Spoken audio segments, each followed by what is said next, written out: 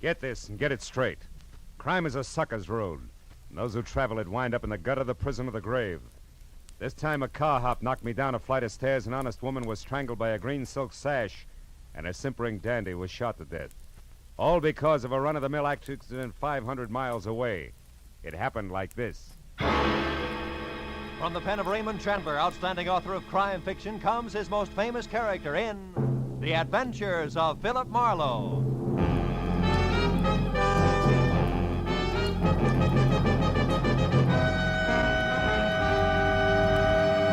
Now, with Gerald Mohr starred as Philip Marlowe, we bring you tonight's exciting story, The Vital Statistic.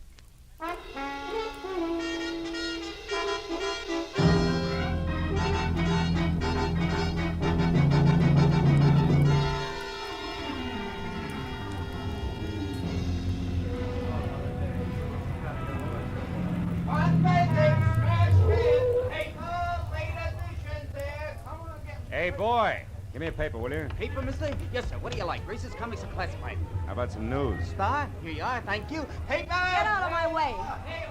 Hey, take it easy. Drive away from here. Fast. Oh, wait a minute. What is this? You've got to help me. I'm being followed. Just a minute, sister. I think The you better lights green. Drive, will you? Hurry, please. Okay. She was streamlined, from close-cropped hair the color of a smoky sunset to low-heeled slippers brocaded in bronze. And in between, a dress that conformed as close and smooth as lacquer on a Chinese vase. I made 4 turns in 4 blocks, then pulled into the curb and stopped. She stabbed a look at me with a pair of sharp, jade green eyes that said life had always been nothing but a calculated risk. Then she stepped out of the car and smiled. You were a big help, brother. Thanks, and goodbye. Not just like that, baby. Come here. I don't like being left out on a limb. Now, look, you did me a favor, okay, but we drop it right here. It's trouble. You wouldn't like it. On the contrary, it's business, like keeping my own nose clean. I'm a private detective, but I didn't issue any invitation for you to jump into my car. A private detective? Yeah, who's chasing you, baby? The law? You can tell me out here on the street or inside over a drink. I'll take the drink. I need it. Oh. Maybe I need you, too. This might be a break. I'm Mrs. Terry LaBarre, and you're, Marlowe, Philip Marlowe. Who are you running from, Mrs. LaBarre? a woman in slacks.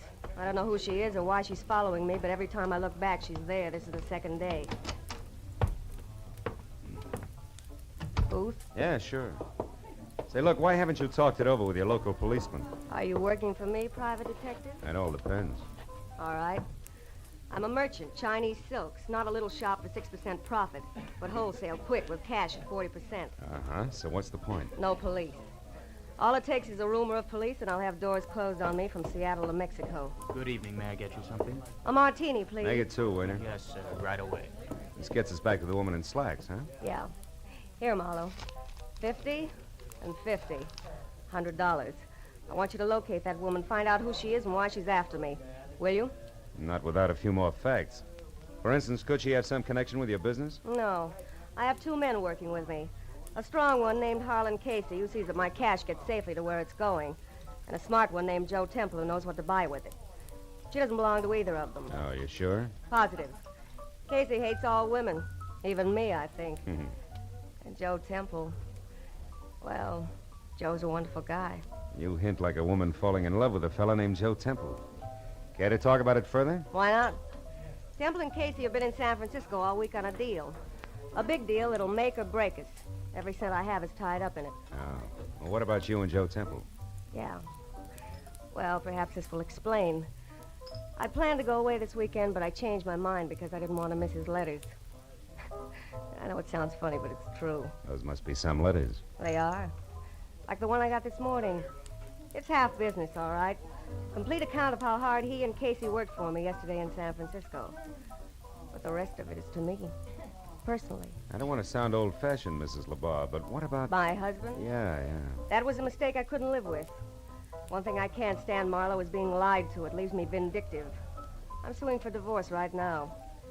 Vince LaBarre is a human leech, as cold and spineless and parasitic as the real thing. Okay, but why would your hating your husband put a woman in slacks on your trail?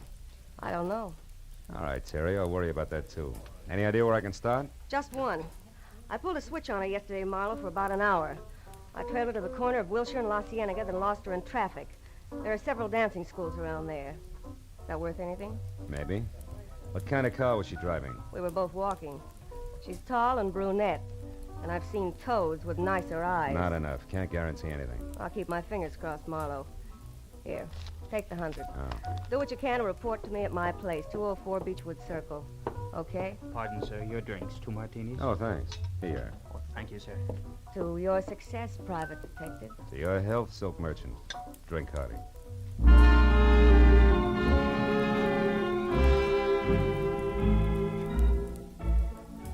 Slugging it down was no way to treat a good dry martini, but I figured it was time I was on my way. I drove out to Wilshire and La Cienega and slowed down enough to look at all 4 corners. There was a drugstore with a special on garbage cans, a drive-in called Scotty's, a branch of the Bank of Los Angeles, and a flying red horse over a mobile gas station. I drove on again when I spotted a pair of black slacks going into a dancing studio a half block down. Yeah, it looked like a lead. But after 2 hours of staring at knobby knees and shorts and bulging hips and bloomers, all knocking themselves out for a mythical Klieg-lighted future, I was finally convinced that it was a dead end. Now I got back into my car and headed up into the hills for Beechwood Circle in the slim hope that Terry could give me something more to go on. Her house at 204 was low and dainty and half hidden behind the tough, slender grace of a bamboo grove. The walk was guarded by a white marble lion of Korea, and the front door, when I finally found it, turned out to be a sliding panel in a wall of oriental lattice work. As the door slid open, I was looking down the barrel of a snub-nosed pistol, held very steady in the hands of a hard-eyed brunette, in a pair of black slacks. You've been looking high and low for me, haven't you, Peeper? Ever since you left that dame. I might have been. You're not the brightest character in the world, in spite of what you and your friends think. I spotted your car when she got in. It wasn't too tough to tag. Where's Terry? Sleeping off a hangover from better days. Skip the chatter. Where is she? Come on in and look. And that's no suggestion, sailor. It's an order. Move. Over there to the top of the stairs. Sure. That's a good smart boy. You're late, you know. I got what I came for, and now I'm in a hurry. Turn around. Look, sister. Shut up! A happy landing!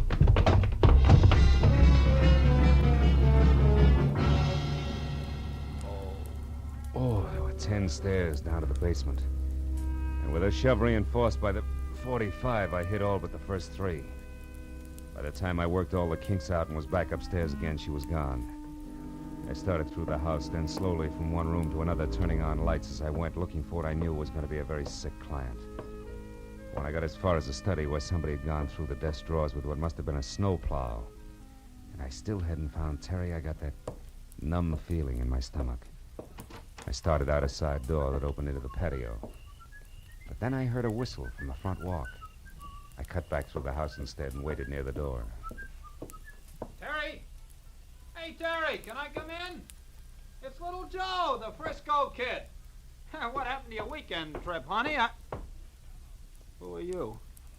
What do you want? Hiya, Temple. How do you know me? Mrs. LeBar hired me today just after she canceled the weekend. She gave me a rundown. She hired you? What do you mean? I'm a private detective named Marlowe. Why would she hire you? Because she was being followed by a brunette in slacks, she didn't like it, and that's all the information you're going to get, so relax. You say Terry isn't here? Isn't home? Not so far, no. Come on back here to the study, Temple. I want you to look at something. Somebody's gone through the desk in an awful hurry. Yeah, I see what you mean. Maybe you know something about what's missing, huh? You and Mrs. LeBar were fairly close, from what I'm told. The letters. The letters are gone. Terry kept my letters in this bottom drawer. Ah. By the way, Temple, where's your sidekick, Harlan Casey? Oh, I don't know. We both left San Francisco yesterday. He hates to fly, so I assume he took a train. He ought to be here in L.A. now. Well, you don't think Casey's mixed up in this, do you?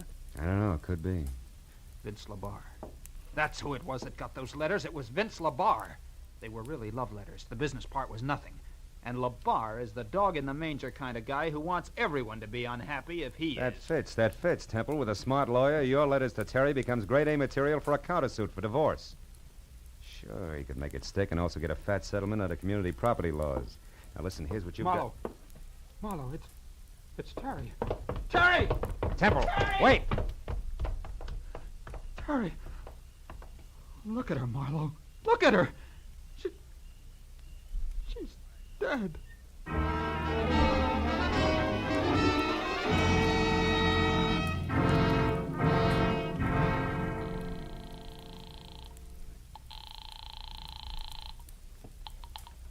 Lieutenant Matthews, homicide detail. Marlowe Matthews, there's a dead one out here. A woman got a pencil? Always. Go ahead, Marlowe. I'm at 204 Beechwood Circle. The woman was a client. Circle. Yeah, go on. She was strangled with a green silk sash from her loungy pajamas, Matthews, sometime within the last, I'd say, hour. Yeah. Her name was Terry LaBar. Hey, wait, Wolf. And I- Terry LaBar. Wait a minute, Marlowe. Listen, we got a teletype here from a sheriff in Empire, Oregon. Come in 5 minutes ago. So? Oh, wait a minute. Yeah.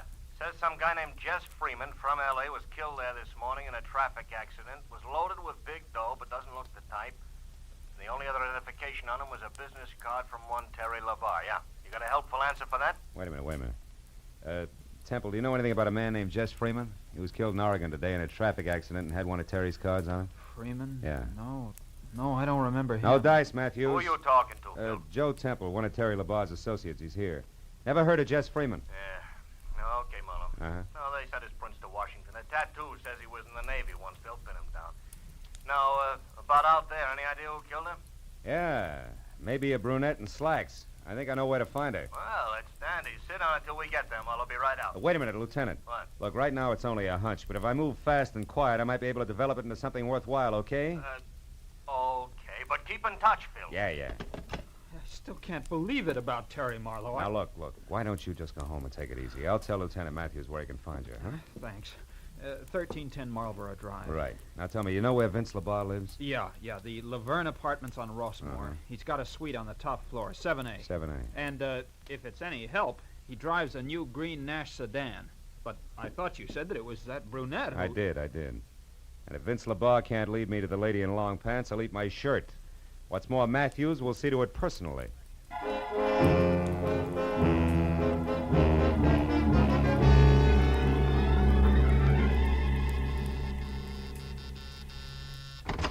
Yes, what do you want? Some quiet conversation with Vince LaBar. I'm Philip Marlowe, private detective. Oh, how exciting. Had I known you were coming, I'd have baked a cake.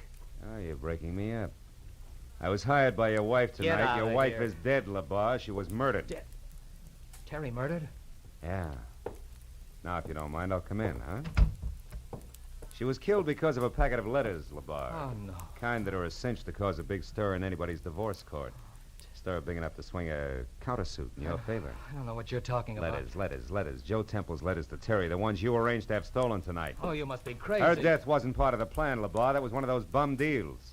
A robbery that got out of hand, wound up as a murder. Oh, no, why... Now, where is she, LaBar? Who's the brunette in slacks, and where do I find her? You get out of here or I'll have the police Oh, have you. shut up. You not only steal letters, but ashtrays, too, huh? Like this coy little number here, a doghouse. Scotty's Drive-In, Wilshire and La Cienega. Okay, LaBar, that's Stand all. still. Oh, now a gun, huh? They say you're yellow, LaBar, but you're not. You're just stupid. There's a terrace outside those doors, Marlowe. Those with the iron grill. Go on out there. Go on. I don't think Terry's dead, and I don't think she hired you. I think you're working for that lousy louse Joe Temple, and if so, he'll need a battalion of private detectives before I'm through. You're through right now, LaBar. You're too dumb to see it. Go on. Clear over to the rail. Keep your back to me. It's 7 floors down, Marlowe, to a concrete driveway. Just in case you get jumpy.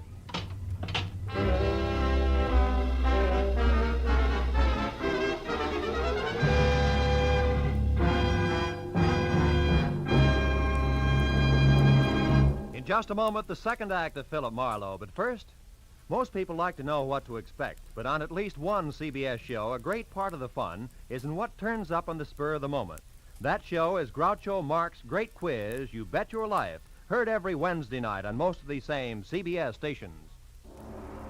Now, with our star, Gerald Mohr, we return to the second act of Philip Marlowe and tonight's story, The Vital Statistic.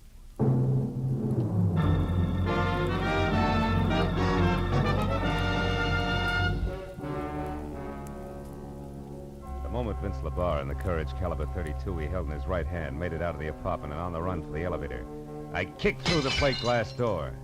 And I spent the next 2 minutes alternately swearing, straining, and nicking myself while I played contortionist. In and out of the fancy snake grill work on my wrought iron cage until finally I reached the inside handle. And I was free out and over to the telephone in a big hurry. Because for my money, the icing on LaBar's voice left Joe Temple someplace on the short side. What the life insurance people call good risk. Hello? Marlowe. Marlowe, Temple, listen hard. Your life's in danger. What? LeBar, you had him tagged from the first. He's after those letters, all right. But what about the girl in slacks? Well, I think she might have a connection with a drive-in on Wilshire and La Cienega, a place called Scotty's Inn. I'm going to check it. Now, tell me, any word from Terry's muscle man yet? Harlan Casey? Yeah. No, nothing, Marlowe. But look, can't I meet you and talk to you? No. Vince LeBar had a gun and a short temper when he left here. I'll make us work any easier. Just stay away from open windows, Temple. I'll call you.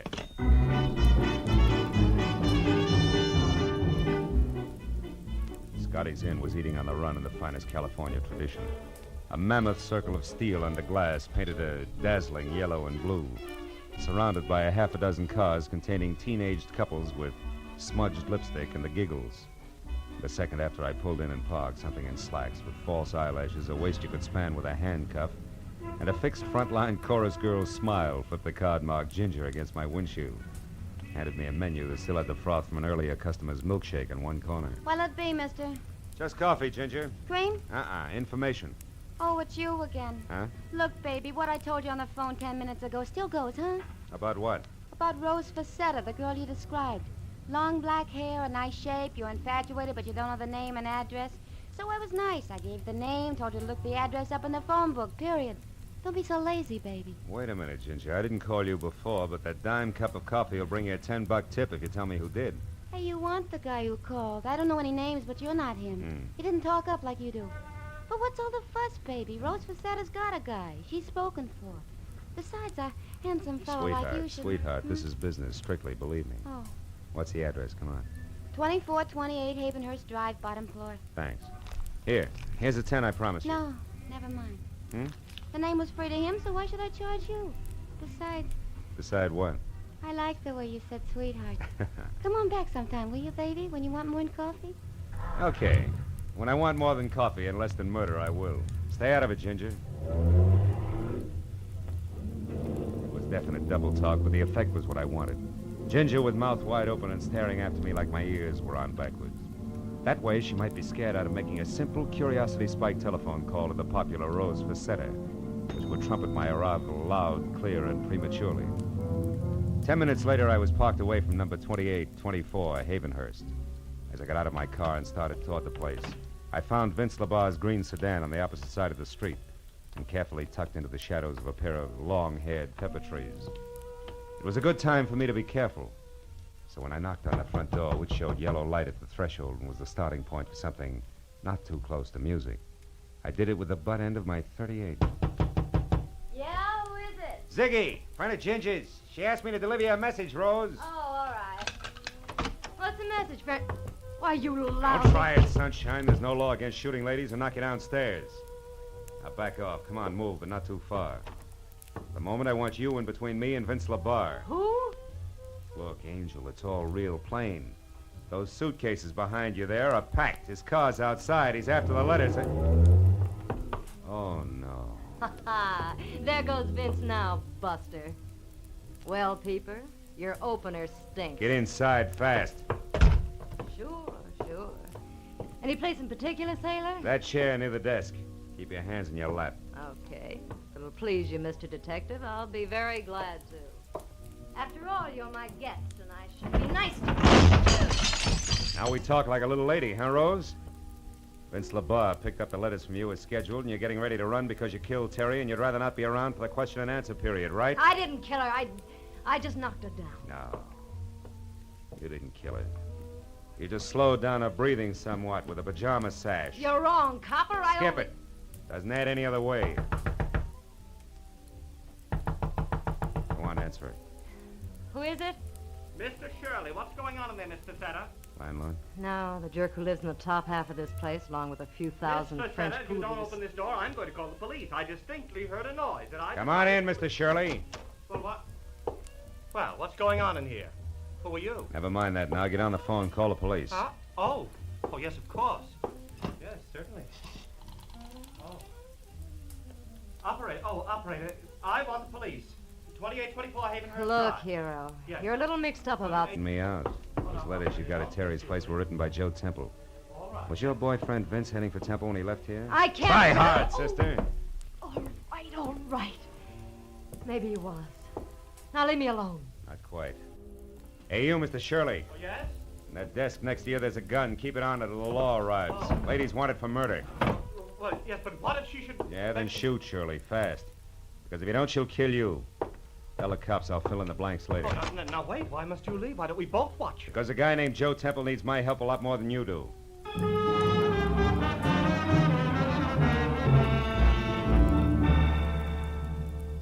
The home address Temple had given me turned out to be lights in a quiet house on a quiet street named Marlboro. I was there out of my car and running for the front door when they came. I jerked my gun out of the holster, got close into the building, and moved up until I was on a line with a pair of half-open patio doors. And I saw something I hadn't expected. On the floor that was littered with a broken lamp, pieces of vase, and overturned furniture was Vince LaBarre, doubled up, dead. And standing over him, his face the color of soft cement, a .32 dangling in his limp right hand, was Joe Temple. When he saw me, he tried to talk, but the words jammed in his throat. When I stepped into the room, he began to tremble. Marlowe, I shot him. I couldn't help it. He was gonna... Sit down, Temple. Get hold of yourself. You got any brandy around? Over on that table near the phone. No. He was out of his mind, Marlowe. An absolute maniac. He said he was gonna kill me. So you lunged for him, there was a fight, and you came up with the gun, huh? Yeah. And when he started for me again, I pulled the trigger. And then I did it again. And a third time. Yeah, here. Drink this. He brought the letters back, Marlowe. They're inside on the floor where he threw them. He said they didn't mean anything anymore. That he and that girl in the slacks had taken care of Terry. Take it easy, Temple, easy. He seemed to go crazy. He said I was a wife stealer, the cause of his trouble, and that I deserved death. Well, that's when I jumped at him. It was terrible, Marlowe. Yeah. Well, between the two of us, we've just about got all the answers, which is usually a good time to call the police, huh?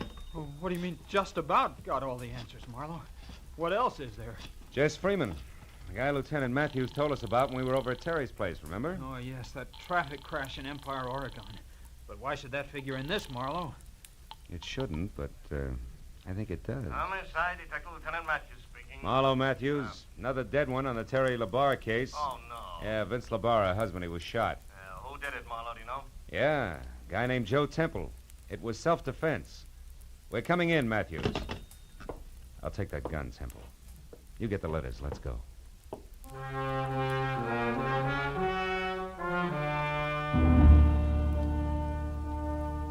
When we got into my car and started downtown, Temple was more relaxed.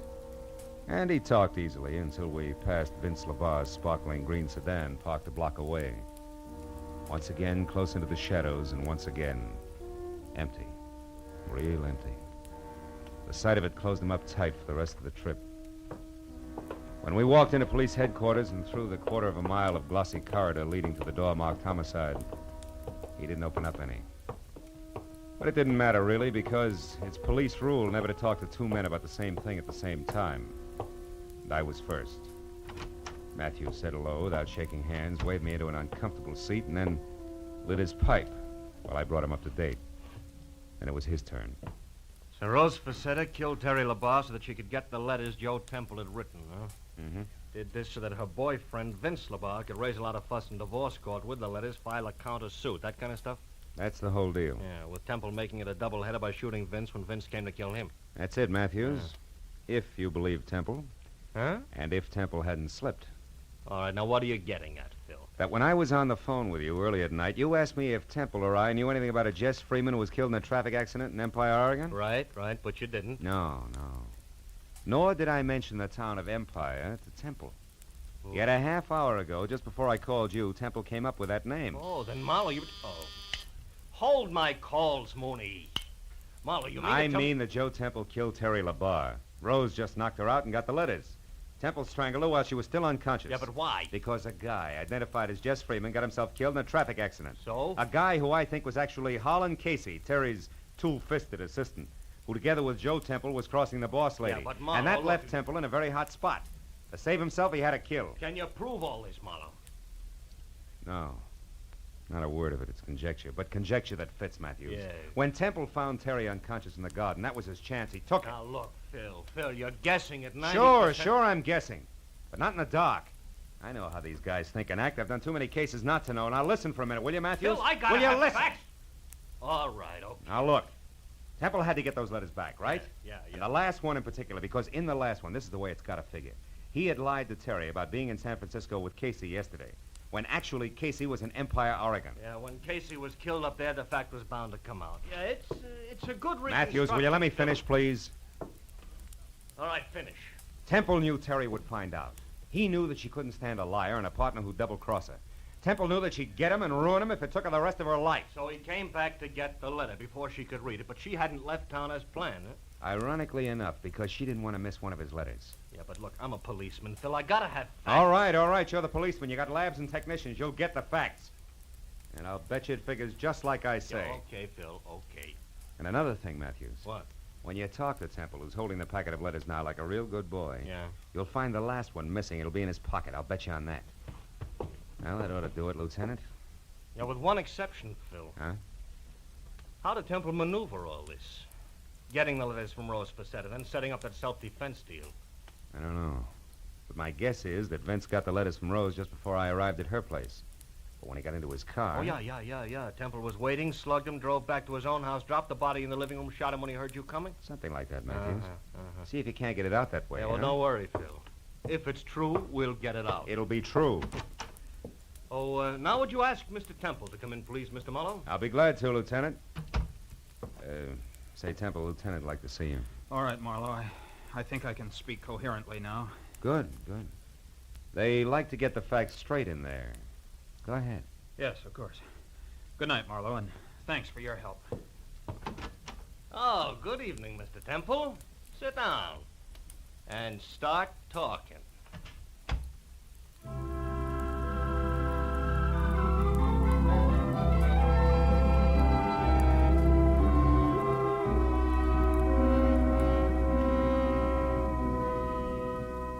When I got into my car, the new day was starting to push the black out of the sky. And the early morning air smelled fresh and cool and clean. Yeah, the whole night had been confused and complicated. But I knew that by the time Matthews had finished with Temple, there'd be no questions left unanswered. That would be great, wouldn't it? If everything could be that way. No questions left unanswered.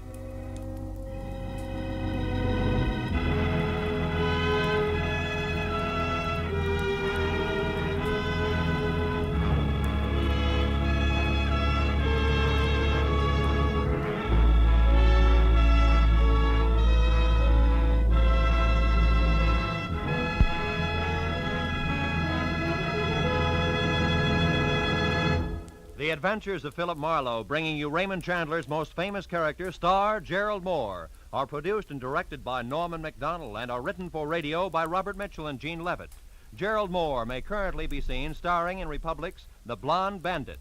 Featured in the cast were Charlotte Lawrence, Elliott Reed, Dora Singleton, Georgia Ellis, Bill Lally, and Hugh Thomas. Detective Lieutenant Matthews is played by Larry Dobkin. The special music is composed and conducted by Richard Arant. Be sure and be with us again next week when Philip Marlowe says... This time a bride-to-be, a corpse in a plush bungalow, and a southern drawl behind a gun all had one thing in common. They moved through the same deep shadow.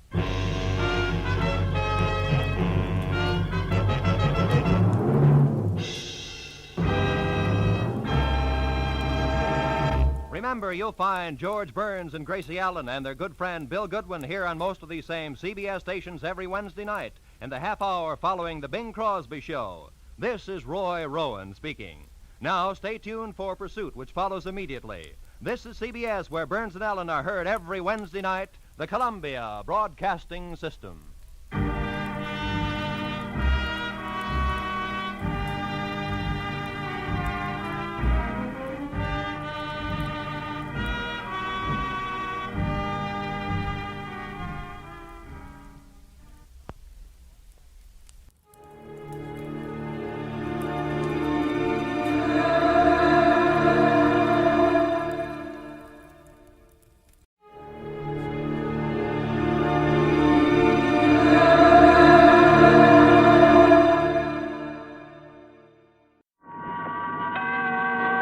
Suspense. And the producer of radio's outstanding theater of thrills, the master of mystery and adventure, William N. Robeson. We are proud to add to our lengthening list of suspense stars Mr. Bartlett Robinson. Although a newcomer to suspense, Mr. Robinson is a veteran of many years in the theater and motion pictures. Mr. Robinson returns now to his first love, radio, as Dave in A Load of Dynamite, which begins in just a moment. And now,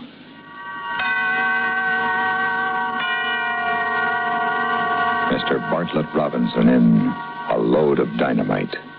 A tale well calculated to keep you in suspense.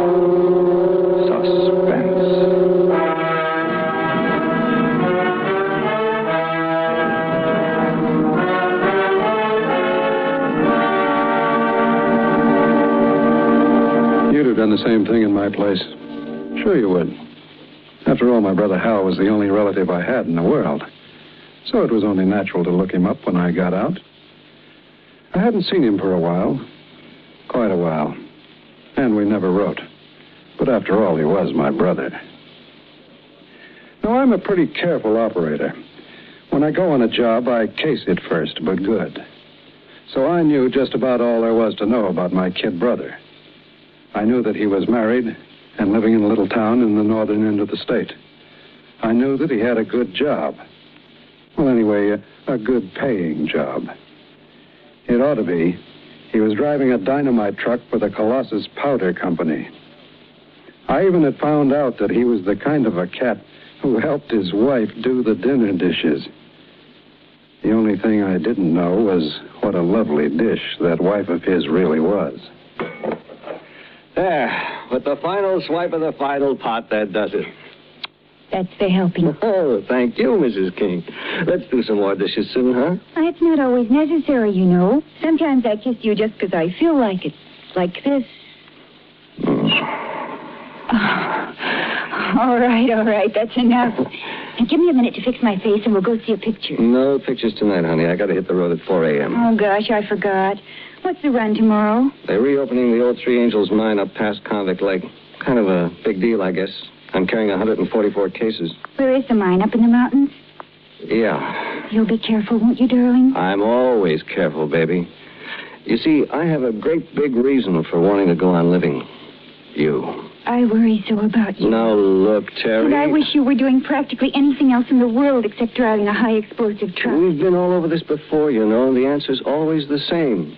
If you can show me anything else that pays off as well as chauffeuring high explosives, well, I mean, for a guy like me... What do you mean, a guy like you? Well, I'm no Charlie Van Doren, baby. I'm strictly a 2 years of high school and no special skills boy. And if I wasn't with Colossus, I'd probably be swinging a pick in a construction gang. I know, but... Besides, it won't be forever. Well, 2 or 3 years more, and we'll have enough dough tucked away so we can do... I'm not sure I can take it for 2 or 3 more years, Hal. Sometimes when you're away and I'm here alone, it gets to be more than I can... Saved by the Bell. I wonder who that is. Probably Tom and Ethel looking for a canasta game. I'll tell them you have to get to bed early. Well, maybe we could play for an hour or two. Yes? This is the King home, isn't it? Yes, it is. Oh. They told me down the street if I rang the bell and the prettiest girl I ever saw answered it, I was in the right house. They weren't kidding. I'm afraid that I don't... Honey. I'll give you 3 guesses, Hal. Dave. What are you doing here? I thought you were... Now, that's what I call a real brotherly greeting. And after all these years, too. Well, do I get invited in? Sort of chilly out here. Come in. Terry, this is my brother, Dave. Hello, Dave. Terry, it's a pleasure. A real pleasure to have the prettiest sister-in-law in the world. What are you doing here, Dave? Doing? I'm paying a little visit to my kid brother, who I ain't seen in years. So no fault of his. Okay. Go on, rub it in front of your wife. Hal's told me all about you, Dave. Yeah, I guess that means I'm off to a bad start with you, huh, sis? As far as I'm concerned, you're off to the best start you could possibly have. You're Hal's brother. Well, thanks, baby sister. You know, you always had all the luck, Hal. A swell job, a nice house, and a beautiful and also understanding wife. Luck? I worked for him, Dave. Worked hard to get him, and I work hard every day to keep him. They weren't handed to me on a platter, and I didn't try to take them away from anybody with a gun. Hal. All right. So I pulled 10 years in San Quentin for that stick-up. But I got 3 off for good behavior. They said I was a model prisoner. Don't that make you proud of your big brother? Oh, sure.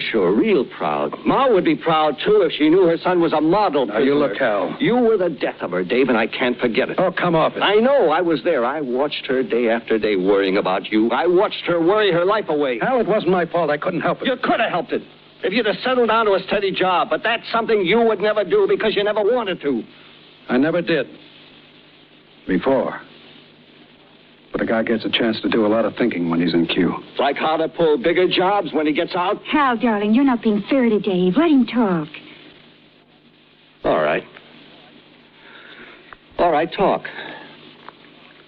You know something, Hal? What? I figured out a lot of things while I was away. I've come to a conclusion. A conclusion that I'm not as smart as I thought I was. Not nearly. Oh, I wish I could believe that. I always thought I was the wise guy. You were the chump. But I was wrong. I was dead wrong. Well, maybe it ain't too late to start over again. If people will just forget I'm an ex-con. I'm sure they will. Can you, Terry? Of course. You've paid your debt to society. Yeah, well, we'll see. San Quentin is full of 2-time losers who couldn't make it on the outside because society wouldn't give them a break. We'll see. Dave, are you serious? Or is this some more of your good intentions? Yeah, you see what I mean, Terry? Nobody believes an ex-con, including his brother. I believe you. And I want to. You do? If you really want a job, our outfit can always use a good man. Do you mean that, Hal? Yes, Dave, I do. It's dangerous work. You can't scare me. But it pays off plenty. You just got yourself a boy. Fine, I'll see the boss about it as soon as he gets back from Frisco. That's great. Meanwhile, why don't you stick around here for a few days and take it easy? I guess you got a vacation coming to you at that. Oh, well, I don't know. I don't want to put you to any trouble. I mean, well, would it be all right with you, Terry? It's the way it should be, Dave. You two are real folks. Okay, so it's a deal. Any beer in the icebox, honey? I wouldn't be surprised. We'll drink to the family reunion. Listen, Dave. There's something I want to tell you before Terry gets back. You don't have to tell me, boy. I know. Dynamite is tricky stuff, huh? Tricky? All you have to do is make one wrong move and you're... So I don't make any wrong moves. Yeah, but sometimes it happens without your having anything to do with it. The brakes go out on a mountain road, or a boulder comes rocketing down a hill and you got to make a fast stop and... Oh, that's 1,000 to 1 shot. You want to try to call the odds on this one? Paul Gordon, one of our best men, was making a run over to Utah last month, just after the deer season opened. A guy missed the buck he was shooting at, but he didn't miss Paul's truck. So that's 1,000,000 to 1. I'd go up against shorter odds than that to get what you got. All right. But I had to tell you before you... Hey, watch it. Here comes Terry. Well, here we are. Hey, that looks great. Oh. Beer and salami and Will cheese. Will you do the and honors, pretzels. darling? Sure. Here you are, ma'am. Thank you. Dave? Much obliged. And one for old Dad. Now, I'd like to propose a toast. Okay. Let's hear it. Here's to you, Dave. Here's wishing you health and good fortune and happiness. You know, just the best of everything. You mean like Hal's got? Yeah, I'll settle for that. The best of everything.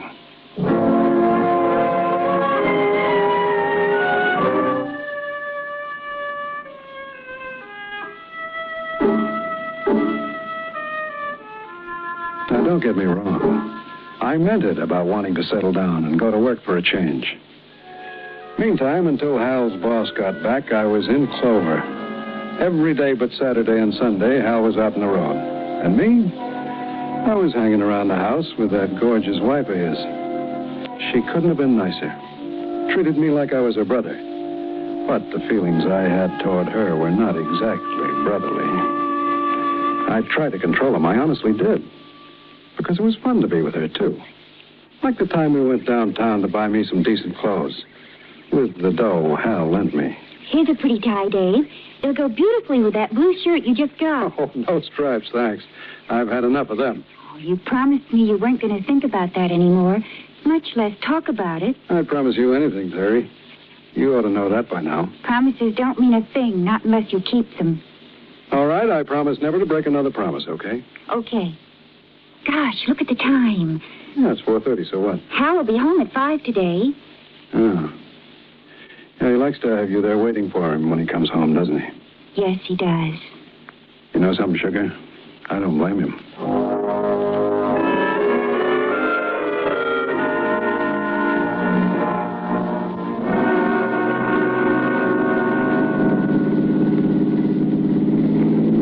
You're very quiet, Dave. Yeah, I was thinking. About what? Did you know every single man in San Quentin has the same dream? He does? Yep. Waking or sleeping, the same dream. What is it? He dreams of what it'll be like when he gets out. And most of all, he dreams of the 3 things he wants most. What are they? Good clothes, a slick car, and a pretty girl. Was that your dream, too? Yep. And it's all come true. Except... Except what? Except the way I dreamed it. The pretty girl wasn't my brother's wife.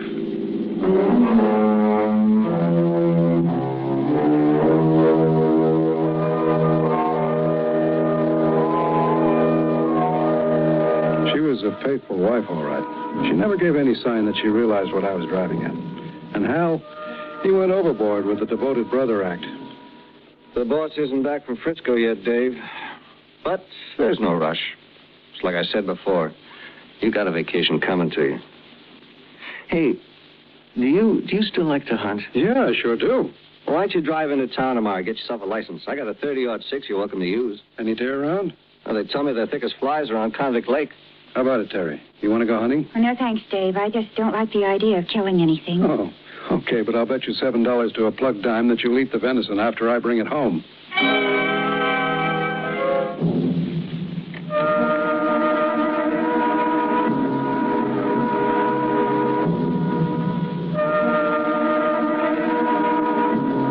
So there we were, just one happy family, when Hal was at home. But when he wasn't, Terry drove me nuts. I tried, I really did. I'd go out for long walks by myself, or I'd listen to the radio or try to read. But it was no good. I couldn't get my mind off her. Then one day, we were finishing lunch. It was a warm day, and she was wearing shorts and a halter. Another cup of coffee, Dave? Oh, no, thanks. I haven't got any room. All right, then I'll do the dishes. No, I'll clear the table for you. Oh, don't bother. There aren't very many things. I'll just get your cup and saucer and... Terry. Dave, let go of me. What's wrong with you? What do you suppose is wrong with me? Let go of me, Dave. You must be crazy. Maybe I am. I was stashed away for 7 years, and I never even saw a woman. And the ones I've seen since I came out, they weren't like you. Take your hands off me, Dave. If Hal knew about this, he'd... Dave, let me go. There's somebody at the door. Yeah, I guess I'd better see who it is. But if it's Hal... Don't worry. I'll handle it.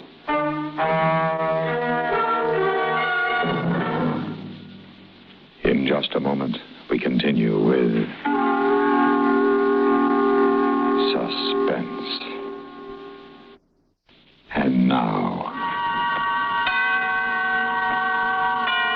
we continue with the second act of A Load of Dynamite, starring Bartlett Robinson.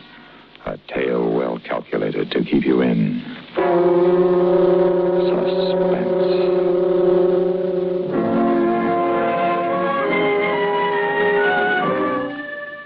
I felt pretty silly when I opened the door. It was only a Girl Scout selling cookies. But the interruption gave me a chance to get a hold of myself. And to make the most serious decision I'd ever made in my life. Dave, I've got to have a talk with you. Don't you say it, Terry. Listen to me first. I flipped my lid, sure. But even if that kid hadn't rung the bell when she did, I'd have stopped. Just for a minute, I forgot you were my brother's wife. But when you said if Hal knew about this, it pulled me up short. Hal's a great guy, Terry, the greatest. He gave me a real square shake.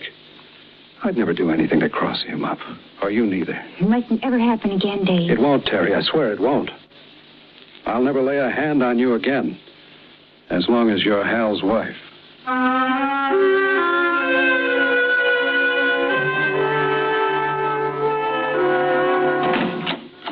Hi, darling.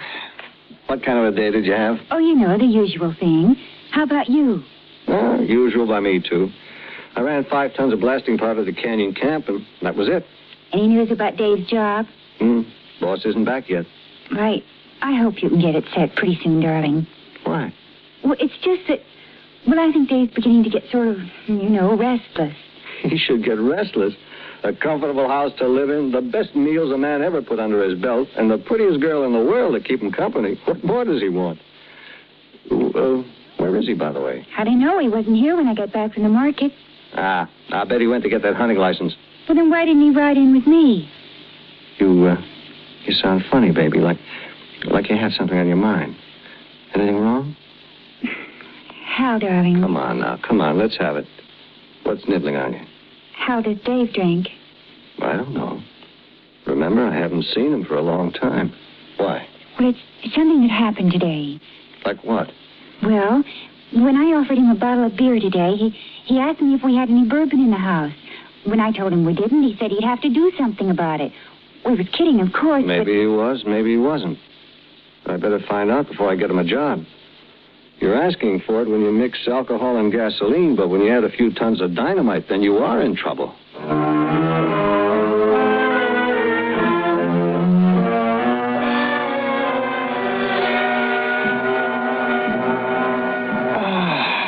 You certainly know your way around a kitchen, sugar.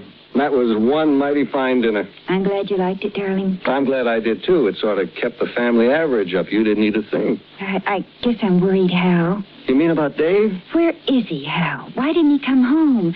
Why hasn't he telephoned? Maybe He's something... a big boy now, Terry. I know. It goes one of two ways now, sugar. If he meant what he told us the other night, there's nothing to worry about. If he didn't, then it's strictly his headache. Remember, he's still on probation. Poor guy. I'm sorry for him, too, Terry. I know you are. Yeah, I'm sorry for him. And for every other man in the world, because they can't be married to you. You're a darling. Come on, baby. It's time to hit the sack.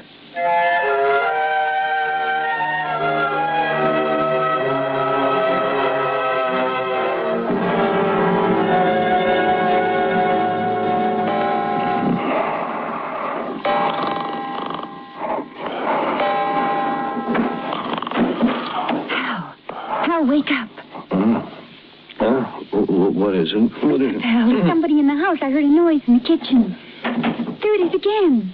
Well, it's probably Look, the light just went on. Well, why shouldn't it? Is that you, Dave? Yeah. Well, come on in for a minute. I'll be right with you. Hey, easy does it, man. Hey, you're lucky I didn't take a shot at you. Why? Because I had a couple of drinks. Say, you did at that, didn't you? Sure I did. I found me a girl in town, a nice, friendly girl. And we sat in the Red Dog and belted around a piece of booze. Dave, you shouldn't have. You know something, Terry? You're absolutely right.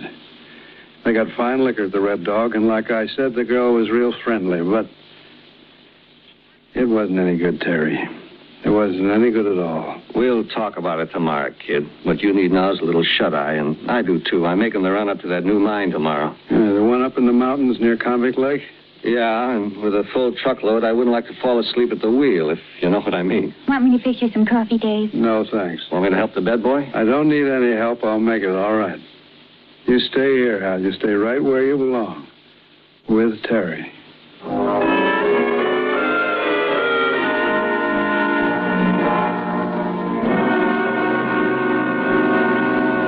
Have time for another cup of coffee, Hal? Yeah, I guess so. Eddie isn't due to pick me up for 10 minutes. Hey. What? You forgot to kiss me this morning. No, I didn't.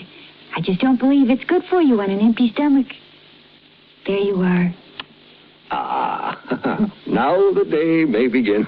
Silly. I think I'll take a cup into Dave. It'll help wake him up. That's a good idea. Dave? Dave!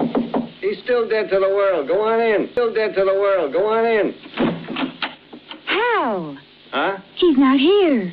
What? Well, the bed's not even turned down, just rumpled, like he threw himself across it without undressing. I get it. What? Look in the corner. My rifle's missing. He must have gone hunting. On foot? I doubt it. Take a look out in the garage. You're right, the car's gone. He's got a lot of nerve taking off with the car without telling us. Oh, well, it's all right. I won't be needing it today. With the hangover he must have, he's in no shape to go deer hunting.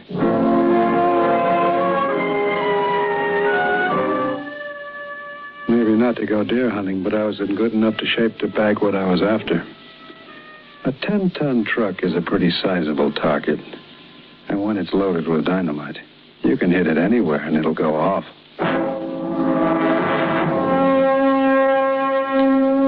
I found me a perfect location, where the road winds down a steep grade just before you get to Convict Lake. I hid the car in the underbrush and climbed up to the top of the bank. It was rough going. I slipped a couple of times, but I made it in plenty of time.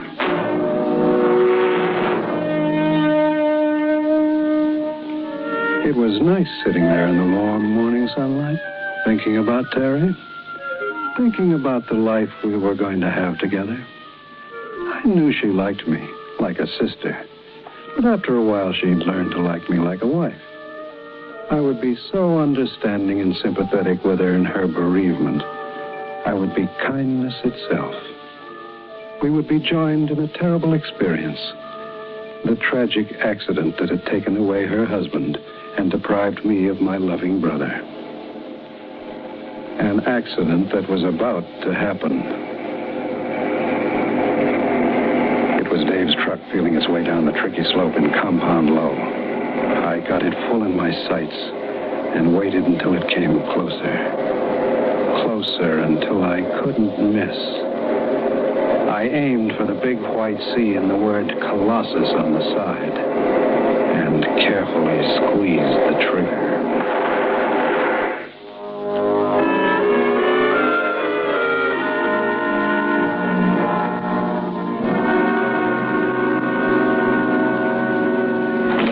Hey, anybody home? Darling, you're early.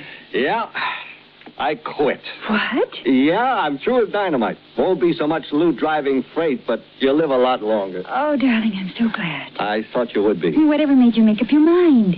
Well, I got scared, honey. Real bad scared for the first time. What happened? I was coming down that steep grade outside Convict Lake when I heard a rifle crack back in the woods. And I thought about the time Paul Gordon got blown up over in Utah when that hunter missed his deer.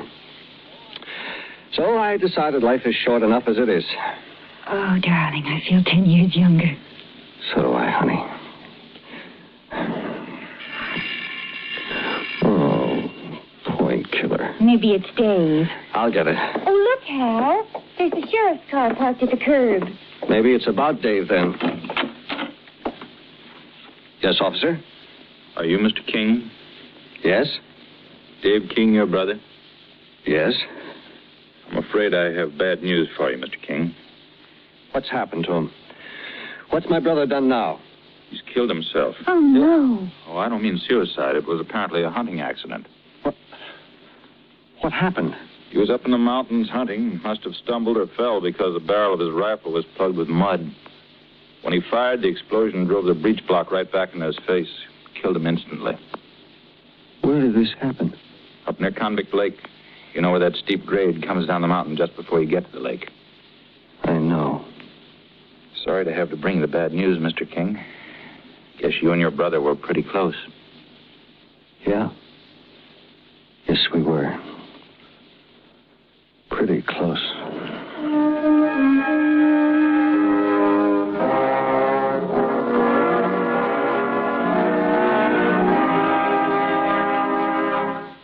Suspense,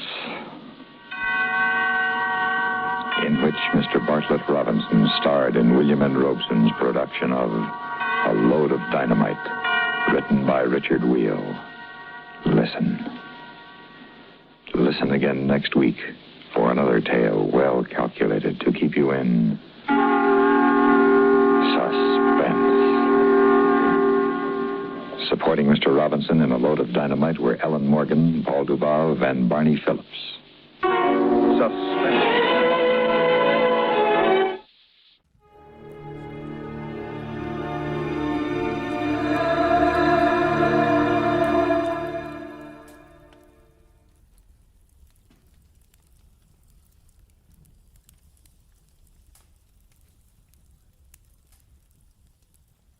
Get this and get it straight.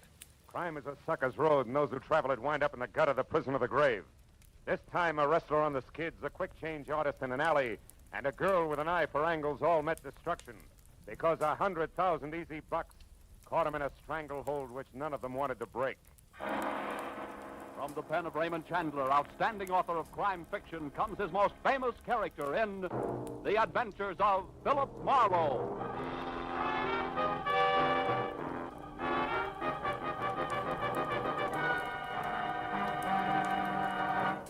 Now, with Gerald Mohr, starred as Philip Marlowe, we bring you tonight's exciting story, The Stranglehold.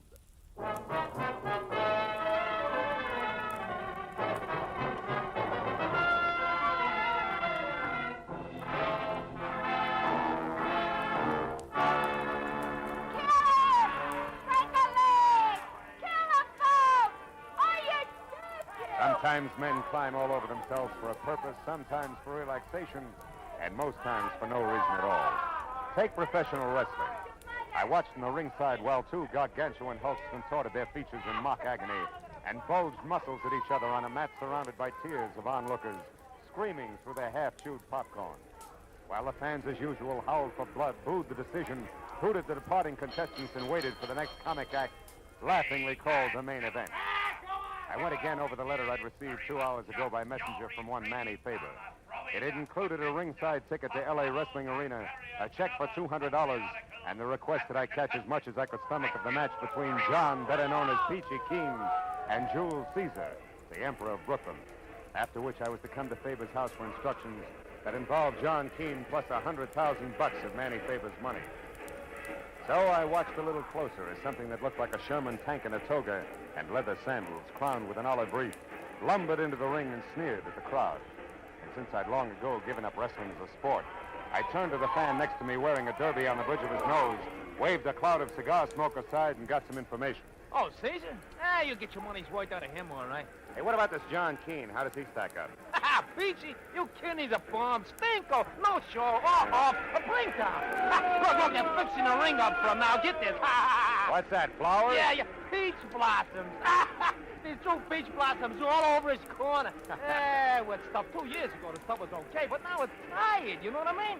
He won't even put on a show, little old rat. He's still called a champ, isn't he? Champ! Him! He won't even give you a laugh anymore. He's afraid of getting his pretty nose bent. What a bum. Cecil, tie him up a knot. Here he comes, look. Yoo-hoo, Peachy! You bum! See what I mean with that profile? He ought to be a ribbon clerk instead of a wrestler. Yeah. Hey, what's that on the back of his robe? Are you kidding? That's a big peach, of course. Embroidered in gold on black silk. How do you like? Yeah. Go ahead. Hey, look, I hear them robes cost him $1,000 a piece. He thinks they make him hot stuff with the dame. Maybe they do. Who's the brunette in there talking with him? Should I know? There's always something like that. Now, look, pipe down, will you, man? You talk so much. Now, ladies and gentlemen, the feature event on tonight's program, a free-fall, no-limit contest of a wrestling. In this corner, at 278 pounds, the outstanding contender from the Atlantic Seaboard and Emperor of Brooklyn, Jules Caesar. And in this corner, at 225 pounds, the undisputed champion of the Western Hemisphere, John Peachy Keen. As the match got underway and Peachy started out of his corner, the good-looking brunette shouted something at him that stopped him cold. He turned to glare at her, and Caesar slapped a hank on him that put Peachy flat on his back for fall number 1. 3 minutes later, with his head in a gilligan, Peachy was well on his way to the mat again for fall number 2, which was enough for me, so I got up to leave. The brunette, I noticed, was leaving, too. And at the end of the exit tunnel, we came out side by side. You got a match? Huh? Oh, yeah, sure. Thank you. It's a mess, isn't it, huh? What's a mess? The way things are going inside there. Peachy ought to change his line of work, don't you think? Oh, what's it to you? A laugh so far. What's it to you? You said something to him that knocked him for a loop, baby. What was it? A personal matter. Oh, how personal? Oh, about like that. Thank you, and step down, Philip Marlowe. And you'd better step out, too, or I'll whistle for a gendarme. Nighty-night, Nosey. So saying, she flashed a couple of daggers at me from her snapping black eyes, spun on 4.5-inch red patent leather heel, and was gone.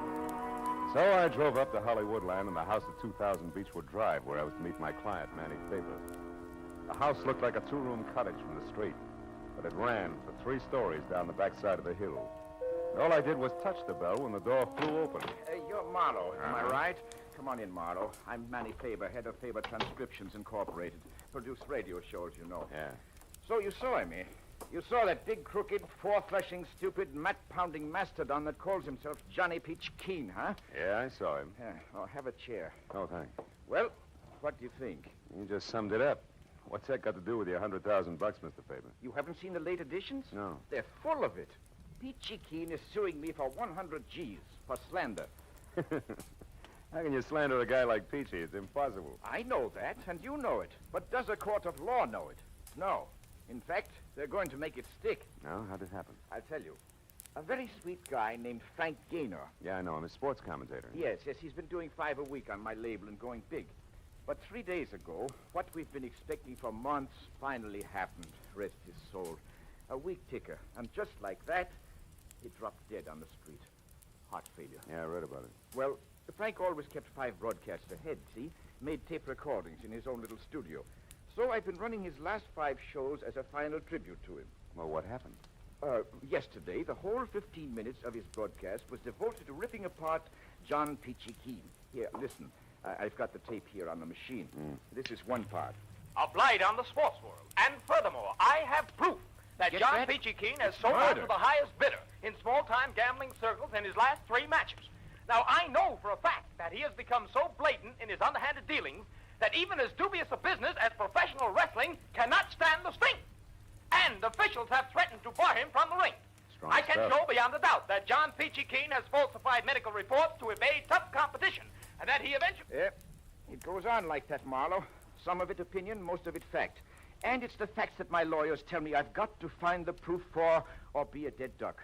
That's why I asked you to come up here. Oh, excuse me. This is probably Ruth, Frank's wife. Nice showkeeper once. Oh, hello, Ruth. Come in, honey. Hello, Manny. I haven't been able to find a thing yet. I can't imagine where Frank got his information. Oh, Ruth, shake hands with Mr. Marlowe. He's the detective I told you about. Mrs. Gaynor, Marlowe. How do you do, Mr. Glad to know you, Marlowe? Mrs. Gaynor. Manny, here's the key to Frank's private studio at 6122 Sunset. It might be a good place for Mr. Marlowe to start. Yes, all his files and equipment are there. Frank didn't like to work at home or at my plant on the strip. Wanted his own private setup.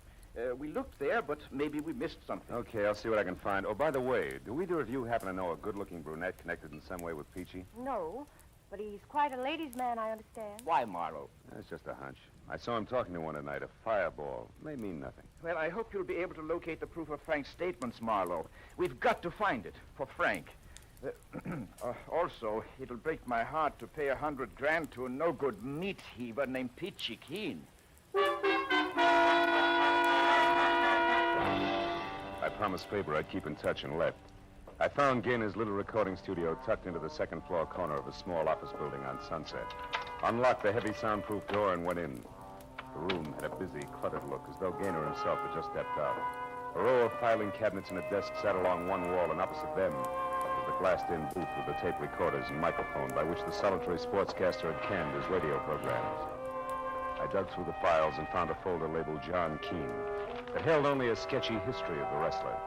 Some publicity pictures and a few clippings, one of which rated a long second look, because it was topped by a picture of the same brunette I'd seen at the ringside.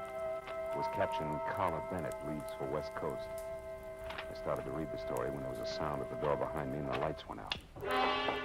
Don't move, Mighty. I'll kill you on the spot if you do.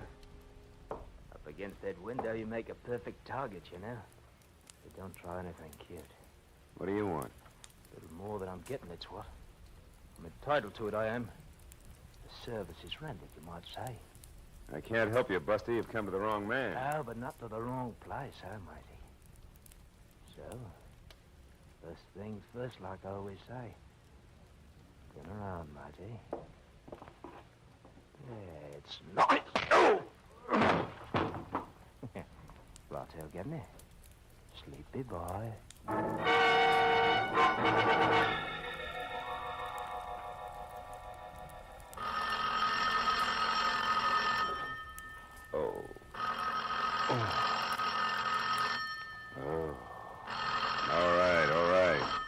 questioning. Oh, Marlowe, where were you? Is something wrong? yeah. As wrong as a limey showing up here to put this... Ooh. Put the slug on me. Limey? Yeah. Who was it? Why'd he slug you? Good questions, Faber. Hey, does the name Carla Bennett ring any bells? Carla Bennett? Yeah. No, I never heard of her. Huh? Oh, just a minute, Marlowe. Here's Ruth. Huh? Marlowe, I remember that name. Yeah? I'm sure Frank interviewed her once. Carla Bennett used to be Mrs. John Keene. Peachy's ex-wife? Yes, I'm positive. Why, is she mixed up in this? I don't know. But a limey who slugged me apparently took a newspaper clipping about her when he left. At least it's gone. Marlowe, this limey, was that all he was after? Yeah, he said he wanted more than he was getting. Hey, but look, paper made this call. What do you want? To tell you that he'll be out checking on a few things himself. That's all. Oh. Oh, by the way, Ruth, any idea where this Bennett dame might be found? No, I haven't, Marlowe. No. I think she was staying at some woman's hotel on Vermont Avenue when Frank interviewed her at that time. Vermont. But that was over a year ago. Maybe she's a lady of habit. I'll try it anyway. Thanks, Ruthie.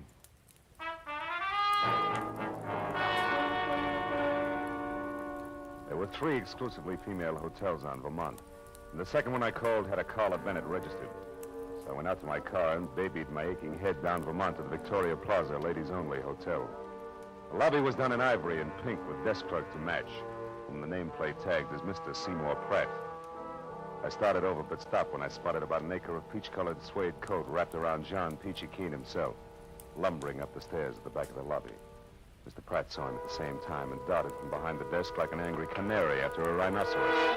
Just a minute, you. This is a ladies' hotel. So what?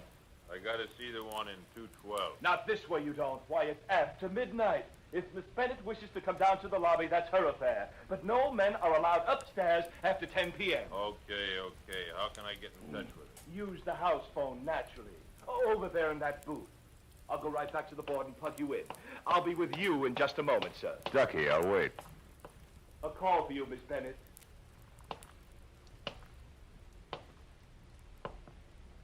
Good listening, huh? Now, see here. You know perfectly well you're not supposed to come back to this desk. This is for employees only. What about eavesdropping? Is that for employees only, too? Oh, why, how dare you Save it, accuse me of- Seymour. The guy in the booth there is a professional wrestler. If he finds out you're listening in, he'll tear your arm off and beat you to death with it. Let me take over. Here, give me the earphone. Now, wait Come a on, minute, give it to me. you.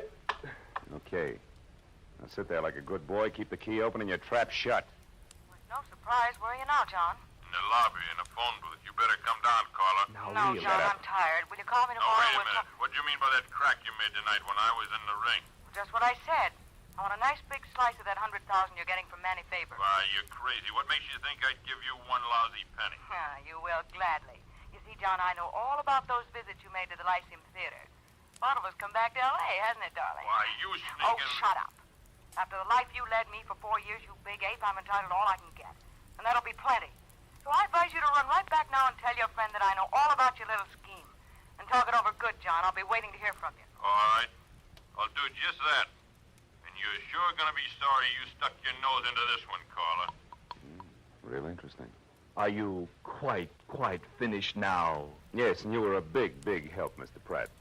Oh, there he goes, peachy suede coat and all. So long, Seymour.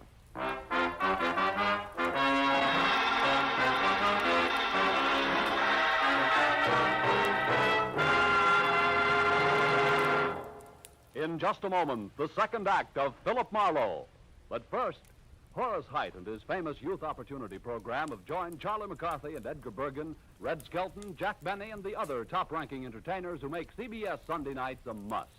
Enjoy these 30 minutes when Horace Heidt takes over on most of these same stations Sunday night this fall. Tune in this fall for the show that you love best of all. Listen carefully. Here's the address. It's CBS, CBS. Now, with our star, Gerald Mohr, we return to the second act of Philip Marlowe and tonight's story, The Stranglehold.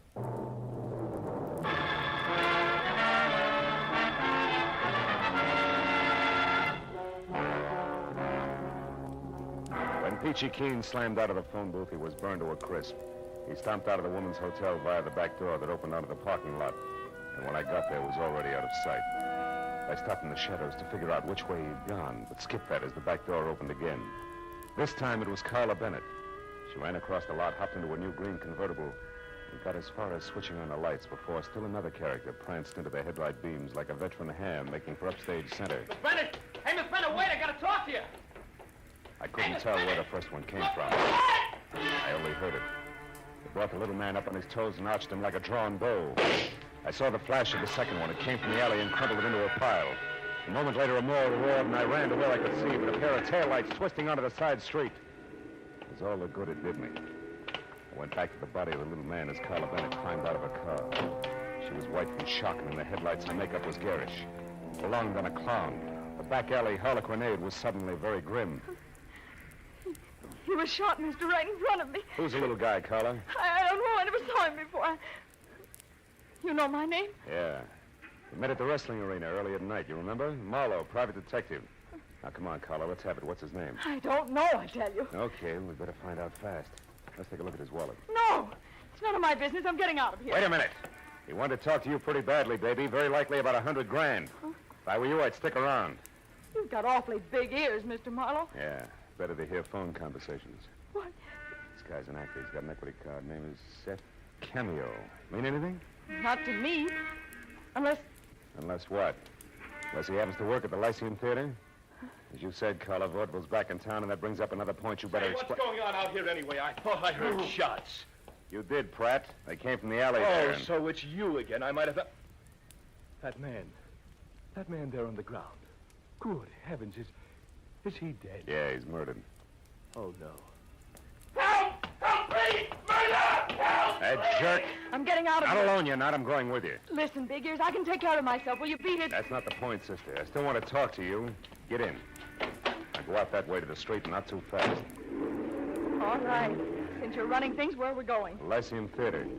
On the way, you can tell me why your ex-husband Peachy's been hanging around there. I don't know why. Who's the friend he's been seeing? Was it Cameo? I don't know that either. Now, look, for Pete's sake, do I have to draw you a picture? A man was shot down right in front of you. Doesn't that convince you? You're bucking the same opposition, baby, and believe me, this is no time to hold out. Not in this league. I'm not. All right. Well, that stuff you overheard on the phone was pure bluff. I accidentally ran into John a couple of days ago near the stage door of the Lyceum. He acted funny, like he was waiting for somebody, and very nervous about it. You didn't see who it was? No. I waited until 3 girls and 2 men had come out one after another, but they were cagey. I couldn't tell which one John was waiting for. And then I heard about this slander suit of his, and I figured something was screwy. So you took a swing in the dark tonight and connected, huh? Good and solid. When I told him on the phone to go back to his friend, I knew he'd be just stupid enough to do it, and that's why I came out so fast. I wanted to follow him and find out who else was involved before I got in too far. You're already in too far, baby. You got more nerve than good sense, even for $100 grand. You don't believe me? Ask Cameo. There's the theater. Park here. We'll walk over. Look, tell me something, Big Ears. Suppose Seth Cameo did work here. What's it going to prove? All depends on what we find to go with it. He was killed to keep him from upsetting the apple cart. One way he could have done that would be to have proof of what Frank Gaynor said in his broadcast about Peachy. Sure, but fitting a vaudeville actor at the Lyceum into that slot doesn't make sense. No, but... Yeah, there it is. Cameo's placard. We were right. Yeah. Seth Cameo, the one-man all-star cast. See Lionel Barrymore, Betty Davis, Harry Drucker, Humphrey Bogart, James Cagney, and many others. Denise Glenn played in a split-second changes by the world's most versatile one-man cast. Seth Sure, he was a mimic. A guy like that would have dialects, lots of them. So maybe Seth Cameo was the boy who slugged me in Gaynor's studio. He was careful to turn out the lights first, then he threw that limey jive at me to toss me off the track. And what's more, he... Uh-oh, we got company. Where? There's a little geezer over there. What are you doing there? Theater's closed. Last show's been over for hours. I know, you're the night watchman. That's right. Now, you better move along, kids. No lighter and run theater. Just a minute, Pop. This Seth Cameo, does he have a limey number in his act? Why don't you come back tomorrow and ask him? Well, that's tougher than you think, mister. How about it? Does he do a limey? Limey? Well, now, let's see. Cockney, English. No, don't think so. Might have at one time, though. Been in the business for years. Good man, too. Best quick changer I ever seen. Has he got a scrap? Has he got a scrapbook or something in his dressing room, do you know? Well, yeah, yes, he has. Got a box there with every bill he's ever played on in it. Most actors do. But the theater's all closed now, fella. Well, you've got a key, haven't you? Look, Pop, it's important. We got to find out right away. No, I'm sorry, Sonny. Can't do it. Look, it's real important. Take a good look. Very important. $10. Uh-huh. Oh, I guess it wouldn't do any harm if you just want to look.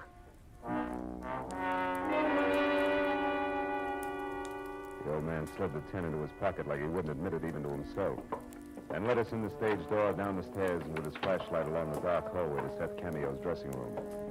He unlocked it, reached in, and turned on a tired little lamp, and pointed out a box on a trunk near the back. We picked our way over to it through a jumble of costumes that had been period pieces at the turn of the century. The box was lined with sentimental posters, and inside was a man's life, and stacks of programs and playbills. It began with a crisp current appearance and then ran back through all of Seth Cameo's dusty yesterdays. Didn't take long, maybe 5 minutes. Here. This is it, Marlowe. Exactly what you're after. Let's see that. Parthenon Theater, Kansas City, September 1940. Seth Cameo of London, in Piccadilly Circus, Majesty, Navy, Limehouse. Sure! This is it, baby. Seth Cameo and Limey were one and the same. And where does that get you? Yeah, it gives me an idea. It gives me one, too. You found what you wanted. Now, let's put everything back like it was and get out of here. In a minute, Pop. I want to check something else. Now, look, Sonny, this is dead against all rules. I'm getting jittery. Wait a minute. Hold it. I heard something upstairs. Did you lock the outside door, Pop? Oh, come now, fella. Be a sport. That's an old stunt that just won't work. That door's got a snap latch. Shut up. I heard it, too, that time. There is somebody up there. Huh? Yeah, you're right. Dad, blame it, I was afraid of something like this. Now, look, you two. You stay right here and don't touch nothing till I get back. You hear? I'll go see what it was. Better switch off the lights, Carla. The brakes are going against us. What do you mean? Well, all this after-hours theater business can't be coincidence. Well, they came in upstairs. There's trouble on his mind. Oh. You asked for a payoff, baby, and that's what you're going to get. Only the bank won't handle it. The morgue will. Hey, you. What you doing here? You the night watchman around here? Oh, Marlowe, it's John. Yeah, peachy keen. No pun intended. The girl that's in here. I want to see her. Take it easy. Here, now you go on. Get out. Don't lie to me, Grandpa. Her car is parked across the You street. know Keep quiet. She could be. Now, where is she? Come on, I mean business. Now, listen here. Don't you give me none of your sass, son. You just clear out there. Oh, Crazy old fool. You got the watchman. You better clear out, Carla. He'll be down here in another minute. Now, look, go up that way and cross the stage. Go to 2000 Beechwood. It's the one place Peachy won't go. Manny Favors. And stay there till I call. You understand? Never mind. Beat it, will you? Go on. Be careful, Big Ears. Carla moved off into the darkness. I saw at the other end of the hall the inquisitive beam from the flashlight poking at the dark corners as Keen eased down the stairs. I got my gun into my hand, plastered my shoulders against the wall beside the open door, and waited. I didn't have long to wait. I heard him stop in the hall outside, and then the beam of the flashlight crept over the floor and up to the wall, and then slowly, carefully circled the door frame. Carla? I heard him moving closer. Then the barrel of a snub-nosed revolver inched into the room. I know you're in here, Carla. I waited until I could see the big fist wrapped around the gun. And I brought my .38 down hard. His gun flew to the floor, and I swung again for his head. Why, you? The rest only blinked and lunged for me. I'll kill you. Not tonight, Peachy. I may need it. I'm getting my hands on you. That's your problem, big man. Fall down, will you? I'll get you. I'll kill you. Go down and stay down. Wow. You gotta chop that guy down like a tree.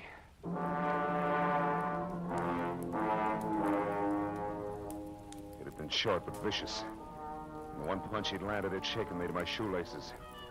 The wreckage of costumes, props, and a lifetime of old theater programs was scattered over the room like big moldy snowflakes in the crazy ankle-high glare from the still burning flashlight. As I sagged down onto a trunk to catch my breath, I saw something that brought me right back to my feet again. An illustrated program from the King's Theater in Buffalo that gave me a new slant on the whole mess. It billed Seth Cameo as the man with 1,000 voices, the perfect mimic. And the act that had followed him for a 30-week run was a girl whose face I knew well. I ran out of the theater into the nearest cab stand where I sent one driver to get the police over to the theater, and with another, I headed for Manny Faber's place on Beechwood, and what I was positive would be another murder.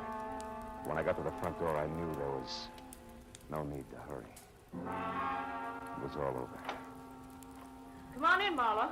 I've got news for you. It was Carla with a gun in her hand. And on the floor in the corner, her face tight with pain, was Mrs. Ruth Gaynor, glaring hate up at me like a wounded panther. There she is, Marlowe. I recognized her as soon as I saw her. She's the one Peachy was waiting for outside the Lyceum Theater. They've been working together all this time to frame that slander suit against Faber. Yeah, I know. But I didn't expect to find you like this. What happened? She knew I recognized her and pulled this gun on me. The one she used on Seth Cameo, no doubt, huh? Uh-huh. She was going to use it on me, too. But I was way ahead of her. She's only in love with John Peachy Keen, but I was married to him for 4 years, and you don't live with a professional wrestler that long without picking up a few tricks. They call you the weaker sex. What is it, Ruthie? Your elbow? Is it broken? Let me alone, you two-bit flatfoot. I'll call a doctor and get you fixed up. For one reason only, I don't even like to see a Black Widow spider suffer.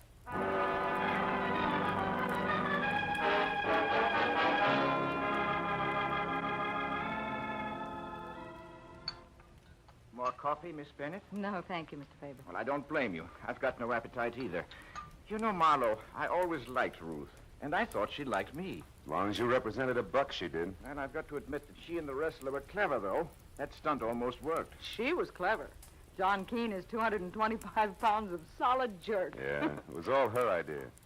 She was in love with Peachy, and when Frank died, she saw a great opportunity. Especially with that mimic being in town. Sure, Seth Cameo is an old friend of hers. She and Peachy wrote a highly slanderous script. She got Cameo to record it on Frank's machine, imitating Frank's delivery. Yes, and I broadcast it and stabbed myself in the back. Exactly. And we'd never found out any of this if a couple of other characters hadn't tried to cut in. First, Cameo, who felt he'd been cheated when he learned the job he'd done was worth $100 grand. Ruth had to shoot him to keep him quiet.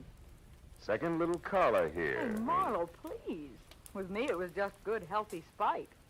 Spite, huh? What's stronger, baby, spite or dough? Well... See what I mean? Good night, Mr. Faber. Good night. Come on, Carla, let's go.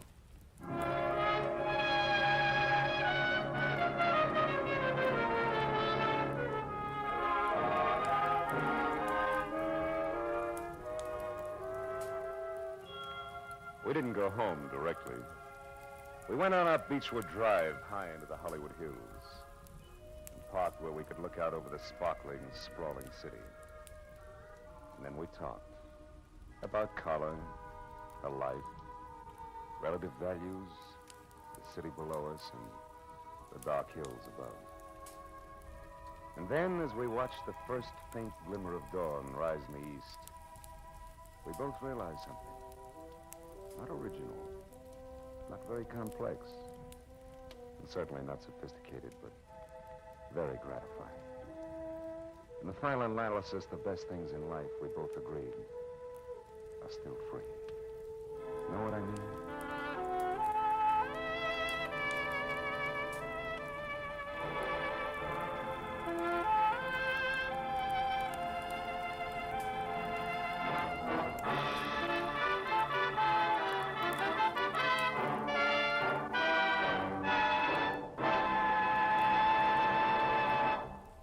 The Adventures of Philip Marlowe, bringing you Raymond Chandler's most famous character, star Gerald Mohr, and are produced and directed by Norman MacDonald. Script is by Robert Mitchell and Gene Levitt. Featured in the cast were Vivi Janis, Ted Von Eltz, Charlotte Lawrence, Barney Phillips, Tony Barrett, Peter Leeds, and Junius Matthews. The special music is composed and conducted by Richard Orant. Be sure and be with us next week when Philip Marlowe says... I didn't know it, but I was caught in a smokeout that led from a search for a lady in black, past murder at a highway inn, to gunfire in a crumbling warehouse. And all for a girl, already dead in the morgue.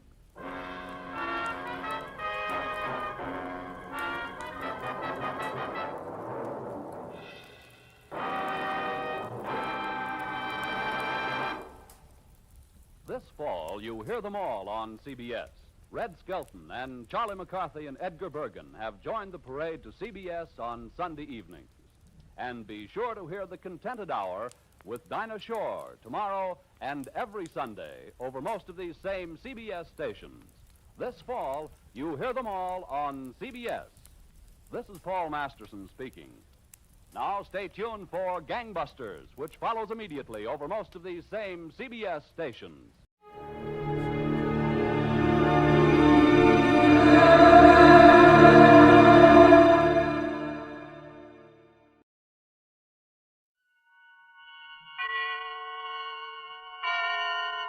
Autolite and its 96,000 dealers present Suspense.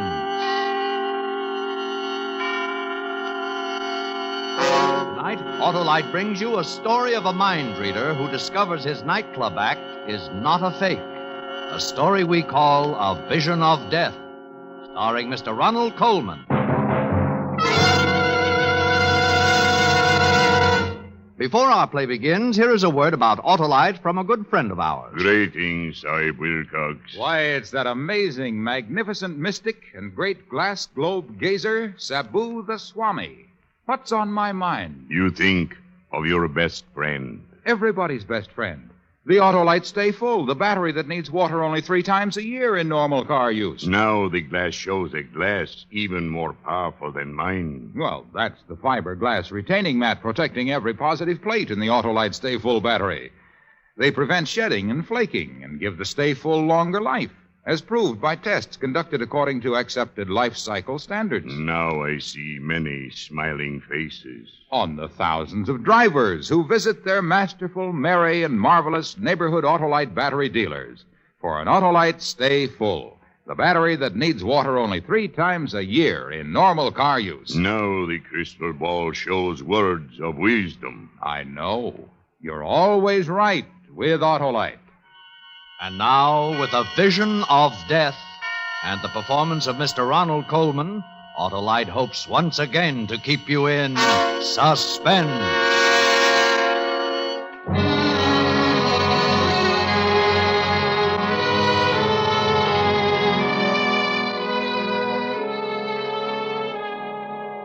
If I speak too rapidly for your stenographer, you'll tell me, won't you, Lieutenant? No offense, but he impresses me as someone who has to sit on the floor to put his shoes on. And don't hesitate to stop me if I seem to wander away from the point. I mean to say this is my first, and I hope, final appearance in a police precinct, and I should hate to give a sloppy performance. We were always known, Aurora and I, for the smoothness and gem-like precision of our act. And as for this murder rap, I suppose it's called, is concerned, an acquaintance with our act is the essential rabbit. Awfully good act. Smart, informal, occasionally humorous, and always mystifying. Well, the act always began with music, never with the cliché fanfare of trumpets or roll of drums. I would saunter out to the center of the floor and say something like, "Good evening. You are about to witness an exhibition of mental telepathy. Ladies and gentlemen, may I introduce Aurora, my wife." They never failed to give her a hand. What would they applaud? Why, the vision she presented as she came toward me. There has never been anyone as lovely as Aurora, the most beautiful flash in the profession.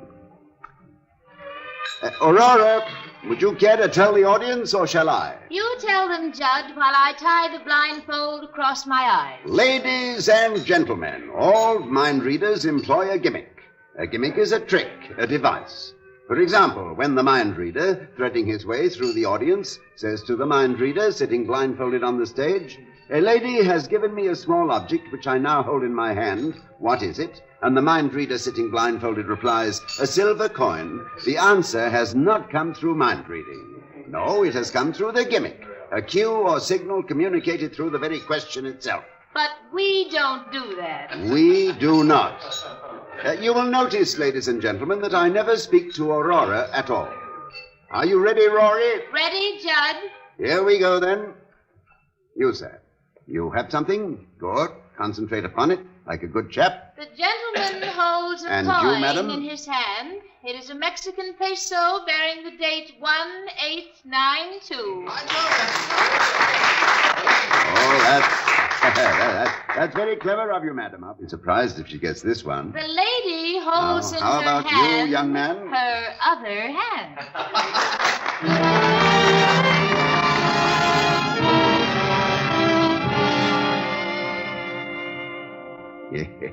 A sucker once born remains a sucker till death. The audience never realized, never in all the years we worked, that although I was not speaking to Aurora directly, my chatter nevertheless was loaded with signals and cues for her guidance. By revealing the gimmick, we concealed the gimmick, and that, Lieutenant, is the neat plus ultra of gimmicks. Yes, it was as crude as that. but it enabled us to work 50 weeks a year here and abroad at an average of over 1,000 a week. Of course, I always gave some credit for our success to our agent, Harry Arnold, although Rory was inclined to give him no credit at all. Good news, Judd. I've managed to book the act into the College Inn in Chicago with a 4-week guarantee. Not bad, huh? Get him. He managed to book the act. Yeah. I suppose they never heard of us in Chicago? I suppose we weren't held over there 6 weeks when we played the Sans Souci in 1948? You think it's easy to get a 4-week guarantee these days? Money is short. Money is tight. I've never yet heard you say money is long, money is loose.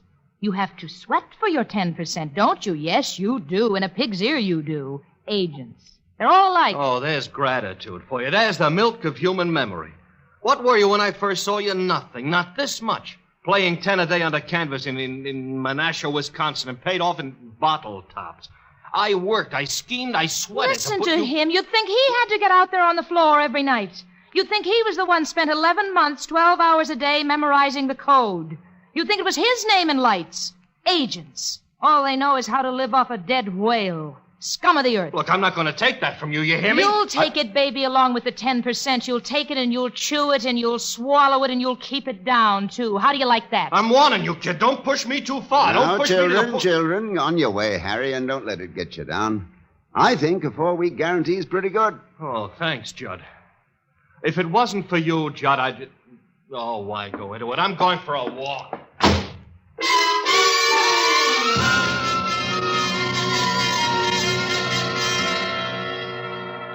But aside from these altercations between Rory and Harry, it was smooth sailing. We wore the best, ate the best, drank the best, stayed at the finest hotels. And every Saturday night after the performance, Harry would bring us our salary. He'd bring it in cash. $1,000, $1,250, $1,500. I have the old performer's distrust of checks. Been given too many with a high latex content. Anyway, life couldn't have been more placid. And then one evening, about 5 weeks ago, soon after we opened at the Grove here in town, a frightening thing occurred. We'd just begun the act, and I was out in the audience. You will notice, ladies and gentlemen, that I never speak to Aurora at all. Are you ready, Rory? Ready, Judd? Here we go, then. Now, you, madam. The lady holds in her hand a compact. It is platinum and bears her initials R.C. You, sir. You, sir. The gentleman is holding an engagement ring. In it are 3 small diamonds. Miss, The young lady is holding... It's a small cameo brooch and... Rory! Quick, Maurice, music! I picked Rory up from the floor and hurried with her to our dressing room, almost beside myself with anxiety. I placed her on the couch, dampened a towel, and put it on her forehead and began to chafe her wrists. Rory, honey, Rory. Judd, what happened? I was in the bar. Do you want me to get a doctor? No, I don't know. Get out. Leave us alone. Get out, Harry, get out. Judd. I'm here, Rory. Are you all right? Well, I guess so. I don't know what happened. Oh, you fainted away. Try to remember what happened. Oh, I felt funny. I don't remember. No, try, Rory, try. Try to remember. It's important. I can't. Why is it important? Oh, you don't know? Rory, you don't know? You were calling out the answers before I even had a chance to give you the cue.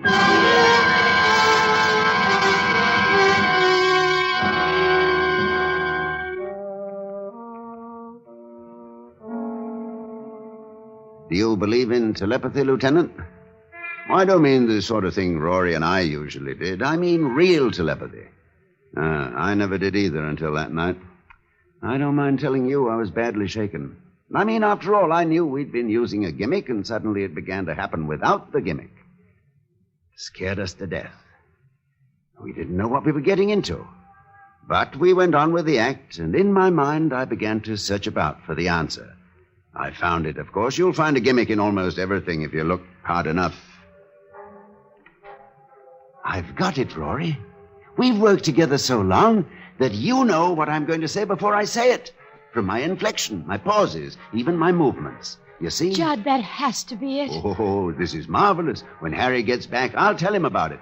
And if I last until tomorrow, he can ask the management for more dough. Yeah, as soon as he gets back.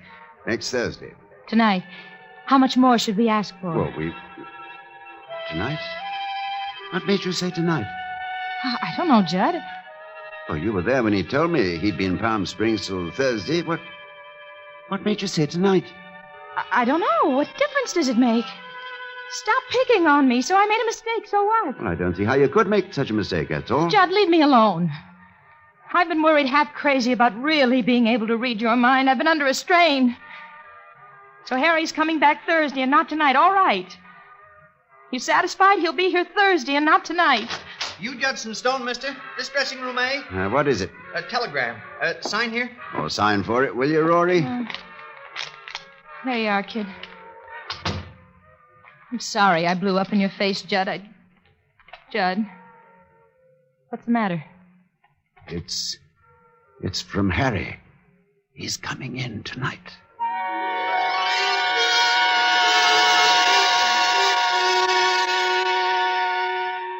And he did, too, Lieutenant. Rory was so upset by it, she couldn't go on at all that evening. She had no explanation for how she knew, none whatsoever. I don't know, Judd. I just don't know.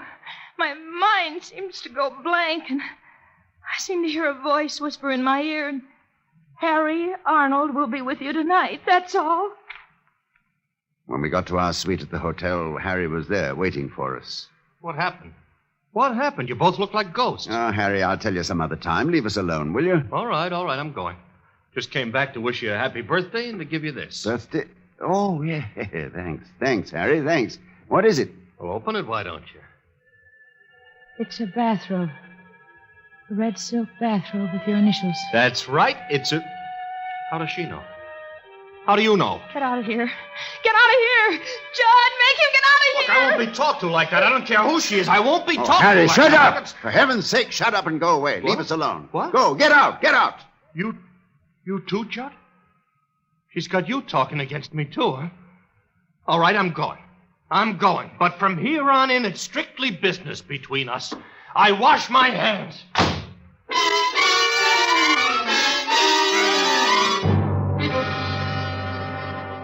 He kept his word, Lieutenant. From that time on, he kept himself to himself. And I was prepared to let it go at that, much as I liked Harry, until the night I was awakened by Rory, moaning in her sleep. No, please. No, Rory, wake up. You're having a bad dream. Rory. No. What? Judd? Shh. Judd. Quiet, it's all right. I'm here. Oh, Judd. What, Rory? The voice. Whispering again? Yes. Oh, Judd. What? He's going to kill me. Harry Arnold is going to kill me.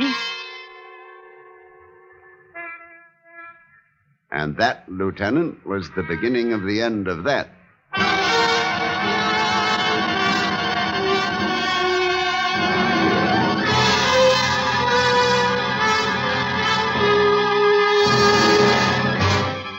Autolite is bringing you Mr. Ronald Coleman with Kathy Lewis in A Vision of Death. Tonight's production in radio's outstanding theater of thrills, Suspense.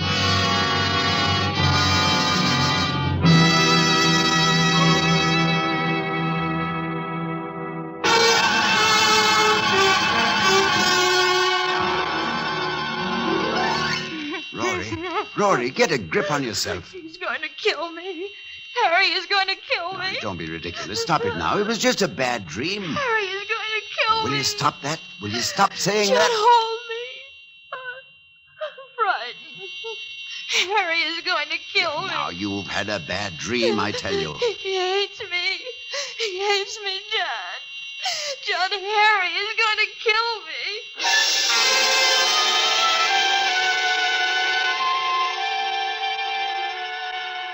I'm a rational man, Lieutenant. I've always felt, for example, that when Hamlet says there are stranger things in heaven and earth than are dreamt of in your philosophy, Horatio ought to reply, tell that to Sweeney. I knew there was no such thing as mental telepathy. I knew it as well as I know I'm sitting here talking to you. Up here in my head, I knew it. And yet, the next afternoon, I found myself entering a gun shop and purchasing a revolver and a box of bullets, determined that before Harry Arnold could so much as injure one hair of Rory's head, I would kill him. I should have gone directly to the police first. You're using hindsight, Lieutenant. I had all that out with Rory. Please, Judd, please. Go to the police and tell them about this. Let them handle it. Well, tell them what? That by reading his mind, we've learned Harry intends to murder you? They'll believe us. They've got to believe us. Oh, no, you're reasoning like a child. They'll decide that it's either a publicity stunt or else that we're both lunatics. Well, if I tell them about the telegram and the birthday presents... Rory, we have no proof. But we have to do something. What? Tell me what? You know he intends to kill you. I know he intends to kill you, but what can we do? I can't simply put a bullet in his heart next time I see him. How could I explain it? My wife had a premonition that he was going to murder her. Do you know when he's going to do it? Or how he's going to do it? No. He hasn't decided yet. Isn't there anything we can do? Nothing. Except wait.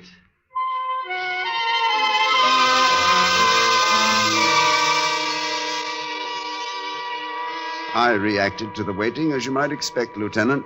Sleeplessness, loss of appetite, growing irritability. I flared up at everyone. Waiters, chambermaids, elevator boys, the manager of the club. The manager of the club, yes. He finally said to me... Stone, what the devil's gotten into you? I'd really like to know. None of your business. Well, I'm only trying to be nice. Oh, shut up and let me alone. Yeah, sure, I'll let you alone. I'd let you alone right now if your contract didn't have another week to run. But after that, I'll let you strictly alone. You'll never work this club again. Maniac. I began to drink quite heavily, quite noticeably. I was going crazy just from the waiting. And then the waiting came to an end. It was around 3 a.m. I was sitting up in bed, in the dark, smoking, when Rory opened her eyes and said... Judd? Yes? The voice. Yes? He's going to kill me. Here. Right here, in this room. Rory. Saturday. This Saturday at midnight. Judd. Rory, sweetheart. He's going to shoot me. He has a gun. And he's going to shoot me. He's going to get you downstairs in the manager's office at the club. And while you're there, he's going to come up here. Rory, listen to me. I want you to listen to me. You're mistaken, do you understand? You've been having another bad dream, and that's all there is to it. No, Judd, I swear it. He just thought of it. Just this minute. He's standing at a bar, standing there all by himself, drinking. And he just this minute decided. You're making it up. Judd, no. It's the bar over at the Tuscany Hotel. I see it so clear. You're wrong. I'll prove you're wrong. Dad? Give me the bar at the Tuscany, will you? Over on Sunset. One moment, please. You'll see, Rory, he's not there at all. You'll see, it's just a dream. Just a bad dream. Tuscany Cocktail Lounge. Hello, is Harry Arnold there at the bar? Harry Arnold? No, I'm sorry, he's not. He's not, huh? You sure of that? Oh, sure, I'm sure. He was here all evening. Left about a minute ago. I said goodnight to him myself. You want me to call? It wasn't a dream. Judd? No, Rory, don't worry. Trust me. When Harry comes tomorrow night, you won't be here at all. But I will.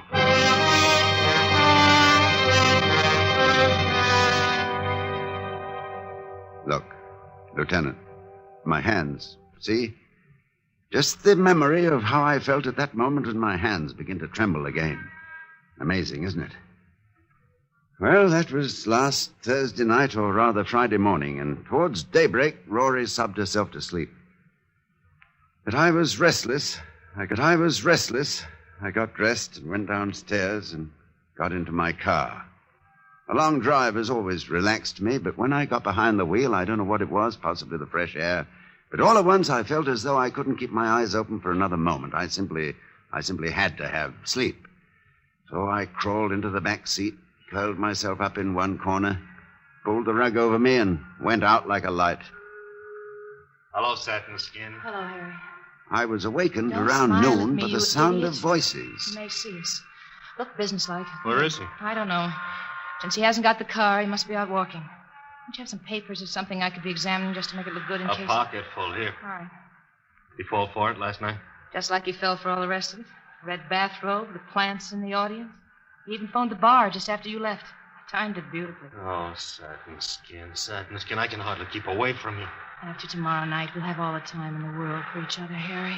You bought the whole story, huh? Midnight tomorrow, your place? Every word of it. Just do what you have to do. Remember to come to the dressing room before the 8 o'clock show and tell him you've set up a meeting with Stamper, the manager, in his office at 12. I want them to shake hands and be friends again, I'll tell them. And don't forget, when you come to the door at midnight, keep talking to the elevator boy. Don't let him go, whatever you do. You'll want him to testify it was self-defense. Don't worry, I won't forget a thing. You'll handle all the rest of it? Yeah, just leave it to me. No, I mean about his gun. That's pretty important, you know. Don't worry. It will misfire.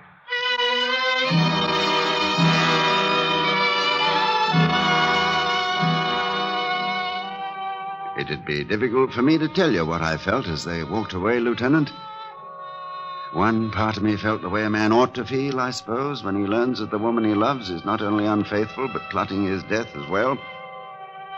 But another part of me felt only relief. Relief at learning there was a gimmick in this, too.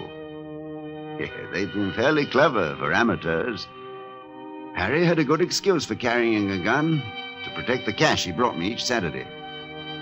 My own behavior in recent weeks would lend weight to what he would probably offer in his defense, that I must have been crazy. That for no reason at all, I'd pointed a revolver at him and threatened his life, that he had to shoot in self-defense. The presence of the elevator boy, that could mean only that Harry would shoot just as soon as I opened the door. I'd be found dead with a revolver in my hand and a heartbroken agent at my side. Tableau. Then I found myself hoping, as I never hoped before, that they'd come to their senses before Saturday, that they'd realize what a vicious, inhuman thing it was they were planning. But just before the 8 o'clock show that night, there was a knock at the door of our dressing room. Come in. Judd, I've been talking to Stamper, the manager. He's sorry there's bad blood between you, wants to square it. I told him you'd be in his office at 12 to talk things over. All right with you? Yeah. We don't want it so that we never work here again, do we? I mean, there's no reason we should. No reason at all. Button my dress, Judd. See you later, Judd. Yeah, later. Oh, we did the show and then went up to our suites. I helped Rory pack a small overnight bag. I loaded the revolver, and then there was nothing to do but wait. The minutes passed. 9 o'clock, 10, 10:30, and I waited. Judd, Yes? I don't want you to go. It's best that you do. Doesn't seem right to leave you here alone. Things might not go as I planned. I might not be able to stop him. And if I fail to stop him... No, it's best that you go. Just wait at the motel until you hear from me. What time is it? Almost 11. 2 minutes of 11. I'm out of cigarettes. Desk. This is Mr. Stone in 1101. Please send up a carton of players, will you? Right away, Mr. Stone. I want you to go now, Rory. Judd, let me call the police, please. It will be useless. We've gone into it, and it'll be useless. Then come with me. He won't find anybody here. Well, then he'd choose another place, another time. Here's your valise. You have your gun? In my pocket. You won't take any chances. I don't know what I'd do if you were hurt or anything. I won't take any chances. Let me help you on with your coat. Oh, Judd, I love you so. Yes, I know. And I love you, Rory. I really do, you know. Ready? Yes. 11 o'clock. He'll be here in an hour.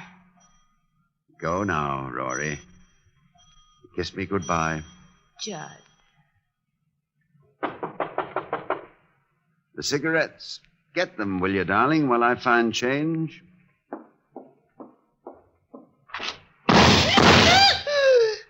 Harry.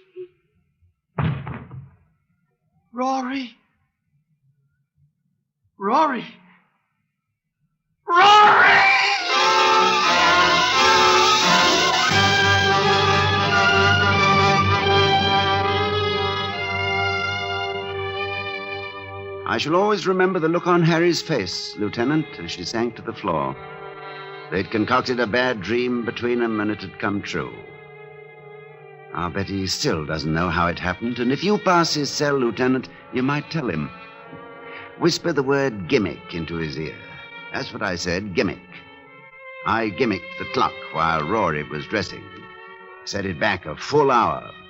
It was 11 to her, but 12 to him. I adore gimmicks. Don't you?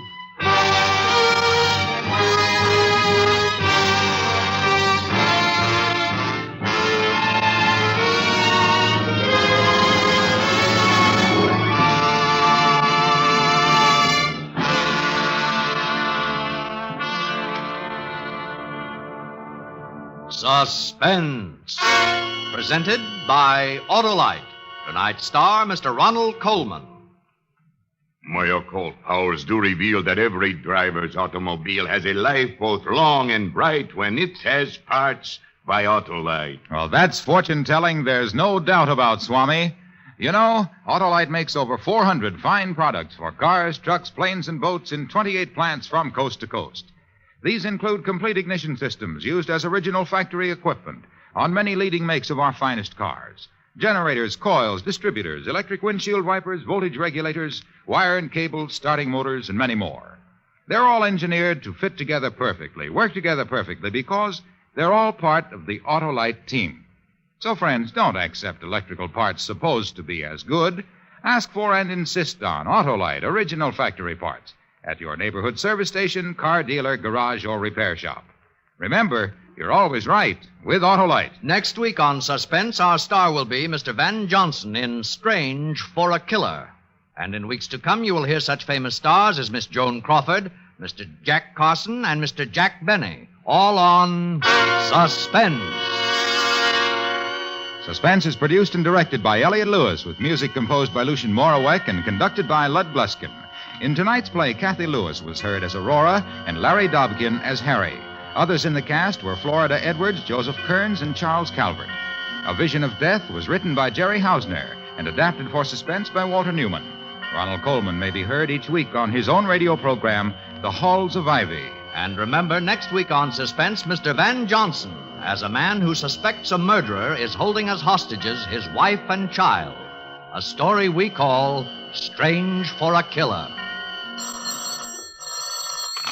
You can buy world-famous Autolite stateful batteries, Autolite resistor-type spark plugs, or standard-type spark plugs, Autolite electrical parts at your neighborhood Autolite dealers. Switch to Autolite. Good night. This is CBS, the Columbia Broadcasting System.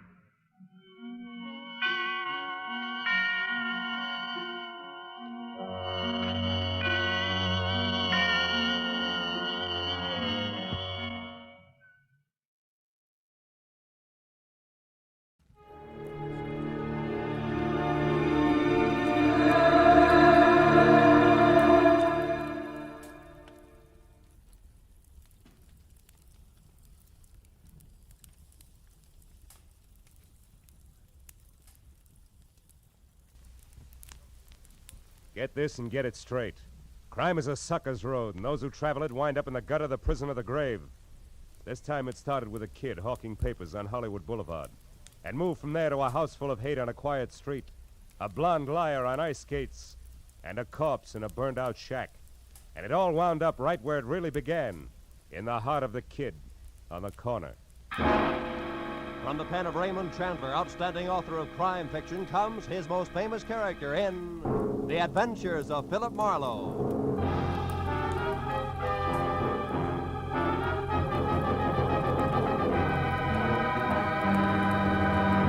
Now, with Gerald Mohr starred as Philip Marlowe, we bring you tonight's exciting story, The Kid on the Corner.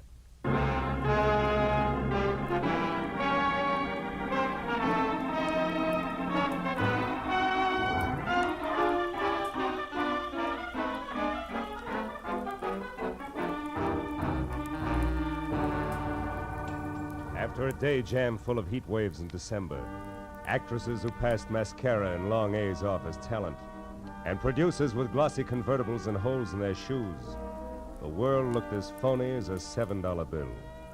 And when I finally closed my office, stepped out onto Hollywood Boulevard into the glare from miles of sheet iron Christmas trees on lamppost trunks, and watched a loudspeaker Santa Claus with neon reindeer trundle by in a cloud of artificial snow, I'd have gladly traded all of Hollywood, California for one quiet Vermont hillside and thrown my license in to boot. All of which convinced me that what Marlowe needed most was a martini in his own apartment, a good book, and a night's sleep in that order. So I started home after them, but only got as far as the middle of the street. It was the kid who sold papers on the corner. Mr. Marlowe, can you spare a minute? I gotta talk to you. Okay, Tommy. Let's get out of the street first, huh? I'm not so good at dodging fenders. Oh, yeah, sure. What's on your mind, kid? It's about my Uncle Bert. Bert Larson. He's gone, Mr. Marlowe. What about your family, Tommy? Don't they know where he is? Oh, I don't have no family. I've been living with Uncle Bert in a flat down in Van Ness. Hey, if you haven't had your dinner yet, maybe you'd eat with me in the cafeteria, huh? It's real important to me, Mr. Marlowe. Anything that's important to you, kid, is important to me. Let's go in. Oh, swell. I should have known something was wrong when I heard him walking around. Late last night, you know? He said he was after a drink of water, but he's got those metal plates, kind of like taps on his shoes, so I knew he was all dressed, only I was too sleepy to think anything about it then. Maybe he just got an early start and he's been busy today, huh? No, it's not like that, Mr. Marlowe. Something's wrong. Well, you have, gentlemen. The pork's nice tonight. Stew's the best deal for the money, Mr. Marlowe. Oh? I'll have the stew, please. Yeah, you better make it two, miss. Okay, a couple of stews coming up. See, when I got up this morning, I found this envelope on the dresser. There was $200 inside, and this was written on the front. Huh? Let's see it. Dear Tommy, must leave town on business. I'll send more money soon. Be a good kid and take care of yourself, Uncle Bert. Yeah, I see what you mean. Yeah.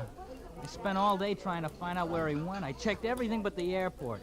I know he wouldn't take a plane. He gets dizzy just standing on a curb. No luck, though. Milk, Mr. Marlowe? No, I'll have coffee, Tommy. I feel rugged. Hey, there's a table over in the corner. Come on, huh? Okay. What really makes it fishy is that Uncle Bert's got no out-of-town business. Besides, he's never been out in front more than $20 in his life.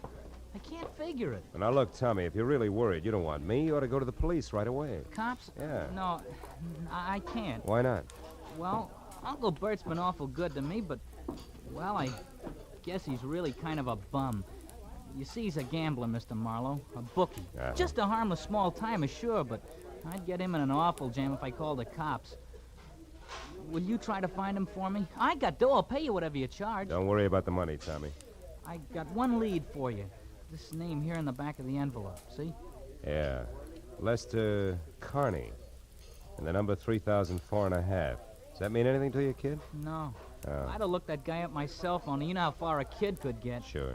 Gee, Mr. Marlowe, I'm sure my uncle didn't leave town. It's something else. It's gotta be. He's in some kind of trouble. Now, Tommy, you know that he might be on the wrong end of it, don't you? Yeah. Well, if that's right, I want to find it out fast, Mr. Marlowe. Here's a picture of him. Mm-hmm. Scared, son? Me scared? Nah. Not for myself, anyway. Yeah, I guess I am, kinda. Well, okay, Tommy, eat your dinner, and then get back to work. I'll see what I can find out, huh?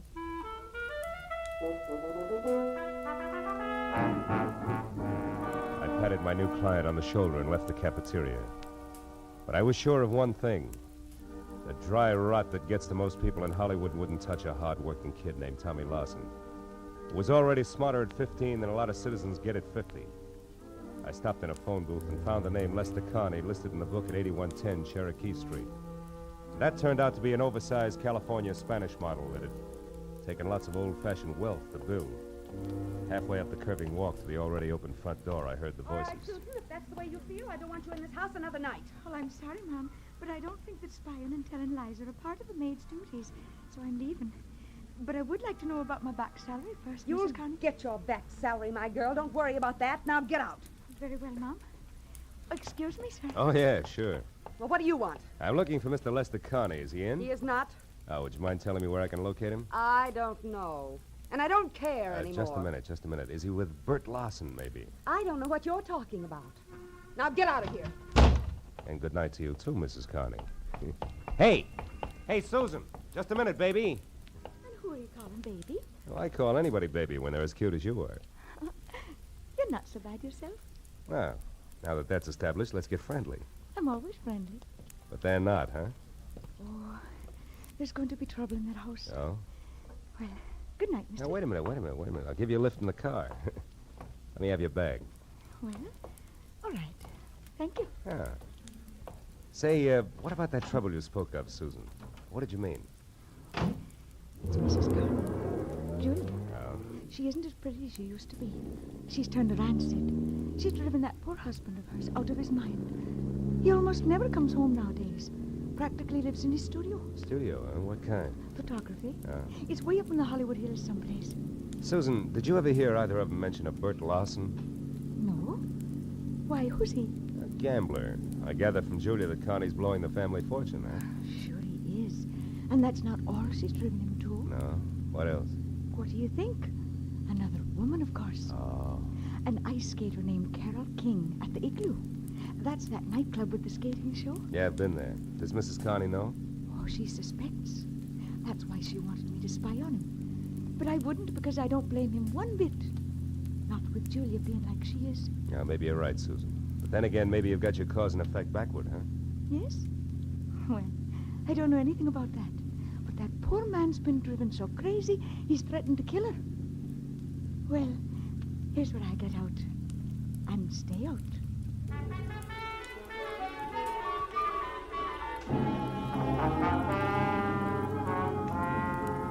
I dropped Susan off at the car stop and headed out Sunset Boulevard for Westwood in a club called the Igloo, which looked more like a down-at-the-heel Taj Mahal than an Eskimo's bedroom. Inside, a line of fast-moving ostrich plumes with wry, crisp waistlines and imitation sable zipped over a short sheet of tinted ice toward the climax of chorus numbers, while I bluffed my way backstage and intimidated the call boy into sending over one Carol King. She turned out to be left end in the lineup out front, so I sat down on a cold trunk and waited until the curtain fell. And I got up to greet an athletic blonde with more than healthy face, who sidled dubiously toward me, ice skates and all, and I introduced myself and told her I was looking for Bert Lawson. Why are you looking for Bert Lawson, Marlowe? Well, because people say he's disappeared.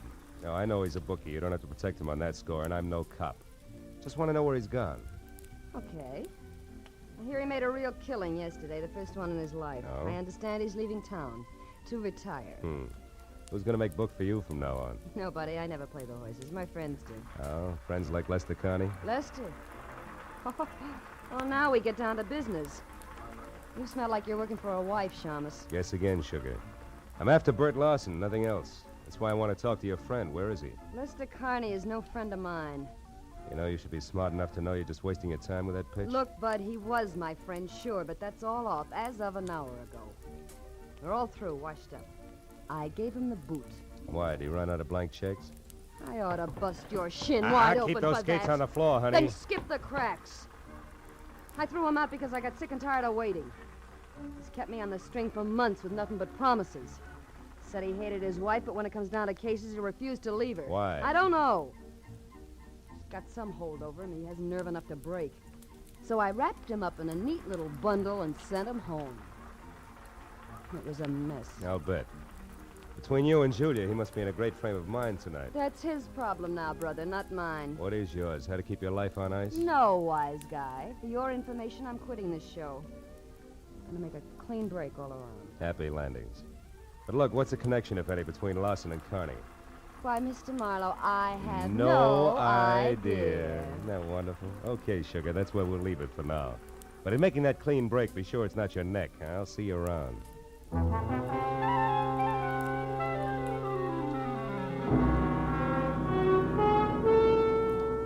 I had nothing tangible to base it on, but as I left the Igloo and drove back to Hollywood, for some reason, I kept thinking that Tommy Lawson was right, that his uncle was still in town and in some kind of trouble. And I was sure that at least half of Carol King's story had been lies, but why I couldn't figure. And another idea hit me, and hit me hard. I turned onto Cherokee again and drove up to Carney's house at 8110, parked, and went in. There the vague hunch began to shape up like grim fact, because the front door was wide open and spilling a pale glow from the one light in the house, the hall lamp. I saw the note propped under the lamp even before I went in. I left it where it was.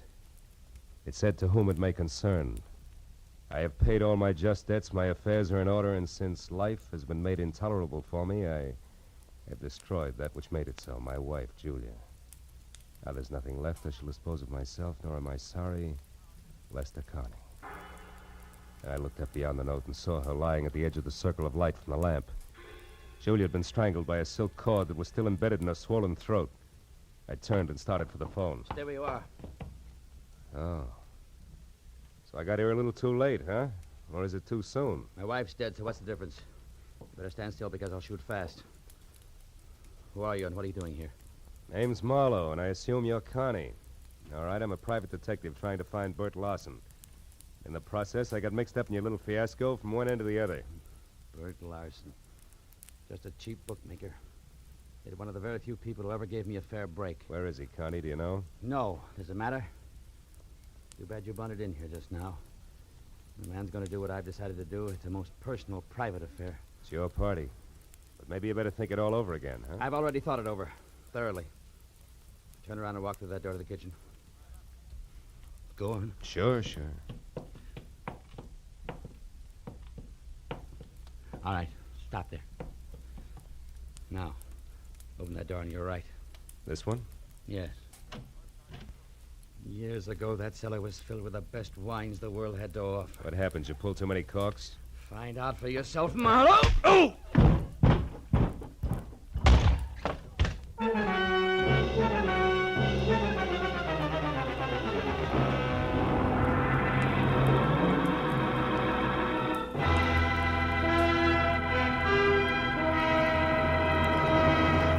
In just a moment, the second act of Philip Marlowe. But first, will Tyrone Power listen to Jack Benny's Siren Song? Will Ty consent to portray CBS's great Sunday night musician and lover in the movie The Life of Jack Benny? Tune in tomorrow and find out. No, there's never a question about the quality and quantity of comedy and sheer entertainment on CBS on Sunday night. And remember, the Jack Benny Show is heard on all of these CBS stations. Now, with our star, Gerald Mohr, we return to the second act of Philip Marlowe and tonight's story, The Kid on the Corner.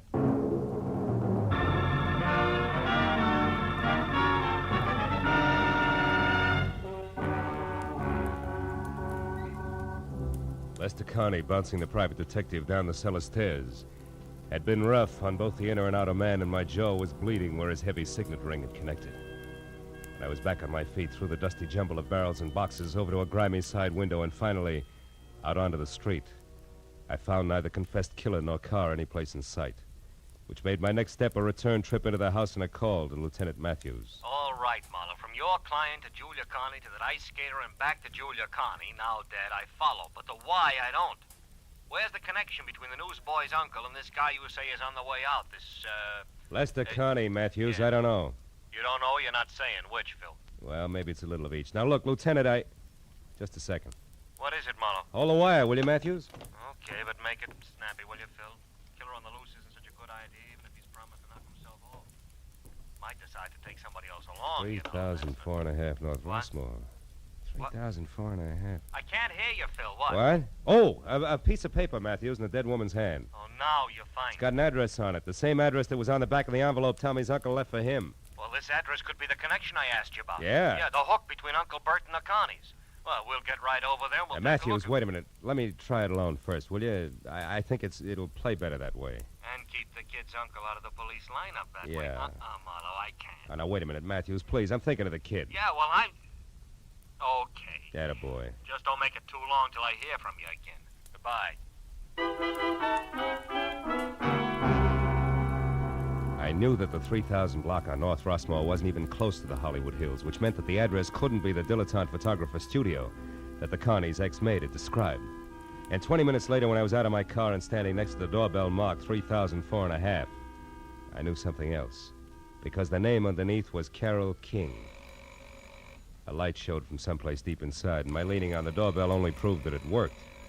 There was no answer at 3,004 and a half, but 3,004, the other twin to the duplex, was different. It featured a sweet old lady who shattered the illusion the second she opened her mouth. I suppose you're just another one of that King girl's friends, eh? Why, do I look the type, Granny? There is no type, young man. Miss Carol King entertains all sorts. Oh, which might include a recent someone who's gray at the temples, short, and maybe talks a lot about the ponies? Huh? How would I know what a guest talk about? Oh, you gotta be kidding. Look, honey, a woman's been murdered tonight. And Murdered? I knew it. I knew it. No, She wait a had minute. to come to a bad Wait a minute, end. Why, Granny. only yesterday Whoa, I told Henry hold that it, if that... hold it, Granny. Carol is not the one who's dead. Oh, Yes.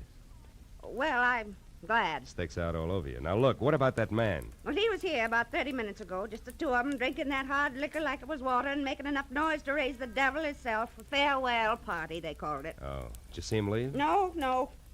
Henry made me come in then, and I... Well, I mean... Yeah, I know what you mean. You missed it. Okay, Granny. Now, look, how do we get in here without kicking the door down? Come on, sweetheart. It's important. There may be a body inside. Body? Oh, well, how awful. Here. Over here, behind this ledge. That's better. She always kept a spare key. Yes, here it is. But, you do it. I'm too shaky. You shouldn't be. Just think of tomorrow, Granny, and the news you'll have for one and all. The light switch is on your right there. Uh-huh. See anything? No. How many rooms here? Bedroom, kitchen, and bath aside from this. Anything in there? No. You suspect foul play, all right, don't you? The foulest. Don't let it worry you because... Hey, those photos there on the wall. They're taken from Mulholland Drive, aren't they? One by day, one by night, both in the same spot, the Hollywood Hills? Sure. That's where he has a studio, that Lester fella. Yeah, that Lester fella. Granny, do you know where it is? I mean, Mulholland Drive and where? You know, that street runs for miles along the top of the mountain. Well, of course I do. Was born and raised here in Los Angeles. Granny, where? Mulholland and where? Mulholland, Laurel Canyon Boulevard, just Ah. south of the intersection. Thank you, sweetheart, and goodbye. Oh, wait, one moment now, if you please. What's the matter? What's your name, officer? I know my rights. Your name and your division. Granny, dear, I'm no cop. Huh? I said I'm no cop. Oh, not a police officer. Well, then who are you? Just a passerby. A stranger in the night. Good night, Granny.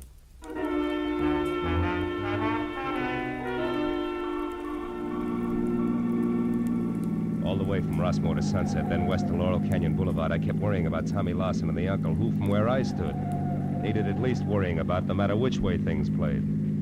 But when I was on the strip of macadam that twists its way upward toward Mulholland Drive like a snake writhing from a long, long bellyache, I forgot about both client and relatives alike. Because at the top and a little to the south, where Granny had said it would be, was Lester Carney's studio, all right, but burned to the ground. Well, these select flyweight joints sure go fast, huh, Chief? Yeah, it wasn't 20 minutes on this one. Hey, mister, where you going? Some of that metal stuff's still pretty hot. Who are you, with the law? No, Chief, I'm a private detective named Marlowe. I was wondering if Lester Carney was caught in there. He owned this shack. Yeah, I know. Is he a friend of yours? No, it's strictly business. He's wanted for murder. Yeah, he was wanted for murder, Phil. He was burnt to a crisp in there. Hello, Casey. Hello, Matthews.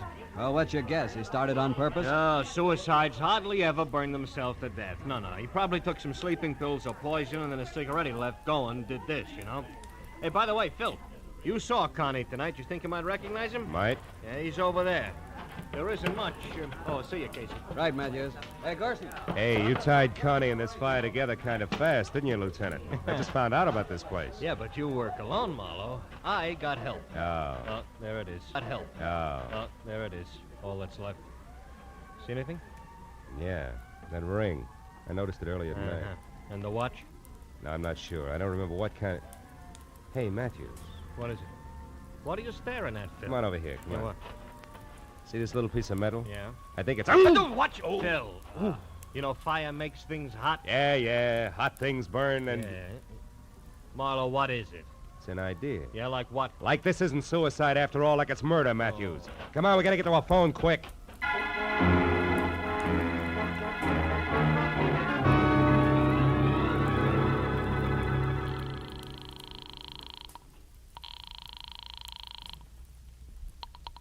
Los Angeles International Airport, Central Dispatcher's Office. Look, miss, this is important. I'm calling for Detective Lieutenant Matthews at police headquarters.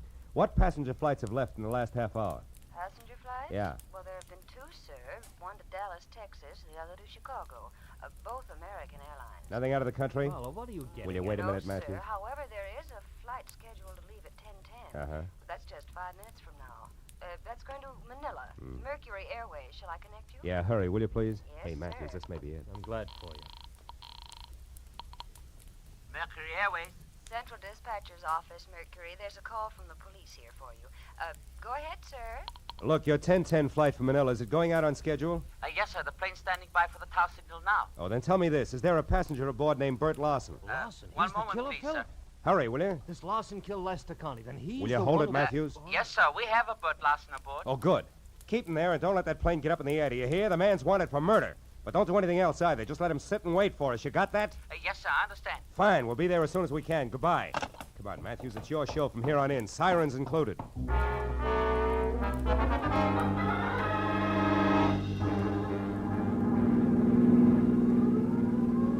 Okay, Marlowe, okay, enough.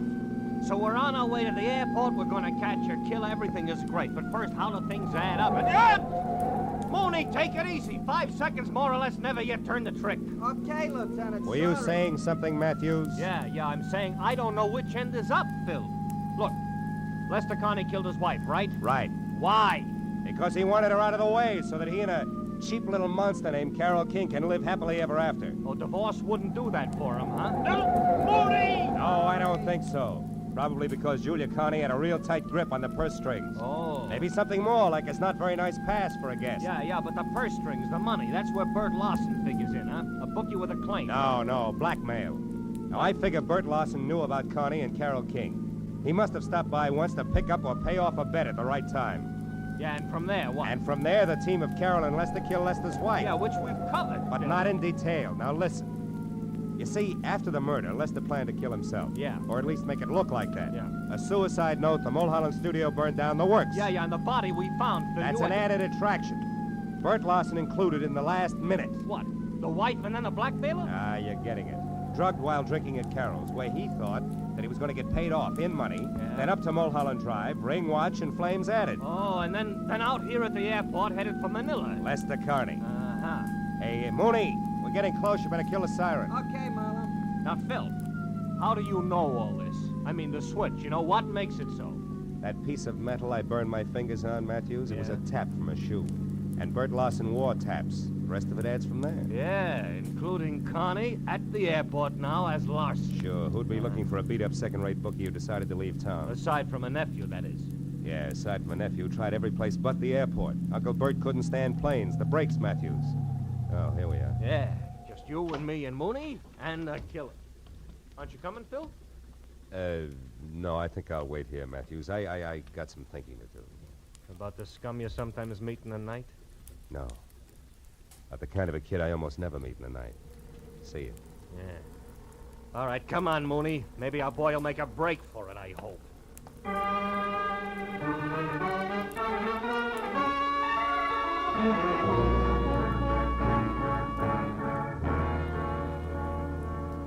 Lester Connie didn't make a break for it, and an hour later when they picked up Carol King, it was the same thing.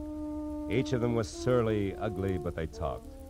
So when I finally left police headquarters, where try as he would for Tommy's sake, Matthews had found it impossible to skip over Bert Larson's connection as a blackmailer. It was pushing midnight, and I was dog-tired. There was something worse than that when I was back on the corner near my office, walking toward Tommy Larson, who was untying a stack of fresh newspapers. Then the headline.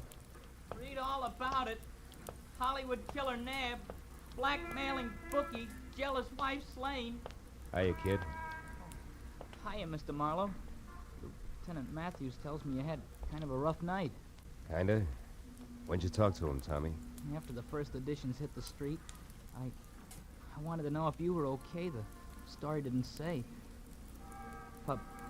Publicity no good for your business, huh? Not much. Look, kid, did the lieutenant say anything about you? I mean... I'm gonna stay with a neighbor, a friend of Uncle Bert's. Oh. He had friends, you know. He wasn't really bad at heart, Mr. Marlowe. Not really. I believe that. So do I, Tommy. He was just mixed up. Yeah. Sure he was. And you know why?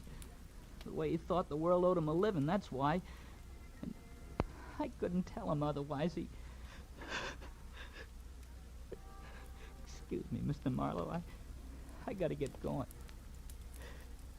Thanks a lot. You were swell. Sure. Extra.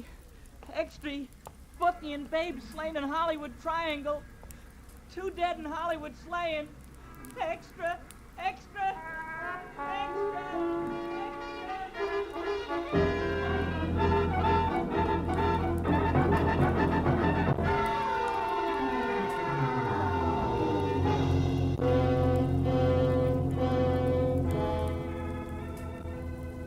nothing more pathetic than a kid. The first time he's really slapped down by life. We, the older ones, the tired ones, learn to roll with the punch. Because we've got time in our corner, watching us, counseling us, teaching us how to save ourselves, so that at the final gong, we're still on our feet. But a kid steps into life's arena expecting to find his opponents all he was taught to believe they would be. But instead he finds the old 1-2 below the belt. But if here he finds a good guy, and there a great girl, the going suddenly becomes not so rough. The fight becomes worth it, if only to help the next generation of Tommies find their ring a little cleaner, and the breaks not quite so tough.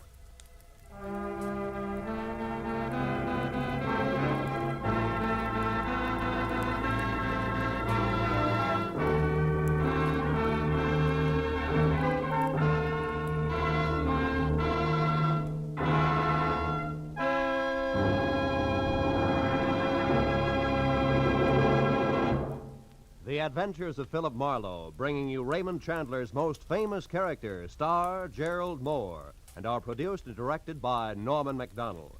Script is by Robert Mitchell and Gene Levitt. Featured in the cast were Gil Stratton Jr., Virginia Gregg, Wilms Herbert, Joan Banks, and Vivi Janis. Detective Lieutenant Matthews is played by Larry Dobkin. The special music is composed and conducted by Richard Orant. Be sure and be with us again next week when Philip Marlowe says... It started with laughter on a bright morning, in a battle over a chicken, and got better as it went along. It could have lasted a lifetime, but it didn't. It stopped on a gray morning, with a little wishbone broken.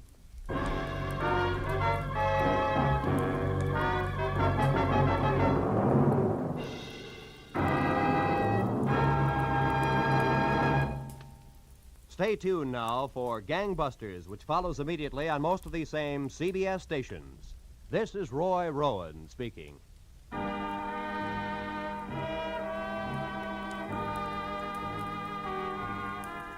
This is CBS, the Columbia Broadcasting System.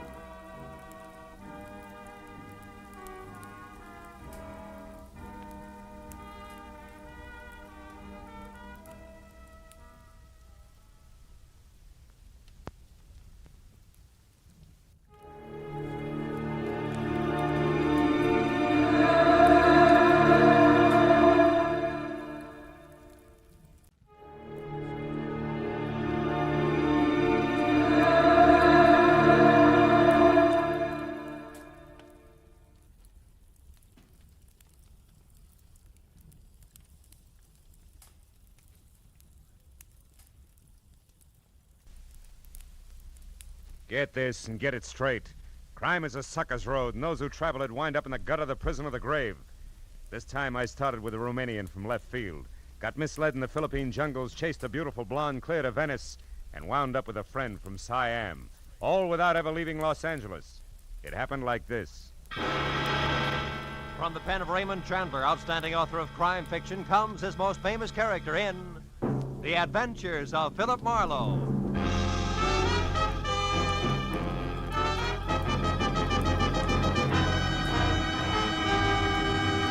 Now, with Gerald Mohr starred as Philip Marlowe, we bring you tonight's exciting story, The Sword of Cebu.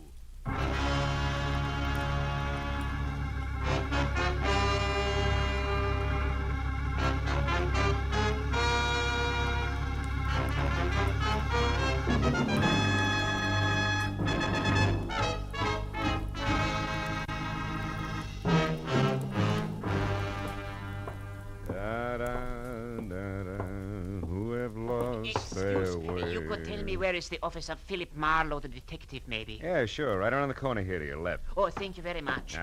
My friend, you know this Mr. Marlowe, eh? Well, yes. Yeah, I think you could say I know him. Tell me, he is a reliable man? Well, it depends on what you want to rely on him for. Excuse me, will you? I want to unlock the door. What? You are Philip Marlowe? Yeah, you're so right. Come on in, Mr. Never mind. Now listen to me. I will pay you twice what Henry Pound has offered to you. Also, I will add to that $1,000 for a bonus. Wait a minute. What is this Henry Pound 1,000? Please, I have not the time for haggling. We make it $2,000. But you must work for me, not for Henry Pound. You only pretend to work for him. Now, look, Bud, in the first place, I haven't heard from Henry Pound since I worked for him 4 years ago. Huh? Second place, I still don't know who you are or what you want. Huh? Maybe you better sit down over there, start at the beginning, and tell me. You are lying! You are trying to trick me. Very well, Mr. Marlowe. The short, dumpy man with wild black hair turned suddenly savage, swung a hard fistful of knuckles at my front teeth, and piled me back up against my office desk. By the time I got out into the hall, he was gone. I was going to follow him, but my phone, screaming for attention inside, stopped me. I decided to be philosophical about it. After all, screwballs find me all the time. Hello, Marlowe speaking. Phil, this is Henry Pound. Remember me? Yes, I just had a reminder. I've been trying to get hold of you for 2 hours. My boy, where have you been? Out to dinner. Now listen, Mr. No, Pound, no, I me just... first, Marlowe. This is most important. What? I need your help again, immediately. Yeah, it no doubt includes a stubby crumb with a head full of wild black hair and a nasty temper that left here on the run 10 seconds ago. Kurt Babesco. Whatever you call him, it's probably it. Babesco, Kurt Babesco. He's the one man I have reason to fear, Marlowe. Yeah? Come out here to my place at once, will you, my boy? Old Henry Pound's future is dangling over a very deep abyss by the merest thread, all because the sword is gone. What sword? What sword are you talking about, Mr. Pound? From the island of Cebu in the Philippines, the sword of Cebu. What? It means everything to me, and it's gone, vanished. I must have it back. Hurry, Marlowe.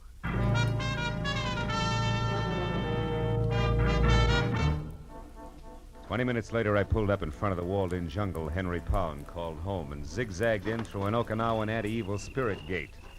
Waded past the grove of dripping elephant ears and ragged banana trees and finally made the front door.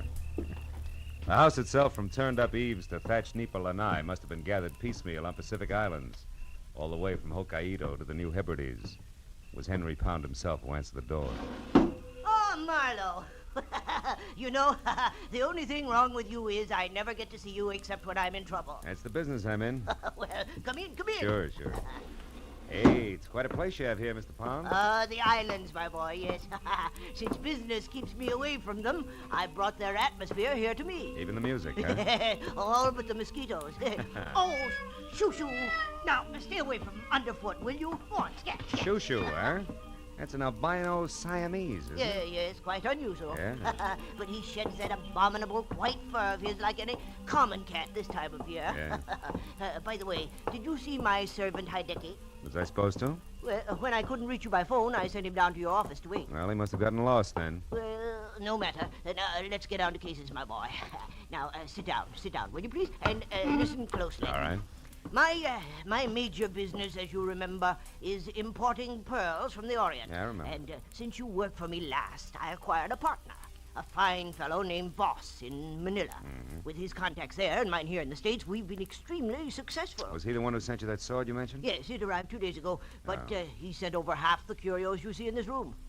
That's why I failed to realize that there was anything special about the Sword of Cebu. Well, what is so special about it, Mr. Pound? Here, read this letter I got from him. Henry, I'm certain now there's going to be trouble. From one Kurt Babesco in particular. The man you saw However- today? Yeah, I see. However, I've taken every precaution. Rest assured, Henry, that if anything ever happens to me, I shall somehow get the complete list of my contacts here into your hands. Sincerely, Eugene Voss. Well? Eugene Voss was murdered 4 days ago in Manila. Murdered for that list of contacts. You think the sword ties in some way? Well, I'm positive of it. Well, what's it look like? Well, it's 3 feet long, Marlowe. The handle and the sheath are from the same gorgeous piece of white mahogany, and literally covered with intricate and exquisite carvings. Sounds wonderful. Oh, it is. When the sword is in the sheath, the two pieces form a complete pattern. I thought of it at once, of course, but when I came in to examine it again, it was gone, stolen. Naturally, I called you instead of the police. I've got to get it back, Marlowe, intact and without publicity. Why, that sword is worth... what the... Hideki! Hey, he's hurt. Hideki! Oh, Mr. Pound, Hideki very sorry. He did not see Honorable Miss Amaro. Hideki was attacked outside the minute he left. By a stocky guy with wild black hair? Oh, yes, Ah. that him, yes. He find out where Hideki was going, then he hit Hideki. That all Hideki remember until a few minutes ago when he waked up again. Oh, well, do you need a doctor, Hideki? Oh, no, thank you. Just the same, Mr. Pound. Hideki already feel much better. Well, if you're sure, if you, well, now you better go lie down anyway. So, thank you. We'll wash head first and be ship-shape no time. Yeah. Very sorry, Hideki was Well, such that fool, is- Mr. Park. Excuse, please, very sorry. Well, now, that explains how Babisco got to your office, my boy. He's our man, all right. Yeah, but I don't think Babesco has the sword. You see, he's looking for it. He offered $2,000 to me to double-cross you. Oh. I can't understand it. Babesco is the only one who might know the truth about the sword. If he didn't take it, then who... Oh, shoo! You stupid cat, get out of there. Look out! Look. I knew it. Now see what you've done. Broken my siling vase. Yeah, he was playing with a piece of paper over there. Wait a minute. Oh, yeah, here it is. Eh? It's a rent receipt made out to somebody named Saunders. Let me see it. Sure. Received $40. Rent 1 month in advance for 812 Front Street, Venice. It's dated yesterday. Marlowe, I've never heard of this Saunders person, yet this thing was dropped here in my house. Perhaps by our thief, Marlowe. Do you realize what a break this is? Dropped isn't the word. This was deposited. Oh, what do you mean? It's a plant complete with name, address, and date. It was left here by someone who wanted it to be found, because whoever has the sword of Cebu right now might also have it up for sale. I think you're right, my boy. Wait, what do you plan to do? The only thing I can do, go to Venice and strike a bargain in our favor, I hope. I'll call you, Mr. Pound. I pushed my way out through the jungle to my car, turned around at the dead end of the street, and went down the way I'd come. At the first intersection, leaning against a lamppost, was 6 feet of lantern-jawed redhead in a turtleneck sweater and seaman's jacket.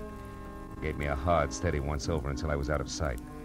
Later, halfway to Venice, I picked up a pair of very sticky headlights in my rearview mirror, but lost them again. I turned out to Front Street and finally found number 812 all by itself out at the far end. I parked a block away and walked back. It was a battered, rickety beach shack. I moved in gently and found a crack wide enough to look through. There was no furniture, just one big packing crate, a kerosene lamp, and a blonde. Ho, what a blonde. She belonged in that joint like an orchid in a blacksmith. In one hand, she held a cigarette, in the other, a small automatic. I went quietly to the back of the house, found a tin can, and threw it. And I plastered my back up beside the door and waited. She came out slowly, gun first, and when there was enough showing to get a hold of, I grabbed. Let go. The gun, sister. Come on, give. There. That's better. Now we can go in and talk, huh? You think you're so clever. I get by. Hey. Cozy little spot you picked. You got here, so it serves its purpose. Who are you? Philip Marlowe, Henry Pond's private detective. Where's the sword? We've things to talk over. Your first. bargaining position is lousy, Miss Saunders. What's the offer? 0, baby. I'm getting it back for free. Now, where is it? Take your hands off me. The sword is here in the house, but the scabbard isn't. And one's quite worthless without the other, you know. You're not taking a lot of chances, are you, kid? The sword has already brought me $5,000, Marlowe, and I've only just begun. So make an offer, and make it good. You're a liar. Sword's not worth 1/10 that. Not of itself, no. But this one's special, and I know why. And I'll tell you something else. You bet you will. You'll tell me where it is and fast. Not that fast, mister. Don't move. Drop the gun. Now you can turn around. Well, a lantern jaw with red hair. So you were tailing me after all. Ah, you said it. Now, wait a minute. Shut up. But I... Get out. The front door. Go on, beat it. I'll see you later. Now you, mister. Now what? Now we sit down, a couple of smart guys, and find a good, sensible way to work this out. Only I'm just a little smarter, because I got the only gun. Keep talking. What'd you say the sword was? Speak up, fella. Time's running out. Sounds like time's not the only thing that's running out, Red. Somebody's in the back room. Sorry, Tootsie, but now this only works one. Wait! Oh!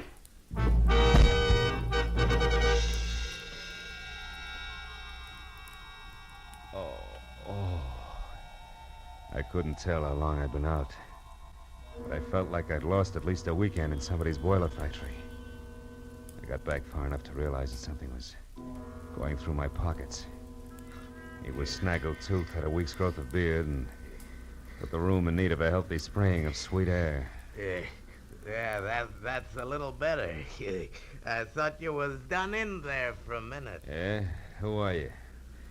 Oh, what happened anyway? Yeah, that's what I'd like to know. Call me Sid. Okay, Yes. Sid. Yes, thank I was walking along the beach out there like I always do, when all of a sudden I heard a scream. You know, like it was a wounded cat.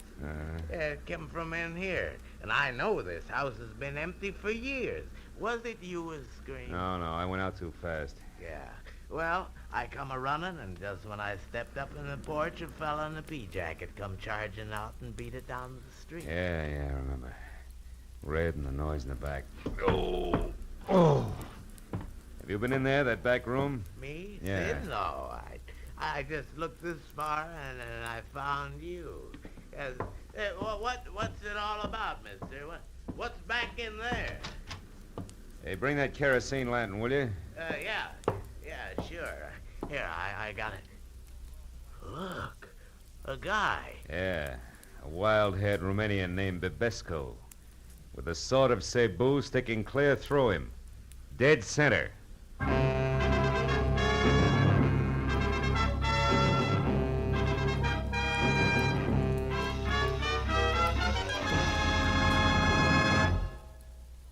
Now, with our star, Gerald Mohr, we continue with the second act of Philip Marlowe and tonight's story, The Sword of Cebu.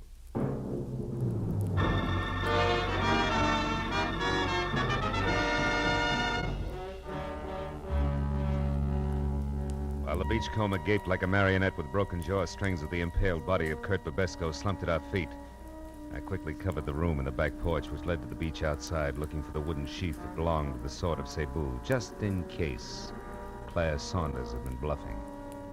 But 5 minutes of that got me nothing more than a little exercise and a lot of salt air. Well, what should we ought to do now, mister? Call the cops? Yeah, I guess so. Sure would like to take that sword. So would I, Junior. But the homicide boys are kind of narrow-minded, you see. They like their corpses as is. Yeah? Come on, let's get to a phone. Yeah, okay. Nearest one's a couple of blocks away. You got a car? Yeah, it's out front. Got a light? Yeah, here's some matches. Thanks. Hey, wait a minute. Huh? What do you do at the Conga Club? Me? Yeah. Oh, them matches ain't mine. Just picked them up off in that barrel. Come on. Conga Club, huh? You know where it is? Hey, sure, it's right here in Venice. Ex-Marine runs Oh? it. Kinda wild, though. Cops raided it once. They had some dancing. Where girls. is it? Where is it? Come on, it could be important. Straight down Front Street, Broadway, then left one block, and you're there. Uh-huh. Now, look. You call the cops and get back here and wait till they come. Tell them my name is Philip Marlowe. I'm a private detective. Yeah. Oh, no. No, sir, not me. I ain't waiting here alone. $10? That's all? You heard me. Here. Tell the law I'll get in touch as soon as I can. Also, Sid, I'll match that 10 the next time we meet if you've kept your mind on your work. Yeah, okay. But where'll I tell him he went to? The Conga? You catch on fast. The Conga, Junior.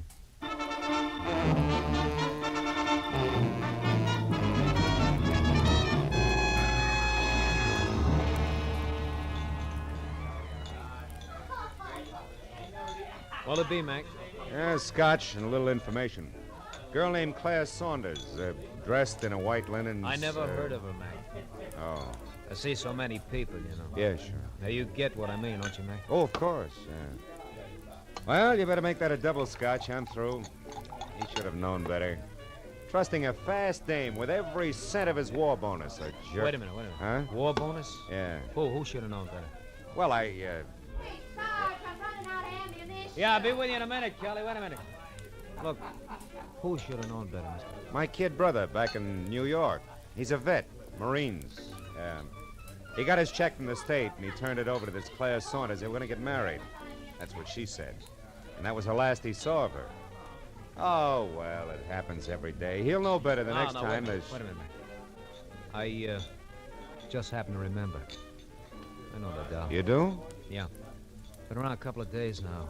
It's pretty flush, all right. Know where she's staying? Yeah, sure I do. A ritzy motel about 4 blocks from here, the Pavilion. Pavilion, huh? Yeah. She got bungalow 10 there, Mac. I know because she was complaining about it being the N1 and too long a run for the bellhop and a cracked ice detail. Oh. You go get her, Mac. And when you do, tell the kid brother that another ex-Marine tipped you off. Yeah, you bet I will.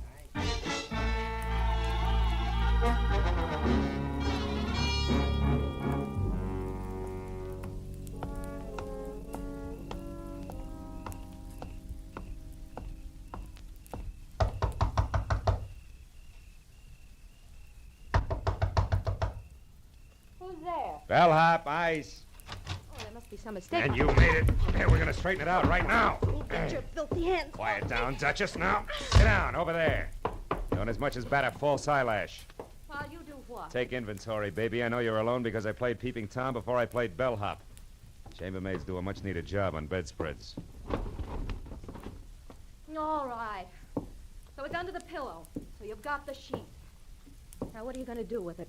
And without the sword? Are you kidding, Duchess? You don't think I missed that back room at the cottage, do you? You found the sword there? And Kurt Babesco, who's wearing the sword the hard way, through his insides. Somebody was killed with a sword. Oh, come on. It's a little late for that wide-eyed pitch, baby. Doesn't your carrot-top partner tell you every time he kills? Marlowe, you got everything wrong. Oh, sure I have. Yeah, sure. But just for laughs, let's pass it and you along to the cops, huh? Oh, no, please don't. Please. I'll tell you everything, Marlowe. Turner isn't my partner. He hardly knows me. That's better.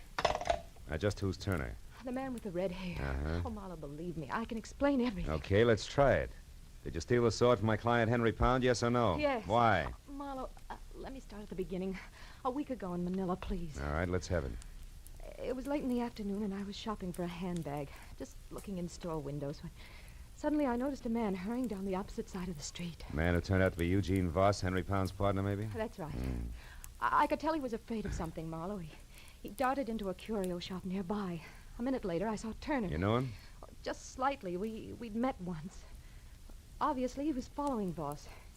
But he didn't go into the curio shop. Instead, he hid close by. And then when Voss came out, he shot him, Marlowe. Just like that, huh? He was gone before anyone knew what had happened. I ran over to Voss to see if there was anything I could do to help. But there wasn't. He was dying. Oh, it was frightful. Please, Marlowe, I'd like a drink. They're on the desk. When you're through, go on. What happened next? Well, he told me to take the money in his billfold, $5,000, to take it all for delivering a message. About the sword? Yes. I was to get in touch with Henry Pound here in Los Angeles and tell him that the sword which Voss had just purchased in the curio shop was on its way. That he should pay special attention to it. And then he died. Mm-hmm. Well, you decided that $5,000 was an awful lot for playing messenger boy, huh? Yes. So you said nothing to the police, grabbed the first plane for L.A., got the Pound's place here, and swiped the sword, right? I figured if delivering the message was worth $5,000, the sword itself would be worth a lot more. But you had no idea why. Oh, no. Maybe a code in the pattern of the design and the jewels in the handle. Probably not the sword itself. Yeah, you figured right, little schemer. Here's your drink. Thank you. The rest of the story I can fit together myself. You knew you had something, but you didn't know what, so you swiped the sword, you left an obvious clue to an empty cottage, that rent receipt, you counted on it to start the ball rolling, and it certainly did. Who would that be? I don't know. Find out. Who is it? Turner, I want to talk to you. Just a minute. You still sure you're not partners, baby? Yes. I told you the truth, Marlowe. All right, answer it. I'll wait here in the closet with the door open wide enough for the barrel of a .38, just in case you've never been to Manila. Go on. All right. Open up, hurry. Close it quick, that peeper may be around. Who? The one I slugged over at the cottage. He wasn't there when I went back, just some bum I scared away. Went back? Yeah, I went back. After you ran, there was some excitement, Sweets. First, I slugged the peeper because I heard some noise in the back I thought was you. Me? I never returned to the cottage. I know it. It was a louse named Babesco. I got him all right. With the very sword he was after. The little number right here in my hand. He was competition. So were you, Sweets, except that I doped your angle a long time ago. What do you mean? Well, Voss told you something before he died in Manila. I stopped after I ran, Doll. I even came back. I saw you go for his billfold. Saw him mumble something.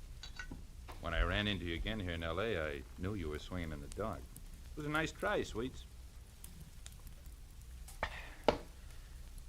But you missed. Now give me the sheath. These two belong together. Come on, hand it over. You don't want me to be rough to you, Doll. No. Here it is. Oh, that's better. Like I said, they belong together. Huh. That's funny. They should fit. What are you laughing at? The answer, Sweet's a slip of paper with a list of people on it. I think it's crumpled in the bottom of the sheath here, and that's why the sword won't go all the way home. Yeah, here it is. A piece of paper. A valuable piece of paper. Sure, names and numbers of all the players. That's all.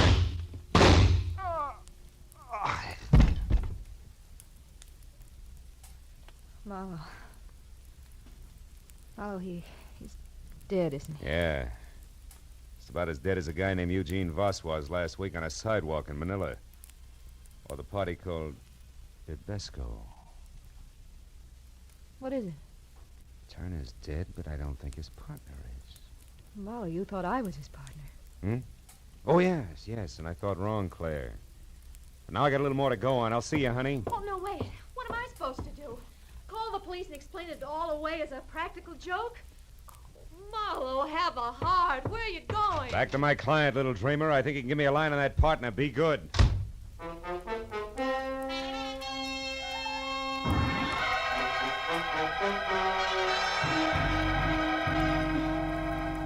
I was an hour plus driving slowly back to the transplanted world on Crestline Drive, and all the way I kept adding and subtracting all the screwball figures I'd run into, hoping that someplace I'd find a mistake. But when I was there through the junior jungle and standing at the front door, I knew that my hunch was right. Marlowe, you've got the sword? Sword and sheath alike, Mr. Pound. They're in my car. Also, I got news. Bebesco's dead. I'm not sorry. So is Turner. I don't know any Turner, but why haven't you brought the sword and sheath in with you? Because they don't count, Mr. Pound. There wasn't any code in the pattern on either one. The answer was a slip of paper jammed down in the sheath. Here. Is that what we're after? Let me see.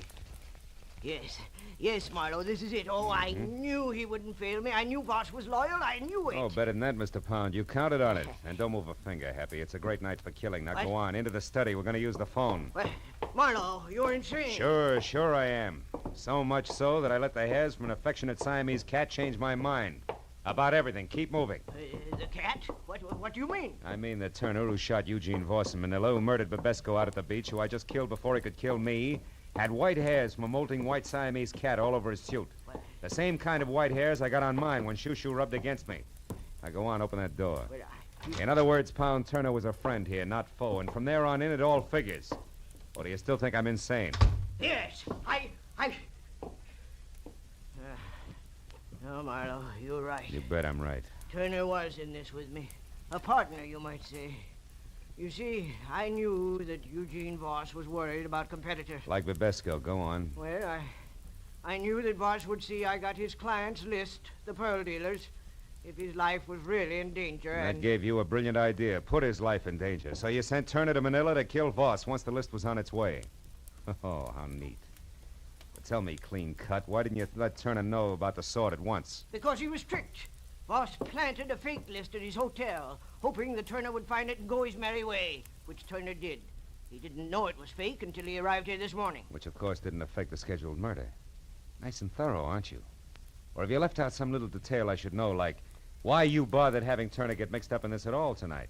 I would have brought the sword and sheath back for you without him. I know you would, Marlowe. That's why I hired you. But I also knew that there was a good chance that in finding the sword, you would also find that I deal in opium, not pearl. Oh, fine. And Turner was right behind me all the way, ready to kill me if I found that out from say, Bebesco, huh? Precisely. Turner was right behind you, Marlowe, even as Heidecky is right behind you now What in did you the dark. You fool. Why do you think I kept talking here, kept confessing? Speak up, Heidecky.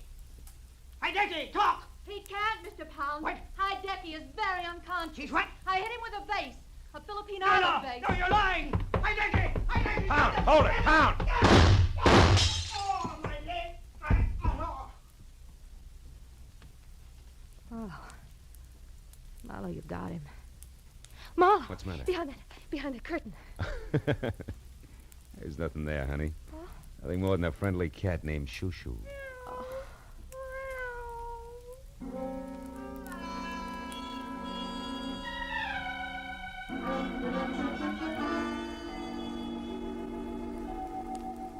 It took a long time. It always does. But finally, the police in Los Angeles and the police in Manila knew exactly who had done what to whom and why. All of which left Henry Pound, the vicious little character who wouldn't even recognize honor among thieves, with a short, unpleasant future. And I thought about him and every rotten thing he'd done as I walked through his imported island jungle to my car. Thought about him and Babesco, about Turner, the houseboy, about Eugene Voss, and I didn't think about Claire Saunders until I got to my car. Was in behind the wheel, headlights on. The words were written in lipstick the length and breadth of my windshield. Phil, dear, I stepped out when nobody was looking. But don't fret. Because from here on out, I'm going to be very good. I've learned my lesson. P.S. My plane doesn't leave until morning. Would you like to help me Wait for it at the airport cafe. They have good food and they're open all night. Claire. Airport cafe. It's an hour's drive. Unless I hurry.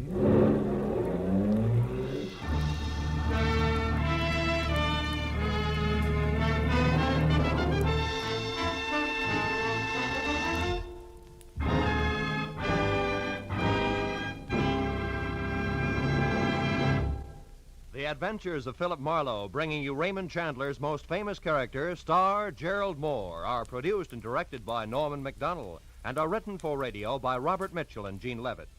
Gerald Mohr can currently be seen starring in Republic's The Blonde Bandit. Featured in our cast were Gene Bates, Junius Matthews, Barney Phillips, Byron Kane, Paul Frees, and Anthony Barrett. The special music is composed and conducted by Richard Arrunt. Be sure and be with us again next week when Philip Marlowe says... This time an old Spanish woman who cared, a redhead and a mink who didn't, and a green suede button beside a corpse, all led me to a wounded man with a gun in his hand, cornered on a warehouse roof.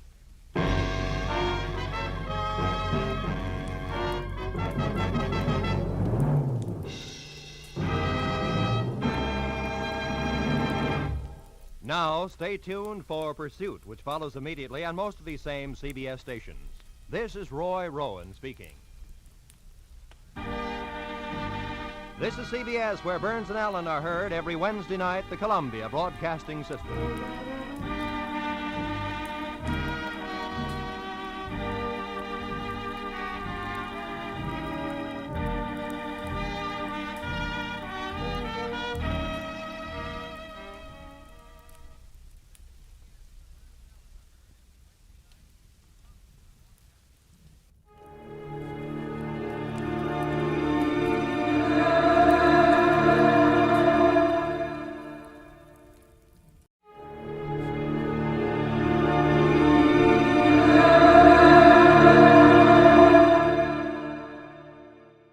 Adventures of Sam Spade, Detective.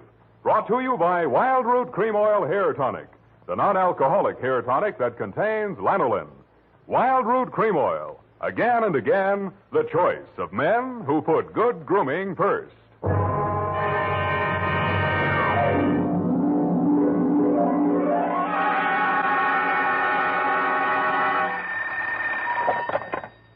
Office of Samuel Spade, Private Investments. Investigations. Good morning. Evening. Effie? Miss Perrine is on a vacation. Perhaps I may be of assistance, no doubt. I don't know. To whom am I speaking to? I am sorry. I cannot divulge that information to an entire stranger. May I take a message? Look, Miss Whoever you are, I don't want to discommode you, but I am sorry, but I will have to ask you in no certain terms to resist from this line you are handing me. I am not the type secretary. Forget it.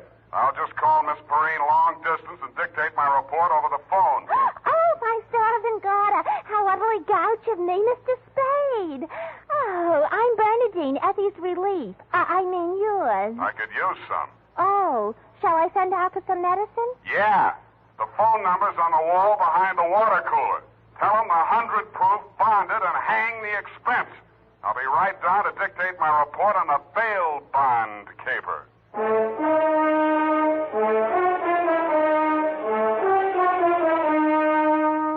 Dashiell Hammett, America's leading detective fiction writer and creator of Sam Spade, the hard-boiled private eye, and William Spear, radio's outstanding producer-director of mystery and crime drama, join their talents to make your hair stand on end with the adventures of Sam Spade. Presented by the makers of Wild Root Cream Oil for the hair. Only 3 days left, gals, and June, the month of weddings, will be over. But don't worry, there are still 187 days left in leap year, still time to snag the man of your dreams. You know, the one who uses Wild Root Cream Oil on his hair. He and millions of other men use Wild Root Cream Oil daily because Wild Root Cream Oil grooms the hair so neatly and naturally, relieves dryness, and removes loose dandruff. Any smart man who wants to look smart always insists on Wild Root Cream Oil Hair Tonic. Again and again, the choice of men who put good grooming first. And now, with Howard Duff starring as Spade, Wild Root brings to the air the greatest private detective of them all in the adventures of Sam Spade.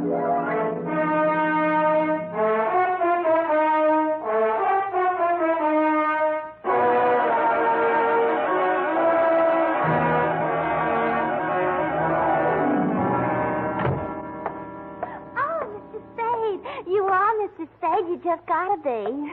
Yes, but why? It was fate. I knew it was going to be like this. I had my qualms, too, Bernadine. Oh, that's good. I sent the other back. The other what? I called that number, but it was euphonious. They said whiskey. Is something the matter? No, nothing at all. I'm perfectly calm. Well, I'm glad. My previous employer was very nervous, which is why I just happened to be tentatively at large when Effie reproached me about being a relief to her. Figures. Bernadine, now I'm not being fresh. Honestly, I'm not. But do you take shorthand? Yeah, but I don't speak it. What is that you speak? Don't answer. Ready? Rodney. I mean Roger. Date. I'll have to ask my mother. Down, Bernadine.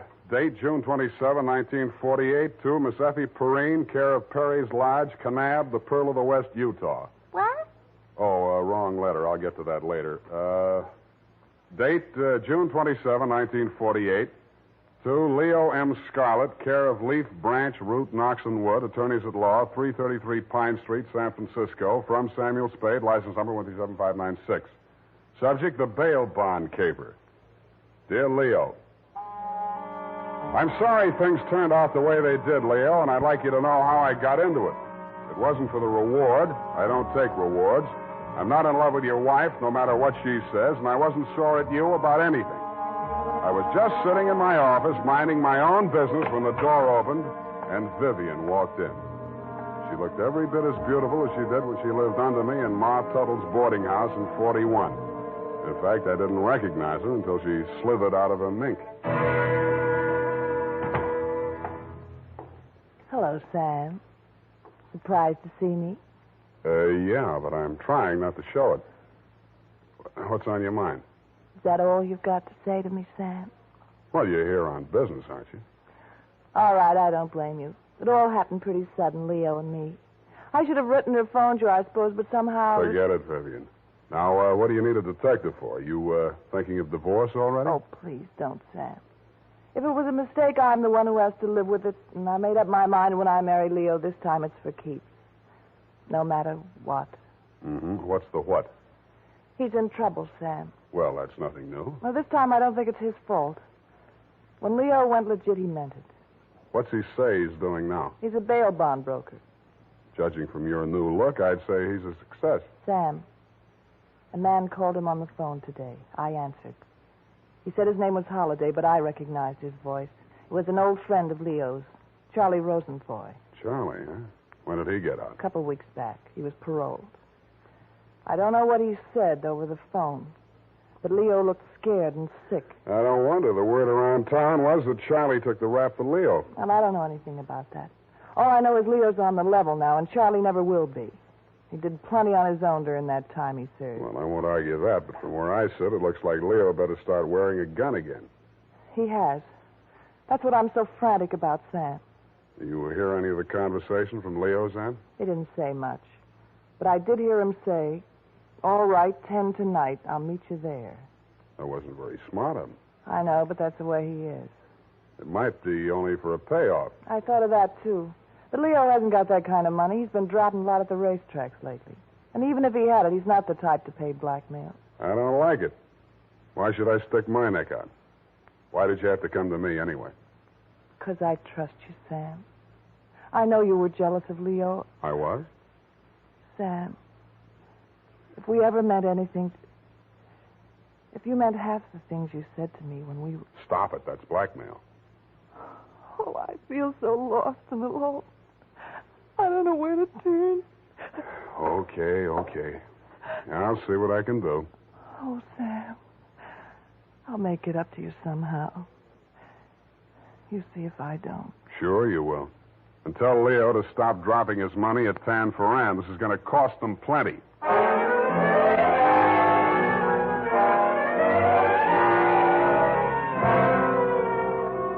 Vivian had said that your rendezvous with Charlie was scheduled for 10 in the p.m. and that you were too upset to go to work that day, so you'd be at home, 1246 Dunbar. I took a plant in your apartment building from a sleepy lagoon-type cocktail bar across the street called, you guessed it, the Sweet Leilani. Your wife joined me, and after a while, we got around to talking. At least she did. I bet you can't guess what I'm thinking about. Huh? Listen, Sam. You remember that night we drove to Half Moon? Bay. Oh, you do remember. Oh, we used to do the craziest things. I should have married you, Sam. Please, not while I'm drinking. You know what? The trouble with crooks, they have to work day and night. Yeah. Hey, you're not listening. No, but everybody else in the place is. Let's talk about you, Sam. Did I ever tell you how I met Leo? No, and please don't. And then he opened a bucket shop. You know what a bucket shop is?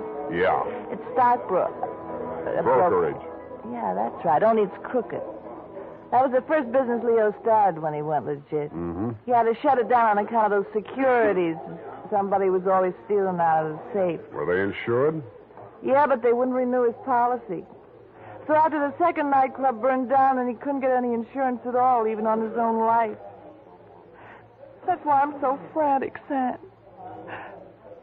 Hey, give me a nickel. I want to play Sweet Leilani.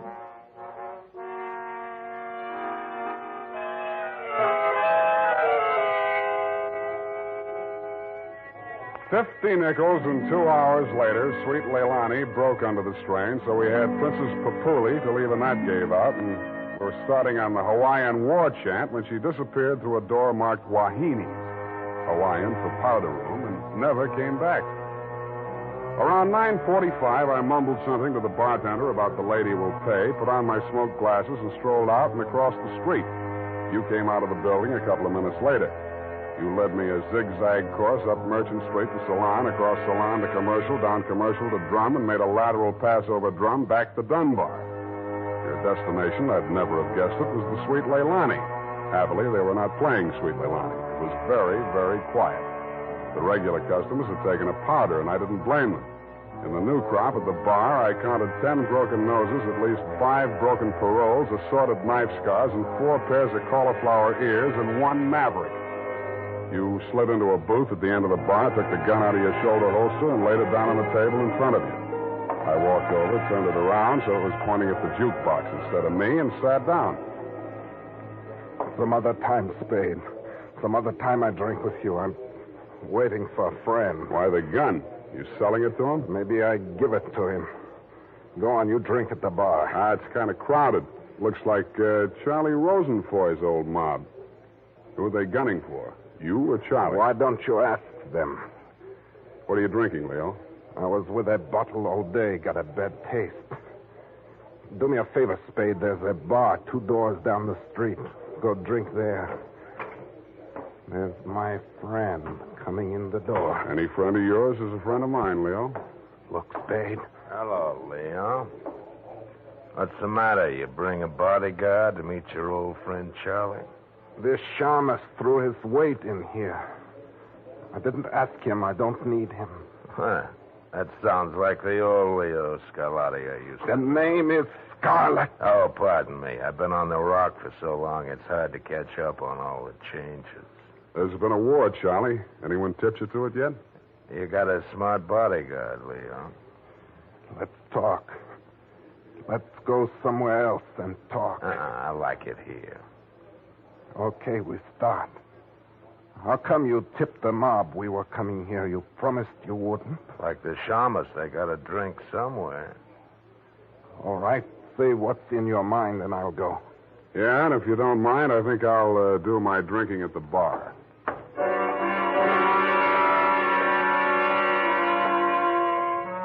Both of your guns were on the table. It didn't look as though you were going to use them on one another, and I figured that neither of you was going to do much talking in front of me anyway, so I strolled back to the end of the bar to look at the television. The 10 o'clock news roundup was on, and the ticker tape that was moving across the screen said ... in Atlantic City today, period. I ordered a highball, and then the ticker tape started again. This time it said San Francisco, $1 million bail bond robbery. $1 million in negotiable bonds is tonight in the hands of a group of daring hold-up men who commandeered an armored truck at the very portals of the police department in the Hall of Justice. And it said, this concludes the 10 o'clock edition of the television news roundup.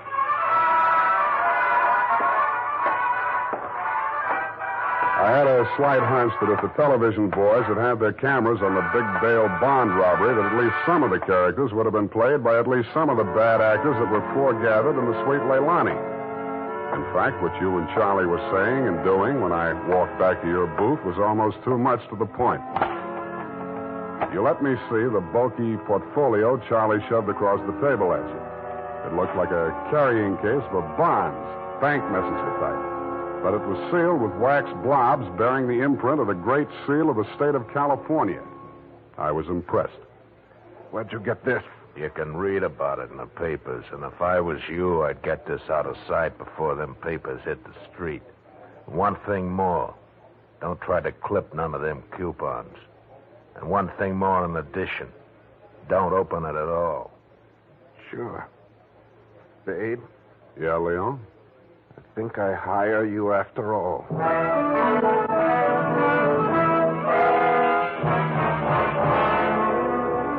I took the job, and you handed me the portfolio. Outside, we flagged the taxi, and you gave the driver an address on Portsmouth Square. Your office, I hate to remind you, was behind one of a bunch of neon-lighted storefronts across from the Hall of Justice. The sign on the door said, press the button and let freedom ring any hour, day or night.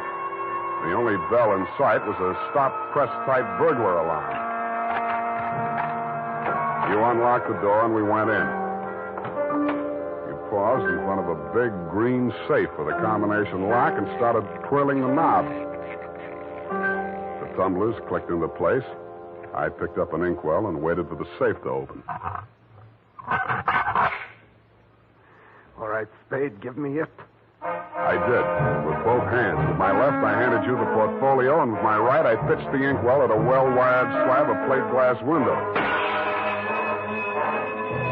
When the burglar alarm went into action, so did you. You dropped everything and were out of the door and out of sight before you could say, let freedom ring. While I was waiting for the cops to arrive, I helped myself to a $500 bearer bond I found lying loose in your safe. I had a feeling I might be needing some bail myself.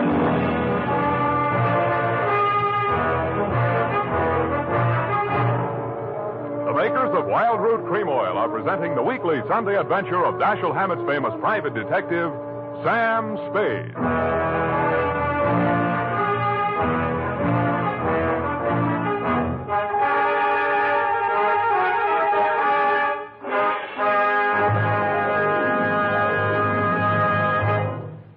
Here's important news on good grooming. If you want the well-groomed look that helps you get ahead, socially and on the job, listen. Recently, thousands of people from coast to coast who bought Wild Root Cream Oil for the first time were asked, how does Wild Root Cream Oil compare with the hair tonic you previously used? The results were amazing. Better than 4 out of 5 who replied said they preferred Wild Root Cream Oil. And no wonder. It gives you the advantages that men consider most important. Wild Root Cream Oil grooms your hair neatly and naturally. relieves annoying dryness, and removes loose dandruff. What's more, non-alcoholic wild root cream oil is the only leading hair tonic that contains soothing lanolin that's like the oil of your skin. So ask for Wild Root Cream Oil Hair Tonic. Again and again, the choice of men who put good grooming first. By the way, smart girls use Wild Root Cream Oil, too, and mothers say it's grand for training children's hair.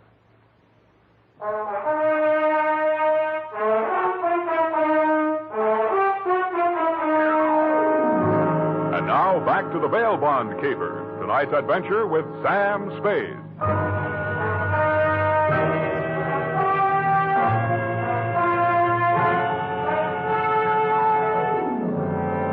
I had hoped, Leo, when I made my spectacular move in your bail bond office and set the bells to ringing, that I'd get the caper off my neck and onto the capable shoulders of the police, where it now belonged.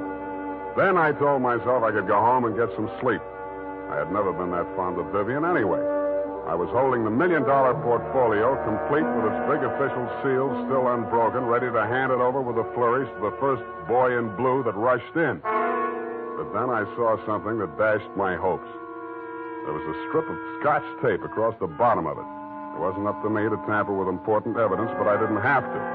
It was only a question of what magazine had been cut up to replace the $1 million in bearer bonds. That question was answered at headquarters 20 minutes later. It turned out to be the last 52 issues of Radio Life, which even Captain Walsh of the robbery detail admitted was no help. Neither was Captain Walsh. Now, Spade, in your statement here, you state, sweet Leilani, and that Rosenfoy did hand portfolio exhibit in question to Leo M. Scarlett, alias Scarlatti, at approximately 10:20 p.m. this date. That's it, Captain. Now, you sure you want to stick with this? You don't want to change any part of the statement? No, I just want to go home and go to bed. I'm afraid you're going to stay with us for a while. Who, me? Statement of Jordan Joyce, M.D. Statements of Hilda Sackwriter, R.N. and Mildred DeVille, R.N. Day and night nurses, respectfully. Who's sick? Rosenfoy. He's been quarantined in his home in Daly City since his release from Alcatraz 4 days ago. Chicken pox. Sorry, Sam, I'll have to book you. You sure you don't want to add anything to that statement? Only this. Kelsey Walsh, if you continue to do such brilliant police work, you will be waving a stop sign at a school crossing in time for the fall semester. You are a hangnail on the finger of justice.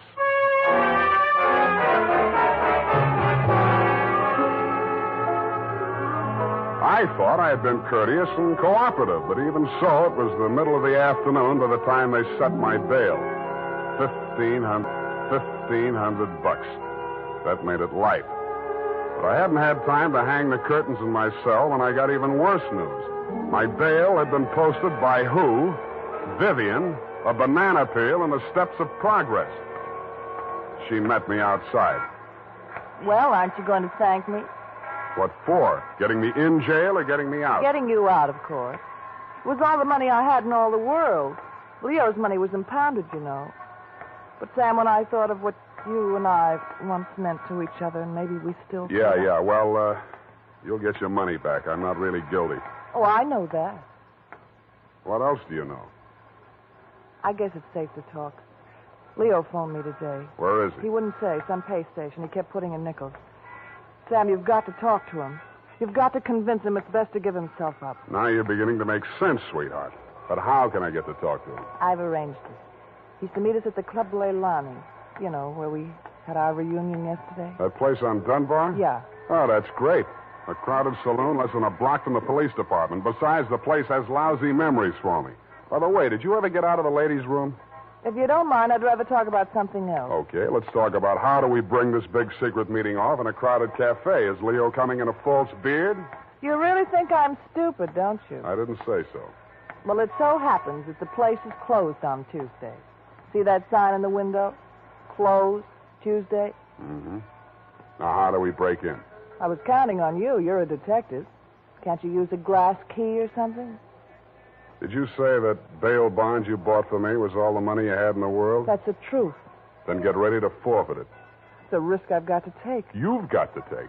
Sam, please, if we ever meant anything... Yeah, I know. Half Moon Bay. But sometimes I wish we hadn't been childhood sweethearts. Wait here. I'll case the alley.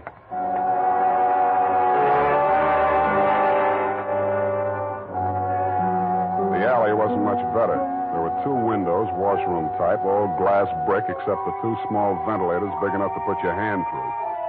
The only hope was the kitchen skylight. I didn't have any trouble getting up to it, but once I was there, things didn't look so good. The view from the roof was a garage door with 2 green lights flanking it. Then it struck me where I was and why I was there. The Club Leilani backed directly on the Hall of Justice where the big bail bond robbery had taken place at 5 p.m. the night before. Without further ado, I put my foot through a pane of the skylight, reached in, unlatched it, and dropped. Hurry up. Let me in, Sam. Up at the front of the building, I could hear Vivian clamoring for admittance. I decided to let her clamor for another minute or 2. It isn't a thing I often do, but I walked resolutely into the ladies' powder room. It was very well equipped. It had furniture, a telephone, and more clues than I needed. The magazines were there, the razor blades were there, the Scotch tape was there. There was even a scraping of red sealing wax on the steel frame of the window slot. But best of all was what I found in the paper towel dispenser. I lifted it out and moved it next door to the men's washroom. Then I let her in. What kept you so long? You'll spoil everything. I was afraid you'd... Here comes your husband. Come on, let me in. What happened, Leo? You're early. Any objections? I just got itchy, that's all. How are you, baby? Don't, Leo. I'm so nervous. Strain. What are we going to do, baby? What's Spade going to do for us? Tell him, Sam. I'll leave you 2 alone to talk it out. I'll freshen up a little. Haven't had my face on all day. Poor kid. Well, Spade, let's have it. Yeah, she's right, Leo. I can do a lot for you. But you've got to do something for me. Spade, this is level. I never saw those bonds. I know that. Then what are you after? The truth. It's the only thing that can save you, and if you take this rap, I take it too. I'm in clear up to my neck. Okay. Charlie Rosenfoy came around to Vivian and made her this proposition. He was going to pull this bail bond job and plant the goods on me to get even for the rap he thought he'd taken for me. Vivian pretended to play along with him, only she got hold of the package long enough to take the bonds out and put the old magazines in instead. Yeah. The idea was the mob would think Charlie had double-crossed them, taken the goods for himself, and delivered a phony packet to their banker, which was supposed to be me. Sure. Only you had to get smart and set off that burglar alarm. Now I'm getting the squeeze on all sides. The mob, the law, Charlie are all gunning for me at once. Don't worry about the mob and the law, and don't worry too much about Charlie. What are you driving at? That'll be him now. Who tipped him I was here? Get back in the corner. It's dark in here. He'll never see you. I'll take care of him. All right. Hello, Charlie. Oh. Come on in. Oh! Good boy, Spade. Get his gun. You're my friend. Sure, I'm your friend.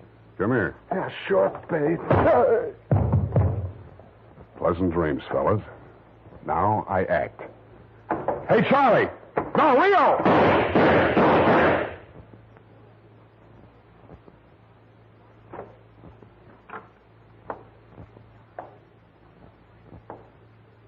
Vivian? Sam? That you? Yeah. The last of your boyfriends. You mean Leo? Charlie? Yeah. They just knocked each other off. Oh, Sam. I can't see.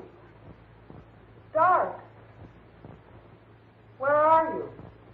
Right here in front of the jukebox. You sure?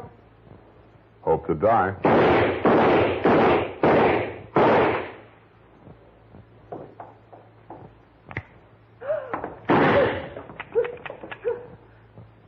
Drop it, Vivian. It's empty. Sam,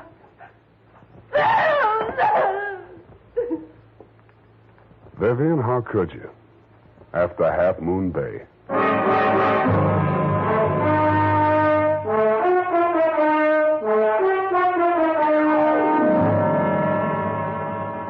I'm sorry I had to knock you boys out, Leo, but better lumps than bullet holes, eh? After she started wrapping up the caper, it wasn't too hard to figure what she was up to, providing you could keep her smoke out of your eyes.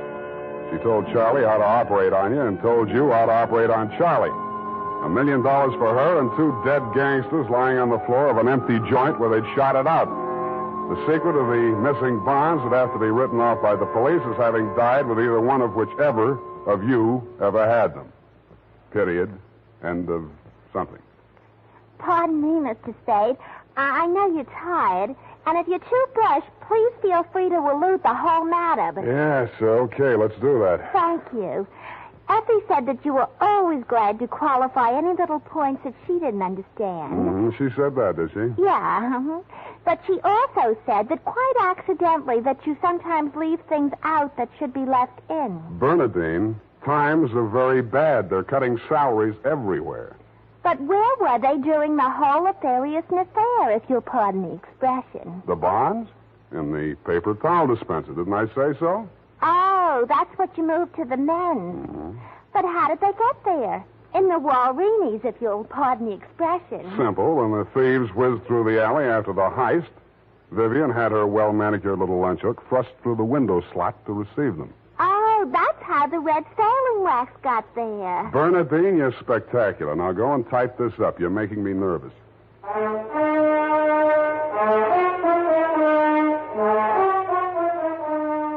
You know what they say about people who like mysteries? Once a mystery fan, always a mystery fan. And that goes for hair tonics, too. Once a Wild Root Cream Oil fan, always a Wild Root Cream Oil fan. Just try it and you'll see what I mean. Wild Root Cream Oil grooms the hair neatly and naturally, relieves annoying dryness, and removes loose, ugly dandruff. So tonight, or first thing tomorrow, step up to your drug or toilet goods counter and ask for Wild Root Cream Oil. Get the big economy bottle and the handy new tube that's easy to pack when you travel. Also, ask your barber for a professional application of Wild Root Cream Oil Hair Tonic. Again and again, the choice of men who put good grooming first. Well, here it is, Mr. Spade. I hope it's not too erroneous. Oh, I'm sure it's quite offensive. Don't you mean inoffensive, Mr. Spade? Have it your way. I don't want to sound imprudent, Mr. Spade, but I must say that your conduct through the whole thing was very brave and outrageous. Don't you mean courageous? Now I've got you doing it. You're going to be just like Mr. Cummo. Your previous employer, no doubt. Yeah, poor man. You know, he finally became completely erasable. They had to take him away. What were his symptoms? Well, when he ordered the puppy biscuits, I thought he was just being concentric. But after a while, he wouldn't answer to anything but Rover. I had to sprinkle his flea powder in the morning, you know? And then he had his little tricks. He always wanted to show off, you know, sitting up and rolling over.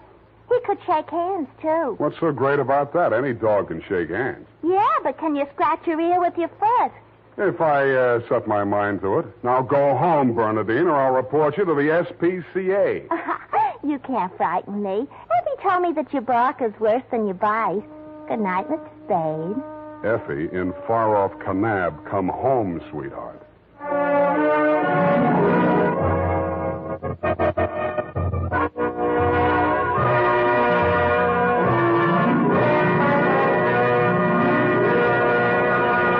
The Adventures of Sam Spade, Dashiell Hammett's famous private detective, are produced and directed by William Spear. Sam Spade is played by Howard Duff.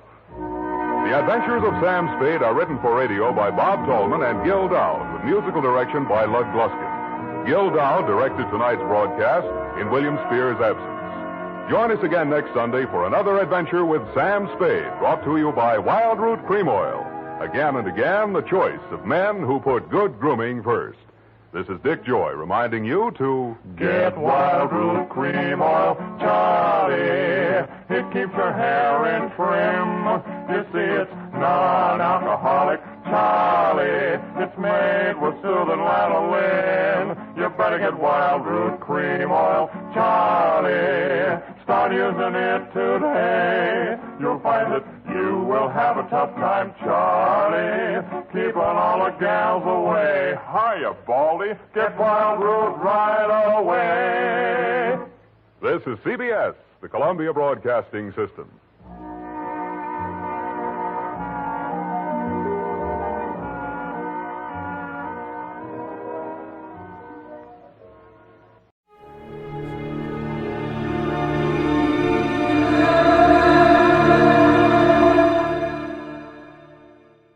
For your enjoyment, Wrigley Spearmint Chewing Gum presents from Hollywood Edmund O'Brien as Johnny Dollar. Good evening. This is Mr. Snell, secretary. Oh, sure. Hi. I was unable to reach Mr. Snell before he left for the West Coast, but he asked me to outline the case to you and hoped you'd follow him out there. It's quite serious. Oh? What is it? Our company has been carrying the policies on a line of pleasure boats for a West Coast sales agency, the Arrowcraft cruisers. Within the past 2 weeks, 3 of them have sunk, with no survivors. Bad risks. Yes. There's a liability clause. Next of kin in each case is bringing suit for nearly $1 million.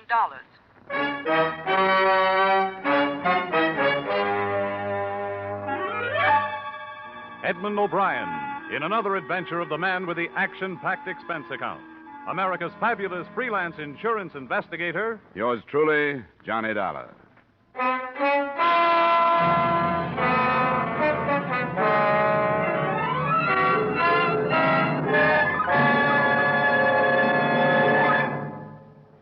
To make every day more enjoyable, treat yourself often to refreshing, delicious Wrigley Spearmint Chewing Gum. Here's a taste treat you can enjoy indoors, outdoors, at work, or at play. The cool, long-lasting mint flavor refreshes you. The smooth, steady chewing helps keep you fresh and alert. Adds enjoyment to whatever you're doing. Wrigley Spearmint Chewing Gum. Healthful, refreshing, delicious.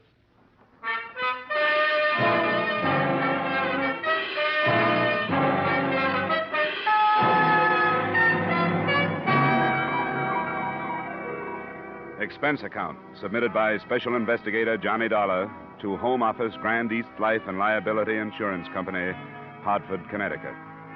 The following is an accounting of my expenditures during assignment to Millard Snell of your legal department on the investigation of the Arrowcraft matter. Expense account item 1, $275 air travel Hartford to Los Angeles and rented car travel from Los Angeles to Newport Beach and the heart of the trouble.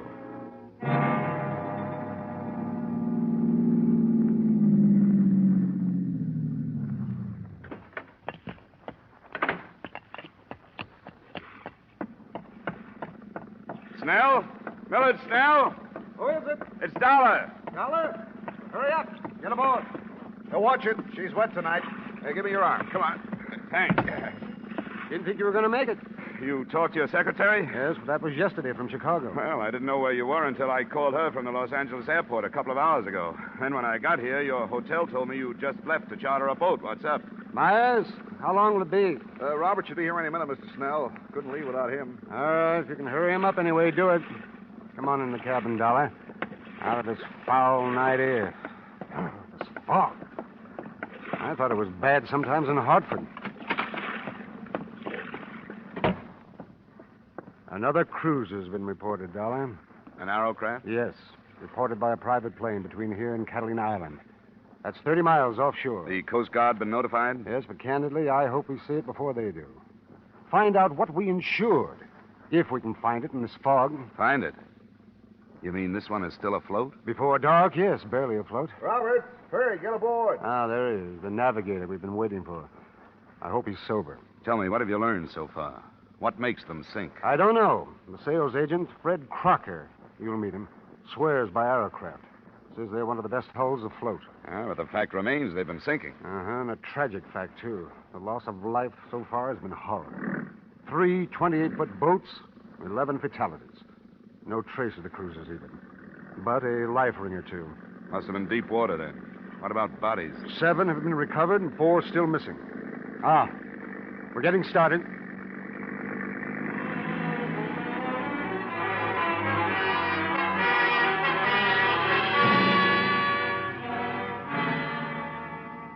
It was 10 p.m. when we left the quiet resort village, and it was dawn when we saw in the fog what we had been unable to find during a whole night of searching. The Arrowcraft, without sign of life, was almost entirely awash, bow down in the channel swell. That's close enough, Myers. Right. We don't want to nudge her. She's liable to roll over.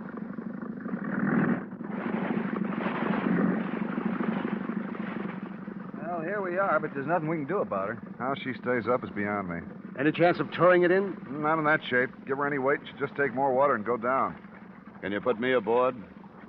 If you want to go, I can put you there, but I don't know what your weight is going to do. She's ready to roll. What do you think, Roberts? Oh, we'll put him over the stern. That shouldn't upset her.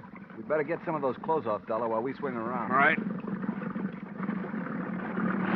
You think it's worth it?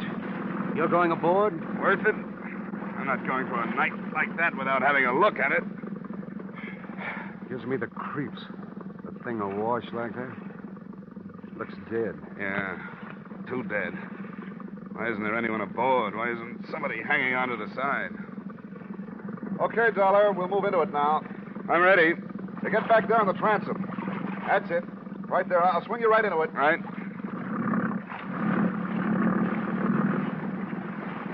There you are. Go ahead. Okay. Hey, get off the gunwale. And stay amidships. Don't get to either side. She'll roll. I'm all right. Anything there? Yeah. Yeah, there's something here. There's a girl in the cabin.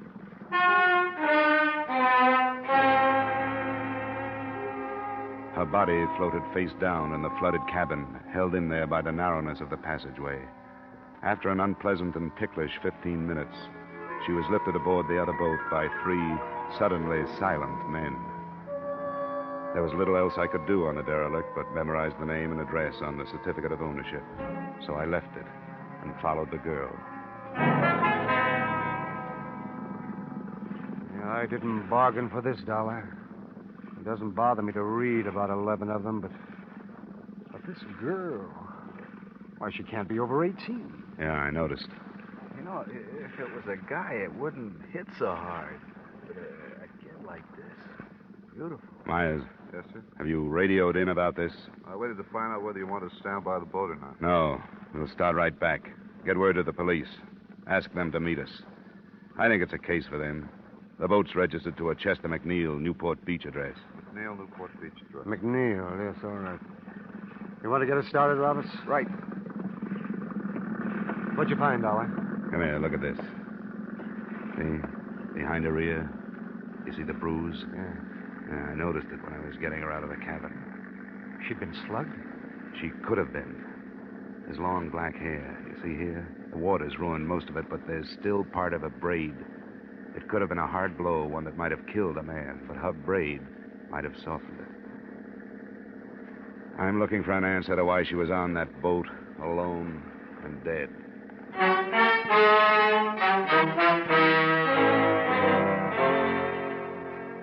It was an answer I never did actually find and prove, because in the final analysis, the death of this beautiful, dark-haired girl was no more important than any of the rest of them. She was taken to the county morgue, and after making my formal statement to the police and giving them my informal theories, I followed her there. Now, I take it that the deceased is not a personal friend of yours. That's right, Dr. Sane. I'm an insurance investigator. I'm in Southern California because a number of people have died in the sinkings of some insured pleasure boats. Oh, yes, the Arrowcraft? Yes. And the death of this girl has become important to me. What's her name? Caruso, Antonia Caruso. She was identified by her mother. Antonia. Are you planning an autopsy? Why do you ask? I wonder if you noticed a bruise behind her right ear. Yes, I reported it.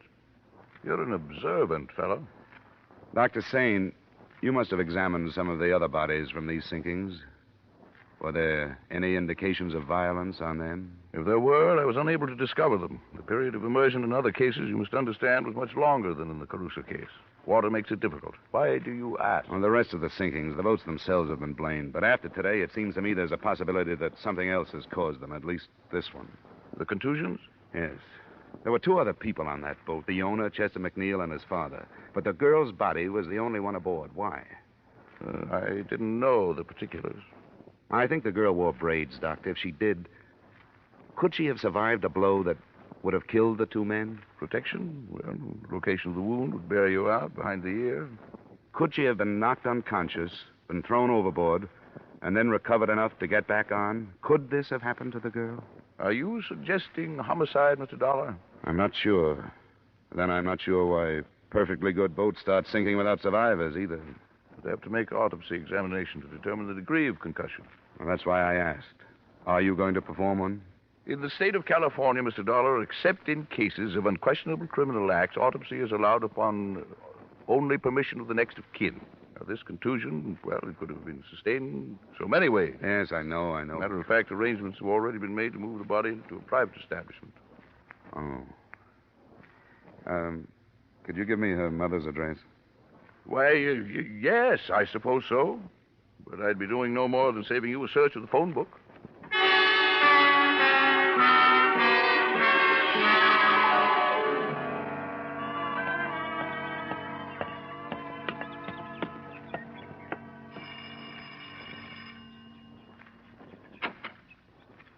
What is it you want? Mrs. Caruso, I'm the man that found your daughter. Oh. Then why have you come here?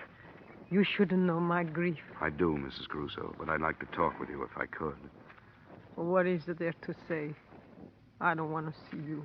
There is no room for sympathy. I didn't know anything about your daughter, but I'd like to. I'd like to hear about her. Why do you do this? Because I don't think her death was accidental. Oh, go away. Why do you say this? My girl, she never did no wrong. I didn't mean that, Mrs. Caruso. Please, may I come in? All right. It's my house. I'm sorry. It's not cared for. There have been so many things today. Well, I won't stay long. She was a good girl. She was going to marry Chester. His father was with them. She was going to marry Chester. Oh, we hoped it so much, Antonia and me, that it would be a good marriage. Mrs. Caruso. We always dreamed. We were good people, only poor. We give everything so Antonia will be better. She was so beautiful.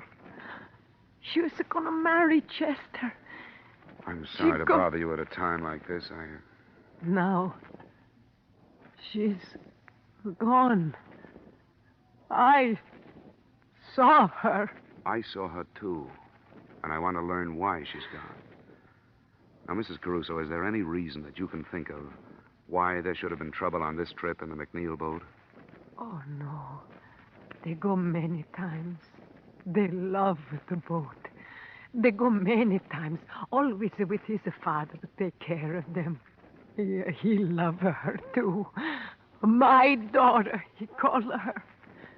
She was going to marry his Chester. Be so happy. Please, Mrs. Caruso. Oh, my Antonia. Antonia. Please, go. You know my grief. Leave my house. Leave my house.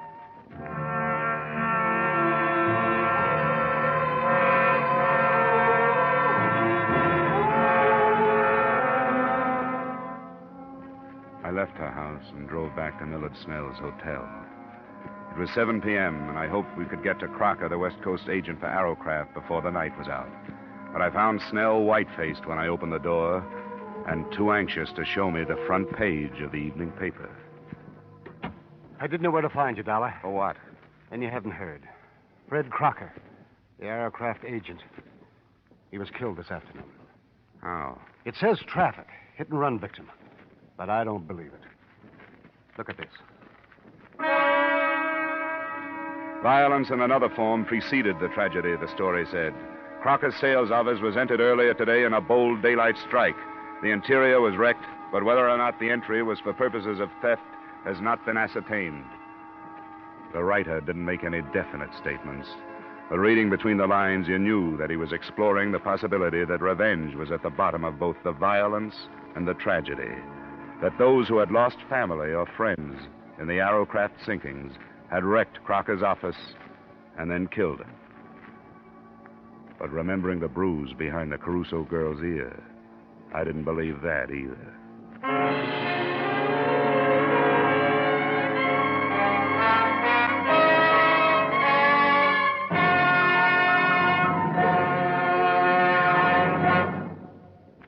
To make every day more enjoyable, treat yourself often to refreshing, delicious Wrigley's Spearmint Chewing Gum.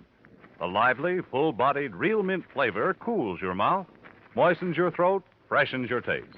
And the chewing itself gives you a little lift, helps you keep going at your best.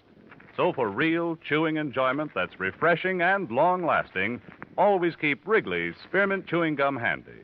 Healthful, delicious, Wrigley's Spearmint Gum will make every day more enjoyable. And now, with our star, Edmund O'Brien, we return you to the second act of yours truly, Johnny Dollar.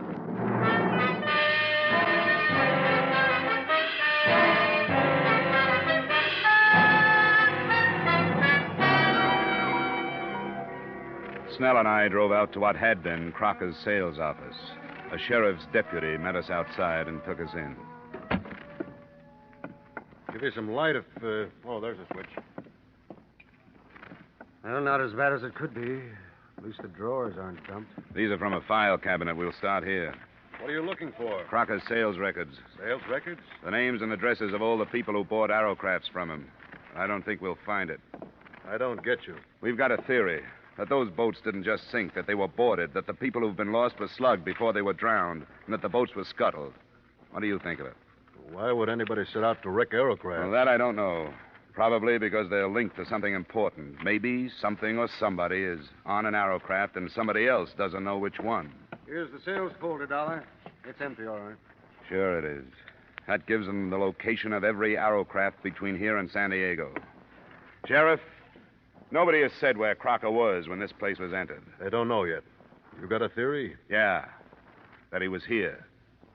Yeah, that after the list of names and addresses was taken, he was dragged out of here and killed with a car for the same reason the others have been killed.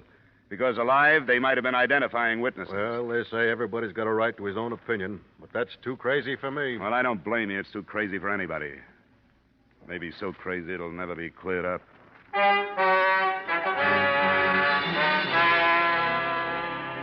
Expense account item 2, $112 cost of entertainment that same night for as many members of the press as I could get hold of. They listened to my theory, agreed that it was unbelievable, but worth printing on the grounds of sensationalism. The story made the morning editions, most of the papers slanting it towards warning the Arrowcraft owners listed in Crocker's stolen records. But it didn't look so unbelievable because it had a companion piece. A night watchman at one of the yacht clubs lay near death from gunshot wounds after apprehending a prowler aboard an Arrowcraft. The prowler was being held at the county jail.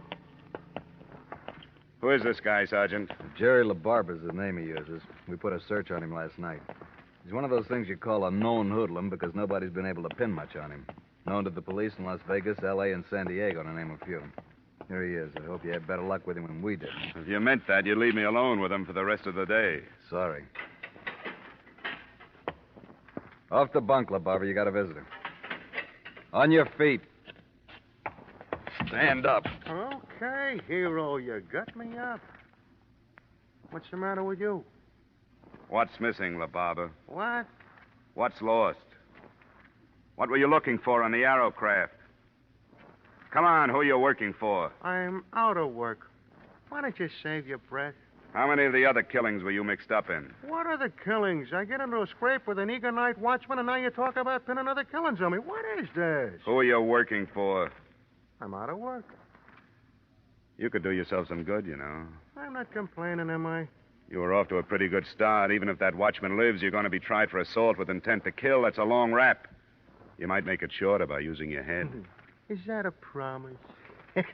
Don't make me laugh. You're a sucker, LaBarber. But this is a promise.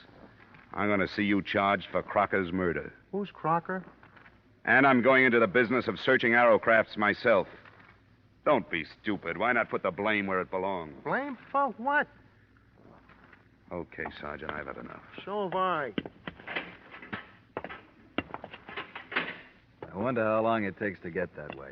And for what? I could buy and sell you, you cheap tin star. Well, what do you think? He's covering for somebody, isn't he? Hank, you're right. You shouldn't have tipped your hand so much about searching the boats. Word's going to get out. Out of a jail cell? He called for a lawyer, one of the hot men from L.A.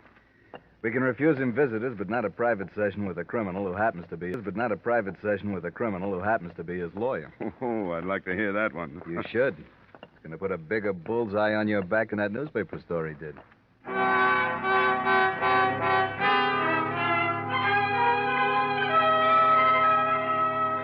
There was no trouble that day and no progress.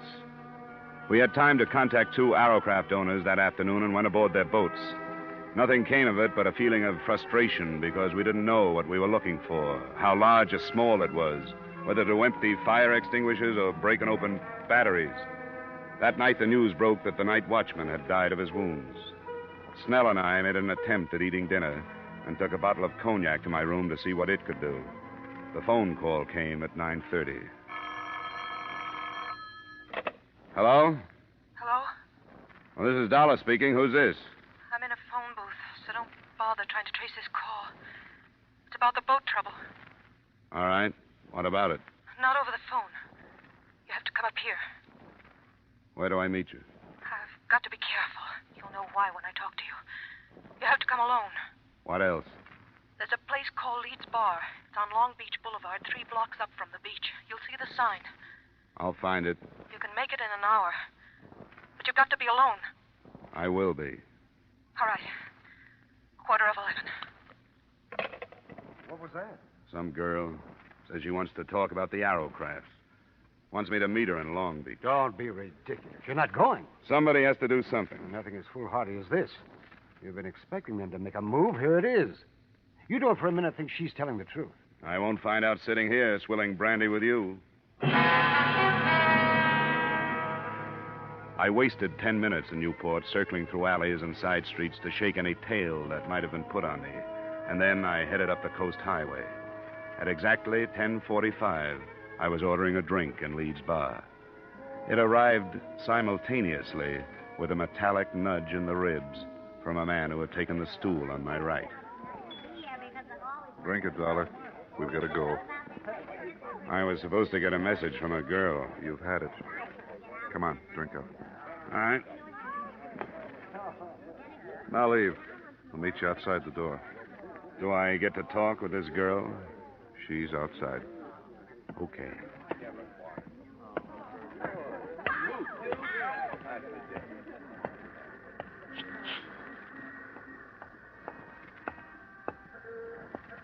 This way. Here's a car. No, you get in the front with her. I'll get in back. Where to now? Just a little way. You weren't followed? I made it a point not to be. Huh? You wanted to talk. Yeah, I do. I don't know what's going to happen to me, but I don't think I care anymore. It's been like I killed all those people who've died. Take it easy, honey. You mean their deaths are your fault? Sort of, yeah. I mean, I could have stopped it, but I was afraid to because one of his men would have killed me. And I thought he'd stop before this. He? Who do you mean? Hey, watch what you're going. You better stop, Gwen. This is as good a place as any. Yeah.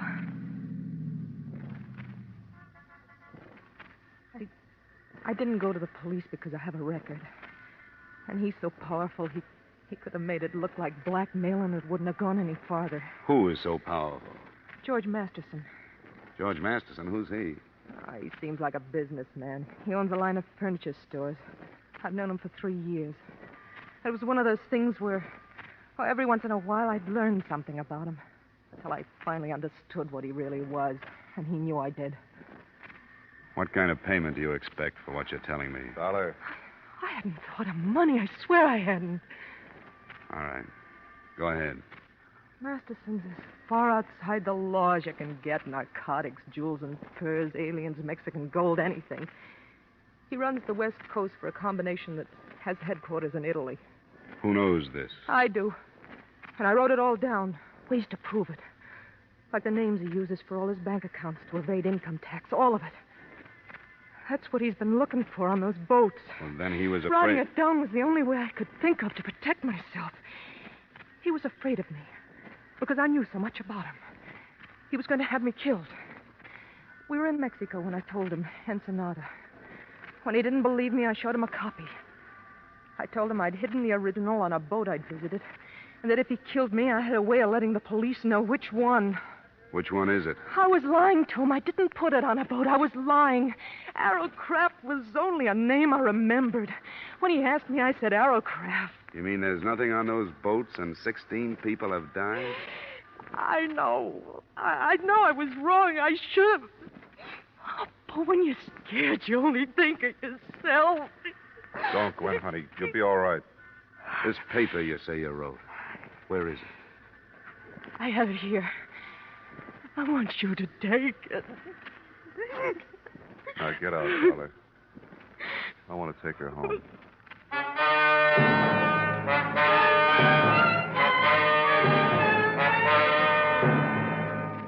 I didn't fully believe her until I had finished reading her denunciation of George Masterson after they'd left me. But by the end of it, I knew that in my hands was the hottest document in California. I knew that hundreds of rotten lives could be crumbled and millions of dollars in criminal traffic could be stopped. And it did away with the possibility of any suit against Arrowcraft or your company. But it wasn't enough. I should have gone to the authorities with it then. Instead, I took a room for the night and mailed it to the FBI in the morning. Then I went after Masterson. I found him in a plush office in one of his furniture stores. Here. Just a moment, sir. You can't go in there. Miss Masterson. What's the meaning of this? You're announced before you get in here. Not this morning, Masterson. I'm sorry, sir. Get somebody to throw this man out. What's the matter with you? Who are you? Johnny Dollar, working on the Arrowcraft sinkings. Gwen Thomas. I've read her statement. I don't know what you're talking about. About 16 deaths. The FBI can have you for the rest. But I want you for those 16 deaths. Get away from me. Get away from you! Stay away from me. Get up! Listen to me.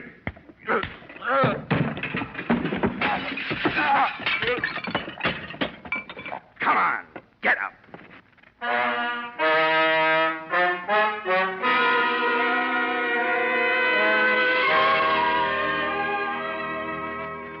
As far as I was concerned, that was it.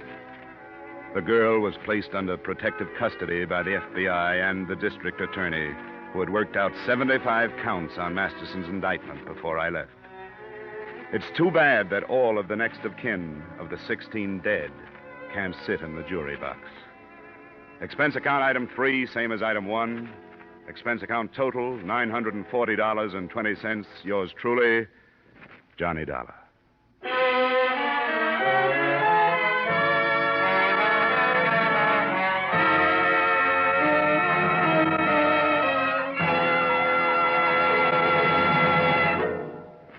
Remember, friends, to make every day more enjoyable, treat yourself often to refreshing, delicious Wrigley's Spearmint Chewing Gum.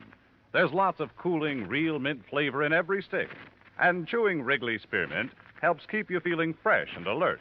You feel better, work better, get more fun out of doing things.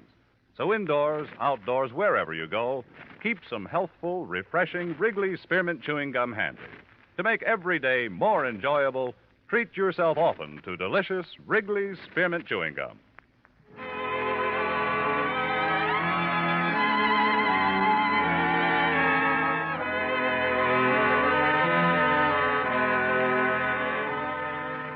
Yours truly, Johnny Dollar, stars Edmund O'Brien in the title role and is written by Gil Dowd and David Ellis, with music composed and conducted by Leith Stevens. Edmund O'Brien can soon be seen starring in the Columbia Pictures production 711 Ocean Drive. Featured in tonight's cast were Gene Bates, Howard McNear, Clayton Post, Harry Bartell, Hy Averback, John McIntyre, and Jeanette Nolan. Yours truly, Johnny Dollar, is produced and directed by Jaime Del Valle.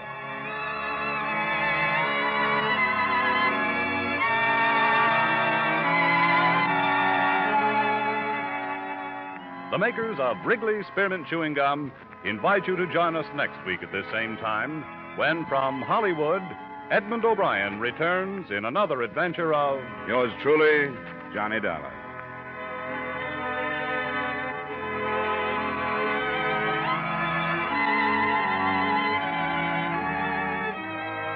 Bob Stevenson speaking. This is CBS, the Columbia Broadcasting System.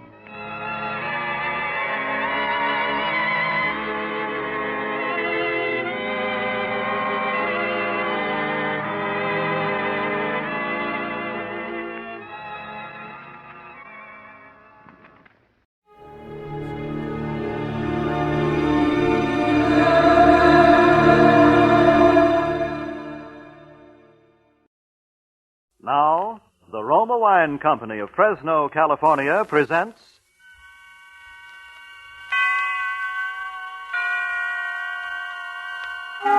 Suspense.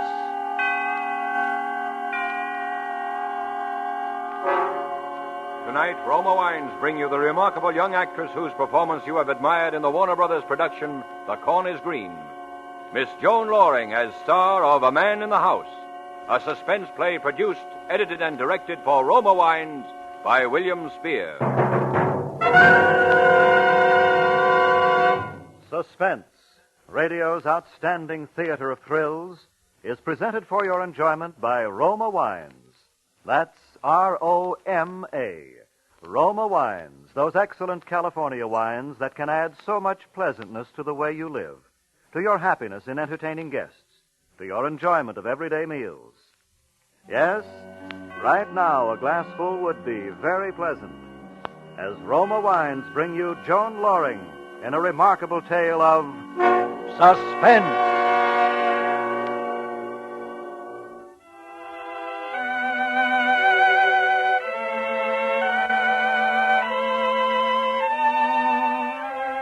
When I was 17, they called me that pretty little Barrett girl.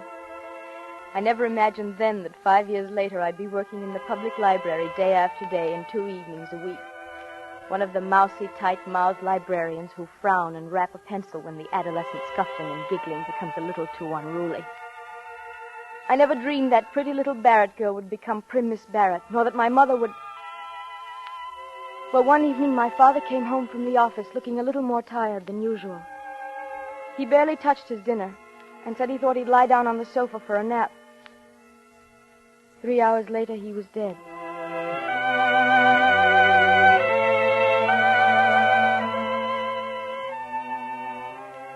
From that day, Mother was a changed woman, and our house was a changed house. She became suspicious and bitter and solitary. After a time, people stopped coming to visit, and Ted Roper learned not to call for me. I suppose I should have rebelled, but I was never a rebellious spirit, and I knew Dad would have expected me to stand by her. And so in a year or two, things had completely changed for me. I was working at the library, stamping cards and checking books, and rapping on the desk when the giggling became too loud in the corner. Ted Roper went away to school, studying to be a doctor, and by the time he came home to set up his own practice, he was called up for the medical corps. I'd get postcards from him from time to time, and meanwhile I worked at the library and came home and cared for Mother, because her health had grown progressively worse. Now she was in a wheelchair and always in pain, although she'd never consent to see a doctor.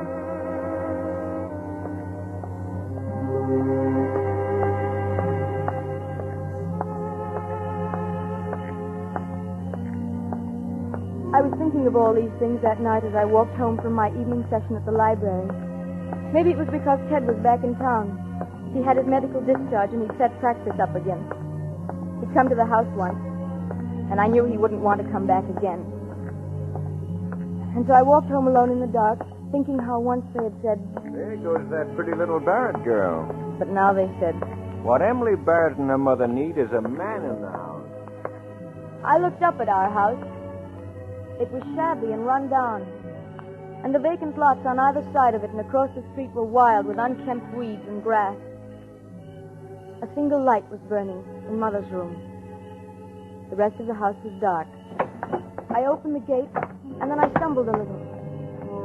Something soft and yet unyielding was at my feet. And somehow my blood went cold as I reached down and my hand touched something still and lifeless.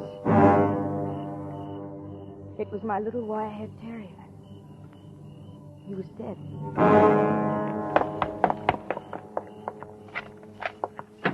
Mother, poor Rover, he's...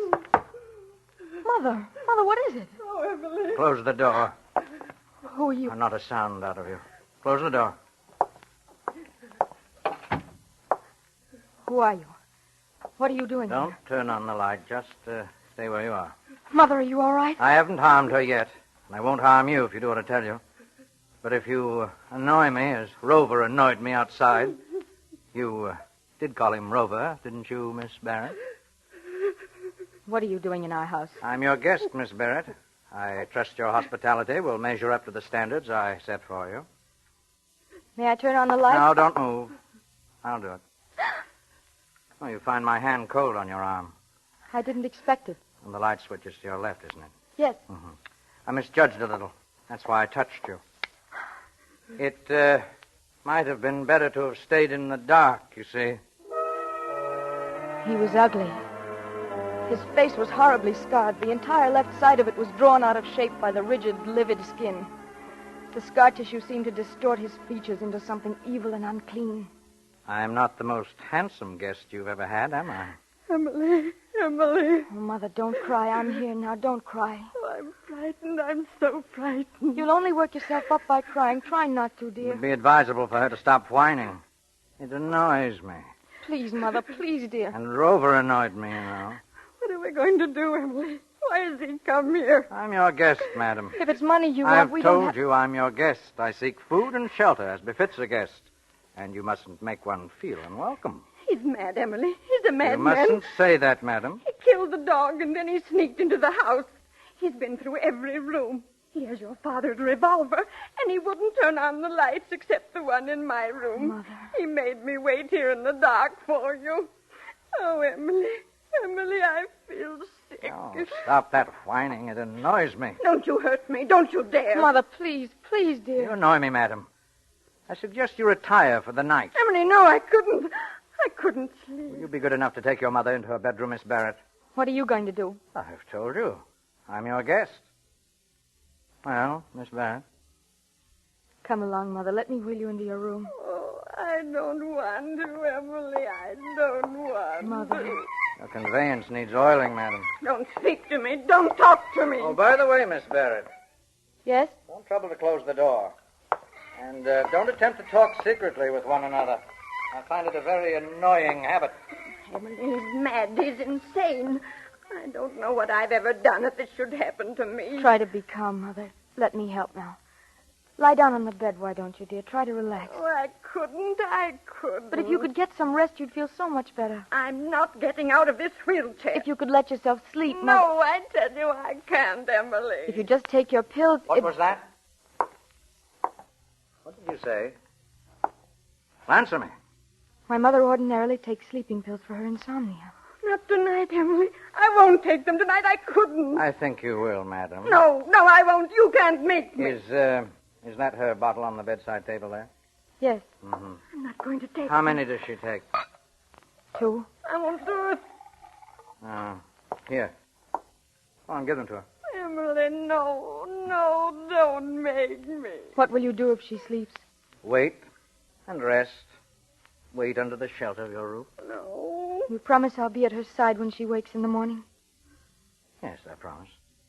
I'll give her the tablets. No, I won't take them. Very well. Take them now, Mother.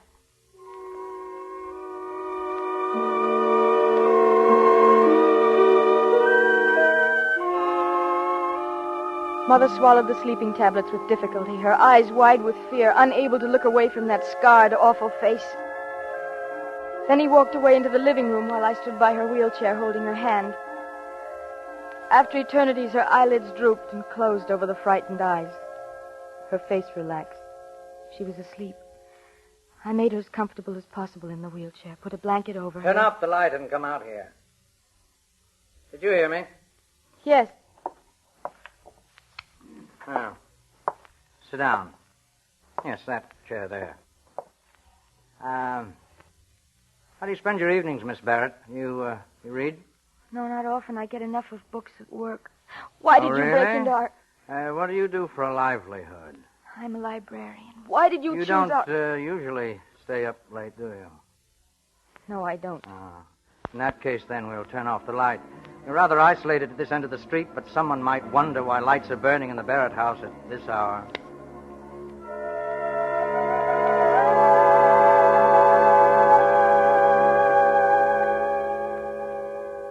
Why sit so uncomfortably, Miss Barrett? Go on, lean back. Be at ease. Why don't you leave us in peace? We won't give you... I need rest. The safety of rest and solitude. But why our house? Why? Because you have few visitors. Your mother's to blame, isn't she? My mother? Weak, selfish, complaining. Not the most delightful of companions. You're a librarian, you say, huh? How long do you intend to stay here? Your curiosity annoys me. Shall stay here as long as I please, for a very long time if need be. You can't. You'll be found out. Oh, I doubt that very much. But if I fail to report for work... Oh, you won't.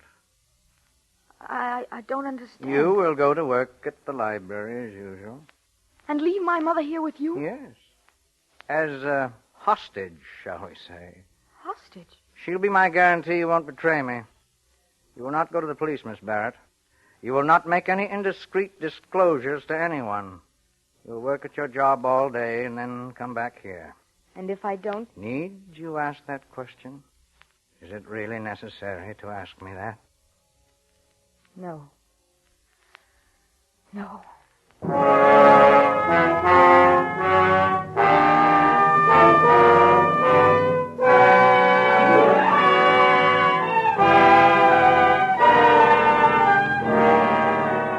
For Suspense, Roma Wines are bringing you as star Miss Joan Loring in A Man in the House by Leslie Edgley. Roma Wines' presentation tonight in radio's outstanding theater of thrills, Suspense.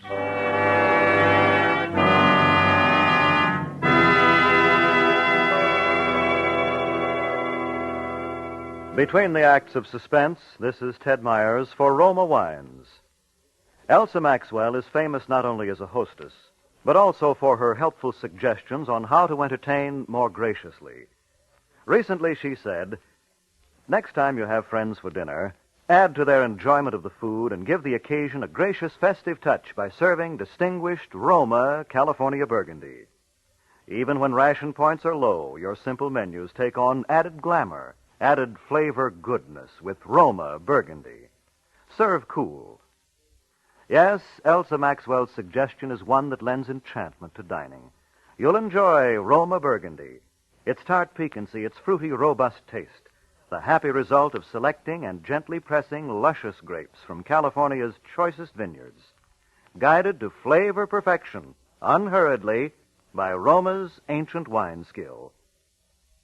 Good Roma wines never vary, are always enjoyable, yet cost only pennies a glass.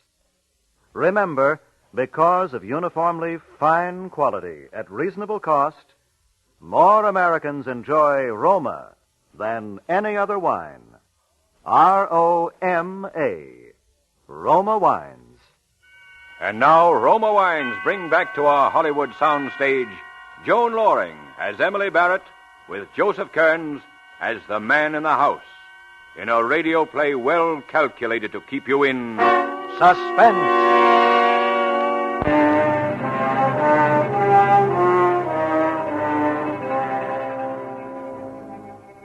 The rest of the night passed in silence.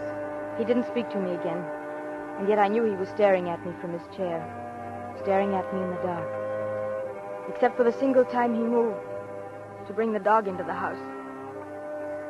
I was still frightened, so frightened. But it was the morning I thought of. The morning when I would have to leave Mother alone with him.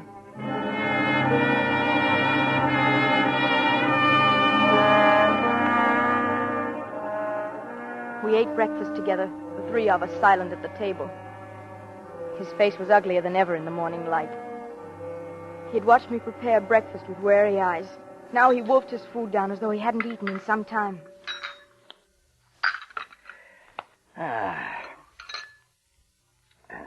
You're not hungry? No. And you, madam? I'm not hungry. I'm sorry to hear that. Is it time for you to leave, Miss Barrett? Leave? Emily, what does he mean? Your daughter has a job, Mrs. Barrett. You wouldn't want her to leave it, would you? Emily, no, you can't leave me here. You can't. You'll be all right, Mother. Really, you will. It's the only thing I can do. Emily, no. You'd better go, Miss Barrett. And remember your responsibility. Yes. Yes, I'll remember. My day was a nightmare. I performed my duties automatically. And all the time my mind raced with speculation. What was he doing? Was Mother all right? How could I possibly get him out of the house? Reverend Amber, please. I couldn't tell anybody. I knew that. I didn't dare. He'd kill her in a minute. My card's expired, but could I land? For Mother's sake, I had to keep silent. I had to. And meanwhile, stamp books.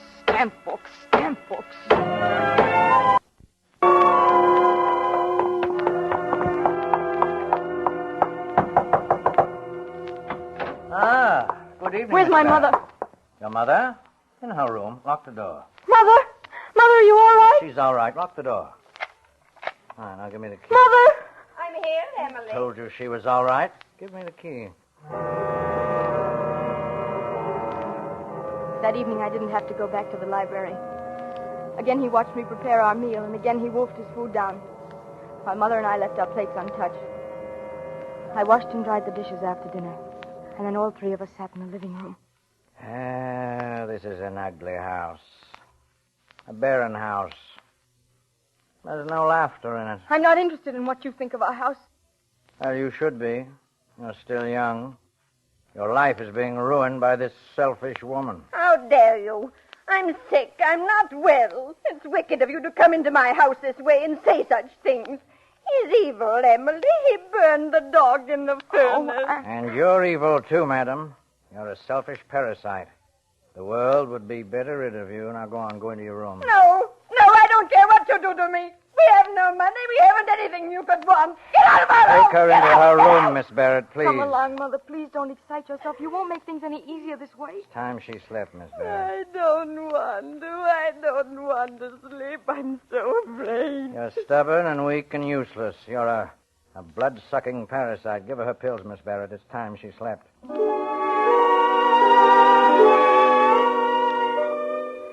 Mother refused to leave her wheelchair again, but I persuaded her to take her sleeping tablet. And after she'd fallen asleep, I returned to the living room. He sat in a chair where he could watch the door and windows. One side of his face was twitching, a nervous tic he couldn't control. You have permitted your mother to ruin your life. That isn't true. Of course it's true, I know. I've seen it happen before. I know all about it.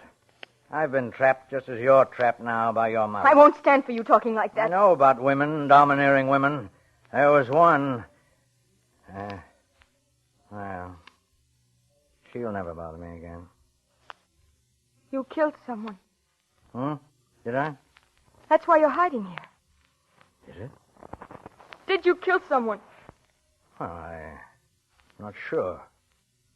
Maybe someone annoyed me. I'll kill if anyone annoys me. Don't annoy me, Miss Barrett. Tell your mother not to annoy me.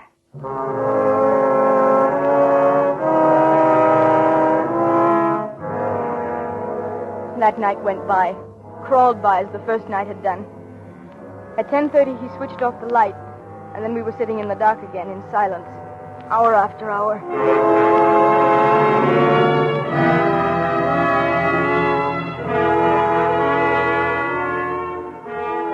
When morning came, I was wretched and haggard, but I knew I had to do as he said, leave the house again. I had no other choice. I had to leave Mother with him. I'd have to go about my duties as usual. For a moment, I thought of going for help, but I knew what he'd do to her if someone even approached the house. And then as I came down the front steps, my heart almost stopped, for Ted Roper was coming up the front path. Morning, Emily. Hello? I'd heard your mother wasn't too well, and I thought I'd drop in a minute and see her. Oh, no, I don't think you'd better. She's asleep. Well, that's too bad. I wish I'd stopped in last night. I was in the neighborhood, and I was just on the verge of knocking on your door, and I noticed your lights were out. Oh, yes, we retired early. Is there something wrong, Emily? No, there isn't. You look worn out. Getting plenty of sleep? Yes, I am. You've got to get a lot of sleep. And as he stood there chattering on about my mother and my health, I could see the curtain in the living room move. He was watching us. He could probably hear every word that was being said. Emily, you're not listening. Are you well? Of course I'm well. Will you leave me alone, Ted? course, if that's the way you feel. I'm sorry, Ted, but I have a headache. I'd appreciate it if you'd go on. Certainly. And as Ted disappeared down the street, I turned and looked into the window. He was standing there back of the curtain, smiling, as if in approval.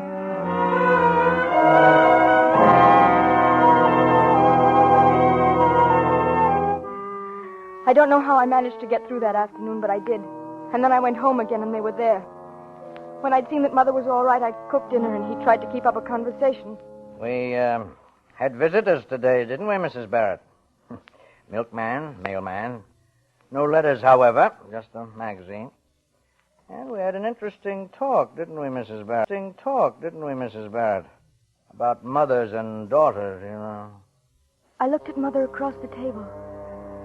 The panic in her eyes had given way to another emotion. One hard to name at first. And then I realized it was resignation. As though she were resigned to her fear. Her face was peaceful, strangely serene, and she looked more beautiful than I'd ever remembered seeing her.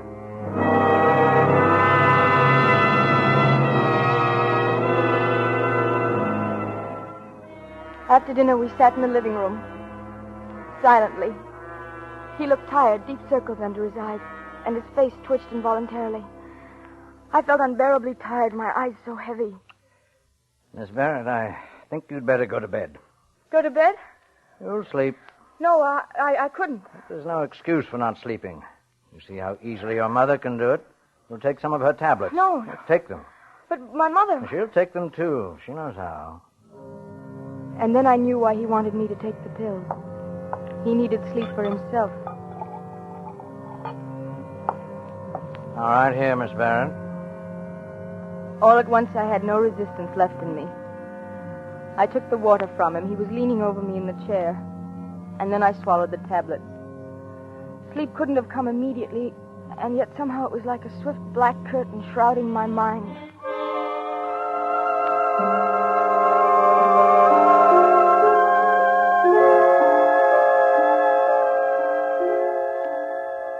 When I awoke, he was still asleep in the chair facing the door and the windows. But the moment I moved... Good morning. Where's my mother? In her room, of course. Mother was still sleeping in her wheelchair. But something was wrong. She looked so strange. Something was radically wrong. She was ill. My first impulse was to cry out, to run to him and plead with him to help me. But I knew that was useless. I turned around, knowing that I shouldn't leave her, and yet I was powerless to help her. It's late. I won't have time to make breakfast this morning. Yes, we seem to have overslept, didn't we? I'll have to go now. The key, please unlock the door. Oh. Mother's still sleeping. Please don't disturb her. That still depends on you, Miss Barrett. Have you forgotten?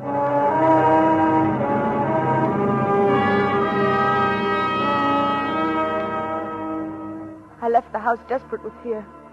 Mother had to have medical attention immediately, and yet I didn't dare call anyone in. I didn't dare do anything that would endanger her life. I didn't know what to do. I walked blindly and rapidly along the sidewalk, almost running, not knowing where I was going. And then I saw Ted. Hello, Emily. Headache better? Oh, Ted. What's wrong? What is it, Emily? Ted, you've got to help me. You've got to. Oh, Ted. Here's my car, Emily. Sit down now. Tell me what's wrong. And then I told him the whole story. And when I'd finished, he said... I'd better go to your house at once. But you can't, Ted. I can't let you in the house. You won't have to. I'm not letting you go back there. But I must. I can't leave Mother with him. All right, then. Go back to the house. Tell him you went for a doctor. Oh, I couldn't. Tell him that, Emily. Tell him you saw your mother was ill when you woke up. Tell him you called a doctor and you said nothing about him being in the house. But he won't believe me. I know he won't. We've got to gamble he will. I'll drive you back to the corner. Give you time to walk to the house and explain things to him. Then I'll make my call. And then what, Ted? What will we do then? I don't know, honey. But do as I say. It's all we can do just now.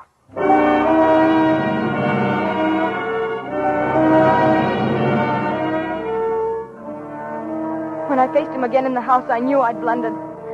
I should never have taken the chance. I shouldn't have left Mother in the first place. What are you doing back here? Why aren't you at the library? I didn't go to the library. Uh-huh. My mother's sick.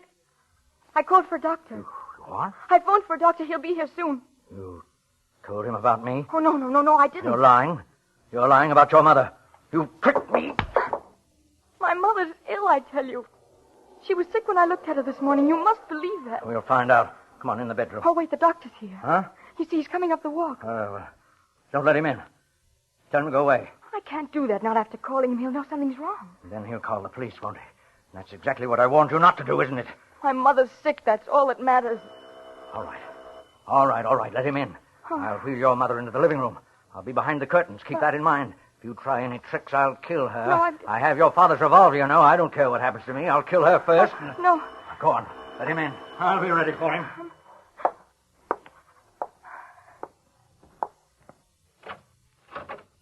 Hello, Emily.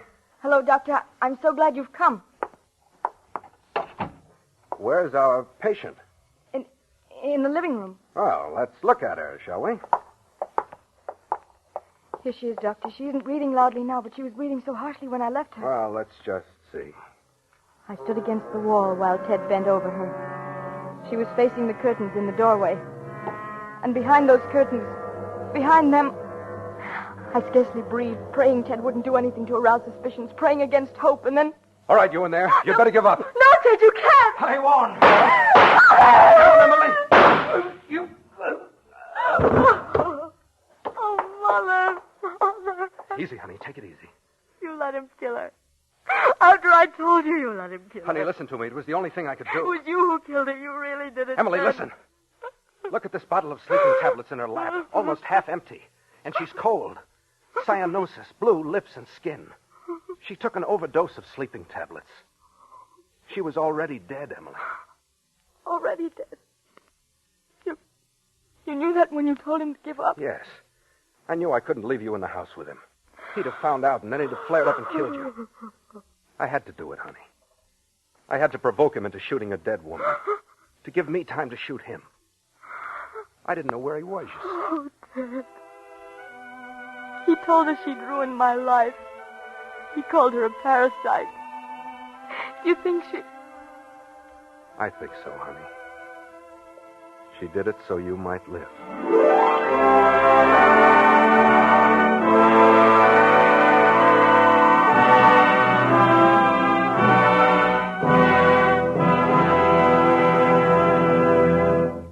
Roma Wines have brought you A Man in the House, starring Joan Loring as Emily and Joseph Kearns as the man, in tonight's study in Suspense. Before Miss Loring returns to the microphone, Ted Myers with a word for Roma Wines, the sponsor of Suspense. Warm weather and iced drinks just naturally go together. And as famed hostess Elsa Maxwell recently remarked, for a gay and colorful warm weather drink, I recommend Roma Wine and Soda, a delightful, frosty, cold thirst quencher that's as delicious as it is refreshing. Yes, and Roma Wine and Soda, made with distinguished Roma California Burgundy or Sauterne, is quick and easy to make. Half fill the tall glasses with good Roma Burgundy or Sauterne. Add ice cubes, sparkling water, and a bit of sugar. And for a decorative touch, garnish with cherries or fruit. And for a delightful aperitif, sip delicious Roma sweet vermouth, well chilled. Zestful, full-flavored Roma vermouth is blended and developed with all the traditional wine-making skill of Roma wineries. Is made and bottled in the heart of California's famous vineyards, yet surprisingly low-priced. Try Roma vermouth soon, won't you? This is Joan Loring with a message from our government. America's war production program calls for the retention of millions of war workers in their jobs until the Pacific War is won. Stay on the war job until released. Keep buying more and more war bonds and hold on to them. And keep supporting all home front activities and observing all wartime regulations. Price controls, rationing, volunteer service, and salvage drives. Thank you. Next Thursday, you will hear Lloyd Nolan as star of Suspense, radio's outstanding theater of thrills. Presented by Roma Wines, R-O-M-A, made in California for enjoyment throughout the world.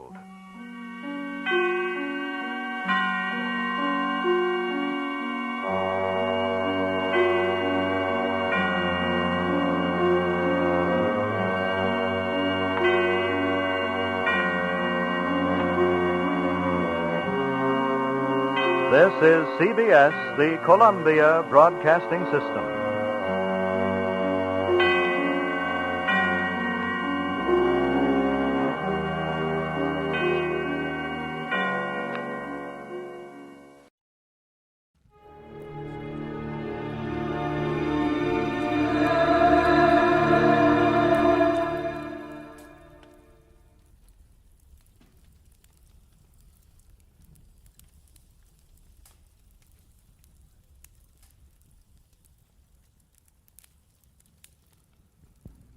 Get this and get it straight. Crime is a sucker's road. And those who travel it wind up in the gut of the prison of the grave. There's no other end. But they never learn. From the pen of Raymond Chandler, outstanding author of crime fiction, comes his most famous character in The Adventures of Philip Marlowe.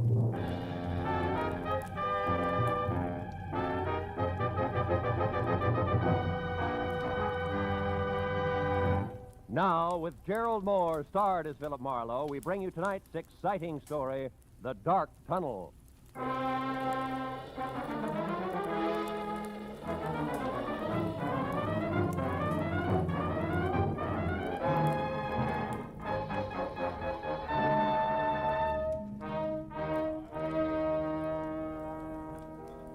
So, after being hitched 1 month, Marlowe, 30 days, where am I? I don't know. Where are you? Out in the cold, and with enough unpaid bills, Marlowe, to choke an elephant. Fur coat, hats, shoes, dresses, the works.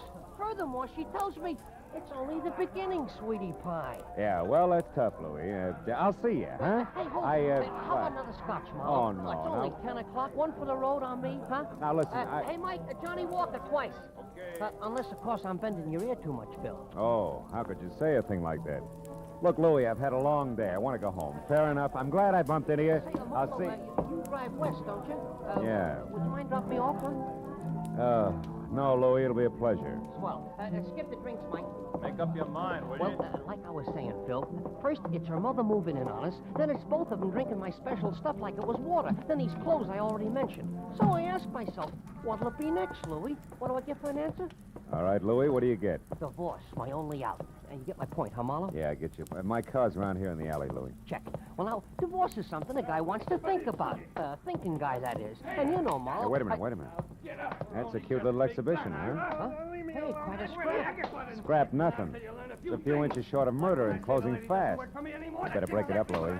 Hey, Heavy. Yeah? Kind of a hot night for this, isn't it? What do you want, Sonny? I'd like to hold your coat. Seems to be cramping your style. He's in one piece. Why, you lousy long nose. Don't worry, I am.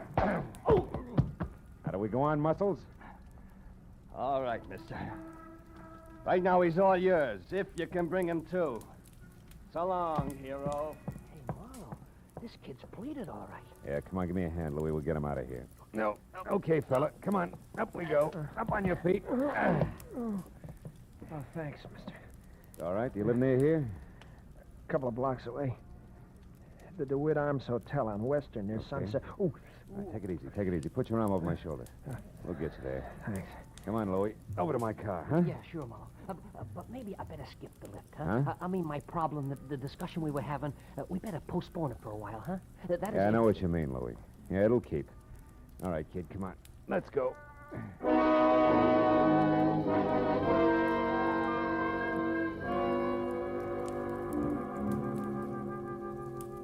The DeWitt Arms on Western was one of those cheap stucco and neon sign little hotels where the lobby floor is threadbare carpet and cigarette butts. The furniture is chained in place, and there are always the usual number of John Smiths on the register. By the time we were there and in the dingy, cramped room, number 111, it was no bigger than a cell. I knew that the boy with the swollen face who leaned heavy on my shoulder was 25. Answered to Ira Clausen, and he knew that I was a private detective without a job on my hands. Then I began to learn a little more. That slick guy in the alley, Mr. Marlowe, his name's Link. Austin Link. He runs the New Blossom Dance Land on North Hoover. Well, what has he to do with this Julia Thayer? Well, I'm not sure. It was the last place she worked just before she dropped out of sight a month ago. I don't think I'll need this towel anymore. I feel pretty... Ooh, take it easy. You better stay on your back, kid. Oh, yeah. Anyhow, Mr. Marley, I went to the New Blossom Dance Land tonight to see if I could pick up any kind of a lead on Julia. Where she went, or why, anything at all. And you found out what? In Austin Link's office, in a desk drawer, this newspaper clipping. It's a month old, like Julia's disappearance. But otherwise, it doesn't make any sense to me. It was stapled to this picture of Julia. Here. Guess it was used in an ad for the dance hall or something. Hey, she's a pretty girl, isn't she? That clipping, what's it all about? Well, I'll read it to you. You mind closing the window first, Mr. Marlowe? I think I'd rather have it hot in here. Yeah, I know I would. Every jerk thinks he's Valley. All right, go ahead, kid. The headline is Faye Patillo killed in car wreck, and then mystery surrounds death of famed gangland woman. Faye Patillo. Hollywood's glamorous first lady of crime in the rackets. Yeah. Says she was killed late last night when her car plunged from Lookout Mountain Road at a hairpin turn. However, the police are puzzled by the fact that although the 40-year-old redhead was in her own car, she was not found at the wheel but in the back seat where, according to the condition of the wreck, she could not have been thrown. Furthermore, no sign of any driver dead, injured, or otherwise was or has been found. I know all about that one. Now, look, is that all you have to go on? Well, not quite, Mr. Marlowe. There's one thing more. What? Just before Link caught me in his office and I ran and hid, as far as the alley where you found me. Yeah. I overheard him talking to someone on the phone about Julia. I have no idea who it was, but Link was very respectful, and he was given a private telephone number. A number he was to remember, not write down. You know what it was? Yeah.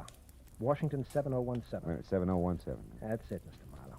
That's not quite, Ira. That's only half of it. What do you mean? You and Julia, why you want to find her, what she means to you, why you haven't gone to the police. Well? I'd rather not say, Mr. Marlowe, if you don't mind. Okay. Suit yourself. Well, good luck, kid. When you're on your feet again, play it a little neater, huh? You'll stay on your feet a lot longer that way. Mr. Marlowe, wait. Please. I want you to work for me. I'll tell you everything. That's better. May help, kid. Anyway, it can't hurt. No. Not any more than it has already. Began back home, Mr. Marlowe, a couple of years. The story Ira Clausen told me I'd heard before. So had anybody who'd spent more than a weekend in Hollywood. Only the names were different. Julia Thayer had loved Ira loved Julia, all this in Cedarville, Oregon. Then the snapper. Someone says Julia's not only beautiful, but has talent. She's wasting her time in Cedarville. Julia believes this, packs her bags, scrambles for movie land, where she falls flat on her face, which isn't quite as gorgeous in Hollywood as it was in Cedarville. Then it's no dough, lots of pride. You got to eat to live, so you get a job. That was where the New Blossom Dance Land came in. And when the letters quit coming on the home front, Ira started to worry. He knew that Julia needed help. Mr. Marlowe, and followed one lead after another. Got as far as the alley where I collected you. Okay, kid, I think I've heard enough. Then you'll help me? Yeah, I'll try. Call you later.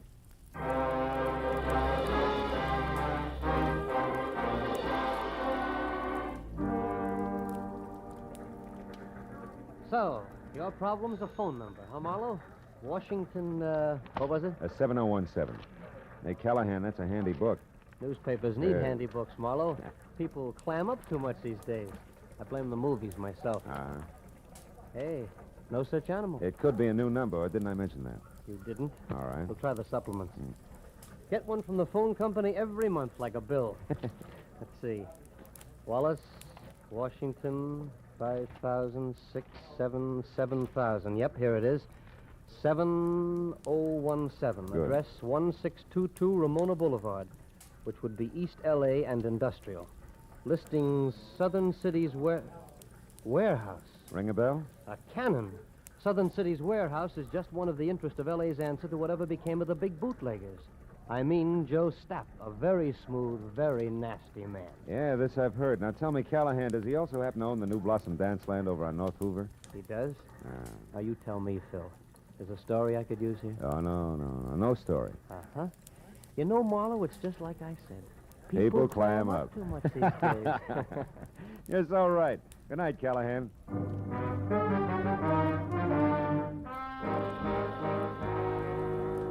If the good gray reporter hadn't mentioned Stapp's prohibition background, I would have chalked the warehouse off as the kind of 9-to-5 place that couldn't possibly help. But on the hunch that Stapp might live in a lush penthouse atop a stockpile a la Chicago 1929 style, I pointed my car for East L.A. and the Southern Cities Warehouse.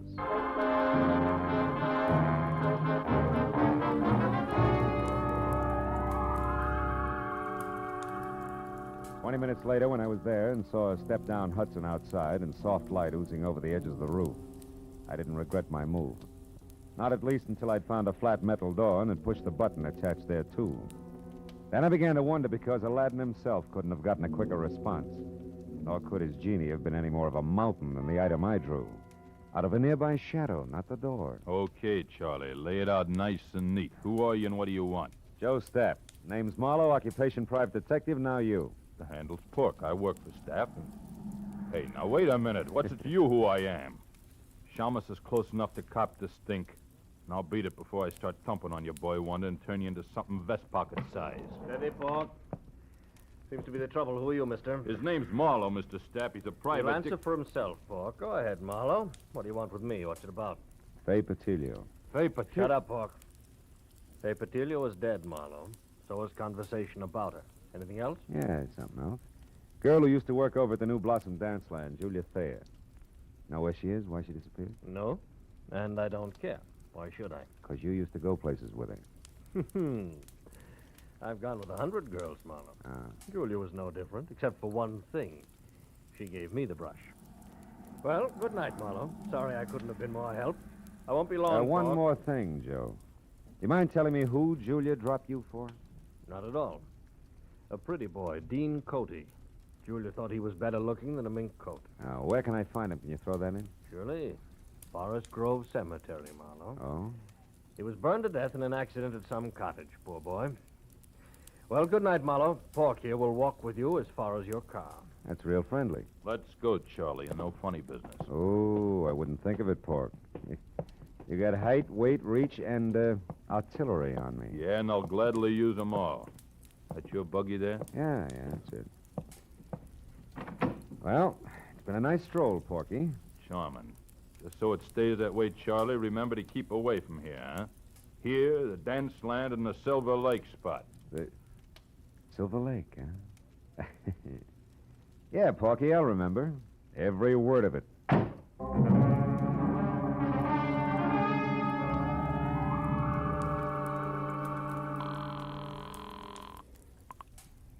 City desk. Callahan, go ahead. Marlowe again, Callahan. Now, listen on Joe Stapp. Does the Silver Lake spot mean anything to you? It does. Yeah? It's on the north end of Silver Lake Road, Marlowe, overlooks the reservoir. Stapp built it as a nightclub, mountain lodge style, about, 10 years ago. Uh-huh. When it didn't go, he converted it into a private home. Or I should say, a cozy place to take the cuties for that one drink. I know what you mean. Good night, Callahan.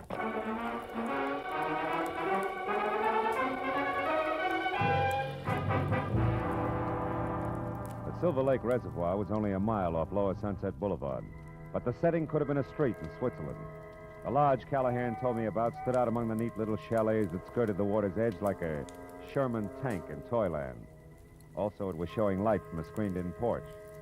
So when I was out of my car across a shaky rustic bridge that spanned the promise of a creek and moving up close, I didn't have any trouble spotting the girl I saw inside talking earnestly into a telephone as Julia Thayer, by build, size, and color of hair. About the face, I couldn't say. It wore a hat that sported enough veil and mosquito-proof twin beds. Oh, that's different. The tunnel. All right, I'll wait there. Yes, as soon as possible.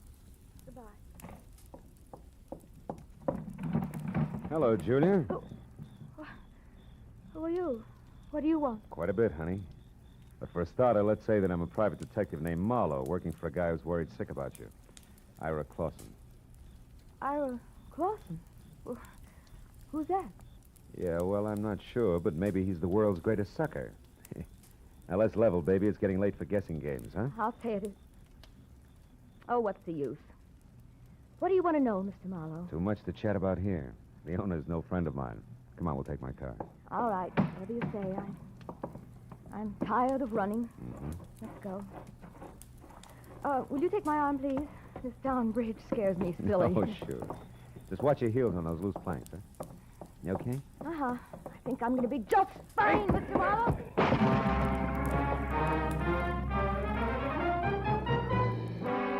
It was all the lead she needed because by the time I'd crawled out of the inch-deep, inch-wide river and was back up on the road, Julia Thayer was in her car away fast as far as Sunset Boulevard. So I went to the phone back in the lodge and got through to my client at DeWitt Arms Hotel and brought him up to date in a hurry. including the latest question mark. The tunnel? Well, of course I've heard of it, Mr. Marlowe. Matter of fact, I've been there. Why? Well, it's where Julia's heading right now. Now, what's the location of it, Ira? Ira! I'm still here, Mr. Marlowe. Yeah. You sound real different. I don't get it. What's up? Very personal business, Mr. Marlowe. You see, I'm Ira Cody, not Clausen. Dean Cody's... Brother, Mr. Marlowe. Brother who's out to get the girl responsible for his burning to death. Julia Thayer, the cheap scum. So Marlowe played Patsy. Oregon, the boy-girl pitch. You made it all up. Every bit of it. Mr. Marlowe, before I needed your help. Now I don't anymore. Get lost.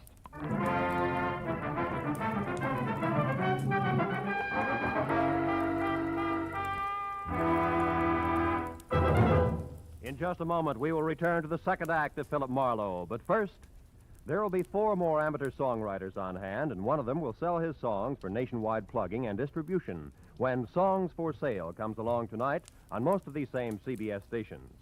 Songs for Sale gives these new songwriters a great chance. Their songs are judged by a panel of experts. Their music is sung by Rosemary Clooney and Richard Hayes. They're made to feel at home under the guidance of the experienced showman Jan Murray. For an hour of fascinating fun behind the scenes of Tin Pan Alley, here's Songs for Sale tonight and every Friday on CBS. Now with our star, Gerald Mohr, the second act of Philip Marlowe, and tonight's story, The Dark Tunnel.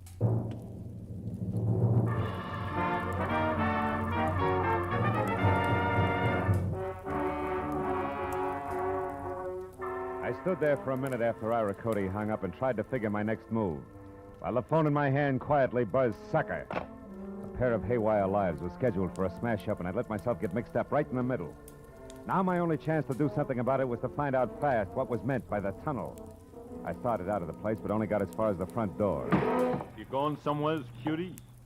That rod makes you 6 feet taller, doesn't it, Porky, huh? I don't like you, Charlie. You played a dirty trick on me. Trick? What are you talking about? When I slipped and mentioned Silver Lake, it made Mr. Stapp mad at me, and I don't want Mr. Stapp mad at me. That I can understand. Now, look, you feel like talking this out? No. Oh, listen, you dumb ape. It's for your own good. Something's going to happen tonight that'll make your boss a lot madder than he is now. I'm the only one who... You're just trying to trick me again, but it won't work. Not this time. First, we lift your gun.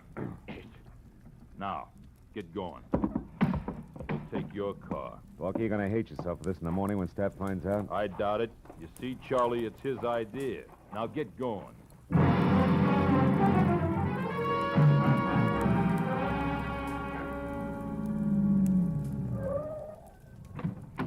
Over there, Marlowe, the big door. I don't suppose Stapp would bother to tell you why he wanted to see me, would he, Porky, huh? No. That's none of my business. Yet. What do you mean by yet? Oh, he might want you to tell him something you might not want to. Then it's my business, Charlie. Go on, open it up. That's enough. Inside. Well. Real genuine warehouse, huh? Chains, tackle, even a hand truck. Well oiled, too. Don't tell me your boss is going legit. Never mind that junk. Just stand right there. It'll like it. This crazy door locked. Here, Pork, try something heavier. Like this truck. Ow! My leg, why you... Now it's your chin. Good night, Charlie.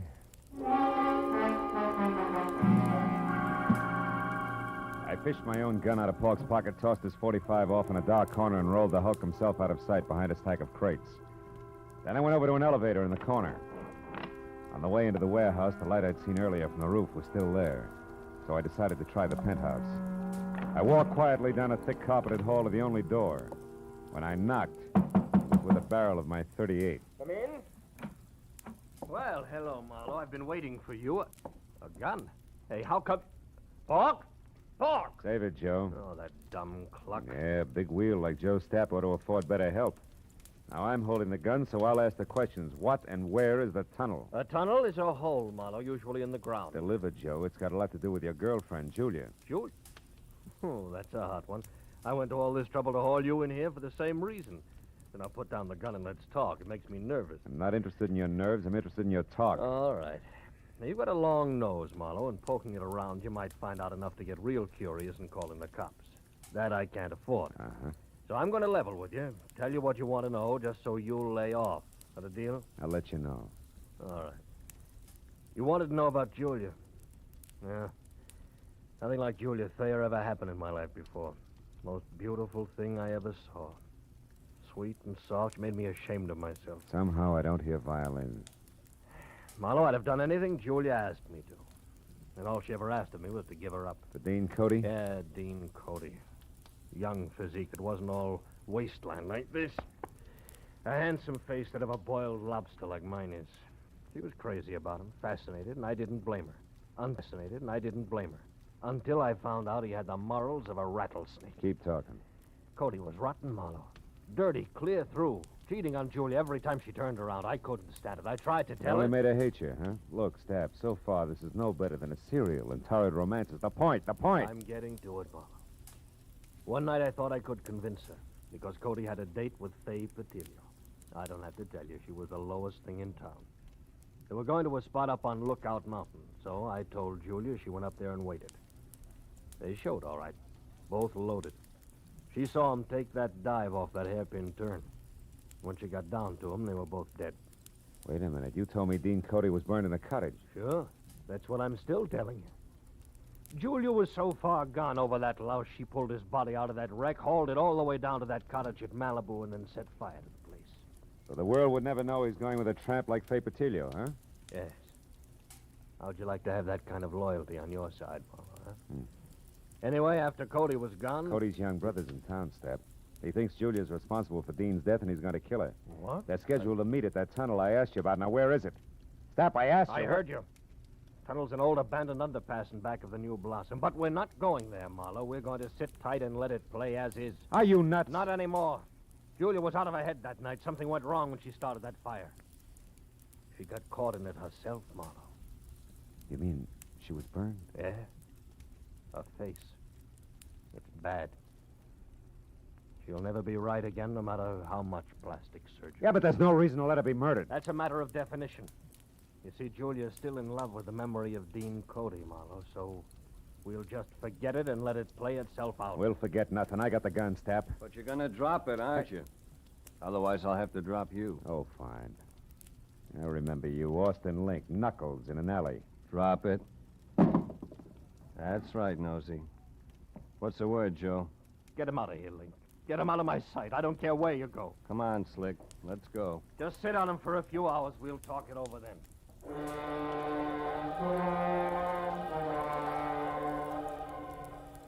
Link was a professional.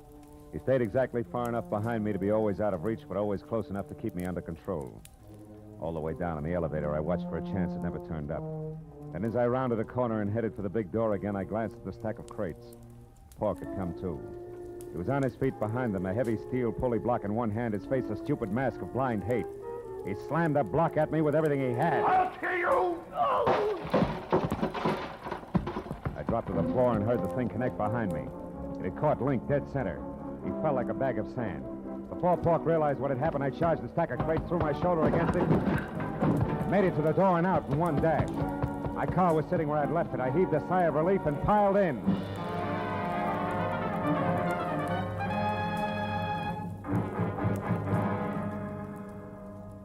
Ten minutes later, I pulled up at the New Blossom Dance Land. It was just closing. I ran along the side of the building to the back where a yellow light above the rear door cast an out-of-place halo over... Oh, no. Hey, you! What are you doing back here? This is for employees only. Yeah, well, I'm employed. Listen, do you know where the tunnel is? The which? I can see what you mean. The tunnel. It's an old underpass. There's an entrance to it back here someplace. Oh, that, sure. See the light over there? Yeah. And that little cement house? Yeah, yeah. Well, that's it. Steps lead down inside. But why? Nobody ever uses that anymore. Well, I tell you, I got a date in there with a couple of screwballs. Oh, well, you'll be right at home. Good night, dearie. A baker's dozen steps led down into the thick darkness littered with newspapers, weeds, and wine bottles, all long dead. As I eased down inside, I heard voices, low and tense, amplified by the rolling, hollow echo in the tunnel. At least I'd made it in time. When I got to the bottom, I could see the two of them silhouetted against the dim glow at the far end. I pressed my back against the wall, thought about my empty shoulder holster, and moved toward them. And you killed him, didn't you? You're making a mistake, Ira. A terrible mistake. No, you killed him, all right. You and that beautiful face of yours that he couldn't resist. Why are you hiding it behind a veil? You used to be so proud of it. You killed Dean just the same as if you'd shot him. But you're not getting away with it, Julia. I'm going to square it up for him right now. Ira! What? Marlowe, how did you find this place? I found plenty beside that, Ira. Give me that gun. No, you're not going to stop me. Even if you shoot, I'll kill her first. I don't have a gun, Ira, but I got facts. Before you shoot anybody, you better listen. Julia wasn't responsible for Dean's death. He was. Everything she's done since then has been to protect what little good there was left of his crummy reputation. You're a liar. I can prove it. Dean went bad, Ira, all bad. He was a low, double-crossing cheat. You're lying, you're lying! The night he died, he was two-timing Julia. But in spite of that, she risked everything to move his body from a smashed-up car. So nobody would ever find out what really happened to him. It's true, Ira. Stop it! You liars, both of you. I won't let you say things like that about my brother. You don't care if he's dead, Julia. You do, all right? You've got the kind of beauty all the men go for. And you, Marlowe... Shut up, you crazy punk. Stay back. Admit you're a liar, Marlowe. Admit it or I'll kill you. I swear I'll kill you along with Julia. You'll be doing me a favor. You haven't seen my face lately, have you, Ira? I never want to see it. I think you better, kid. Got a match, Marlowe? Sure. Here. Look, Ira. You can't be Julia. I was burned, Ira. It happened to me when I tried to hide the kind of rotten trash that Dean had been mixed up with. The only reason she did it was because she loved him, maybe more than you did. Now, come on, kid, let's have that gun. You don't want to kill anybody. No. I don't want to kill anybody. Julia, I'm sorry. Ira! Let him go, Julia. The hard part's over now. He'll be all right. I'll look in on him after a while just to be sure. But, what about you, huh? What about me? I'll be okay, Marlowe. After I've done some thinking. This shock, I think it's what I needed. Goodbye. It's a dark tunnel, honey. Think you can find your way out alone? Yeah? Yeah, I'll find a way out alone. One of these days.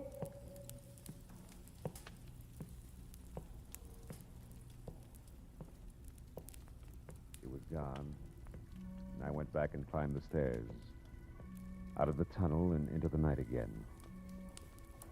As I drove slowly home, I thought of Julia. Alone in a dark, blind tunnel with no end to it.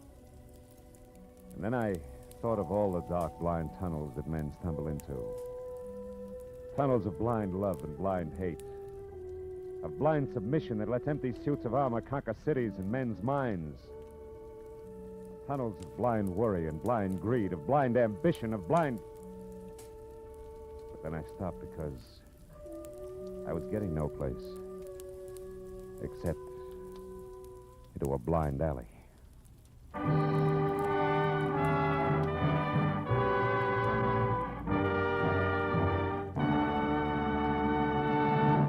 The Adventures of Philip Marlowe, bringing you Raymond Chandler's most famous character, star Gerald Mohr, are produced and directed by Richard Sanville and written for radio by Robert Mitchell and Gene Levitt.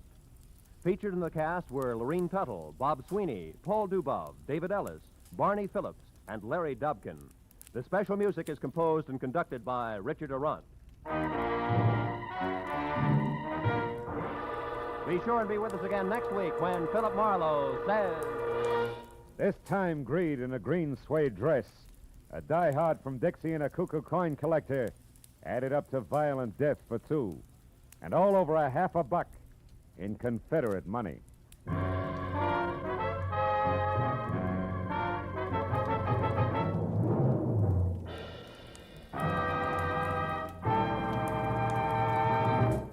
Every Friday night, CBS brings you stories taken from the files of parole boards of the 48 states.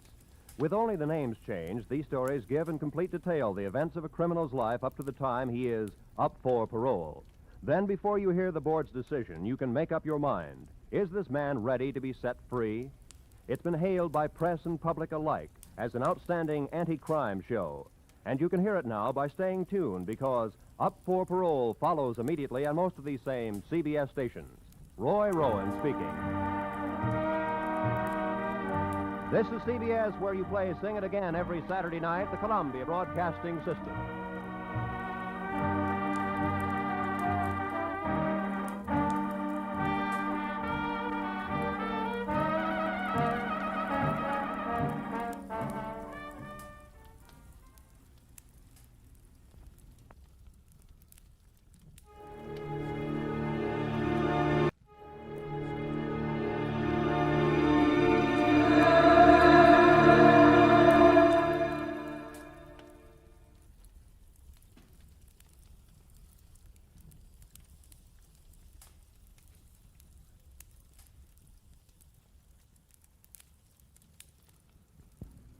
Get this and get it straight. Crime is a sucker's road. And those who travel it wind up in the gut of the prison of the grave. There's no other end. But they never learn. From the pen of Raymond Chandler, outstanding author of crime fiction, comes his most famous character in The Adventures of Philip Marlowe.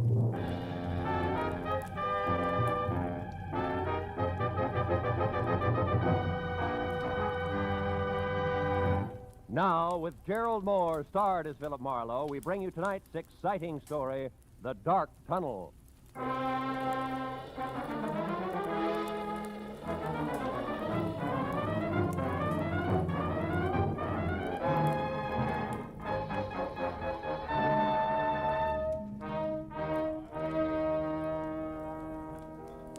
So, after being hitched 1 month, Marlowe, 30 days, where am I? I don't know. Where are you? Out in the cold, and with enough unpaid bills, Marlowe, to choke an elephant. Fur coat, hats, shoes, dresses, the works.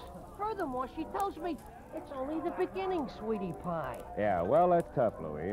I'll see you, huh? Hey, hold I, on. How about another scotch, Marlowe? Oh, no, It's only 10 o'clock. One for the road on me, huh? Now, listen, Hey, Mike, Johnny Walker twice. Okay. Unless, of course, I'm bending your ear too much, Bill. Oh, how could you say a thing like that? Look, Louie, I've had a long day. I want to go home. Fair enough. I'm glad I bumped into you. I'll see. You drive west, don't you? Yeah. Would you mind dropping me off, huh? No, Louie, it'll be a pleasure. Swell. Skip the drinks, Mike. Make up your mind, will you? Well, like I was saying, Phil, first it's her mother moving in on us, then it's both of them drinking my special stuff like it was water, then these clothes I already mentioned. So I asked myself, what'll it be next, Louie? What do I get for an answer? All right, Louie, what do you get? Divorce, my only out. And you get my point, huh, Marlowe? Yeah, I get you. My car's around here in the alley, Louie. Check. Well, now, divorce is something a guy wants to think about. Thinking guy, that is. And you know, Marlowe... Hey, wait a minute. That's a cute little exhibition, Huh? Hey, quite a scrap. Scrap nothing. It's a few inches short of murder and closing fast. You better break it up, Louie. Hey, Heavy. Yeah? Kind of a hot night for this, isn't it? What do you want, Sonny? I'd like to hold your coat. Seems to be cramping your style. He's in one piece. Why, you lousy long nose. Don't worry, I am. How do we go on, Muscles? All right, mister. Right now, he's all yours, if you can bring him to. So long, hero. Hey, Marlowe, this kid's pleated all right. Yeah, come on, give me a hand, Louie. We'll get him out of here. No. Okay, fella. Come on. Up we go. Up on your feet. Oh, thanks, mister. All right, do you live near here? A couple of blocks away. The DeWitt Arms Hotel on Western near Sunset. Ooh. All right, take it easy. Put your arm over my shoulder. We'll get you there. Thanks. Come on, Louie. Over to my car, huh? Yeah, sure, Marlowe. But maybe I better skip the lift, huh? I mean, my problem, the discussion we were having, we better postpone it for a while, huh? That is I know what you mean, Louie. Yeah, it'll keep. All right, kid, come on. Let's go.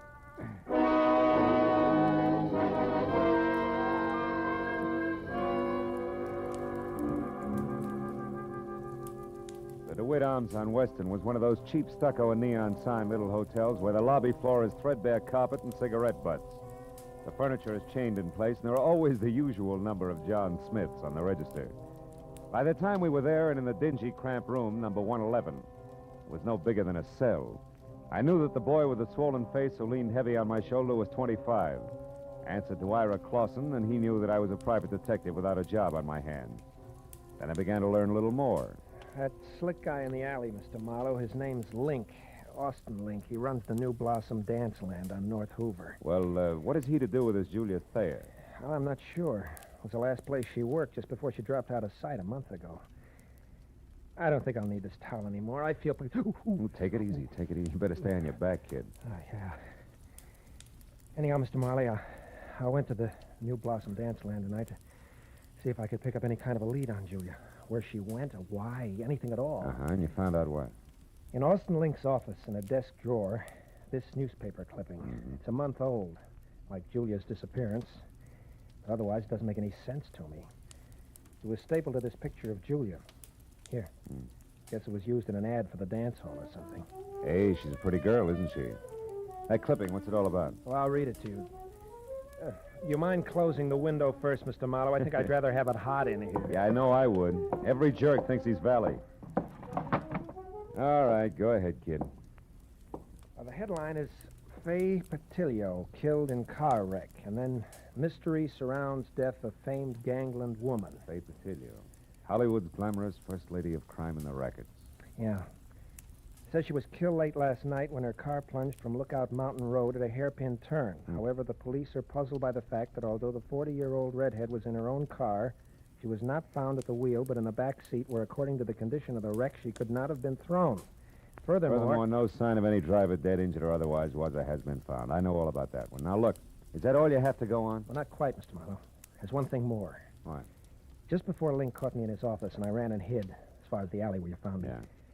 I overheard him talking to someone on the phone about Julia. I have no idea who it was, but Link was very respectful, and he was given a private telephone number. A number he was to remember, not write down. You know what it was? Yeah.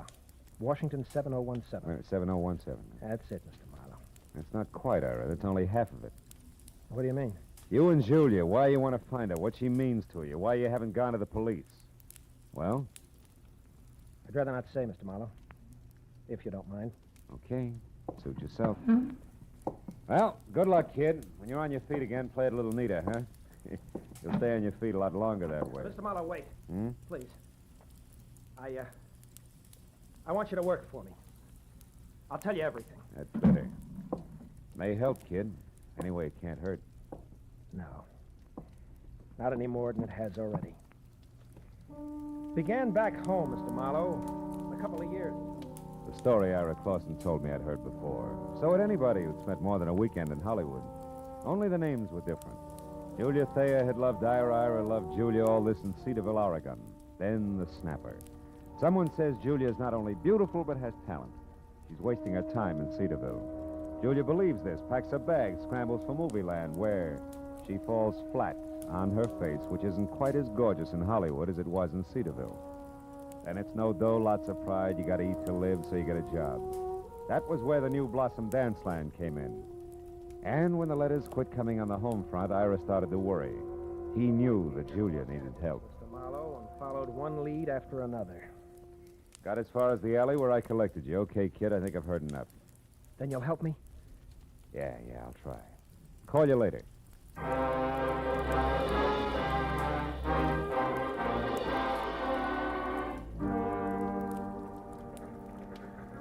So, your problem's a phone number, huh, Marlowe? Washington, what was it? 7017. Hey, Callahan, that's a handy book. Newspapers need handy books, Marlowe. People clam up too much these days. I blame the movies myself. Hey, no such animal. It could be a new number, or didn't I mention that? You didn't? All right. We'll try the supplements. Get one from the phone company every month, like a bill. Let's see. Wallace, Washington, 5,000, 6, 7, 7,000. Yep, here it is. 7017. Good. Address 1622 Ramona Boulevard, which would be East L.A. and Industrial. Listings Southern Cities Warehouse. Ring a bell? A cannon. Southern Cities Warehouse is just one of the interest of L.A.'s answer to whatever became of the big bootleggers. I mean Joe Stapp, a very smooth, very nasty man. Yeah, this I've heard. Now tell me, Callahan, does he also happen to own the New Blossom Dance Land over on North Hoover? He does? Now you tell me, Phil. There's a story I could use here? Oh, no story. Uh-huh. You know, Marlowe, it's just like I said. People clam up. Too much these days. You're so right. Good night, Callahan.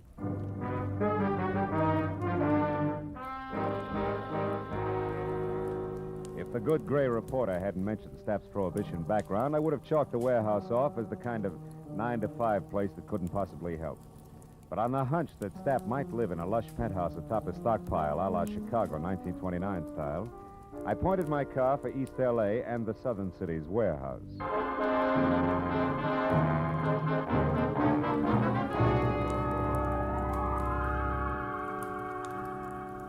Minutes later, when I was there and saw a step-down Hudson outside and soft light oozing over the edges of the roof, I didn't regret my move. Not at least until I'd found a flat metal door and had pushed the button attached there, too. Then I began to wonder because Aladdin himself couldn't have gotten a quicker response. Nor could his genie have been any more of a mountain than the item I drew. Out of a nearby shadow, not the door. Okay, Charlie. Lay it out nice and neat. Who are you and what do you want? Joe Stapp. Name's Marlowe, occupation private detective, now you. The handle's Pork. I work for Stapp. Hey, now wait a minute. What's it to you who I am? Shamus is close enough to cop this stink. And I'll beat it before I start thumping on your boy Wonder and turn you into something vest pocket size. Steady, Pork. Seems to be the trouble. Who are you, mister? His name's Marlowe, Mr. Stapp. He's a private... He'll answer for himself, Pork. Go ahead, Marlowe. What do you want with me? What's it about? Faye Patilio. Faye Patilio? Shut up, Pork.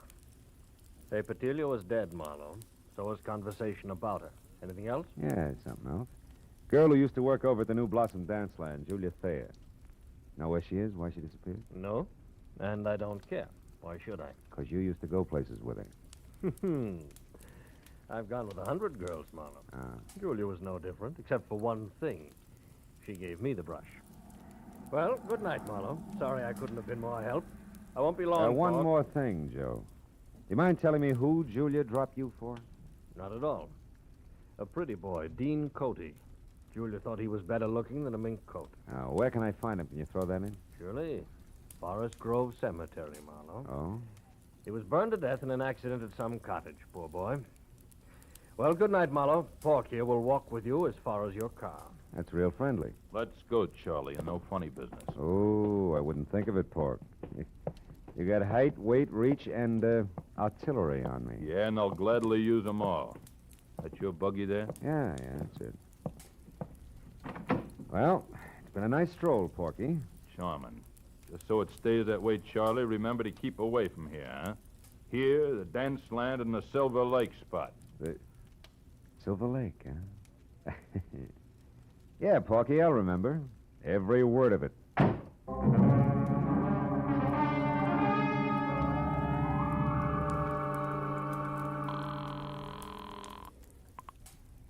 City desk. Callahan, go ahead. Marlowe again, Callahan. Now listen on Joe Stapp. Does the Silver Lake spot mean anything to you? It does. Yeah? It's on the north end of Silver Lake Road, Marlowe, overlooks the reservoir. Stapp built it as a nightclub, mountain lodge style, about, 10 years ago. Uh-huh. When it didn't go, he converted it into a private home. Or I should say, a cozy place to take the cuties for that one drink. I know what you mean. Good night, Callahan.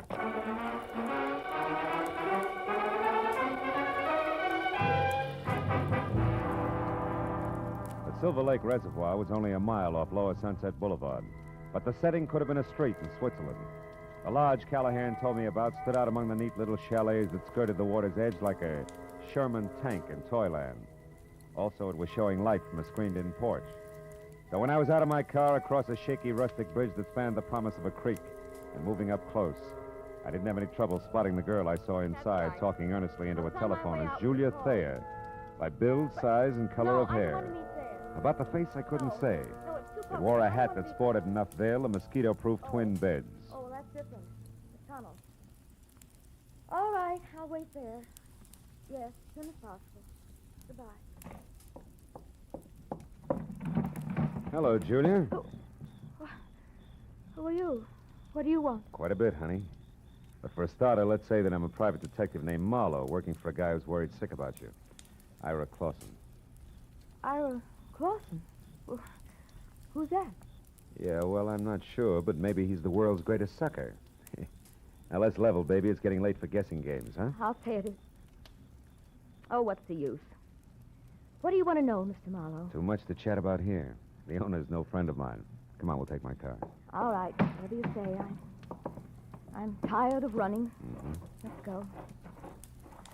Will you take my arm, please? This darn bridge scares me silly. Oh, sure. Just watch your heels on those loose planks, huh? You okay? Uh-huh. I think I'm going to be just fine, Mr. Marlowe.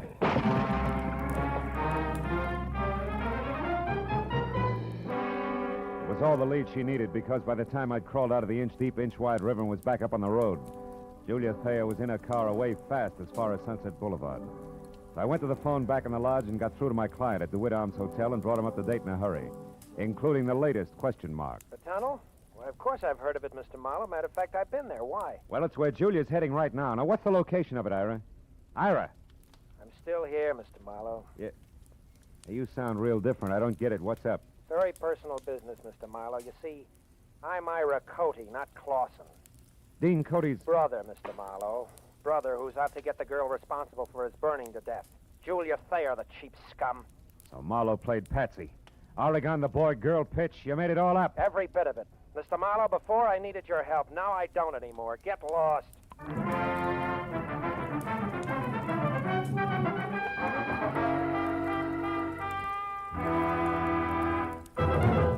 In just a moment, we will return to the second act of Philip Marlowe. But first, there will be 4 more amateur songwriters on hand, and one of them will sell his songs for nationwide plugging and distribution when Songs for Sale comes along tonight on most of these same CBS stations.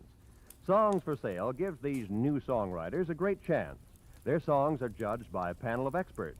Their music is sung by Rosemary Clooney and Richard Hayes. They're made to feel at home under the guidance of the experienced showman Jan Murray. For an hour of fascinating fun behind the scenes of Tin Pan Alley, here's Songs for Sale tonight and every Friday on CBS. Now with our star, Gerald Mohr, the second act of Philip Marlowe, and tonight's story, The Dark Tunnel.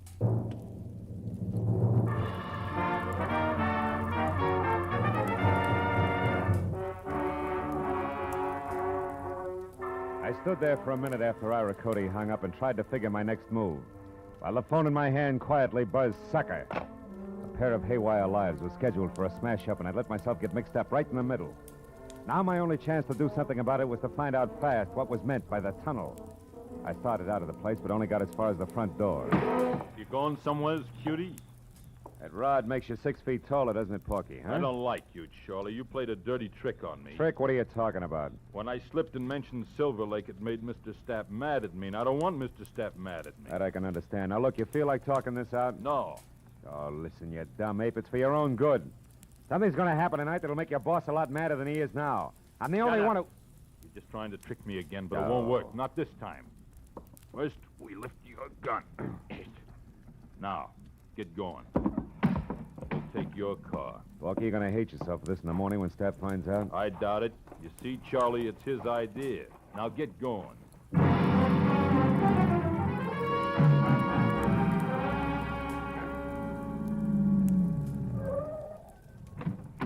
Over there, Marlowe, the big door. I don't suppose Stapp would bother to tell you why he wanted to see me, would he, Porky, huh? No. That's none of my business. Yet. What do you mean by yet? Oh, he might want you to tell him something you might not want to. Then it's my business, Charlie. Go on, open it up. That's enough. Inside. Well. Real genuine warehouse, huh? Chains, tackle, even a hand truck. Well oiled, too. Don't tell me your boss is going legit. Never mind that junk. Just stand right there. It'll like it. This crazy door locked. Here, Pork, try something heavier. Like this truck. Ow! My leg, why you... Now it's your chin. Good night, Charlie.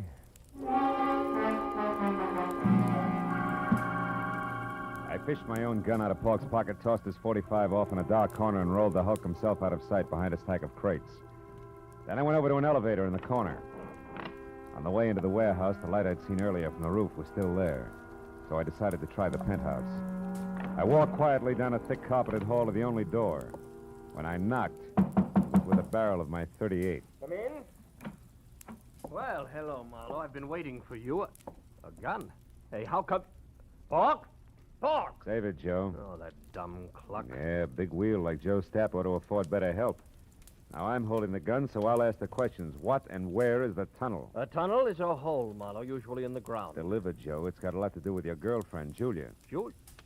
Oh, that's a hot one. I went to all this trouble to haul you in here for the same reason. Then I'll put down the gun and let's talk. It makes me nervous. I'm not interested in your nerves. I'm interested in your talk. All right.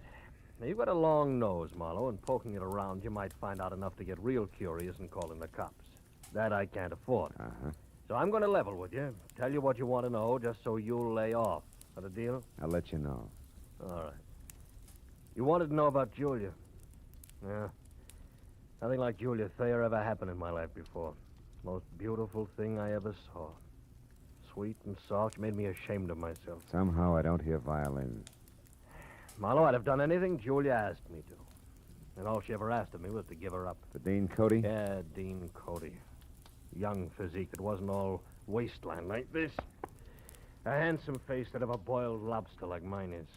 She was crazy about him, fascinated, and I didn't blame her. Unfascinated, and I didn't blame her. Until I found out he had the morals of a rattlesnake. Keep talking. Cody was rotten, Marlowe. Dirty, clear through. Cheating on Julia every time she turned around. I couldn't stand it. I tried to tell her. Only made her hate you, huh? Look, Stapp, so far this is no better than a serial and torrid romances. The point. I'm getting to it, Marlowe. One night I thought I could convince her because Cody had a date with Faye Patillo. I don't have to tell you, she was the lowest thing in town. They were going to a spot up on Lookout Mountain, so I told Julia. She went up there and waited. They showed, all right. Both loaded. She saw him take that dive off that hairpin turn. When she got down to him, they were both dead. Wait a minute. You told me Dean Cody was burned in a cottage. Sure. That's what I'm still telling you. Julia was so far gone over that louse, she pulled his body out of that wreck, hauled it all the way down to that cottage at Malibu, and then set fire to the place. So the world would never know he's going with a tramp like Faye Patillo, huh? Yes. How'd you like to have that kind of loyalty on your side, Marlowe, huh? Anyway, after Cody was gone... Cody's young brother's in town, Stapp. He thinks Julia's responsible for Dean's death, and he's going to kill her. What? They're scheduled to meet at that tunnel I asked you about. Now, where is it? Stapp, I asked you. I heard you. Tunnel's an old abandoned underpass in back of the New Blossom. But we're not going there, Marlowe. We're going to sit tight and let it play as is. Are you nuts? Not anymore. Julia was out of her head that night. Something went wrong when she started that fire. She got caught in it herself, Marlowe. You mean she was burned? Yeah. Her face. It's bad. She'll never be right again, no matter how much plastic surgery. Yeah, but there's no reason to let her be murdered. That's a matter of definition. You see, Julia's still in love with the memory of Dean Cody, Marlowe, so we'll just forget it and let it play itself out. We'll forget nothing. I got the gun, Stapp. But you're going to drop it, aren't you? Otherwise, I'll have to drop you. Oh, fine. I remember you, Austin Link, Knuckles in an alley. Drop it. That's right, Nosy. What's the word, Joe? Get him out of here, Link. Get him out of my sight. I don't care where you go. Come on, Slick. Let's go. Just sit on him for a few hours. We'll talk it over then.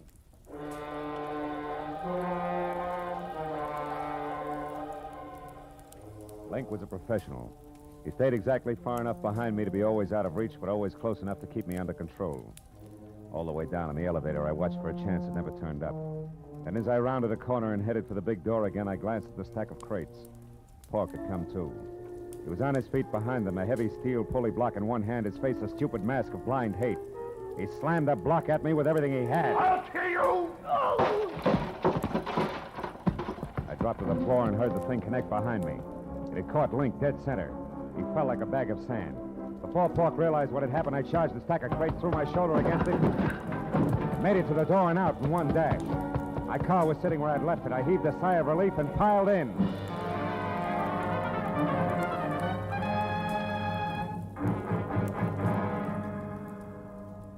Ten minutes later, I pulled up at the New Blossom Dance Land. It was just closing. I ran along the side of the building to the back where a yellow light above the rear door cast an out-of-place halo over...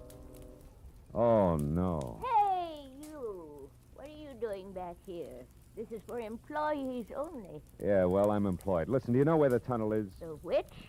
I can see what you mean. The tunnel. It's an old underpass. There's an entrance to it back here someplace. Oh, that, sure.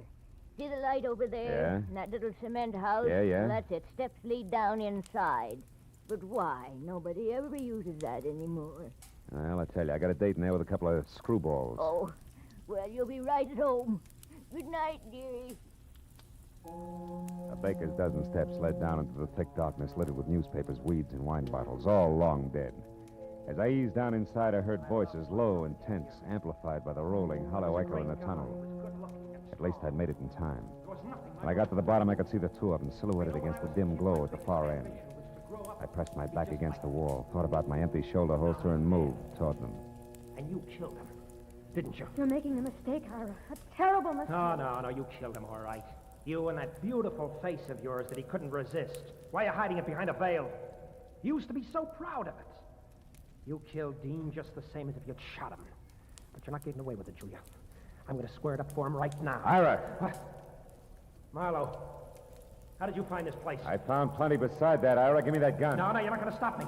Even if you shoot, I'll kill her first. I don't have a gun, Ira, but I got facts.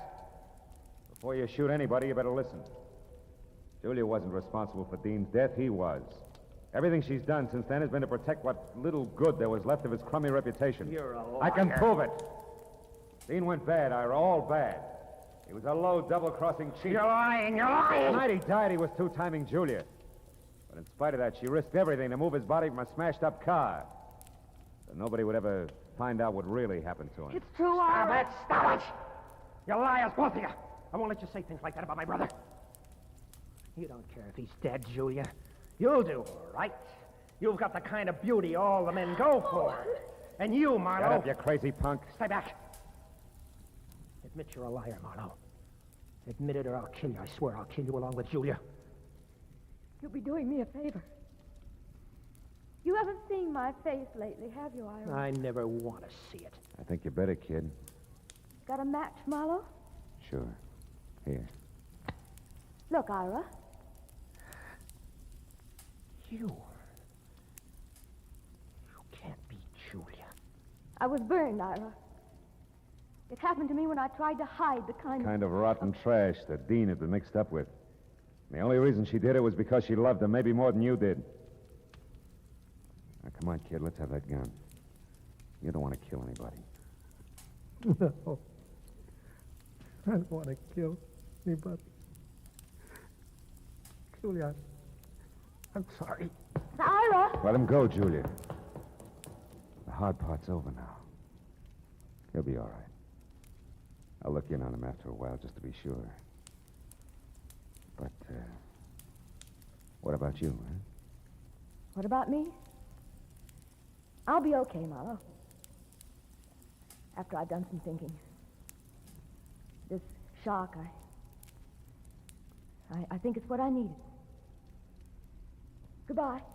It's a dark tunnel, honey. Think you can find your way out alone? Yeah? Yeah, I'll find a way out alone. One of these days.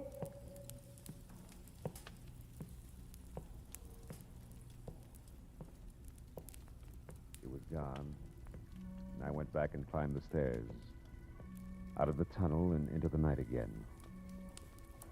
As I drove slowly home, I thought of Julia.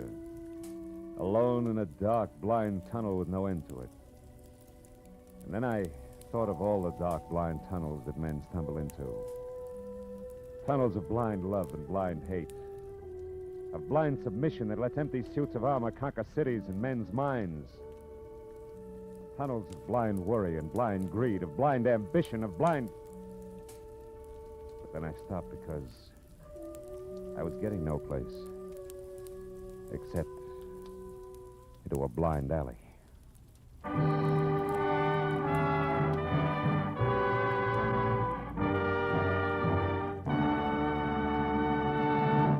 The Adventures of Philip Marlowe, bringing you Raymond Chandler's most famous character, star Gerald Mohr, are produced and directed by Richard Sanville and written for radio by Robert Mitchell and Gene Levitt. Featured in the cast were Lorene Tuttle, Bob Sweeney, Paul Dubov, David Ellis, Barney Phillips, and Larry Dobkin. The special music is composed and conducted by Richard Arant. Be sure and be with us again next week when Philip Marlowe says... This time, Greed in a green suede dress, a diehard from Dixie and a cuckoo coin collector, added up to violent death for two, and all over $50 in Confederate money.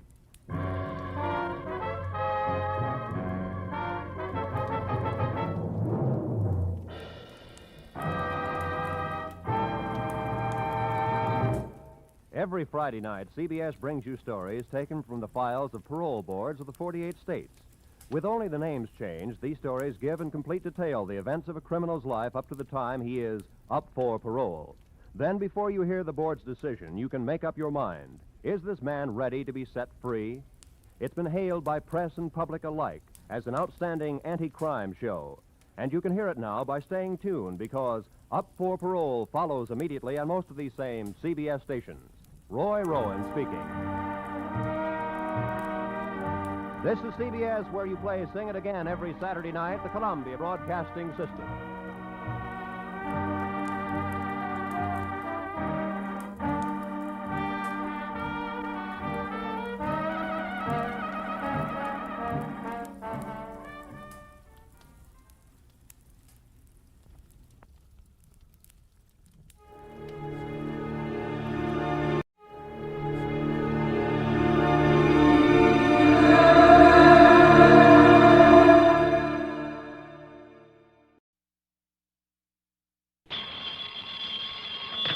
Johnny Dollar. Well, at long last. What? I say it's high time. It is, huh? Well, isn't it? I don't know. High time for what? High time you answered that phone. And listen, Well? this is Jimmy Bartell. Oh, Jimmy. You know, over here at Mono Guarantee Insurance. Of course I know. How are you? Well, what happened to you, Johnny? Where have you been? I've been trying to reach you for about 4 weeks now. Didn't you try my call service? Yeah, I tried you.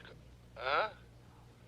Oh, no, I guess I kind of forgot about that. Oh, well, if you had, you'd have found out that last week I was at Grand Canyon, the week before in Corpus Christi, the week before that in Knoxville, Tennessee, and before that up in Boston. Yeah, sure, gallivanting around the country while I've been sitting here up to my neck in trouble, beating my brains out, working my head off.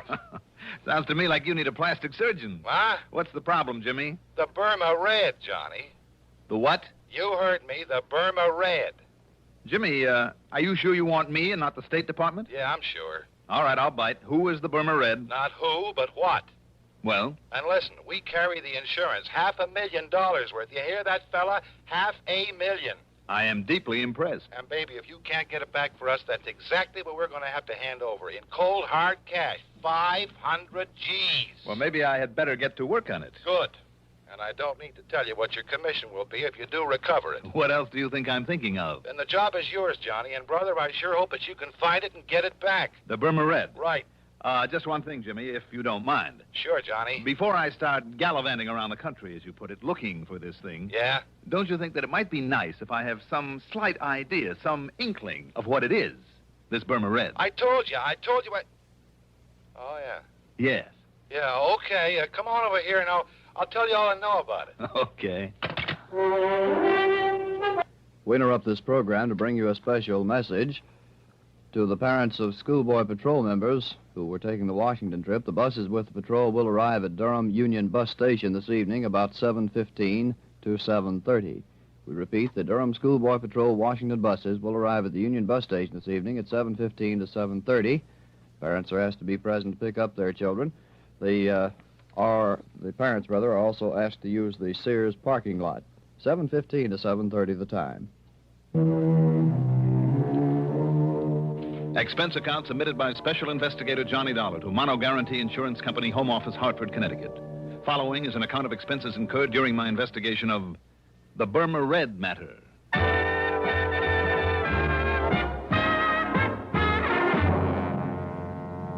Expense account item 1. $1.20 for a cab from my apartment to Jimmy Bartell's office in the Spear Building down on the square.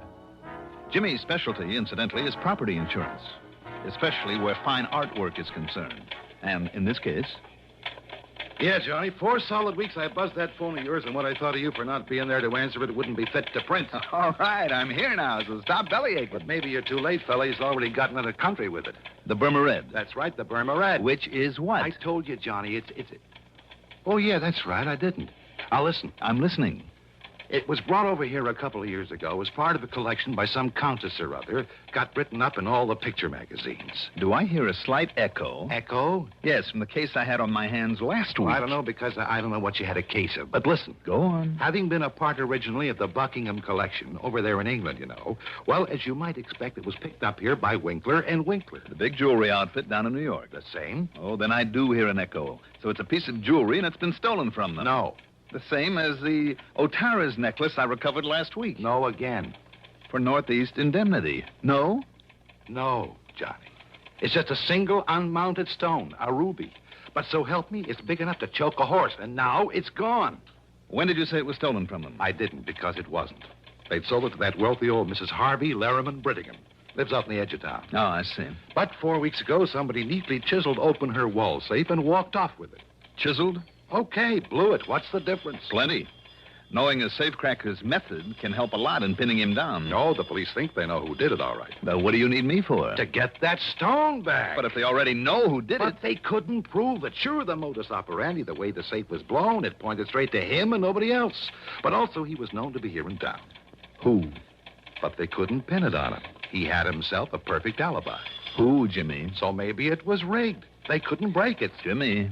But, Johnny, it had to be Oscar Mayfield.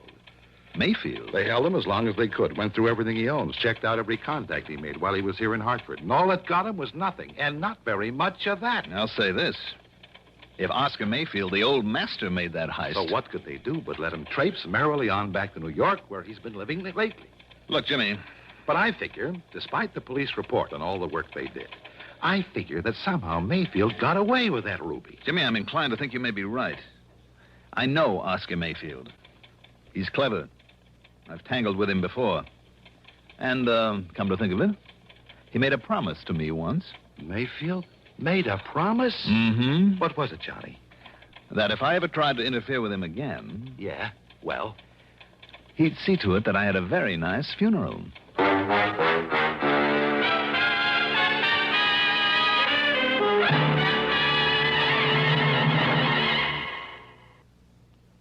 To look neat in the heat, look for Dacron on the label, 'cause Dacron is a man's best friend.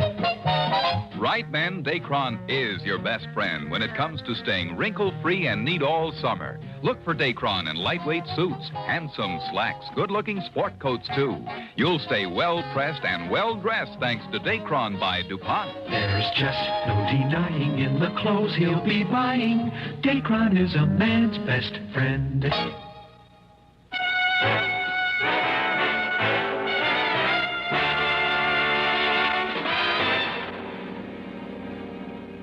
Expense account item 2. 65 cents for a cab to police headquarters where, after some inquiries, I ended up talking with Sergeant Holly Holcomb. He wasn't very encouraging. Sure, Dollar. He was known to be in town. Known to have tried to leave right after it. Trademark he left on the wall safe was his. Plain as the nose in your face. Mm-hmm. And we pride ourselves on knowing the M.O.s of all the safe men within 1,000 miles. Yes, I know you do, and rightly so. But he couldn't pin a thing on him. All the direct evidence we didn't have on him because of his alibi apparently checking out all the way. We simply couldn't hold him on nothing more than suspicion any longer. No. Especially with that smart mouthpiece he dragged in. If we tried, he would have sued us from here to Kingdom Come. I mean, if you know Oscar Mayfield. Only too well, Sergeant. You know what I mean. I suspect him just as much as you do. But sure we have something definite, some real tangible clue. Well, anyhow, he went back to New York. Have you notified the police down there? Sure I am. Lieutenant Singer at the 18th Precinct. And, isn't he an old friend of yours? Randy Singer? He certainly is.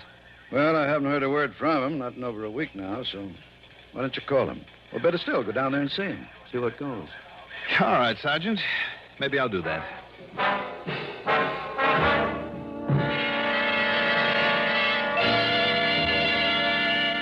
There was some more talk between us, and Sergeant Holcomb gave me every detail of the job. Told me what they'd found and what they'd done about it. And yes, all the completely unconfirmed evidence pointed straight to Oscar Mayfield. Unconfirmed and unconfirmable evidence because of the man's unshakable alibi.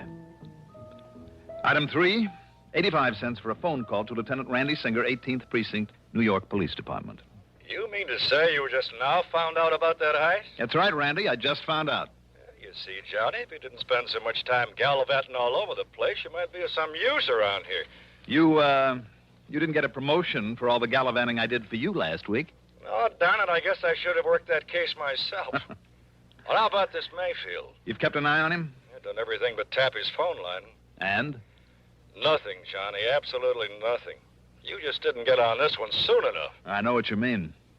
Unless he's changed these last couple of years, Oscar Mayfield is not one to hold on very long to whatever he's lifted. Right. And if he did snatch that stone, you can be sure he passed it on and collected for it long before this. And yet there's always the chance. So, in the case of a big hunk of rock like that, it means one of two things. The guy who bought it from him is either carting it out of the country and far away or having it cut up into little ones that nobody will ever be able to identify. I guess Mayfield would have passed it along in one big fat hurry. I know we couldn't find it. Anywhere on or around him. We tried every trick. And I mean trick, Johnny. Until he started to yell at the DA, and the DA started yelling at us. Johnny, I understand. I've just heard this, mind you. Yeah? Well, I understand that one of my boys... Oh, well, he was off duty, of course, so it was completely unofficial, you understand? Yeah. Well, I heard he even went so far as to roll Mayfield one night in the alley back of a nightclub. What? Not a sign of that, Ruby. Randy, if the department ever catches up with these unofficial tricks of Look, yours... I told you, Johnny, I only heard that. But I know myself it isn't hidden anywhere in his apartment. Oh, you do? I do. Randy, didn't you and your clever little boys completely overlook the OTR's necklace that was hidden in the back of a camera just about a week ago? Oh, now that was different. So that I had to get lucky and find it for you? Okay. So you happen to guess right. For once. So maybe I better get on down your way and look around for myself. Tell me, where does Mayfield live? A hotel apartment over at 614 East 49th. But it's no use, Johnny. Why, just because he's always gotten rid of things quickly in the past? No. Or because you knuckleheads couldn't find the ruby? No, Johnny. You haven't been able to hold him on suspicion and make a real investigation? I mean because by the time you can get here, he won't be. All right, then I'll grab the first plane I can and... What was that? Your pal Mayfield has paid up his rent and he's moving out. He's got himself a reservation on a plane to Mexico City this afternoon. Uh-oh. And by the time you get to his place, he'll be gone. Randy. Yeah? Can't a genius like you come up with some excuse to hold him there for me? Oh, flattery will get you nowhere, Johnny. The answer's no. I've run out of tricks. Anything else I might try would only get me into hot water. No, wait, Randy. Yeah? Maybe I know a little trick to hold him over. Well, don't expect any official help from me or the department if you do come down it. What kind of a trick, Johnny? What's the difference? Now, look, if you're thinking you're doing something illegal... Oh, Randy, how that you would talk. only get us in order to clamp down on you. Don't worry about it. I'll be in touch.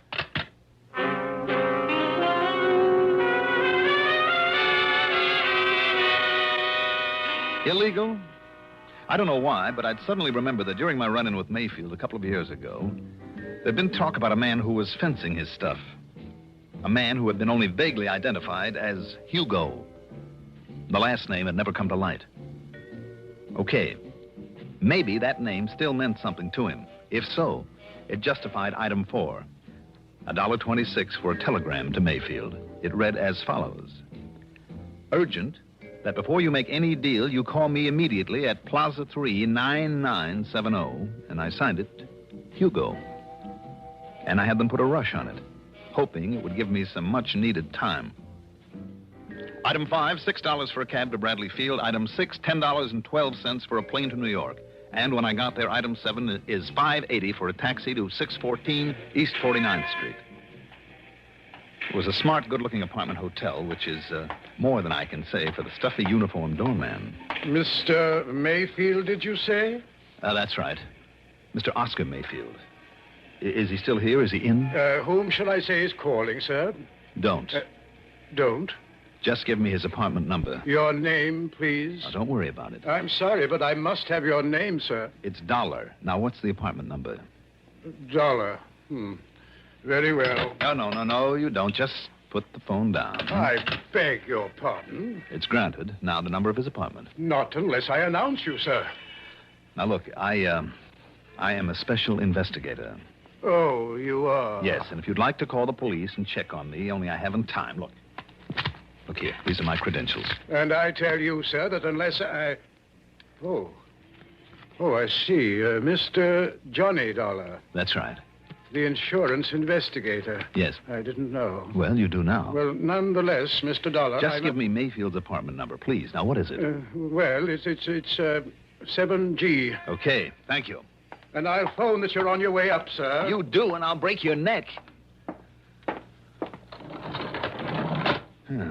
7G, Just in case he remembers what he once promised, I better make sure that this thing is working properly.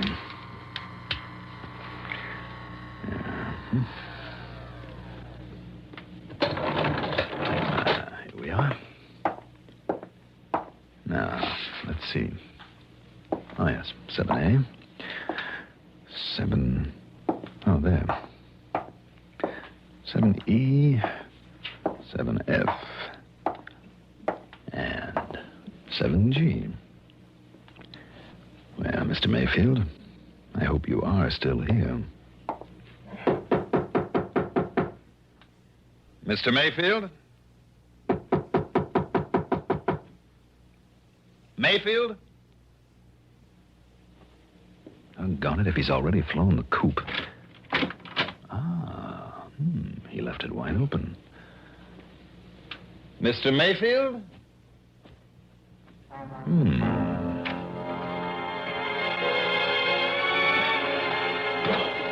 The well-furnished living room was empty. And so was a kind of study off at one side and a little bar kitchenette beyond it. As for the bedroom in the back, well, as I started through the door, I caught sight of a couple of handbags in front of a chest of drawers. So he was still here. What I didn't catch sight of, though, was the gun shoved around the side of the door into my back. Just lift them up slowly, Dollar. Slowly, while I see whether you're armed. Yes, here it is. Thank you. Okay, Mayfield. Now, over there, next to the bed. Go on. Sure. Sure, why not? Are you happy now? Dollar, I made you a promise once. It's kind of foolish of you, wasn't it? I'm going to keep that promise now. You going to pull off a shot in a place like this? This apartment is absolutely soundproof. One of the reasons I selected it. I see. Well, are you ready?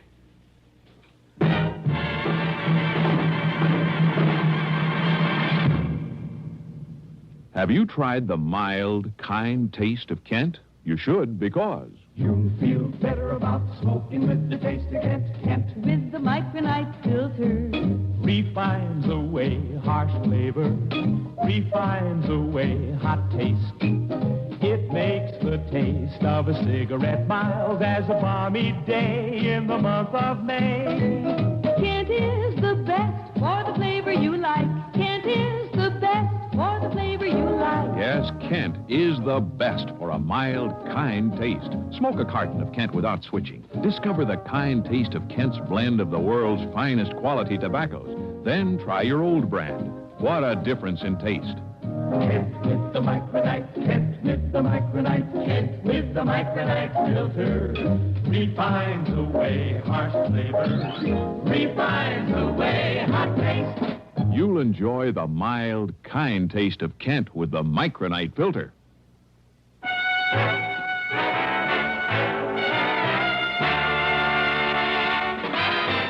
And it looks like you were expecting me, Mayfield. Oh, yes, Dollar, I was.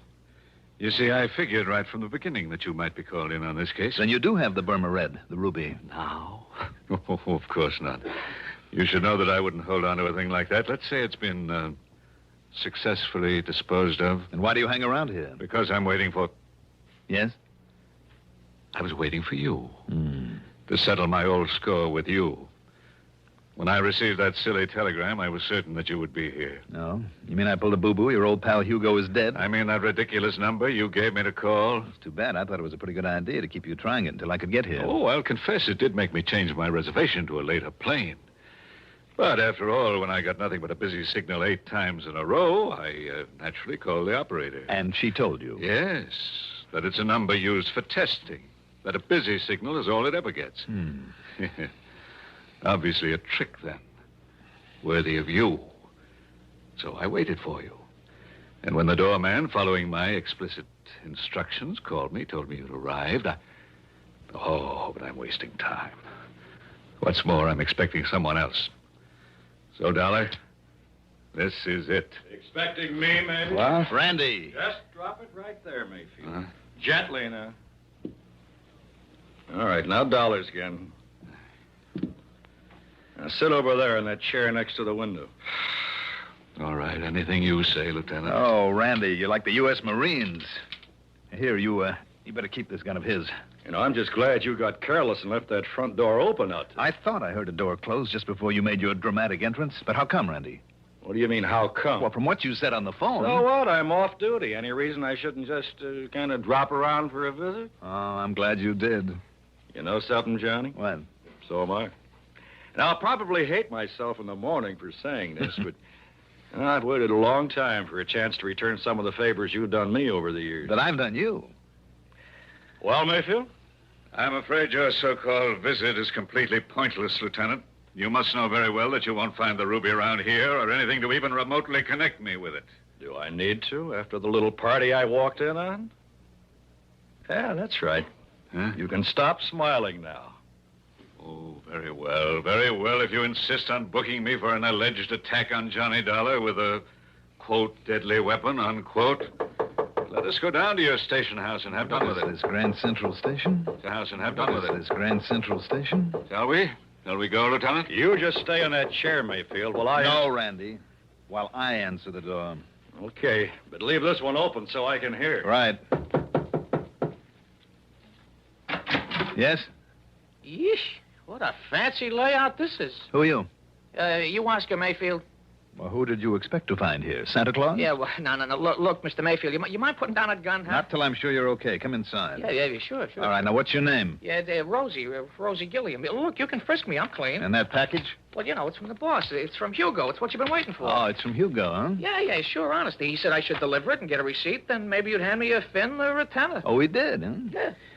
Maybe I better make sure that it's, whatever he was supposed to send over to me. Well, you think I'd meddle with it, maybe do myself out of these delivery jobs he gives me and pays me so good? You're on the level? Yeah, honest. If you hit it. Well, this contains, and I think it does. By the way, where does Hugo hang out? Well, how should I know? All I know is he calls me now and then, meets me at some place, and gives me something I should deliver.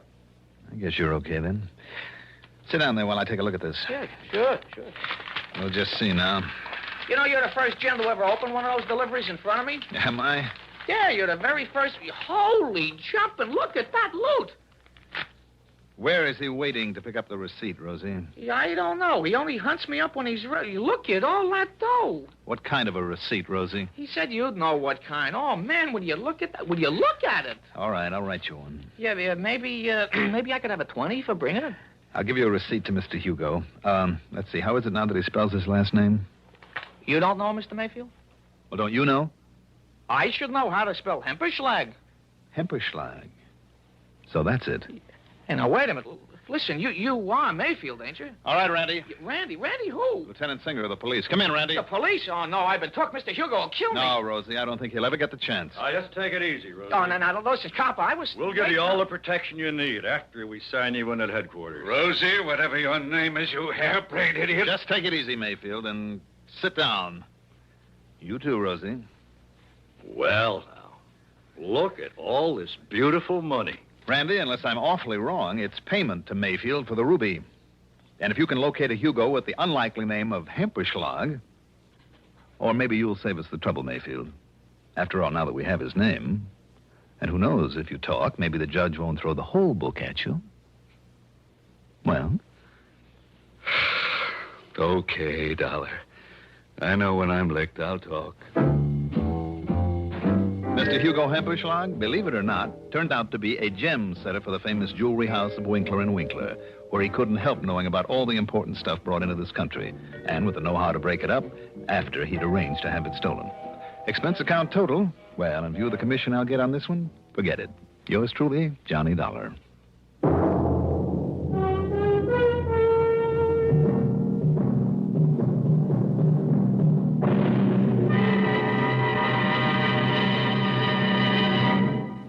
Now, here is our star to tell you about next week's story. Next week, I'll be back with a rather unusual story. Join us, won't you? Yours truly, Johnny Dollar. Yours truly, Johnny Dollar, is written by Jack Johnstone, produced and directed by Bruno Zerato Jr., music supervision by Ethel Huber, sound patterns by Joseph Cabibo. Johnny Dollar is played by Mandel Kramer. Also featured in our cast were Paul McGrath as Oscar Mayfield, Al Hodge as Lieutenant Randy Singer, Ivor Francis as Jimmy Bartell, Jack Grimes as Rosie, Santos Ortega as the sergeant, Mercer McLeod as the doorman.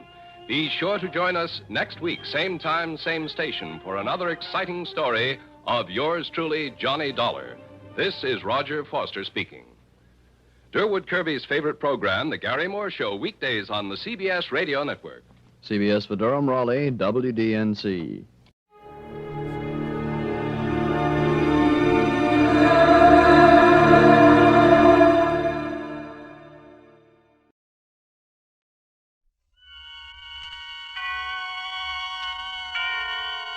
Autolite and its 96,000 dealers present Suspense. Tonight, Autolite brings you A Killing in Abilene, a suspense play starring Mr. Alan Ladd.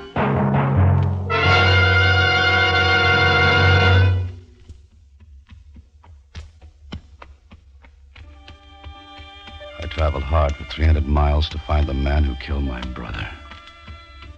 I'd come down out of the Snake Range that morning, followed the river trail through the canyon, and that afternoon had found Pleasant Valley. A handful of buildings, desolate and huddled in the cold shadows of the mountains around. Tall, dark. No man appeared as I rode through the town. Only a dog challenged, and he from a safe distance. Then it was quiet. About a quarter of a mile beyond an easy rise, I saw what had happened to the people of the town. There were maybe 60 or 70 standing in a circle. And as I got closer, I saw they were gathered around two men. Two men who were digging. You stay put, horse.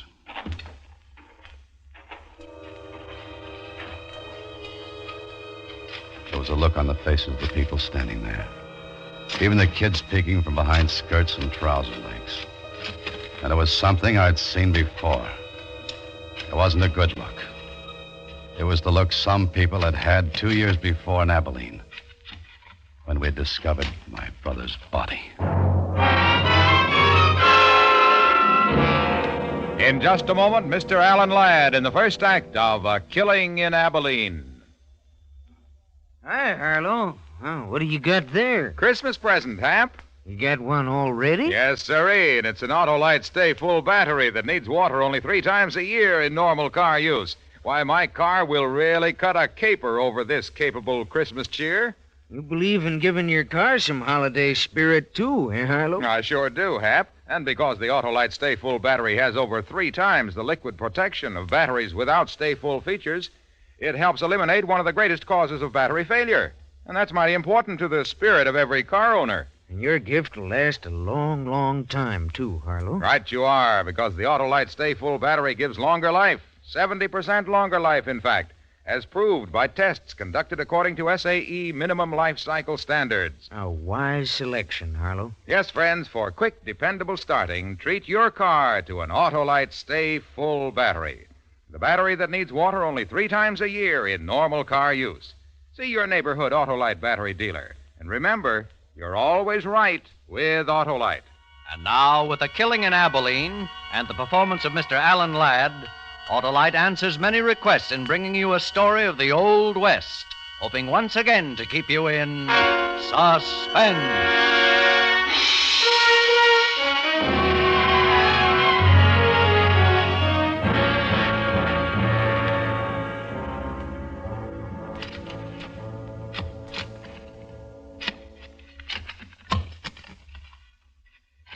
Hold up a minute. What's the matter? I hit something.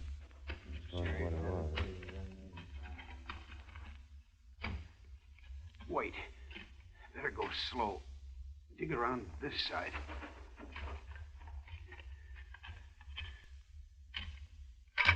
Here, I can't do it anymore. One of you boys take over. I'll do it, Jim. Somebody's got to.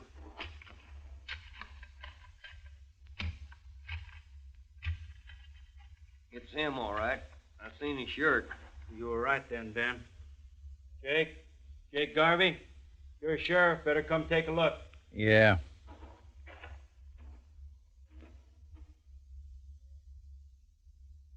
That's him. That's Fred Costin, all right.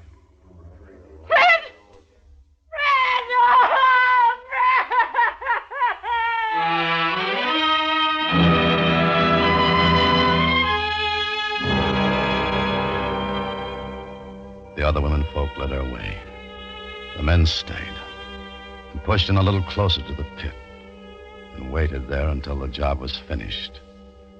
Then they noticed me. What are you doing here, stranger? Where are you from? You're the sheriff? That's right.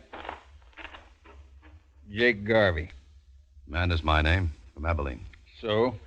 I'm looking for a man in these parts. Calls himself Lee Burridge. Who did he say, Sheriff? He said Lee Burridge, Ben. You tell him we'll take care of him. What do you want him for? What's it matter what he wants him for? We know what we want him for. Come on. Now, there ain't gonna be no trouble. I'm the law in Pleasant Valley. I'll say what we do. We elected you, Sheriff Jake. We could unelect you. Like Ben said, it was Burridge killed him, and you know it. I've got to talk to you about Burridge, Sheriff. It's important. All right. My office back at the meeting house. We don't need no talk about Burridge. We need to do something about the ugly son. Come down, boys. Let's get on back to town. We'll take her as she comes.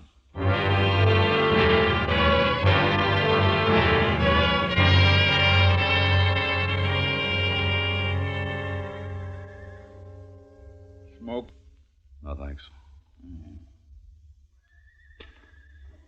The boys want to know why you're here. So do I. We don't like strangers. What do you want with Lee Burridge? I had a brother. Killed out in Abilene. Burridge did it. Oh? He and another one drove a herd into the railroad. Burridge got drunk and killed my brother. Buried him same as here. We found this pouch near the grave. His name burned into it. It's taken me 2 years to find him. Now I want to talk to him about it. The boys are pretty sure he killed Fred Costin, too. So am I now. Maybe so. Fred Costin isn't my business. My brother is. And I want to see his killer back in Abilene standing trial. I made a promise I'd bring him back, that there'd be no more killing. We didn't know your brother, but we knew Fred and we liked him. You can help take care of Burridge here if you have a mind to. Try him here, you mean? On both charges? No need for that. Now, what do you mean, take care of him? How did he kill your brother? His head was beat in. He was beat to death. Yeah, same as he did to Fred. Man who'd do a thing like that don't need no trial. Not for you, maybe. But there'll be no more killing in my family. We'll give him a fair trial here in Abilene. But a fair trial. If Burridge done these killings, he's going to pay for it here. I don't go for lynching. We don't call it lynching when we hang a man for murder. If you don't like it, go on back to Abilene. Maybe I'll do that. When I take Lee Burridge out for trial. I don't know what you're trying to do. I suspect it's get Burridge out of town. If I'm right, you're heading into a lot of trouble. Let's go get him, Ben. About time. Hold it. One of you boys going to direct me to where Lee Burridge lives? We could, if we felt inclined. What do you want with him? Just want to talk.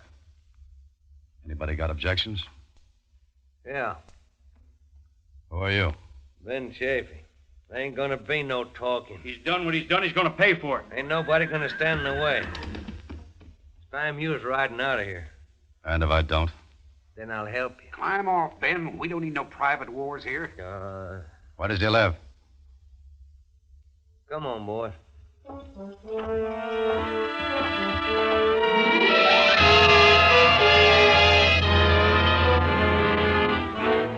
He turned away from me and moved into the sheriff's office, leaving me alone to walk down the strangely quiet street. Towards the hills, the thunderhead was beginning to gather, moving in slowly. Near the end of the street, two men were building a coffin in front of a small house.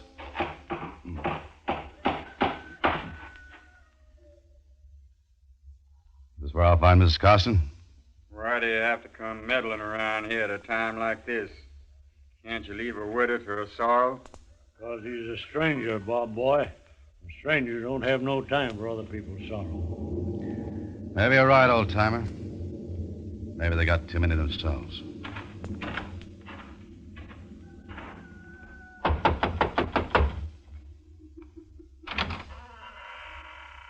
Yes? I'd like to talk to you, ma'am. Could I come in? Can't you see this house is in mourning? Ma'am, I know how you feel. How can you know what I feel? I had a brother once. Killed by this man, Burridge. Oh, I'd like you to help me. It was 2 years ago my brother was killed. His wife would like the killer brought back to Abilene for trial. I'd like you to speak to your friends and let me take him away.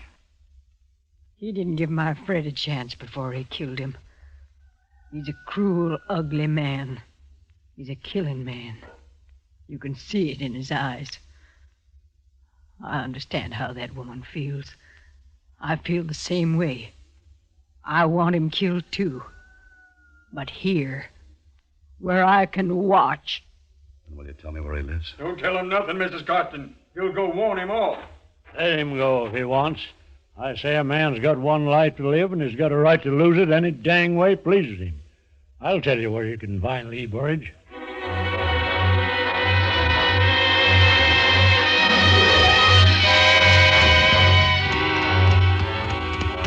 A few miles outside of town where the canyon spread, I saw his hut.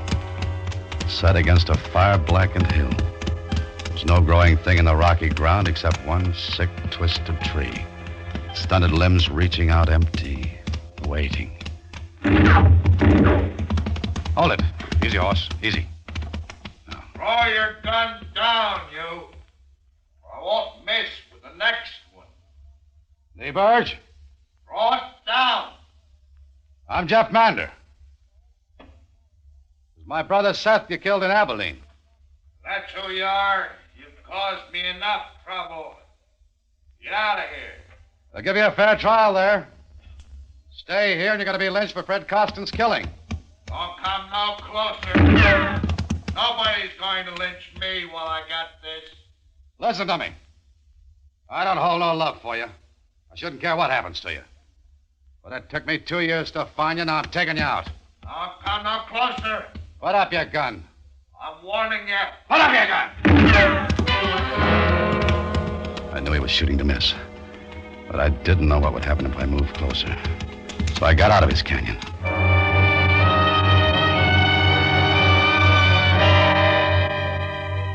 It was clouding over heavy when I rode into town again. Maybe an hour and a half after I'd left the sheriff's office. The streets were still empty.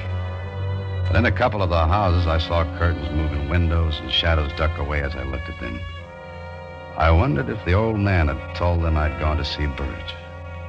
And if they knew what they planned doing about it.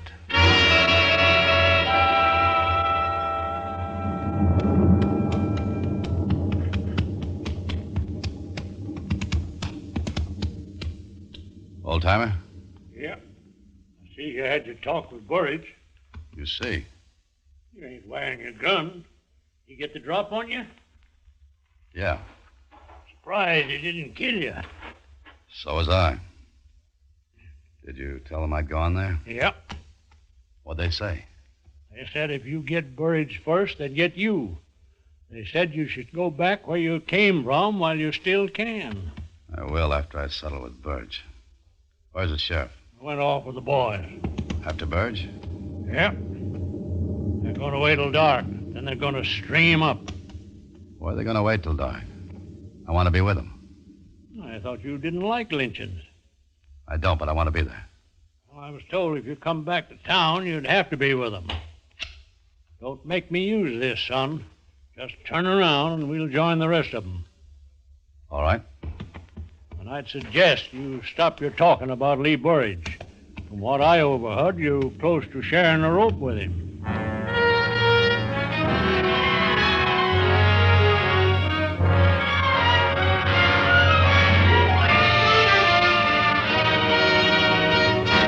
Autolite is bringing you Mr. Alan Ladd in A Killing in Abilene.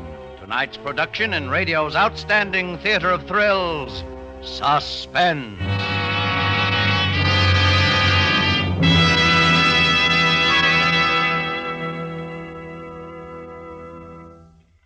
Well, Harlow, only 8 shopping days till Christmas. Well, that doesn't bother me, Hap. I'm giving everybody an Autolite Stay Full battery, the battery that needs water only 3 times a year in normal car use. Even folks without cars? Why, sure.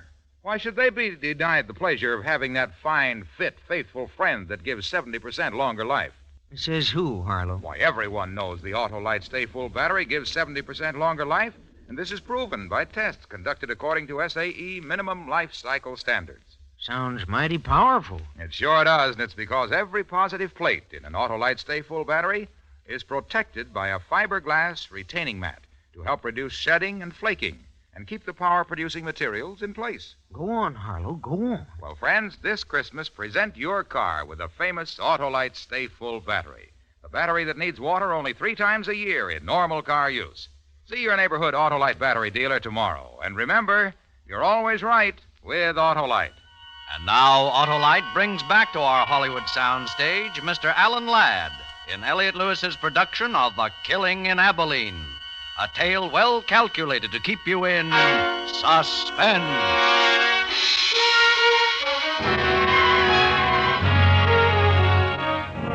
We rode out of Pleasant Valley, the old man and me. We rode fast without speaking through scattered herds of cattle on the lower rangeland. Rolling in from the east, the black clouds smothered the mountaintops. The old man still held the gun on me. No use winding the horses. Won't be dark for a couple hours yet. Lynching parties get their guts after dark. How come you went with them? Waiting for you. I thought you'd be around. Besides, I seen the lynching once. Too much trouble. Yeah. You still figuring to take Burridge with you to Abilene? I can try. Ain't that going to be a mite daring without a shooting iron? Might be. I'm surprised after 2 years looking for him, you didn't shoot him when you found him. That's not what I come for. Why not? Killed your brother. I made a promise to somebody. His wife? Yeah. Mine, too. What was it between Costin and Burge? Well, I don't know. Nobody's seen much of Burridge in the past couple of years, ever since Ben told us about how he was a killer. Ugly man. Just ugly mean. You said Ben told all of you Burge was a killer? Yeah. Guess it's your brother he killed. That right? That's right. And now because of him, you might get killed. But why? They think you made it up about your brother. They think you're trying to take Burridge away. Do you? Well, I haven't decided yet. We ford the stream here. I'll watch your footing.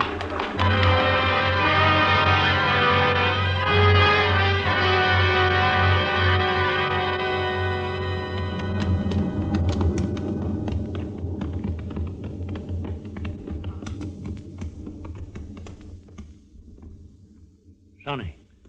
Yeah? They haven't seen you yet. You still got time to get out. You let me go?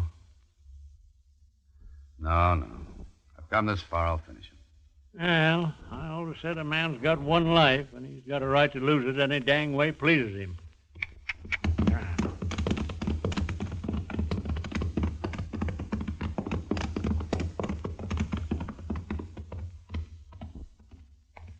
Hello, Sheriff. Thought you'd left Pleasant Valley. We decided he ought to come with us where we can watch him. You decided, Ben.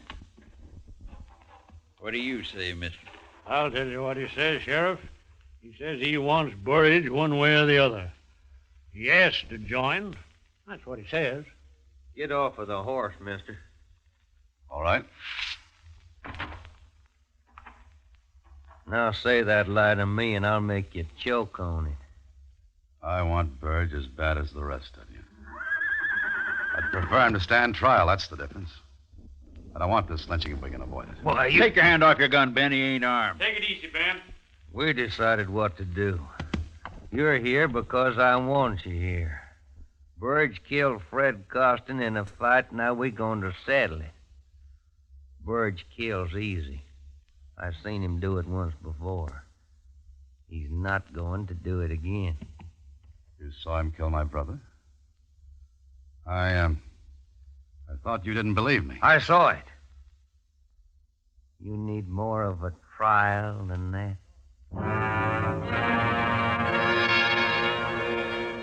I looked at the faces, angry, filled with hate. And I thought of the ugly man up in the canyon in the broken-down shack. I wondered if he knew what was waiting for him a mile or so away.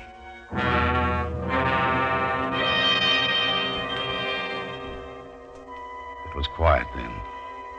Storm clouds are quickening the end of the day. The party became shadows sitting nervously or smoking. 2 of the men had some whiskey and were building their courage for the night's work.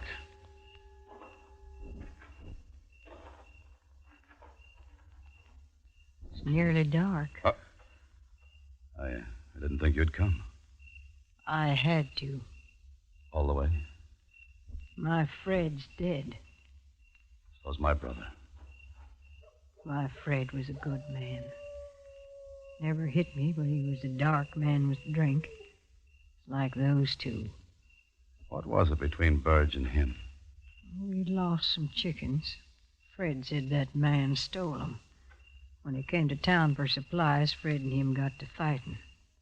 That man hated him and beat him. Fred was terrible hurt. Afterwards, everybody laughed and made jokes. They laughed at their friend? Oh, it was man laughing, no harm, but to a dark man like Fred, it was bad. He swore to get even. That was last Saturday. He went in to drink. And didn't come back? We all thought he rode out someplace for shame. Why do you think Burge killed him? They were all talking about it. Who was? All the men, Saturday night. They said Fred and that man were arguing. Who heard them? Ben did. When Fred didn't come back, we all knew that man had killed him. He did, and he's going to pay for it. Who found the grave, ma'am? Ben did. I'm sorry for your brother's wife. But it's got to be this way. Just like the Holy Book says. An eye for an eye. Let's go, boys. It's time to ride.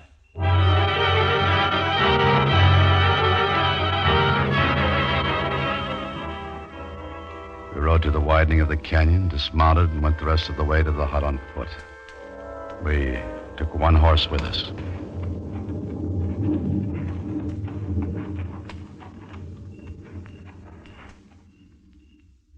He's there, all right. There's a light inside. Hold up, boys. Bob, you, Jim, and Need'll come with me. Right, Sheriff. We'll bring him out. The rest of you stay here. What's the idea? You're too quick tonight, Ben, and giving too many orders. You stay. Still trying to get him away, son? I might. You're like an Injun I knew once. Had to shoot him 5 times before he knew he was dead. What do you want here? You know what we want, Burridge? Get out of here. Get off my land. You come outside quiet like. We don't want no trouble. Trouble? I ain't asking for trouble. You asked for it when you killed Fred Costin. Costin? Well, who killed... I didn't kill him. Save your breath while you still got it. Come on. Oh, let go. Let go of it. Look out, the lamp. Let her go up in smoke. He won't be using it anymore. I'll kill you. I'll kill you all for this. You done your last killing. Get that rope over that limb. Is this your doing, Ben? Yeah, tie his hands, Bob. I'll hold him. You're gonna blame this one on me, too, Ben? Shut up, I said. He didn't do it. He didn't do it.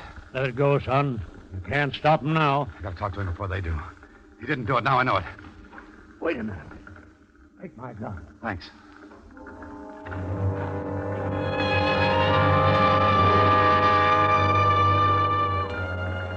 The flames in the shadows flicked over the ugly man's face. The rope was around his neck.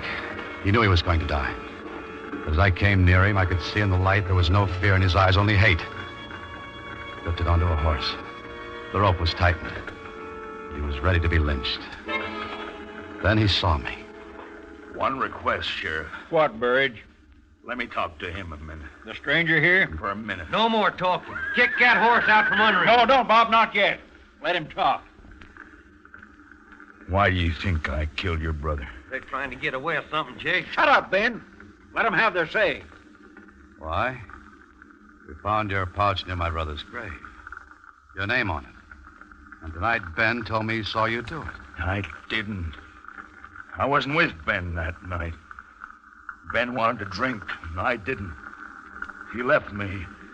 Took my pouch with him. What does it matter about his brother? It's Fred Costin we're hanging him for. I didn't kill Fred Costin either. Listen, mister, I didn't kill your brother. He's talked enough. He killed Fred Costin. I told you that. What about it, Burge? I didn't kill Fred Costin. He's a lying skunk. Let's get it over with. I say let him talk. Where'd you get that gun, mister? How did you know where Fred was buried, Ben? How did you know where Fred was buried? Mrs. Costin says you found the grave. How'd you know where it was? Answer him, Ben. You told me where it was, Ben. I saw him burying poor Fred. That's how I knew. If you saw the burial, why didn't you stop Burge then? Wasn't none of my business. But it is now. What made you change your mind so fast? Stay away from that horse, Ben. Get up, get up, get up. Cut him down. You, Bob, cut him down. I think you'll be coming back to Abilene with me, Ben. You think so?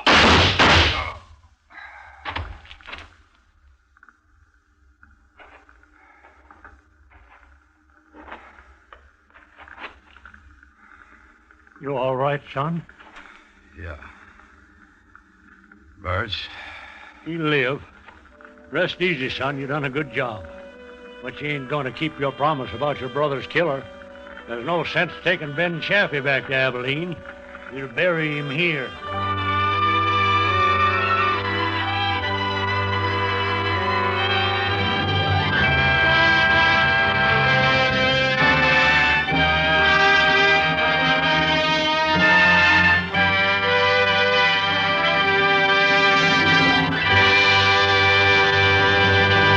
Suspense, presented by Autolite.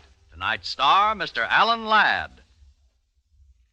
Christmas shopping can be fun. It doesn't have to kill one. Give an Autolite Stay Full battery. Only 3 times a year do you fill one. And that's because the Autolite Stay Full battery is the battery that needs water only 3 times a year in normal car use. And it's one of more than 400 products for cars, trucks, planes, and boats made by Autolite in 28 plants coast to coast. These include complete electrical systems used as original equipment on many leading makes of America's finest cars. Electric windshield wipers, starting motors, voltage regulators, coils, distributors, wire and cable, generators, all engineered to fit together perfectly, work together perfectly, because they're a perfect team. So, friends, don't accept electrical parts supposed to be as good. Ask for and insist on original factory parts at your neighborhood service station, car dealer, garage, or repair shop.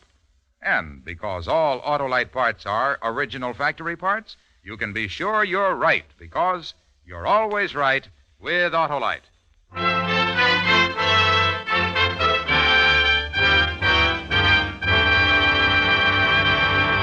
Alan Ladd will soon be seen in Paramount's Technicolor production, Branded. Next week on Suspense, Mr. Dennis Day is star of Christmas for Carol.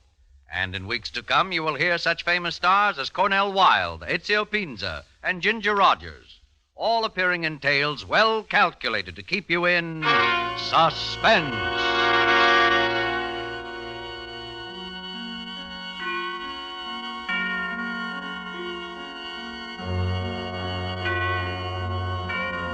Suspense is produced and directed by Elliott Lewis, with music composed by Lucien Morawek and conducted by Lud Gluskin. Portions of this program were transcribed. A Killing in Abilene was written for Suspense by Gil Dowd and Anthony Ellis. And remember, next week on Suspense, Mr. Dennis Day in Christmas for Carol.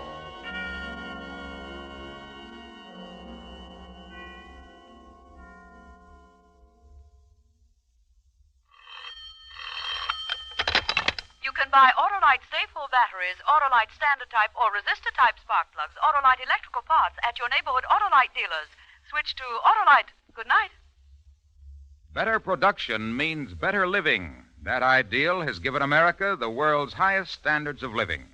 Learn how you can help to improve our economic life. For the free booklet, The Miracle of America, write Box 10, Times Square Station, New York City. This is CBS, the Columbia Broadcasting System.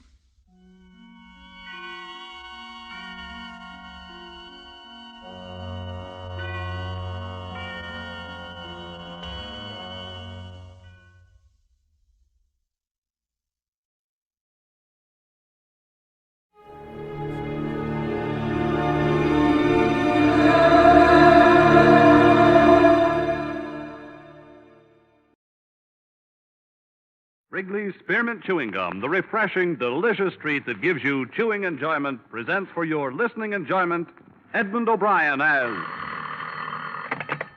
Johnny Dollar. Frank Gaber at Monarch Life, Johnny. You free for about a week? What's the deal? The name is James, Mrs. Martin James. She disappeared May 25th. Her husband's a wealthy contractor in the Denver area. What's the policy price? $200,000. She better not be dead. According to the police, there's very little possibility that she's anything else.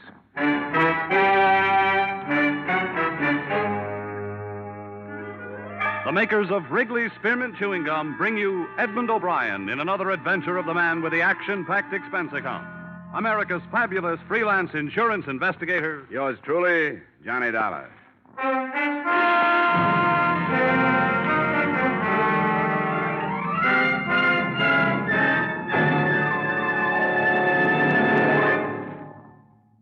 To make every day more enjoyable, treat yourself often to refreshing, delicious Wrigley's Spearmint Chewing Gum. Here's a taste treat you can enjoy indoors, outdoors, at work, or at play. The cool, long-lasting mint flavor refreshes you. The smooth, steady chewing helps keep you fresh and alert. Adds enjoyment to whatever you're doing. Wrigley's Spearmint Chewing Gum. Healthful, refreshing, delicious.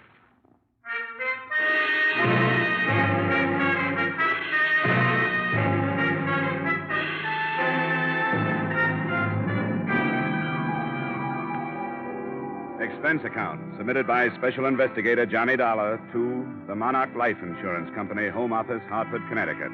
Attention, Mr. Frank Gaber. The following is an accounting of my expenditures during investigation of the Barbara James matter. Expense account item 1, $73.87, transportation to Denver, Colorado. Expense account item 2, $2.30, taxi fare from airport to police headquarters, where I spent a few minutes getting myself up to date. Detective Lieutenant Harrison locked his hands in back of his head, leaned back in a swivel chair, and filled me in on the meager facts. And a swimming pool. He must have loved her. Well, he could afford it. And tennis courts, anything to hang on to her. See, Dollar, he's one of these silly old fools dreaming of a sparkling youth. What about his wife? She was 28. I got a picture of her here.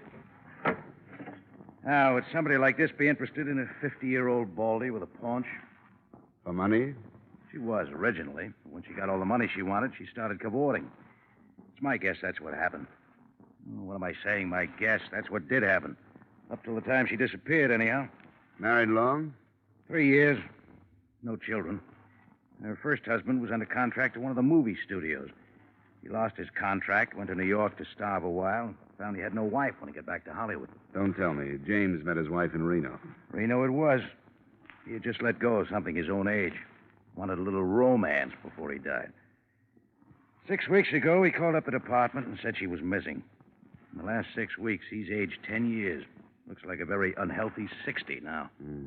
Nothing from the travel bureaus, out-of-town hotels? Nothing from railroad stations, bus depots, airports, auto rental services, other police stations in the U.S. and Canada, et cetera, et cetera, et cetera. So? After 6 weeks, murder.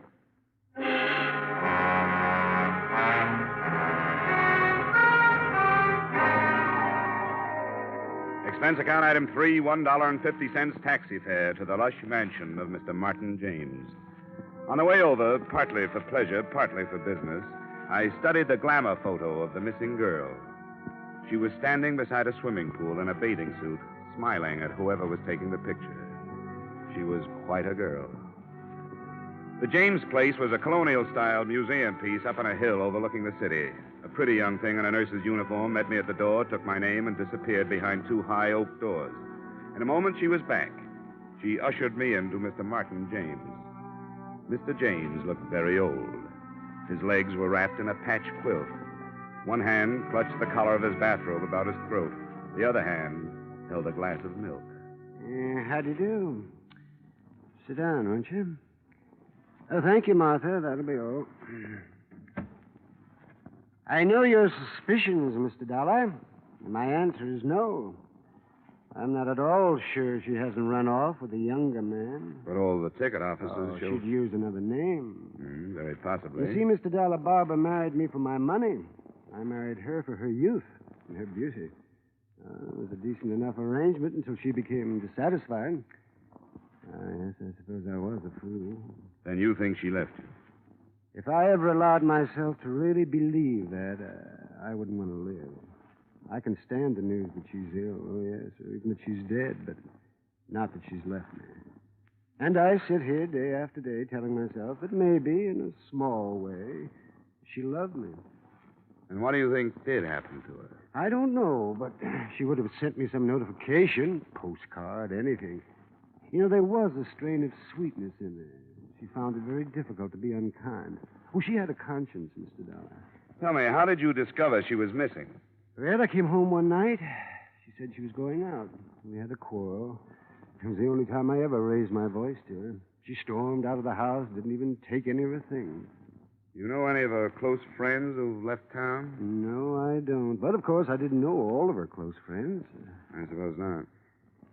Well, Mr. James, can you suggest any of her friends that I might start with? No, Mr. Dollar. Although I suppose Bennett would be as good as any. Who's Bennett? Oh, he runs the Yellow Bird Cafe, a nightclub downtown. I always had the idea he was number one on the list. The Yellow Bird Cafe. Well, thanks, Mr. James. If I hear anything new, I'll let you know. Thank you, Mr. Dollar. Oh, one more thing. Yes? If you find her, and she did leave me, tell her she needn't come back.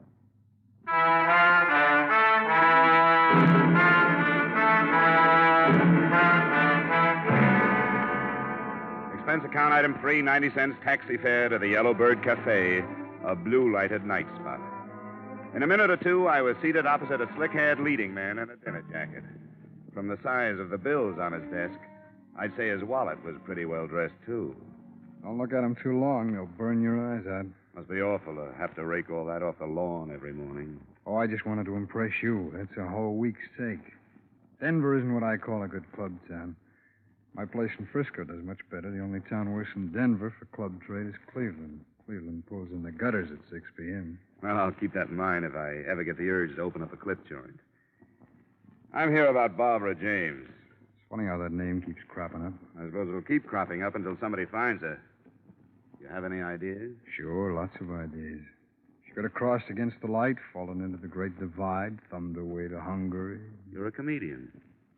Oh, now, look, Dollar. I'll tell you what I told the lieutenant. I don't know anything about it, and if you insurance rubes had any brains, you'd check with the cops first before making fools out of yourself. You saw quite a bit of her. Saw, that's right, saw. That was a long time ago. Listen, guy, I got a book in my pocket with names of girls who make Barbara James look silly. Now, why should I take away an old man's child bride? That's not the way I heard it. All right, for laughs, sure, I used to take her out. She was lonely. She used to come in here and sit alone at a table. I had nothing else to do. We'd dance. I'd buy her a few drinks. That was it. She gave you the brush, Bennett. Oh, yeah, sure. You don't like to be given the brush. Anytime I can't hang on to a dame like Barbara. She gave you the brush and you didn't like All it. right! All right, Dollar, she gave me the brush. I took that girl and gave her a new life. She was stuck with that old guy up there on the hill. She poured out her heart to me. Told me how it was to live up there. Well, I listened to all that. Listened like I was interested. And she turned around and kicked me. Who'd you run off with? I should remember. Your cooperation would be appreciated. Oh, get out of here. I'm busy. Thanks. You've been a big help. I hope you find her. Dead.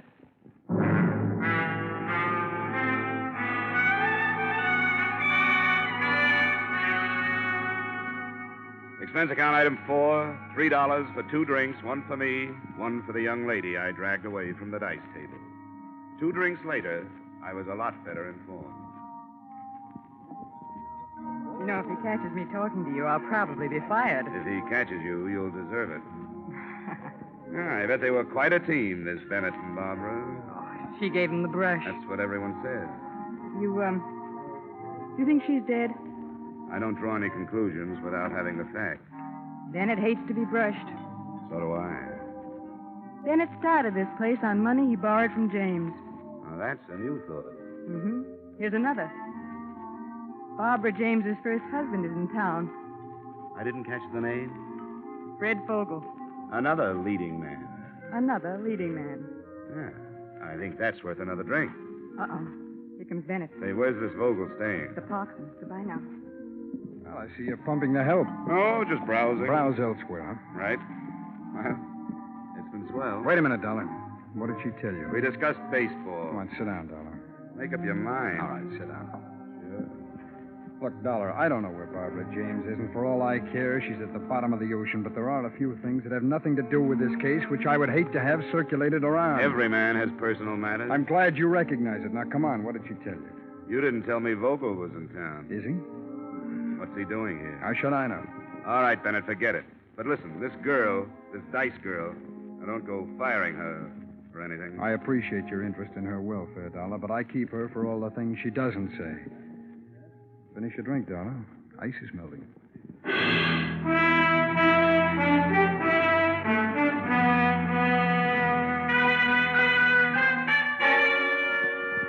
I walked to the Parkson and asked the desk clerk for Mr. Fred Vogel.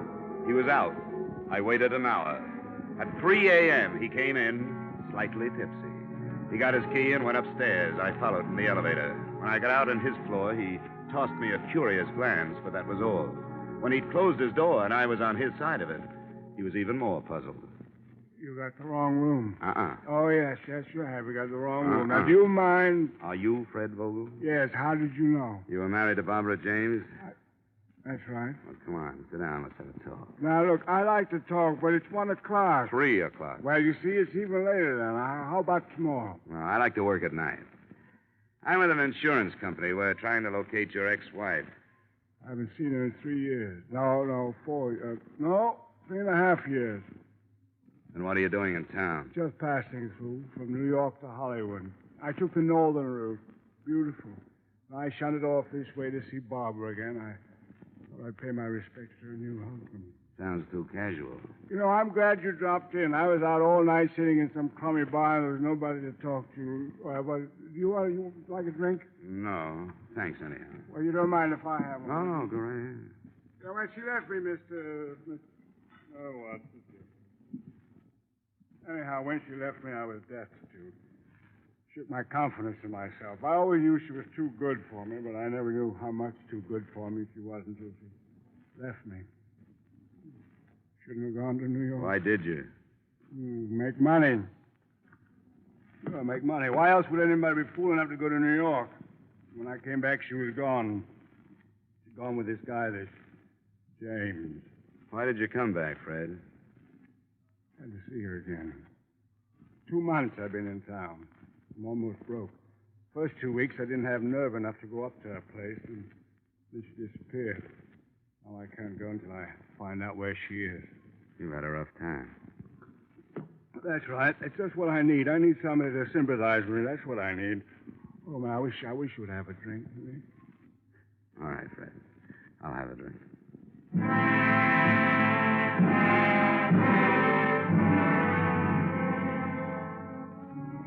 I went home at 5 and slept till 11. The only reason I woke up then was because somebody was ringing a telephone in my ears.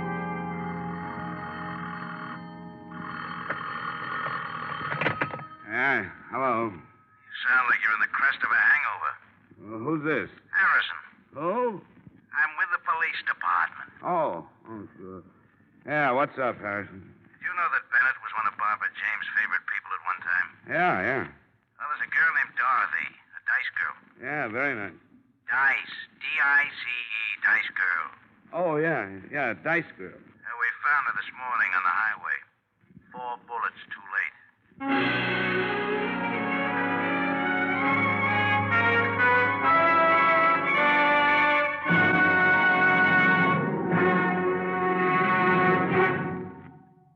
To make every day more enjoyable, treat yourself often to refreshing, delicious Wrigley's Spearmint Chewing Gum. The lively, full-bodied, real mint flavor cools your mouth, moistens your throat, freshens your taste. And the chewing itself gives you a little lift, helps you keep going at your best. So for real chewing enjoyment that's refreshing and long-lasting, always keep Wrigley's Spearmint Chewing Gum handy. Healthful, delicious Wrigley's Spearmint Gum will make every day more enjoyable. And now, with our star, Edmund O'Brien, we return you to the second act of Yours Truly, Johnny Dollar.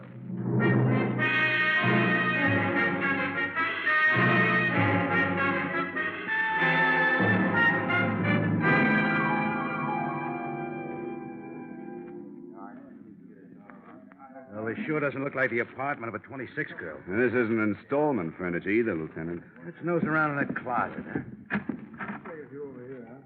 What? Imported brocade. Yeah. My wife's been pestering me for something like this for 10 years. Now, how would a girl like Dorothy rate all this? For being lovely? Well, for being quiet. Possible. It's usually the former. Yeah, that's true. Wait a second. What are you doing? Looking at this label. Martin Rifling, Denver. Now lead me to the classified. Yeah, it's very cute, Dolar. Wish I'd have thought of that. Here's the yellow book. Thanks. Let's see. Dresses. Here we are. Now, Rifling. Right here. Martin Rifling, early 5687. There you are, Lieutenant. Make the call in the name of the law. Yeah. 5, 6, 8, 7. I hope they still have the records. On the other hand, a customer like this, hello, say this is Lieutenant Harrison, Police Department. Have you got the records on a Miss Dorothy Weller? No, all right, sure. What's the deal? Says I have to talk to the manager. Hello, say this is Lieutenant Harrison, Police Department. I'd like some information regarding a Miss Dorothy Weller. Yes, Weller. She had quite a substantial account with you, didn't she? 3,000. Wow. Look, who paid the bills? What? She did? Well, did she ever come in with anybody?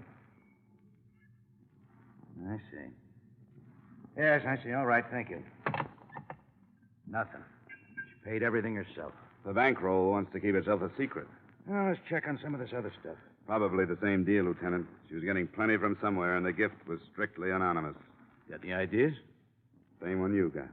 I want to mess around here for a while. You go on over to Bennett's and check. I'll let you know if we're right, Lieutenant. And look, why don't you take some of that imported brocade back to your wife? Huh? Don't be silly. Then I'd have to take her someplace expensive to show it off.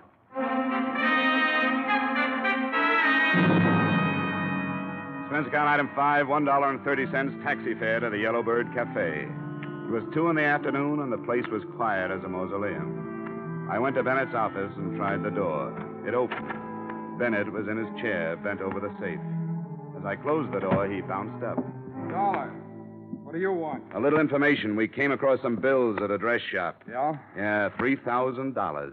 Guess whose name was on them. I don't even know what you're talking Miss about. Dorothy Weller, that's who I'm talking about. $3,000. Well, she must have come into some money. And now she's dead, and you were the rich uncle. I wouldn't spread those kind of rumors, Dollar. You killed her, Bennett. You killed her because she was bleeding you to death. Prove it.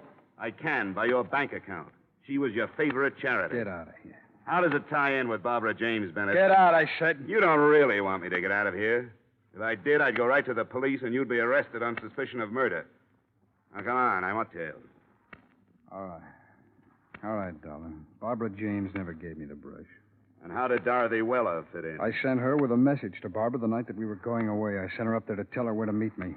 The night Barbara was killed? Yeah, that's right. The night she was killed. What happened up there? I don't know. Come on, Bennett. I tell you, I don't know. She wouldn't tell me. You paid her enough. Well, not to give me information, to keep things to herself. If anybody ever found out that Barbara and I were going to run away together.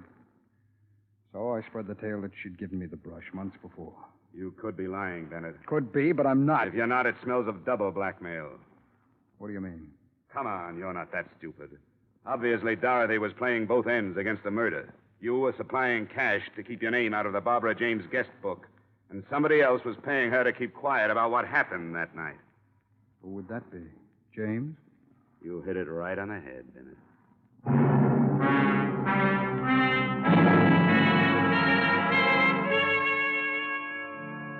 Expense account item 6, transportation to the Martin James place. I found old Mr. James out by the swimming pool, accumulating a wrinkled tan. He sent the nurse for something cool for me, and we settled down to conversation. Are you calling me a liar? All I know is something drastic happened the night Barbara James disappeared. Now, look, I don't prosecute anybody. I'm just an insurance man. My job is to find your wife, that's all. Well, I've told you the truth. I'm afraid not, Mr. James. Because it happened something like this. You came home. Happened something like this. You came home. Barbara was packing. She was there with another girl, a girl named Dorothy Weller. She told you she was running away with Bennett. You had a quarrel. Oh, it's the most You've been ridiculous paying thing. Dorothy Weller plenty to keep that quarrel to herself. Why, that's sheer invention. Investigation, Mr. James. Now, exactly what happened that Oh, night? everything happened exactly as I told it to you. Bennett tells a different story. Then it'll have to be Bennett's word against mine. It'll be more than that, Mr. James. Dorothy Weller is dead. Huh? Yes. I see. Now, what happened that night? So we quarreled. Barbara said she was going away with Bennett. I didn't want her to go. She left anyhow.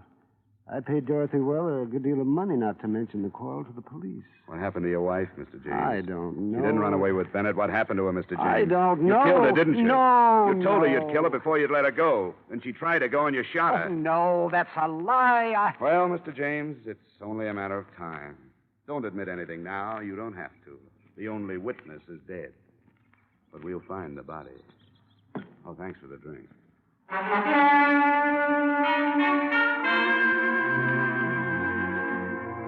3 weeks passed. Barbara James was still missing. We were stymied, no place to go. We searched every inch of the grounds on the James estate. We found nothing. The garbage disposal, nothing. The incinerator, nothing.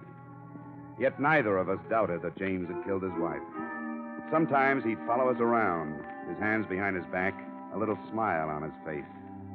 I got to hate James. It was like losing at canasta night after night to the same guy. One day I was standing in the patio looking down into the blue water of the pool when somebody tapped me on the shoulder. Mind if we clean it? Huh? The pool. Oh, well, you better ask Mr. James. Oh, I thought you was going to use it or something. No. Well, we service the pool every 2 weeks. Unless somebody's using it, we go right to work, you know. Well, go right to work then. Yeah, sure thing. We built this pool, you know. Oh, really? Yeah, I've been building pools in and around Denver for 25 years. My father was in business before that. This here's a beautiful job we did. We take real pride in this here pool. Yeah, it's a nice pool, all right. Oh, we got some beauties all around, but this here's our pride and joy. Solid gunite all the way through. Steel reinforcements, loot waller, pump and motor. Best equipment you can buy. This thing set old Mr. James back a plenty, but you get what you pay for. Nobody builds a better pool than us for the money. Oh, is that so? Oh, sure. And we take our time. We routine the work so as you get the pool as soon as possible, but that gunite, you know, it has to set at least 28 days. Then the plaster. I wouldn't fill it until all that had a chance to settle. But Mr. James got awful impatient. Wanted the pool filled 10 days after we gunnited. I told him, I said, Mr. James, you don't build a pool like this every day. He said, I know that. And I said, Mr. James, you want this pool right, and I'm going to make it right for you. A few more weeks ain't worth getting impatient about. Ah, impatient, was he? Oh, my, you should have heard him. But we stood our ground, you know. Oh, goodness, I wouldn't ruin a $10,000 pool for the sake of 2 weeks. Hey, what's gunite? Well, I'll tell you. Gunite's a fine cement. We blow it out of a gun at 60 pounds pressure. See, poured cement ain't as good for a pool. But when you blow the cement into that steel reinforcement we lay down, that really gets in there and sticks. Practically all swimming pools are made of gunite now. When did you start the pool, Mr. Dolph. Daniel T. Dolph. Oh, we started about, May 23rd. We excavated then. Then we laid the steel the 26th. Then we So the night of the 25th of May, there was nothing but a hole here. Oh, no, nothing but a big hole. We got the gardener to water down so as he wouldn't cave in. Mr. Dolph, I'd like you to do something for me. Oh, sure thing. Drain the pool, will you? Drain it? Uh-huh. Oh, you don't have to aerodrain a Daniel T. Dolph pool. You see, the filter system and the automatic skimmer, they take care of all the I dirt. want you to That's drain why it they and can- get some air drills in here and then tear out the bottom. What? Tear out the bottom? You crazy? Tear out this pool? Well, you'll be paid for it, and I'll get the authorization. This beautiful pool? After we did a job like this, what for? What for?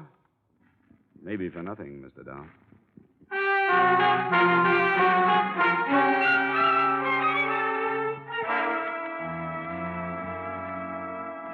You dig up the pool? That's right, Mr. James. Oh, that's the most outrageous suggestion. I've got a police order. Well, then you and the police department and the company you work for better be prepared to pay the consequences, Mr. Dollar. I'll admit this is a pretty expensive hunch, but it's all right. I work for pretty expensive people.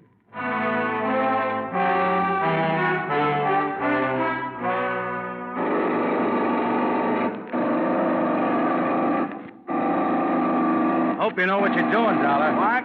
I said I hope you know what you're doing. It's only a hunch, Lieutenant. May 25th, the girl disappeared. Now, May 25th, there was nothing but a big hole here. James knew that the next day they'd put the steel reinforcement in and then gunite over it. What better place for a body? Oh, here comes James now. What? I said James is coming. Oh. Hello, Dollar. How are things progressing? Pretty well, Mr. James. Yeah, I hope you're having a good time. Just like a small boy watching them tear up the street. Only this time it's going to cost you your job. Yes, and your company. A lot of money. The order comes from the police department, Mr. James. You have to bring that up. Don't you think this is all just a little bit childish, Dollar? Depends on what we find. If we don't find your wife, it's childish. If we do, it's logic. But rest easy, Mr. James. It won't be long now.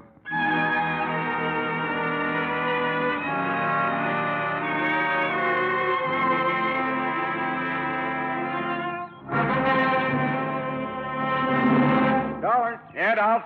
I just hit a loose section. Oh, wait a minute. I'm coming down. Come on, Lieutenant. Right behind you. Yeah, right here, Dollar. You see, it shouldn't be this loose. Yeah, give me that shovel.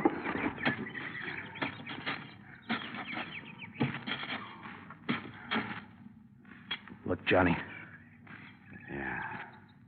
Great place for it. What is it, Dollar?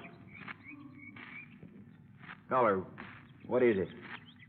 It's a grave, Dolph. What? We better get after James. Hey, he's gone. Let's get up there. There he goes, Lieutenant. Hey, he's up on the porch. Come on, let's go. As you see, I have a gun. You don't want to add 2 more to your score, James. And why not? Dorothy and Barbara, and now you. Not this time. No, you Dollar, don't. Let it go, James. No. Oh, nice work, Dollar. You all right? Just fine. But Mr. James isn't going to need a new swimming pool.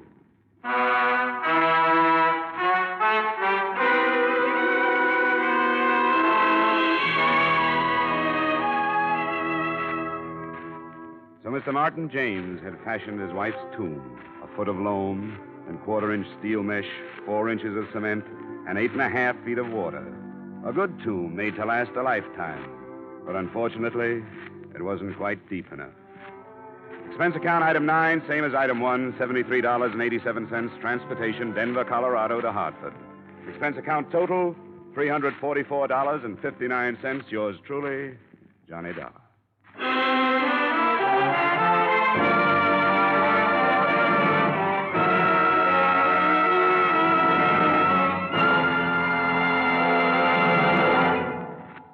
Remember, friends, to make every day more enjoyable, treat yourself often to refreshing, delicious Wrigley Spearmint Chewing Gum. There's lots of cooling, real mint flavor in every stick. And chewing Wrigley Spearmint helps keep you feeling fresh and alert. You feel better, work better, get more fun out of doing things. So indoors, outdoors, wherever you go, keep some healthful, refreshing Wrigley Spearmint Chewing Gum handy. To make every day more enjoyable, treat yourself often to delicious Wrigley's Spearmint Chewing Gum.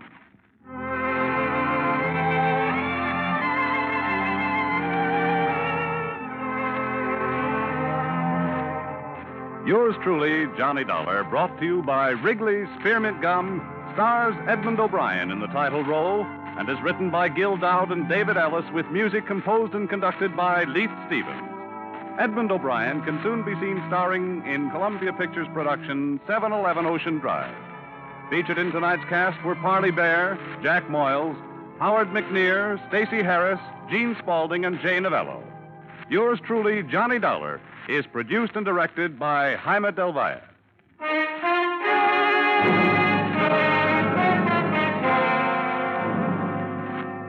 The makers of Wrigley's Spearmint Chewing Gum hope you've enjoyed tonight's story of Johnny Dollar and that you're enjoying delicious Wrigley's Spearmint Chewing Gum every day.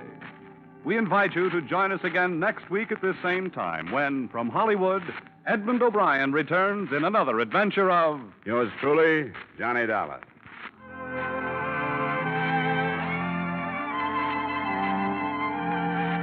Bob Stevenson speaking. This is CBS, the Columbia Broadcasting System.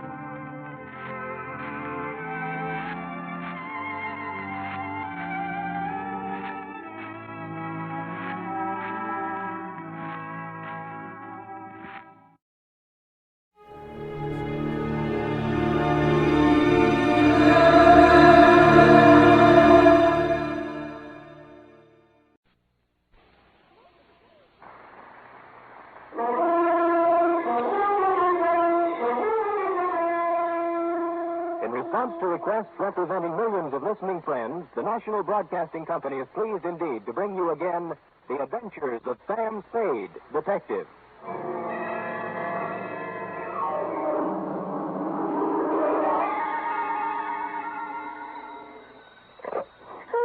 Me, sweet. What number have I got? Sam Spade, Detective Agency. Oh, well, me, sweetheart. Nothing's happened. Call me later, Dwight. The white yet. Look. I didn't know you were in town. You didn't write to me or... Effie, F. Yes? This is me in the flesh, Sammy the Spade. Oh, now what? Goodbye. Effie, I'm in a payphone. My nickel is running out. Oh, Dwight, how can you be so cruel and play jokes at a time like this? Wait, listen. Oh, you listening? Yes. I am not dead. Don't believe everything you read in the papers or hear on the radio. You were at my funeral. Is that what you were about to say? Yes. It was lovely. Don't believe that either. Stay right where you are, sweetheart, because I'll be there, alive and handsomer than ever, with an account of a caper which proves you can kill some of the people part of the time. My exaggerated report on the death of Sam Spade.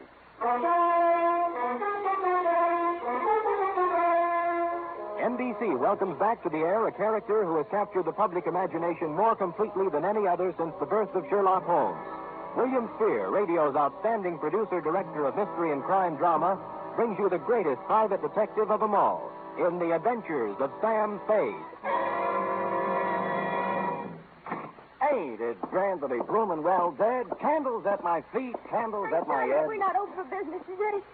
I mean, Mr. Spade's office is closed right now because... I'll wait. You look just like Mr. Spade. What's your name? Spade. S-P-A-D-E. Spade. Sam never told me he had a twin brother. He doesn't. But then you... I'm me, Sam. Oh, wait, come here. Now do you believe me? Oh, what's the use? Oh, you're so much like him. Oh, never mind.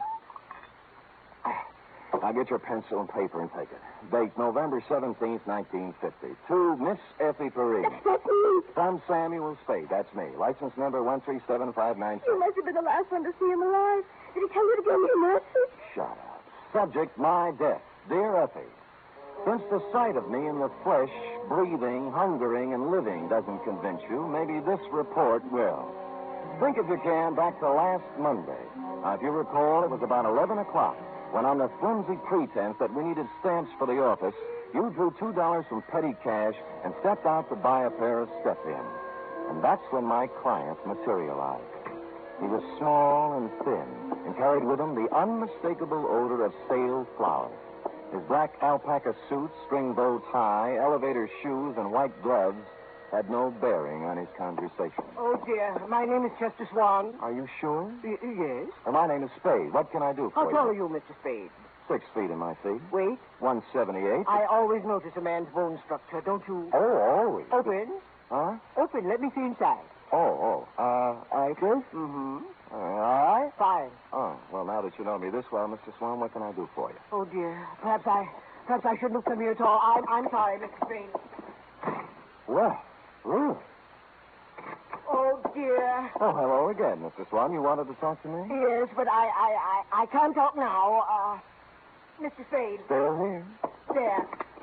I live at 8516 Claremont in Berkeley. I'll be there tonight. Oh, dear.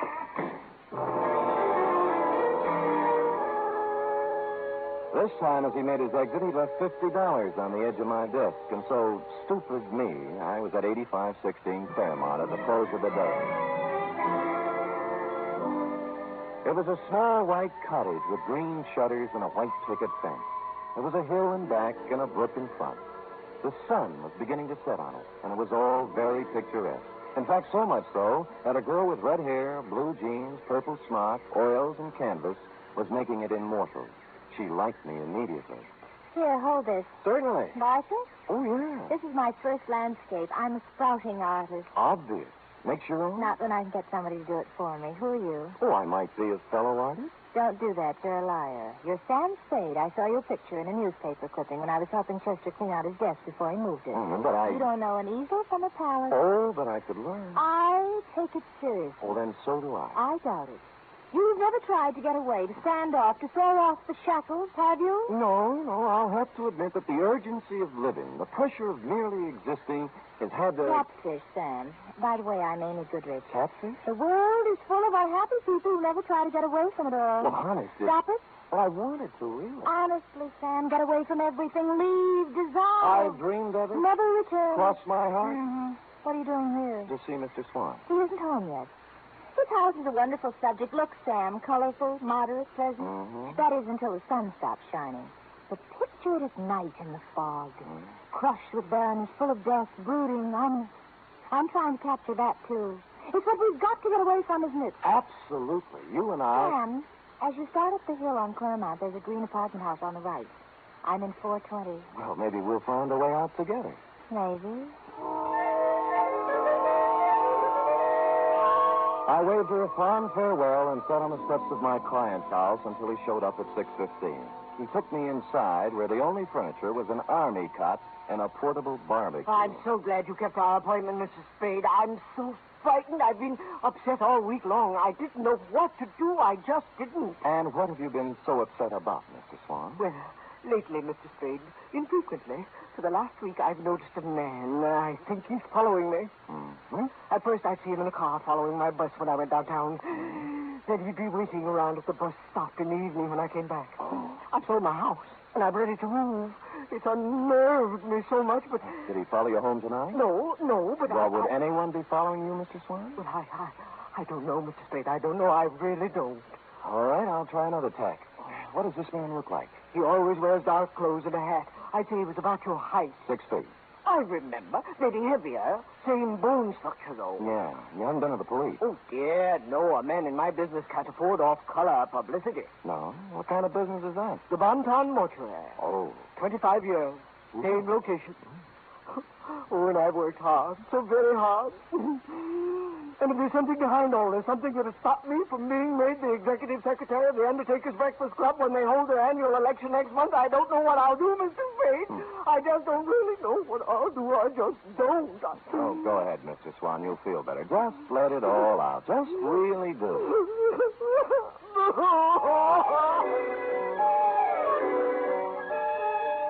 And he did. When he stopped crying, I instructed him to go about his daily habits as always and left, assuring him I'd get to the bottom of it all. I walked down to the corner ostentatiously, which is a neat trick well calculated to throw nefarious observers off the track and lull them into false security. And when the bus showed up 10 minutes later, I got on it, rode 3 blocks, walked back, and took a plant across the street. A clever ruse, as you see, to invite a showdown. 2 hours later, a man about my size in dark clothes appeared over the hill and crept stealthily to the front of my client's cottage.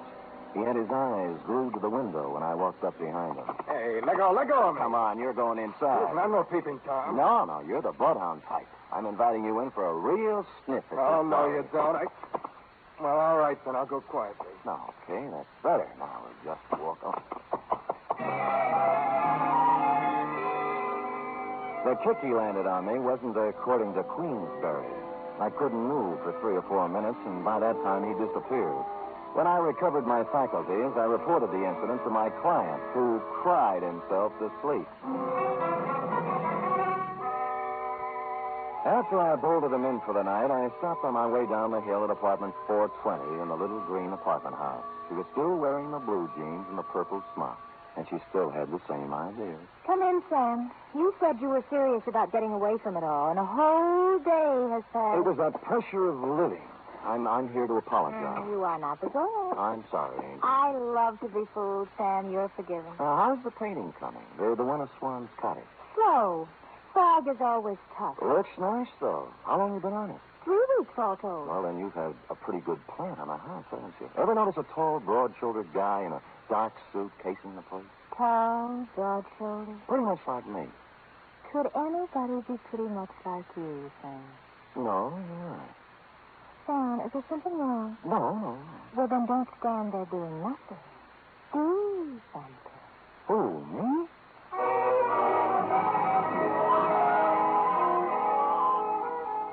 Amy fixed me a small dinner which had a strong turpentine taste to it, and then we mixed oils and painted and made fudge.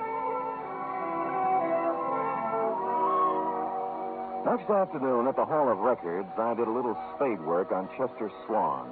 His application and permit to practice undertaking in the city of San Francisco were dated 1938. Details: unmarried, 52 years of age, graduated from mortician school in Ohio, listed one living relative, nephew, Theodore J. Swan, Toledo, Ohio.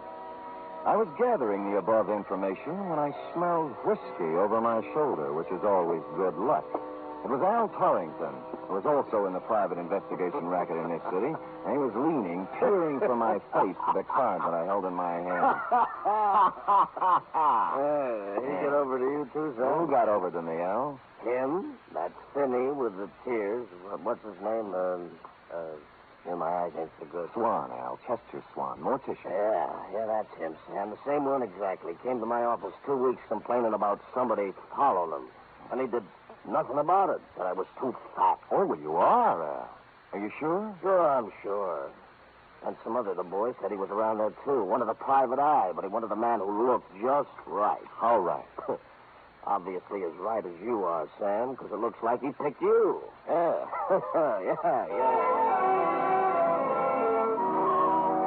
Yes, it did look like he picked me. And I thought that over, and I didn't like it. And I called my client at home to tell him he was fired, but he didn't give me a chance. Oh, dear, I'm so glad you called, Mr. Spade. I really am. I called for a reason, Mr. Swan. I'm resigning this case. Oh, dear, Mr. Spade, you can't do that. You really can't. I don't think you've been quite honest with me, Mr. Spade. Oh, dear. Tears will get you nowhere. I made a routine check on your reasons for hiring me, and they don't quite fit with the reasons you gave. They really just don't quite, Mr. Swan. It's no game, Mr. Spade. Believe me. He's back tonight. Right now, he's standing beneath the lamppost outside my window, and I'm frightened to death. But please hurry over, Mr. Spade, and let's get this business straightened out. Please. And stupid me, I went over. And I found that little white cottage on the hill looking grim and gaunt in the heavy fog. Amy's words about it being crushed with Baroness, full of brooding and death, came back to me. And Mr. Swan's frightened words about a mysterious man in dark clothes waiting beneath the streetlight also came back to me, particularly when I noted there was no streetlight near the house. However, there was a light somewhere in the rear of the house, and the front door was ajar. Mr. Swan! Mr. Swan, are you here? Oh, Mr. Swan, it's me, Sam Spade. Are you here? Mr. Spade? Is that you? Are you out there? Where are you?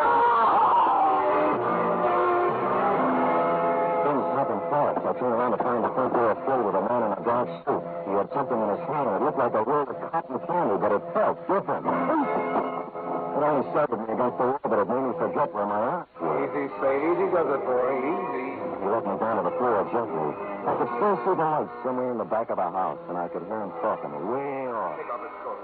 Give me the needle. I can't watch. I'm going upstairs. The needle went somewhere in my left arm, but not before somebody pulled my coat off, and for no reason I could think of at the moment, also tried to pull my finger off. Well, I couldn't dwell on it. By that time, the stuff in my arm was going other places, and I was going with it, even though there was action all around me. That's how it do it. No, stay away from me. Get out of here. Vaguely, somewhere, somebody was shooting Roman candles or having blowouts or playing bebop. I just didn't care at all. I just didn't.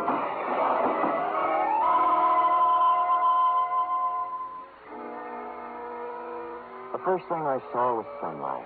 It was the kind you see in a picture. It was a picture of a little white cottage with green shutters.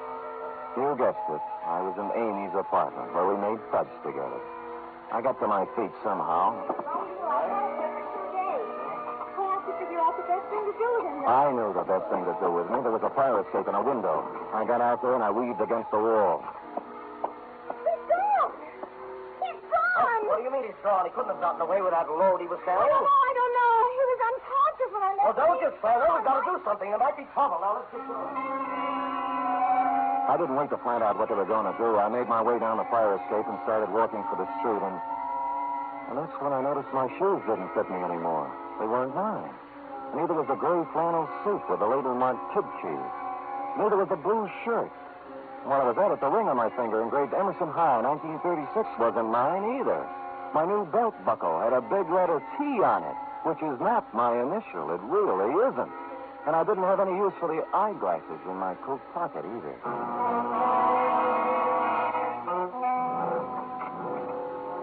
You were out when I walked in the office, F, but you've been there. There was a black crepe done up in a white satin ribbon hanging on the door. The desk blotter was drenched with salt tears. And a newspaper folded back to page 13, and I'll sue the Chronicle on this if it's the last thing I do gave me a 2-inch spread. Item, November 15th, 1950. 15? What happened to the 13th and the 14th? Detective perishes in Berkeley fire. I read it through once. And twice. It was my obituary.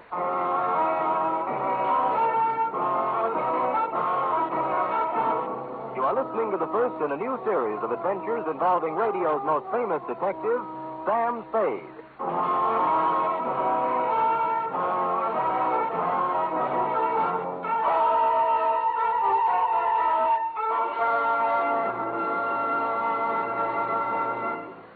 Later tonight on most NBC stations, Duffy's Tavern comes your way with another merry half-hour session, starring Ed Gardner as Archie the manager.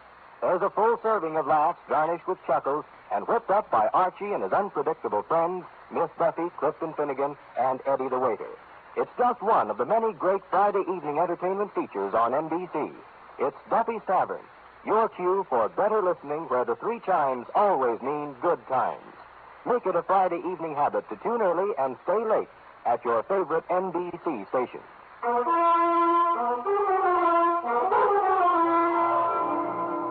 And now back to Caper Over My Dead Body, tonight's adventure with Sam Spade.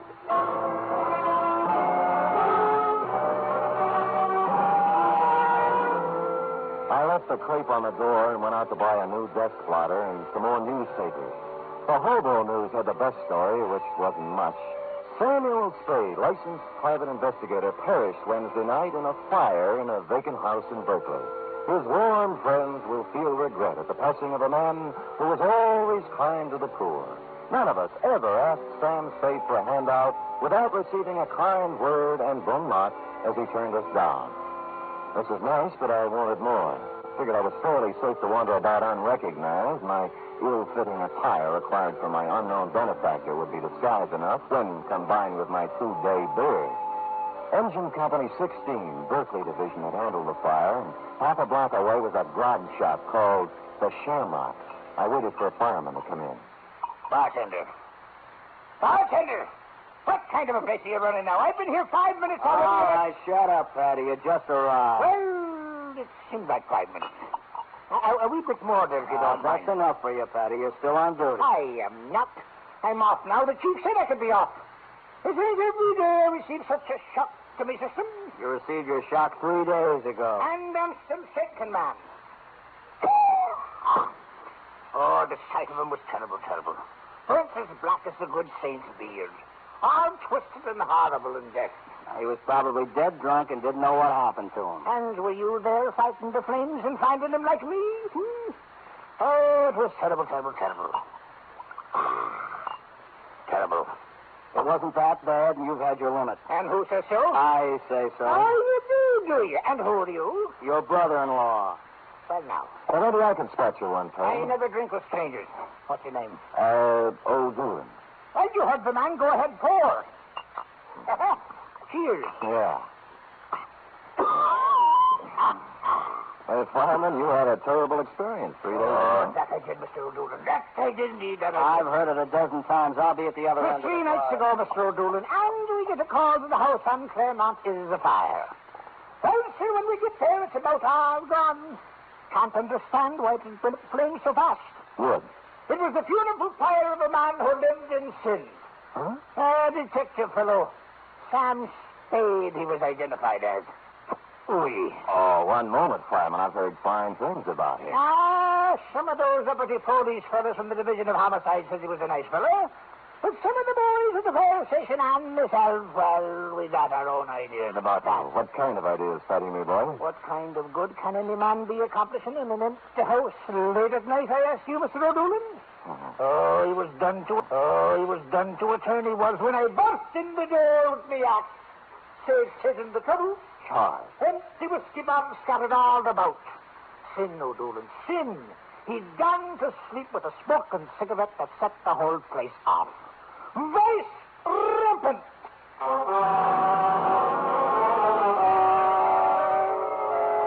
From there, I went downtown to the telegraph office where I sent a wire to Toledo on a long chance. And while I was waiting for an answer on a not-so-long chance, I slunk into the Bon Ton funeral parlor to pay my respects to the departed.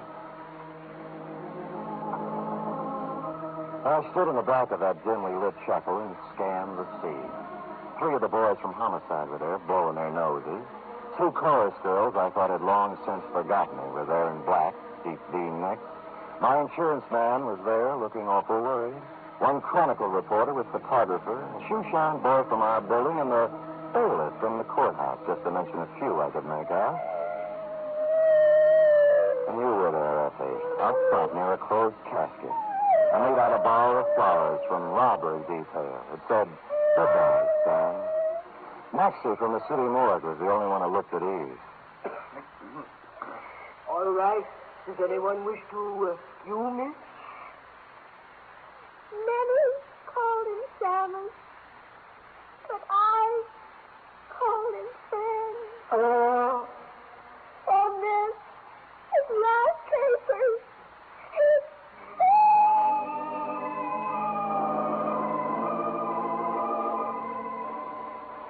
I was touched, Effie, and I would have stopped the whole thing then and there. But I had to find out who was in that casket. I reeled out the front door with tears in my eyes and slid around to the back door and into Chester Swan's private office. And there I made a phone call and got an answer to my telegram, which caused me to make another call to his bank. By that time, most of it was right in place. I searched through his desk, revealed nothing, and a safe standing in the corner the same.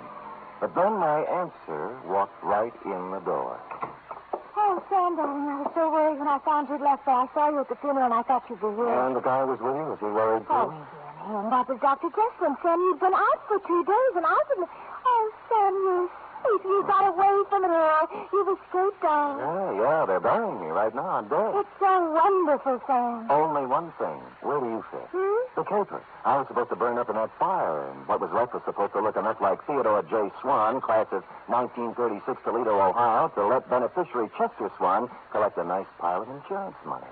Sam, what are you talking about? Who is Theodore J.? What did you say? Chester's only living relative. They're burying him right now. Somebody lost his caper. You want to tell me? Darling, I was at the house the night of the fire, working on my foggy picture. You didn't see me when you went in, and later on you didn't come out. And I went over. I was on the floor, and a man was bending over me. He changed clothes with you, Santa, and I screamed, and he pulled out a gun, and I hit him with a hoe. And I drug you out on a run. And then what happened? I put you in my car and took you home. I was going to phone the police, but I decided it was something you were working on, and I went back to the house, and it... And it was burning, and you knew the man you'd hit on the head was in there. Believe me, Sam, I didn't know the house was going to burn down. I wouldn't kill anybody, Sam.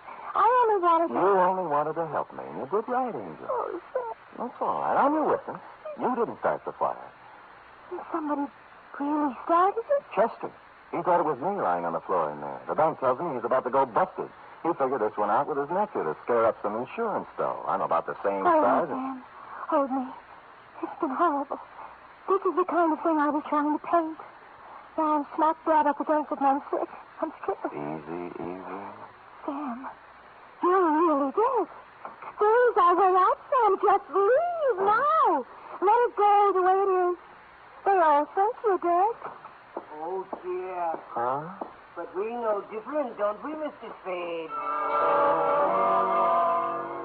He was holding a Navy Colt revolver in front of him with both hands. I couldn't make up my mind to rush him and count on his bad aim or stand still and be a perfect target while I tried to talk him out of it.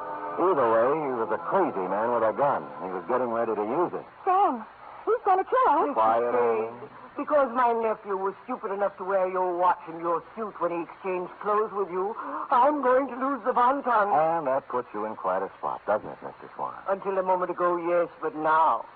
Mr. Spade, the newspapers all say you're dead. The death certificate says the same thing. All of your friends are following your casket and my nephew's corpse to the cemetery at this very moment. Everybody expects you to be dead, Mr. Spade. Thanks to you, Mr. Swan. But now, nobody'd miss you if I killed you. I'd miss you, Sam. But I'd have to kill you, too. Oh. Did you notice You're still wearing Theodore's clothes, even his ring. Why, Mr. Spade, I could kill you and put you in a fire somewhere and collect my insurance on Theodore now, couldn't I? No. Why, that's a terrible thing to think. Huh? Oh, you're not reasoning properly, Chester. You really aren't. How would you explain Amy? You just said you'd have to kill her. And what about the coroner's office? You know how they are. But if I... And don't forget the medical examiner's got something to say, too. Not to mention the fact that you'd have to really burn me up to cover up the bullet hole. And furthermore, Chester, when you shoot me, if you happen to hit a rib and chip off some bone, they'd know I was shot before, and then homicide would be in on it. Oh, no, stop. Nothing works for me. I'm a failure. Oh, go ahead, Mr. Swan. Let it all out. We'll see you back.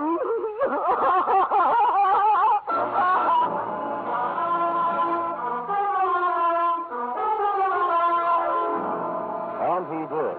And he's still crying in his cell downtown. Period. End of report. Oh, Stan, you were so brave. You actually stood there and talked that crazy man out of murdering you. You were wonderful. True, Effie?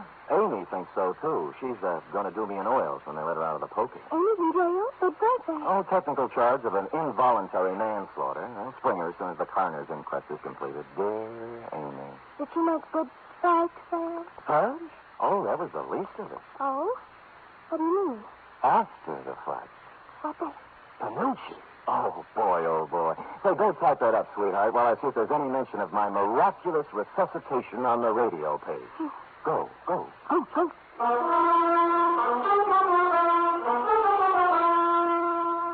There certainly is a mention of Sam Spade on the radio page for Friday. Sam Spade is one more in the list of great shows to join up in NBC's Parade of the Stars. Have you heard The Big Show? This Sunday, The Big Show comes your way once again on NBC. Listen to just a few of the star names who will be appearing this week. Bob Hope, Jimmy Durante, Perry Como, Jose Ferrer, Mindy Carson, Eddie Cantor, Meredith Wilson and his orchestra, and many, many more. And, of course, your MC once again will be the lady who invented the snappy retort, Tallulah Bankhead.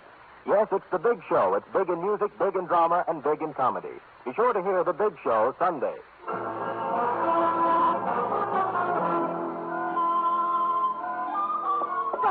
All types of... Good. I will sign it, and you will keep it, always, to remind you that I'm still here. Oh, Sam. Living, breathing, brave, and handsome. A paragon. Sam, what will we do about the mail? The mail? What mail? Where? Oh, the letters and postcards and telegrams and all that came in when people thought you...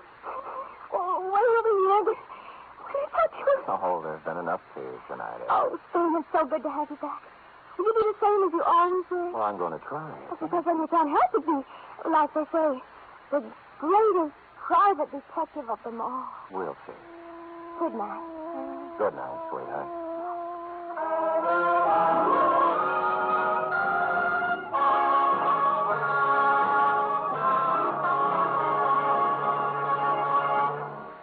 The Adventures of Sam Spade are produced, edited, and directed by William Spear. Sam Spade was played by Stephen Dunn. Lorene Tuttle is Effie. Script for tonight's adventure by E. Jack Newman. Musical scoring by Lud Gluskin, conducted by Frank Wirth.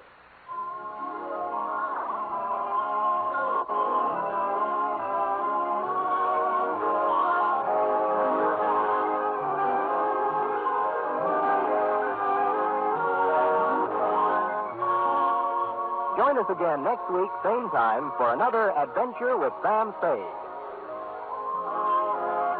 Hear the magnificent Montague, then visit Duffy's Tavern on NBC.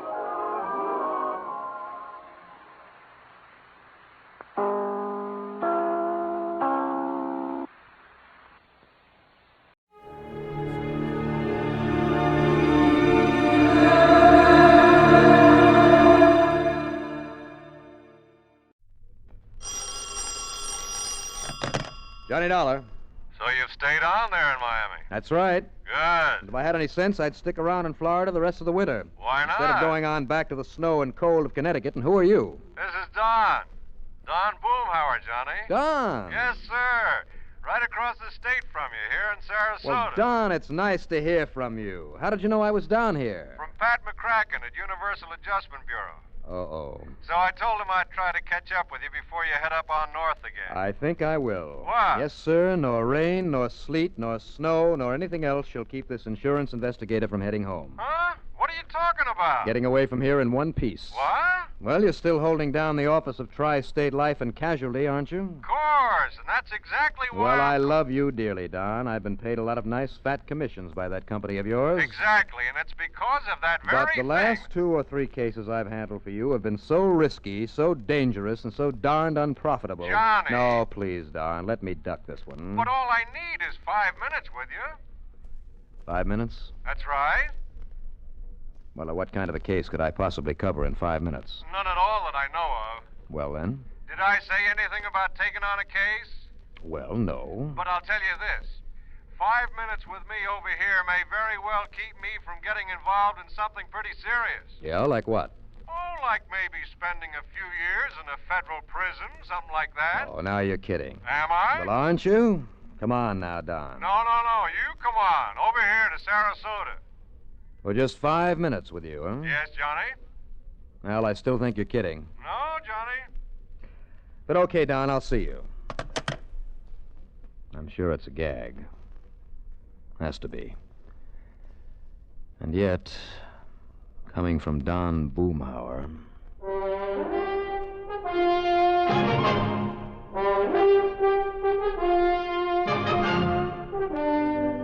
CBS Radio brings you Bob Reddick in the exciting adventures of the man with the action-packed expense account, America's fabulous freelance insurance investigator. Yours truly, Johnny Dollar.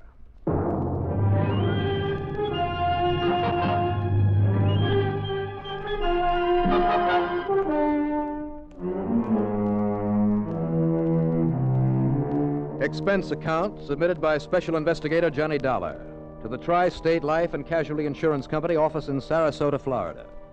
Following is an account of expenses incurred during my investigation of the big date matter.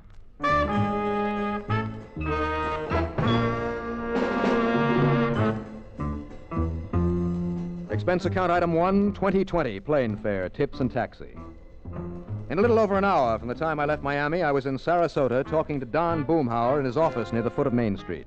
Sure, Johnny, simply because I asked you to. Wrong, Don. Only reason I agreed to come on over here on my way back to Hartford is because it means a little more time away from the snow up there. Yeah, Florida's pretty nice this time of the year, isn't it?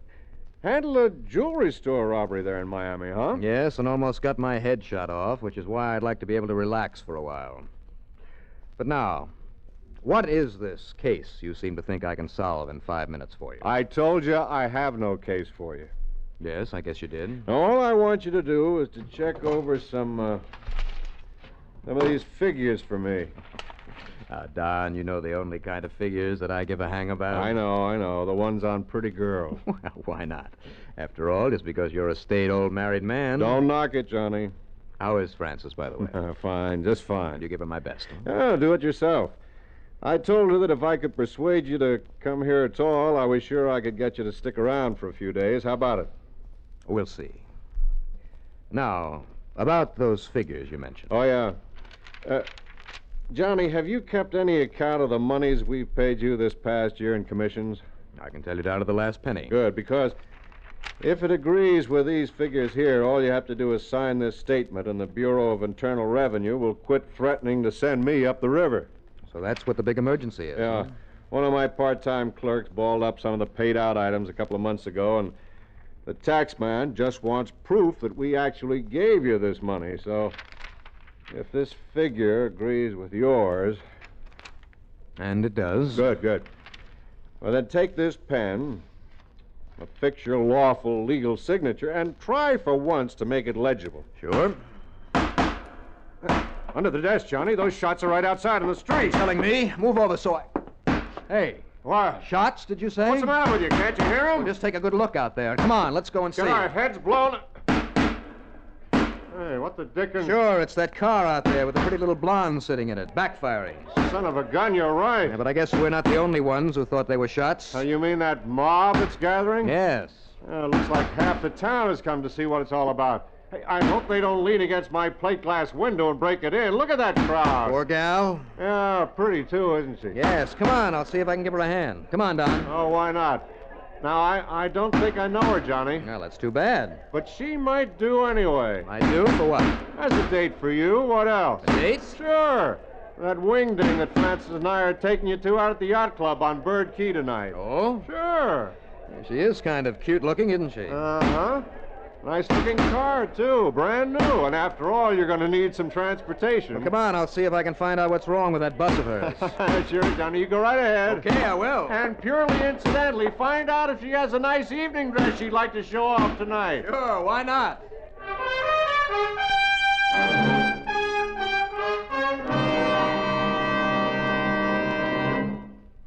A number of years ago, it was said that, in spite of the large population of this planet, men and women remain the most inaccessible things on it.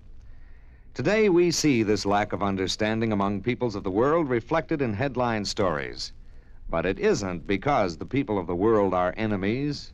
All people want to be friends. Long before the termination of World War II, Reverend Eugene Wood, a Methodist minister from Oceanside, California, went into a Scottsdale, Arizona camp where German prisoners of war were interned and offered his services to the imprisoned men. Among other things, Reverend Wood taught the men English, and he taught them about the United States of America. During the following years, after the men had been repatriated to their native Germany, nearly half of the internees corresponded frequently with Reverend Wood. Those men expressed a unique understanding of the people and the country of the United States of America. This great feeling of friendship and understanding prompted the minister to make a pilgrimage to Europe to seek out the men he had befriended in the prisoner of war camp in Arizona. This gesture on Reverend Wood's part gained him a fantastic welcome everywhere he went. In all the places he visited, he spread the gospel of love and friendship and had it returned to him. There were no enemies, only men with the love of freedom, the right of all men.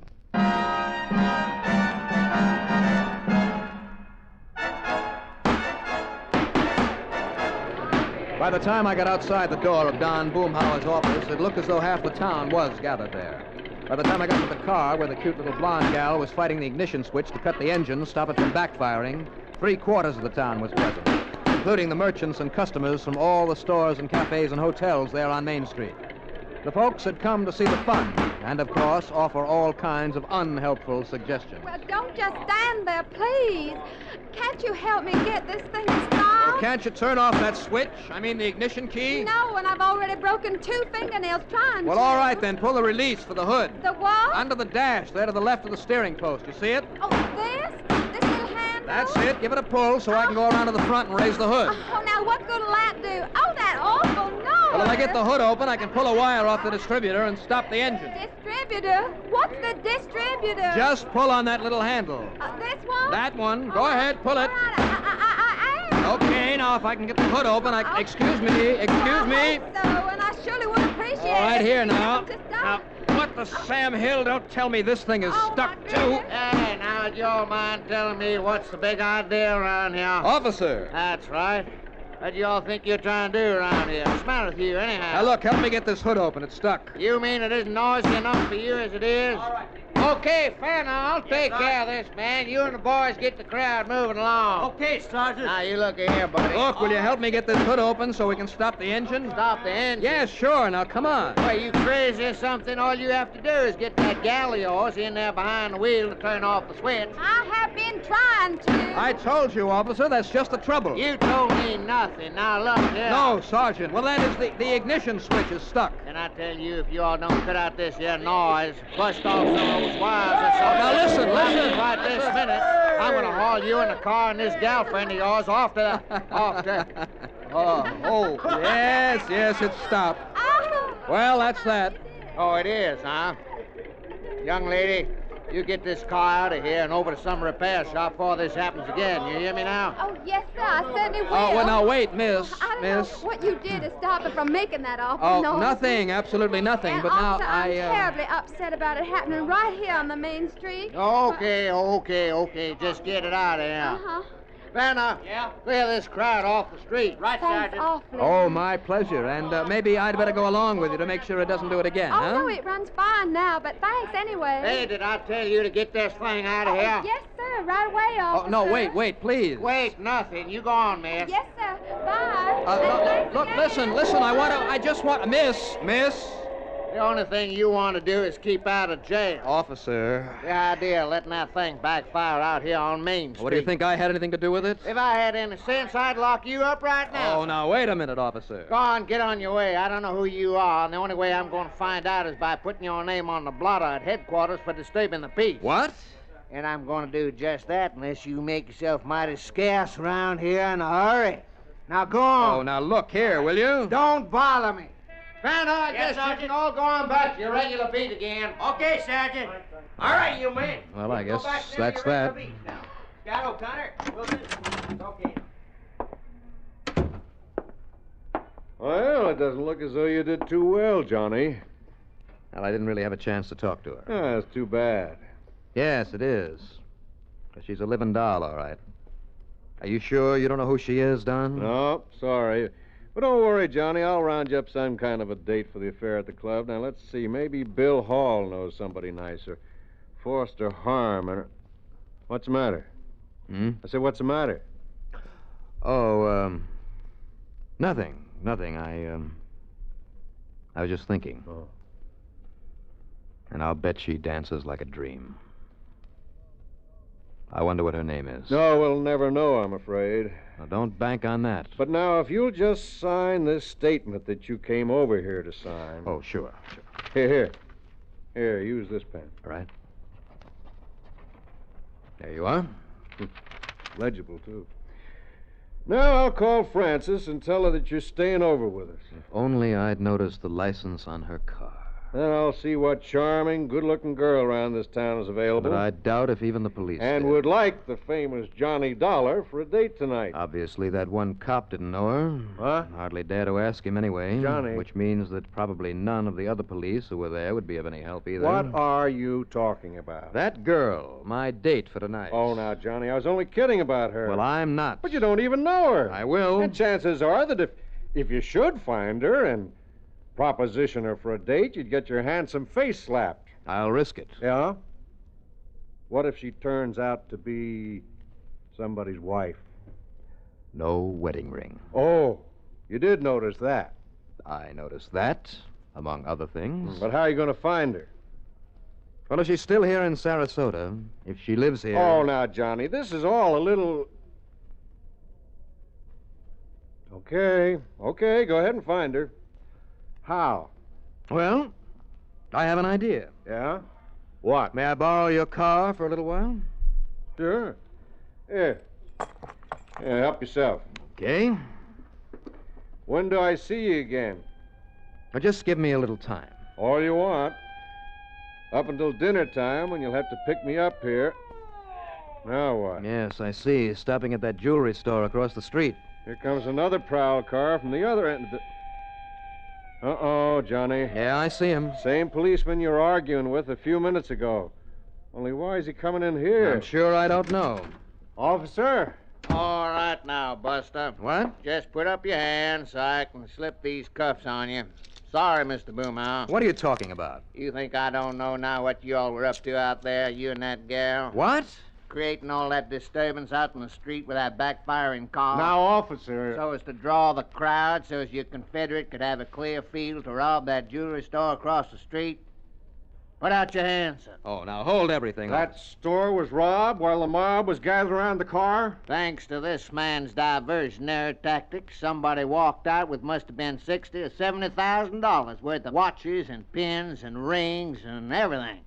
So they called us up. I wrote the insurance on that store. Now, if you don't want to come along peaceful, mister... Oh, now, whoa, now. Yeah? Yes, officer, wait. What's that, Mr. Boomhouse? Well, don't you know this man? This is Johnny Dollar. Johnny Dollar? That's right. Y'all mean that freelance insurer... Well, you mean the friend of the lieutenant that comes down here now and then to... This is Johnny Dollar? Here, officer. My credentials. I've known him for years, officer. He's Johnny Dollar, all right. Yeah, and these papers all look... Yeah, but if he was out there by that car... So, Don, you insured that store, huh? Does that mean I'm on expense account as of now? As of now. Yeah, well, now... Fine. And as long as I have the keys to your car... Well, I'll see you later. Yeah, now, you wait a minute, mister. Yeah? Unless I can get Lieutenant Phillips to identify you. Oh, he'll be glad to, I'm sure. Yeah, now, you all wait. You're the only suspect I got. Oh, no, you haven't.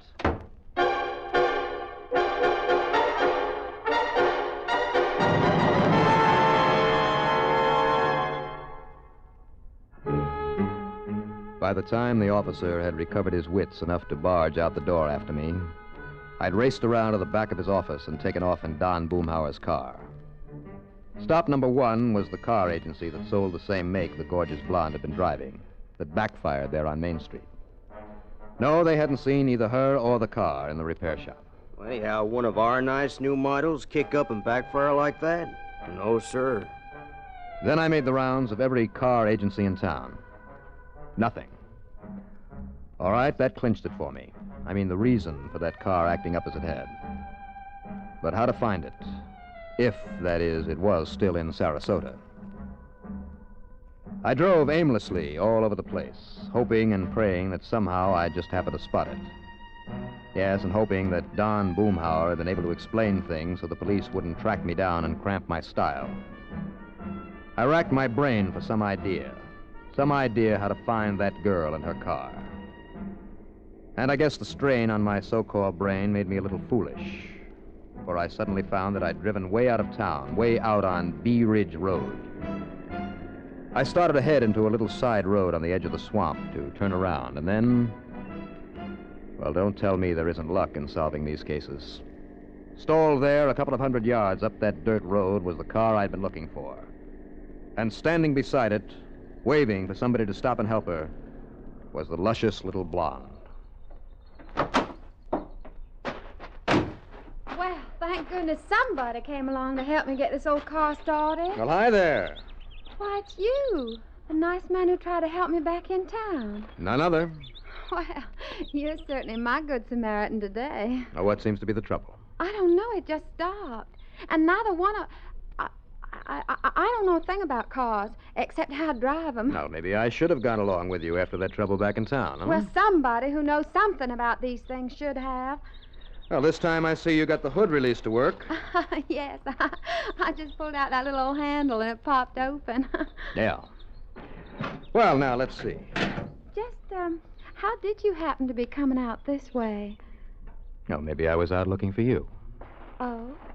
Why? Well, when I first saw you there in town, I thought maybe I'd ask you for a date tonight. And don't hand me a crack in the face for saying it. Why should I? Well, thanks. You're cute. What's your name? Johnny. Johnny Dollar. You're... Well, that's a funny name. Gee, Johnny, I hope you can get this running again for me. Well, I'll take a look. Uh-huh. So I took a look, with one eye watching her. But she didn't make a move, just stood there smiling.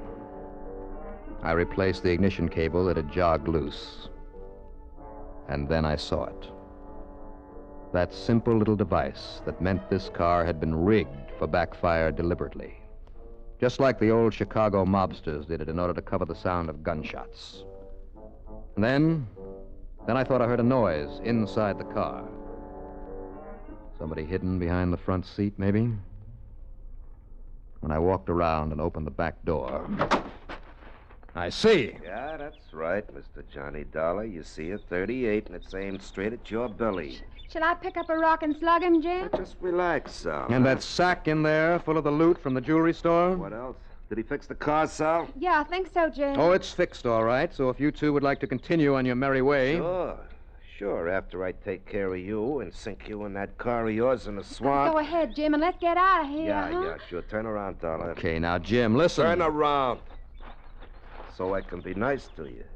Give it to you in the back of the head so you won't know when it hits you. Oh, no, wait. So you won't know when it hits you. Oh, no, wait, Jimmy, look. What? Look, that car that's coming. Well, it looks like they followed me after all. It's a prowl car. The cops? Uh-huh. Blast him, Jim. Come on, blast Too him. late, baby.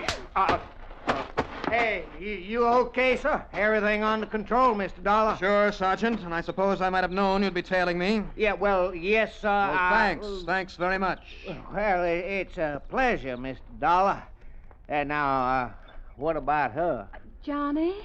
Now listen, Johnny. Well, you see, I'd kind of asked her for a date, officer. Oh, why, yes, he did. But how about if she has a date with you instead? Say at headquarters?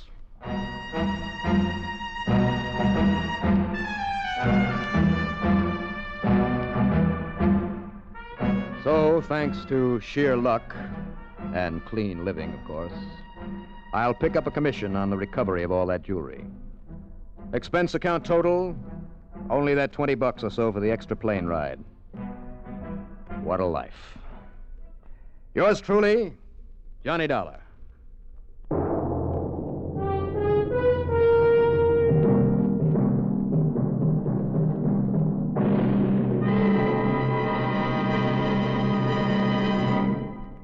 They say that clothes make the man. A smart-looking uniform can do even more. And oddly enough, military uniforms usually have been patterned after the civilian clothes of the day, with some pretty fancy additions, of course. The buckskin-clad rifleman soldier of 1775 was dressed the same as the frontier trapper. The naval seaman, the same as the merchant sailor. It wasn't until the new American government was able to get enough money scraped together that uniforms started to get fancy. But the uniforms weren't really uniform. The infantry had one color combination, and the artillery had another. Even most regiments were dressed differently. Some uniforms were blue and white. Some were red and white. And others were red, white, and blue. Oh, yes, it looked like a pretty patriotic army. But each man also made an excellent target. It was more than 100 years before it was decided that all the frills and colors, plumes and gold braid would make a better dress uniform than fighting clothes. As battle tactics and weapons changed, so did the uniforms. Today, the American fighting man has a greater chance of survival in a uniform that blends with nature. And it's a uniform to be proud of for the great American heritage it represents.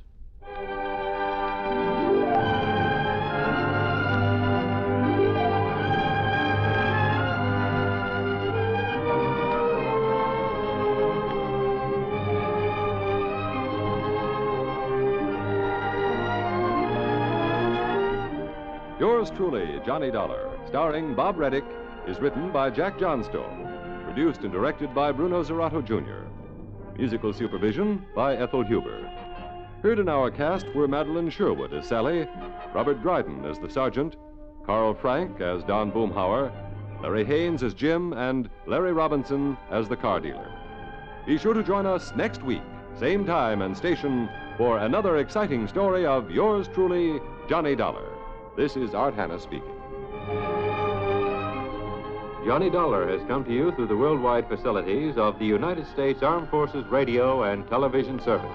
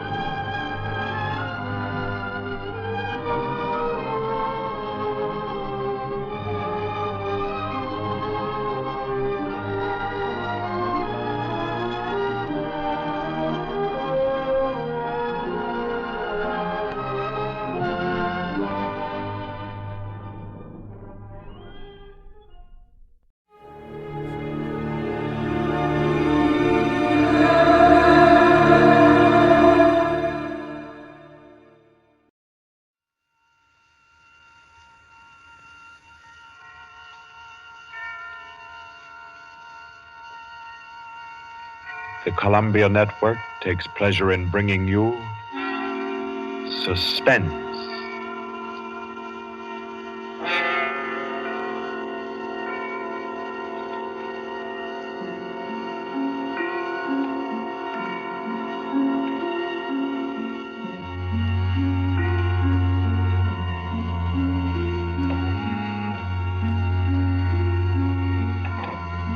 Suspense. Columbia's parade of outstanding thrillers, produced by William Spear and scored by Bernard Herrmann. Notable melodramas from stage and screen, fiction and radio, presented each week to bring you to the edge of your chair, to keep you in suspense.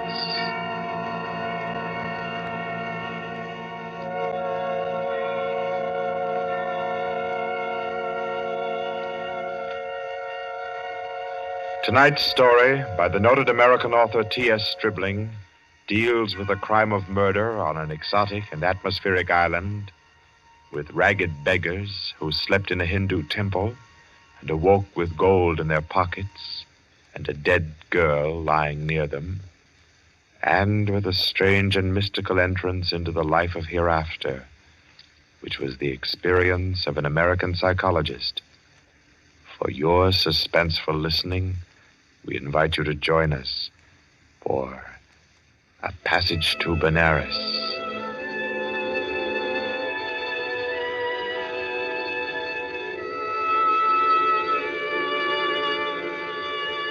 In Porto, Spain, in Trinidad, at 5:30 in the morning, Mr. Henry Poggioli, an American psychologist, stirred uneasily, became conscious of a splitting headache, opened his eyes in bewilderment, and then, with a shock, saw where he was. He got up, arranged his clothing. He tried with his neat psychological mind to recapture his dream, to bottle up again the little smoking wisps that still floated about within his aching head. By 7 o'clock, he had found his way back to the house of Mr. Lowe, his host in Port of Spain. Lowe was already about his coffee, with an interested spoon poised above the morning paper. Ah, there you are. Good morning, Poggioli. I say, you are quiet. Didn't hear you get up at all. Have some breakfast? Oh, thanks. Been out for a breath of air. What's the news today? Well, the new governor will arrive in Trinidad on the 12th, and, hello. Another native's killed his wife. Tell me, Poggioli, as a psychologist, why do coolies kill their wives? Oh, for various reasons, I imagine. Let's hear some of the facts. Oh, I say, this is a coincidence.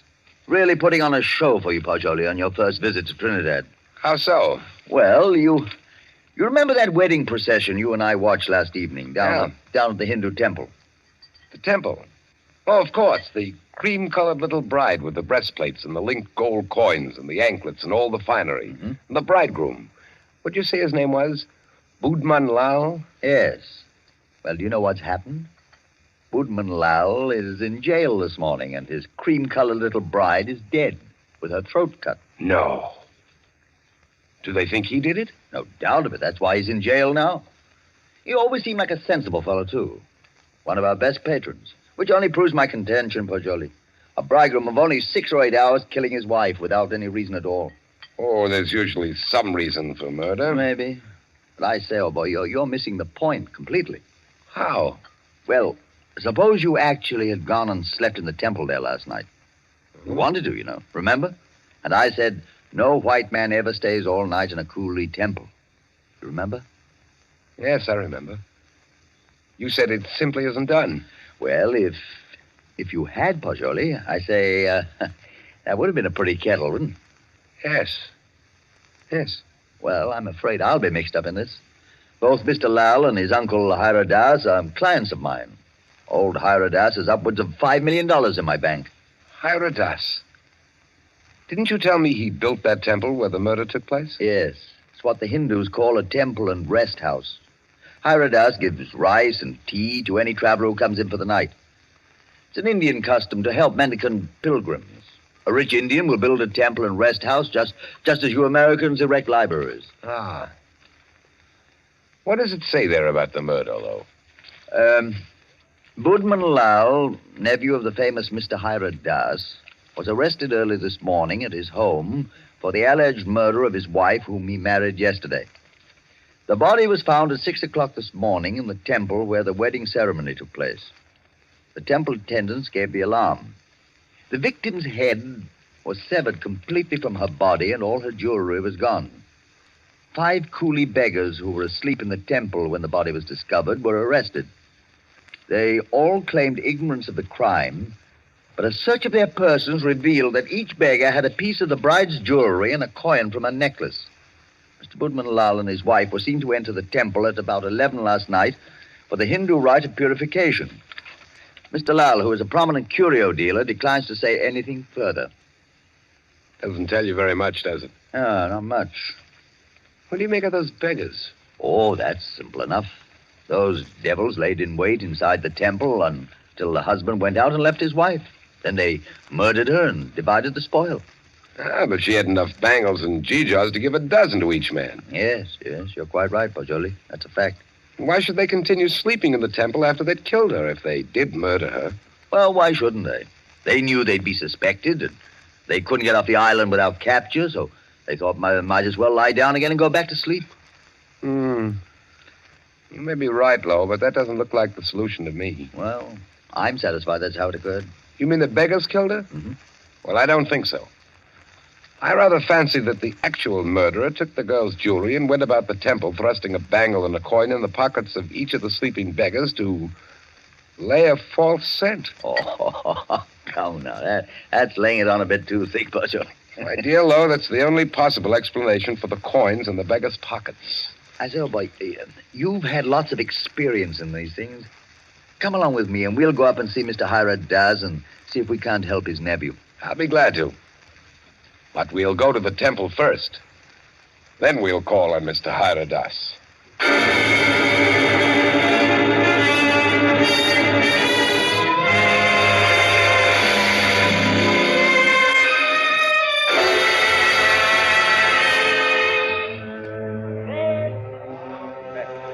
Well, here we are. In spite of the police guard at the door, the temple doesn't look sinister in the daylight. No, it just looks dirty.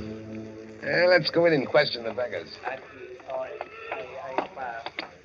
Excuse me, did any of you fellows hear noises in this temple last night? Oh, much sleep, Sahib. No noise. Policeman punch us wake this morning. Makes it still here. What's your name? Shuda Chand, Sahib. When did you go to sleep last night? When I ate rice and tea, Sahib. Mm-hmm. Do you remember seeing Budman Lal and his wife enter this building last night? Yes, remember, Sahib. Did you see them go out? No, Sahib. No one remember go out. You were all asleep then, huh? All asleep, Sahib. Did you have any dreams during your sleep? Hear any noises? I dream bad dreams, Sahib. Huh? When policeman punched me awake this morning, I think dream is come true. And me, Sahib. Me too. Me. Did you all have bad dreams? Yes, all have bad dreams. Look here, Pajoli. I don't see where this is getting us. I do think we ought to be getting on to old Haradas's house. No, I think we can now entirely discard the theory that the beggars murdered the girls. On what grounds? They told you nothing except that they all had bad dreams. That's the reason. They all had wild, fantastic dreams. That suggests that they were given some sort of opiate in their rice or tea last night. It's quite improbable that 5 ignorant coolies would have wit enough to concoct such a piece of evidence as that. That's a fact, but I don't believe a Trinidad court would admit such evidence. We're not looking for legal evidence. We're after some indication of the real criminal. Now I suggest that we get onto the house of Hiradas.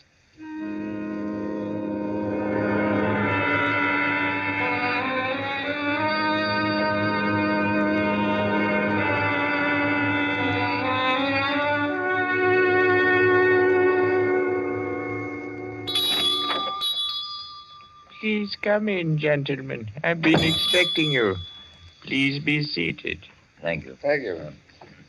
A most mysterious murder in the life of my poor nephew will depend upon your exertions, gentlemen. Tell me, what do you think of the beggars that were found in the temple with the bangles and coins? Well, I'm afraid my judgment of the beggars will disappoint you, Mr. Hiradas. Huh? My theory is that they're innocent of the crime. Really? Why do you say that? Because they told me of dreams they had. All their dreams were very nearly identical. You are not English, sir. No Englishman would have thought of that. No, I'm American with a backlash sprinkling of Italian. My name's Paggioli. What is your profession, Mr. Paggioli? You are a detective? No, Mr. Das. I'm a psychologist. Ah, your soul is at least groping after knowledge. However, it gropes as a blind worm, Mr. Paggioli, and we must find the criminal who committed this crime, and thus restore my nephew Boodman Lal to liberty. You can imagine what a blow this has been to me after I arranged this marriage for my nephew. You did? Arranged a marriage for a nephew who is in his 30s? Yes, Mr. Paggioli. I wanted him to avoid the pitfalls into which I fell. Ah. He was unmarried, and he'd already begun to add dollars to dollars. I did the same thing. And now, look at me. An empty old man in a foreign land.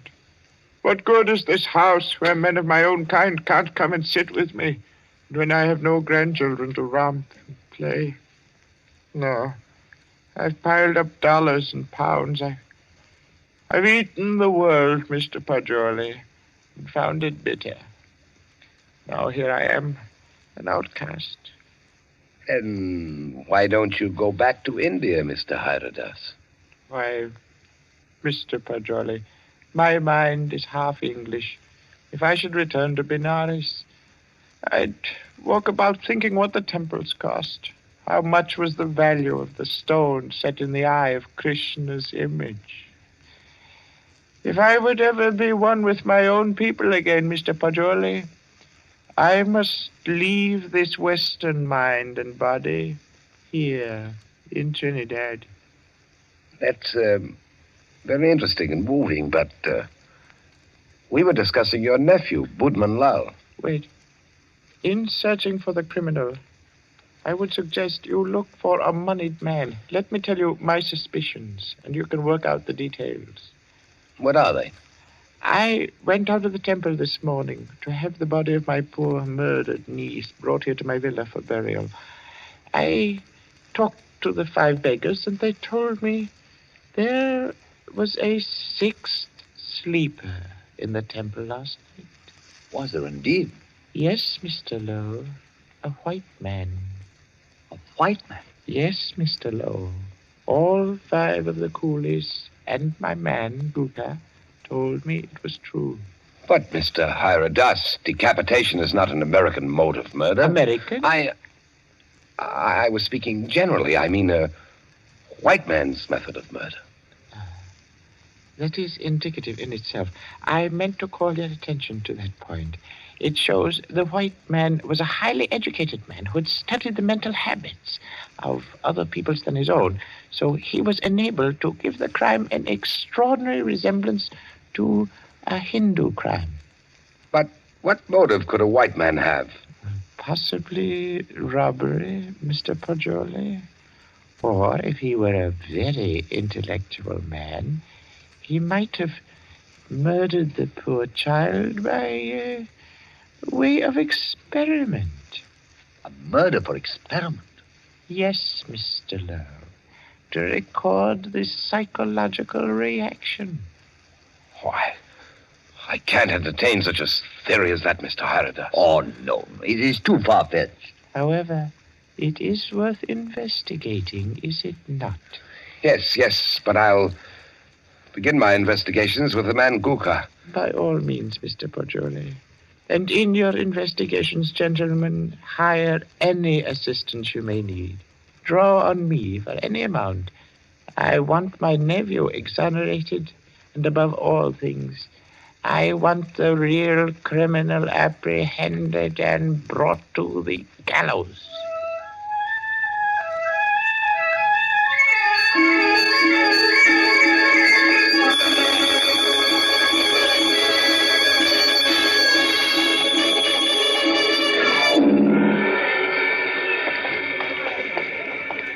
What do you think of that, Paggioli? White man in that temple. Sounds like pure fiction to me, to shield Boodman Lal. You know, these fellows hang together like thieves. Say, it's a jolly good thing we didn't decide to sleep in the temple last night, isn't it? You know, in my opinion, Lowe, the actual criminal is Boodman Lal. Same here. I've thought so ever since I first saw the account in the paper. Somehow these fellows will chop their wives to pieces for no reason at all. Well, what do you know about Budman Lal? Well, he was born here and has always been a figure because of his rich uncle. Lived here all his life? Uh-huh. Except when he was in Oxford for 6 years. Oh, he's an Oxford man, huh? Yes. There you are. That's the trouble. I don't understand. What do you mean, Pajoli? And no doubt he fell in love with some English girl, but when old Hiradas chose a Hindu child for his wife, Budman couldn't refuse marriage. No man's going to quarrel with a $5 million legacy. And then he chose this ghastly method of getting rid of the child bride. I dare say you're right. I feel sure Budman Lal killed the girl. George, I'm getting tired of walking. There's a cab. Let's hop it and ride the rest of the way. Hi, cabby! A cab! I see. Oh, I... Well, aren't you coming? You know, I don't feel that I can conscientiously continue this investigation, trying to clear a person whom I have every reason to believe guilty. But, man, don't leave me like this. At least come as far as police headquarters with me and explain your theory about Guka, the temple keeper, and the rice. Well, I thought I'd go back to your cottage and pack my things. Pack your things? Oh, your boat doesn't sail until Friday. Yes, I know, but there's a daily service to Curacao. It struck me to go there. Oh, now, come. You can't run off like that just when I've stirred up an interesting murder mystery for you to unravel. Why, Pajoli, you ought to appreciate my efforts as a host more than that. Well, all right, then. To the police station. Yes, sir.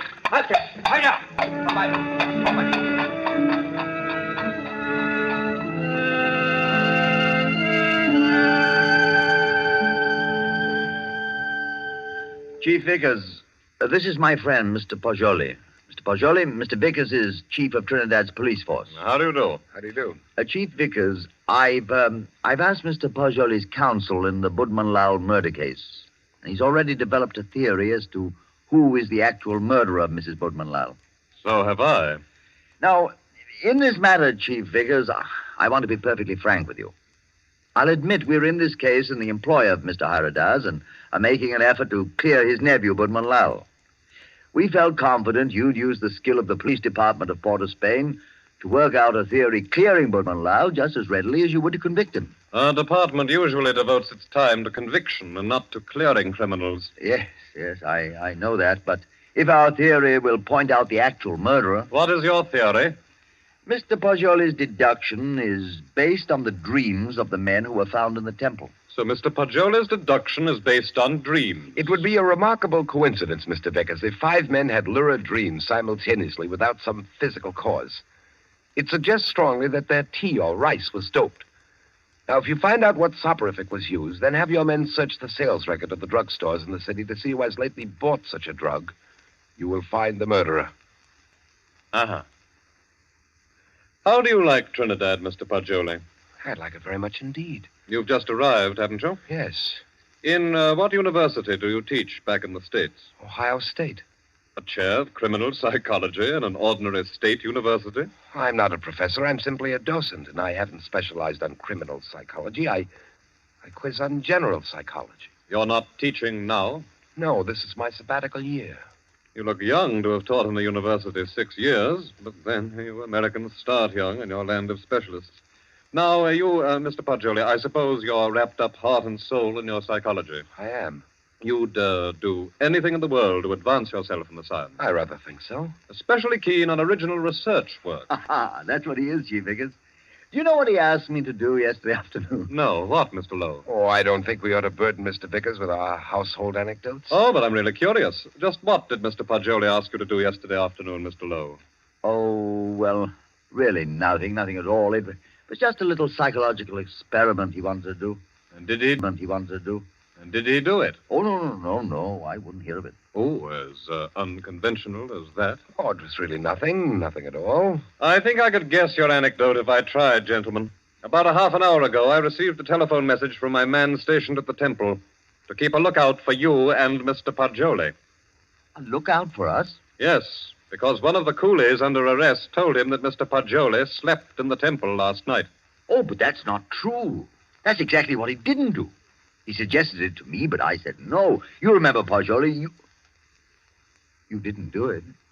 Did you, Pajoli? Did you? You see, he did. Gentlemen, I had a perfectly valid and important reason for sleeping in the temple last night, and so I can only ask your sympathetic attention to what I'm about to say. Go on. You remember, Lowe, you and I were down there watching a wedding procession. Well, just as the music stopped and the procession entered the building, suddenly it seemed to me as if they'd vanished. Naturally, they'd gone into the building. No, I don't mean that. I'm afraid you won't understand what I do mean. That the whole procession had ceased to exist, melted into nothingness. You see, that's really the idea in which the Hindus base their notion of heaven. Oblivion, nothing. Yes, I've heard that before. Well, our medieval Gothic architecture was the conception of our Western heaven, and I thought perhaps the Indian architecture had somehow caught the motif of the Indian religion, suggested nirvana. That's what amazed and intrigued me. That's why I wanted to sleep in the place. I wanted to see if I could further my shred of impression. Does that make any sense to you, Mr. Vickers? We are not interested why you went, Mr. Poggioli. We know a murder took place in the temple. You can't think that I committed a horrible murder as an experiment. You intellectual chaps do some pretty weird things, Mr. Poggioli. Why, only the other day I was reading about two young intellectuals. What? Yes, these fellows I read about also tried to turn an honest penny by their murder. I don't suppose you happened to notice yesterday that the little bride, Maila Ran, was almost covered with gold bangles and coins? Of course I noticed it. But I had nothing whatever to do with her. I did sleep in the temple. By the way, you say you slept on a rug just as the coolies did. Yes, I did. And you didn't wake up either, Mr. Poggioli? No. Then did the child's murderer happen to put a coin and a bangle in your pockets, just as he did the other sleepers in the temple? I don't know. I haven't looked in my pocket since then. Then please do so now, Mr. Poggioli. Oh, yes. Here they are, Mr. Vickers. You don't happen to have any more, do you? No. I've already been through all my pockets, and I haven't any more. Well, that's something. Of course, you might have expected just such a questioning as this and provided yourself with these 2 pieces of gold, but I doubt it. Somehow, I don't believe that you're an experienced enough man to think of such a thing. However, we shall see. I suppose you have no objection, Mr. Poggioli, to my accompanying you over to have a little search of your baggage in Mr. Lowe's cottage?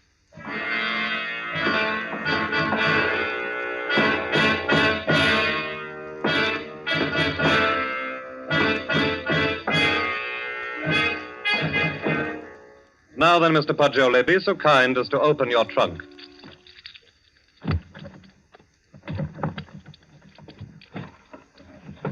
Good heavens. Mm-hmm. Just as I thought. A trunk tray full of bangles and coins. I'll say one thing for you, though, Mr. Poggioli. Your nerve almost got you by. But you can't believe that I did it. Oh. You don't believe I did this, do you? I don't. In your trunk, Poggioli. If I did it, I was sleepwalking. God, to think that it's possible that right here in my own trunk. Well, we might as well start back, I suppose. This is all. I'll go back with you, Poggioli. I'll see you through. Somehow I can't. I won't believe you did it. Thanks. You know, Poggioli, you set out to clear Boatman Lal, and, well, dash it all, it looks as if you had. No, he didn't. Budman Lal was out of jail at least an hour before you fellows came into police headquarters to see me. Out? You mean that you turned him loose? Yes. How's that, Chief Vickers? Because, Mr. Lowe, he didn't go to the temple at all with his wife last night. He went down to Queen's Park Hotel and played billiards till 1 o'clock. He called up a few friends and proved that easily enough. My word, that leaves nobody but... Yes, Poggioli. I don't know anything about it. If I did commit the murder, I was asleep. I don't know anything about it. That's all I can say. I don't know anything about it. Perhaps arrest in jail will help restore your memory. Well, we'll see. Come now, Poggioli, old man. Don't be too downhearted. I promise you, I'll do everything I can.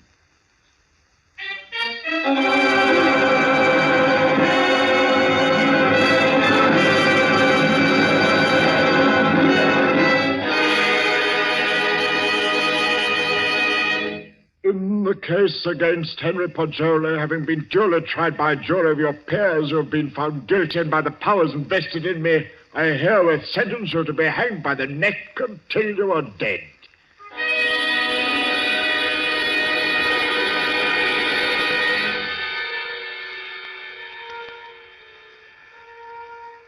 To recall a lost dream is the most tantalizing task ever a human brain was driven to.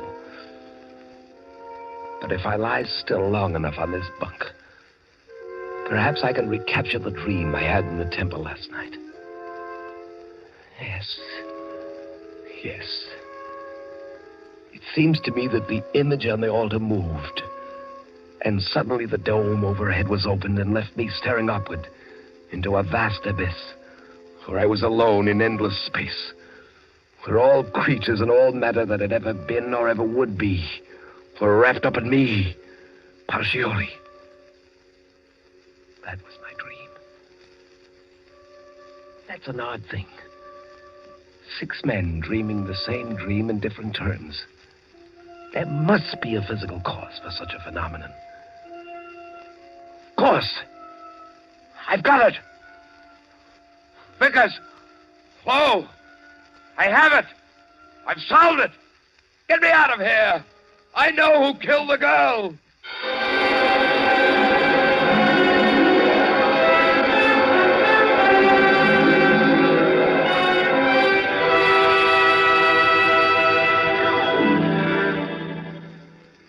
What is it, my friend? I know who murdered the bride. Old AFRTS did it. Now listen. Go tell Vickers to take the gold he found in my trunk and develop all the fingerprints on it. He'll find AFRTS's prints. Also tell him to follow out that opiate clue I gave him. He'll find AFRTS sent a man to put the gold in my trunk. See if they don't find brass or steel filings in my room where the scoundrel sat and filed a new key. But they've already done that long ago. They have? But certainly. And old AFRTS confessed everything. Though why a rich old man like him should have murdered a pretty child is more than I can see. But why did he pick on me as a scapegoat? Oh, he explained that to the police. He said he picked on a white man so the police would make a thorough investigation and be sure to catch him. He did? Aye. But what I can't see is why the old boy wanted to be caught and hanged. Why didn't he commit suicide? Why? I know why. Because according to his religion, in that case his soul would have returned in the form of some beast. He wanted to be slain because he expects to be reborn instantly in Benares, with little Maila Ran as his bride instead of his nephew's. He hopes to be a great man with wife and children. All the things he was not, here in Trinidad. Yes, you must be right. Why didn't you come and tell me about AFRTS's confession the moment it occurred? What do you mean keeping me here when you know I'm an innocent man? Why didn't you tell me before this? Because I couldn't. Old AFRTS didn't confess until a month and 10 days after you were hanged.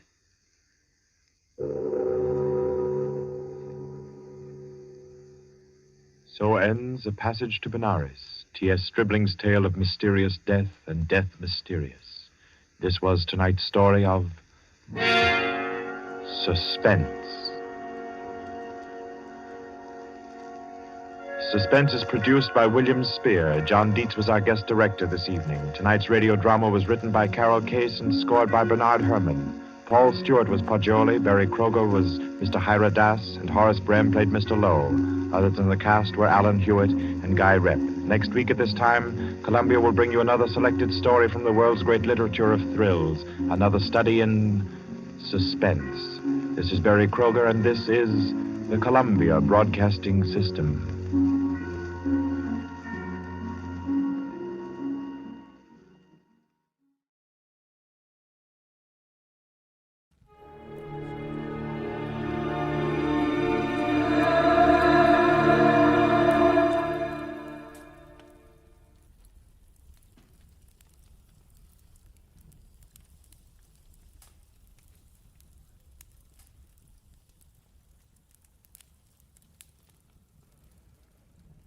Get this and get it straight. Crime is a sucker's road, and those who travel it wind up in the gut of the prison of the grave. There's no other end, but they never learn. From the pen of Raymond Chandler, outstanding author of crime fiction, comes his most famous character in The Adventures of Philip Marlowe.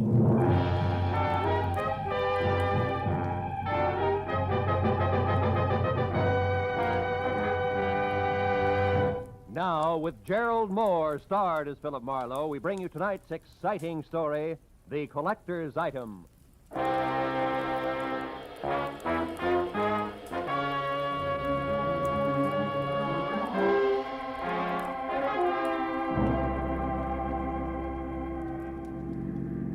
Hey, turn the corner, cabbie. Don't lose them. Don't worry, mister.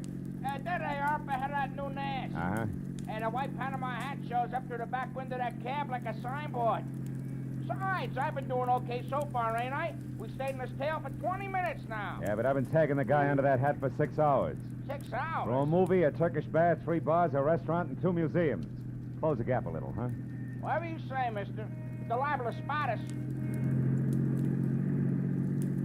How much longer you gonna keep this up? What difference does it make as long as your flag's down? Big difference. My old lady'd be awful sore if I don't get home tonight. And this follow-the-leader routine looks like an endurance contest. Take it easy, cabbie. At 10 o'clock tonight, a certain big deal will be closed, and then we can both forget about that guy up there and go home. Big deal? What kind of big deal? I ain't nosy. I just don't want no trouble. You'll get no trouble. It's approximately legal, ain't it? Legal is Confederate money. Nah, just a minute. I got a living to earn. I'm serious. So am I. Sirius is a rare coin dealer. Oh, a numismatist.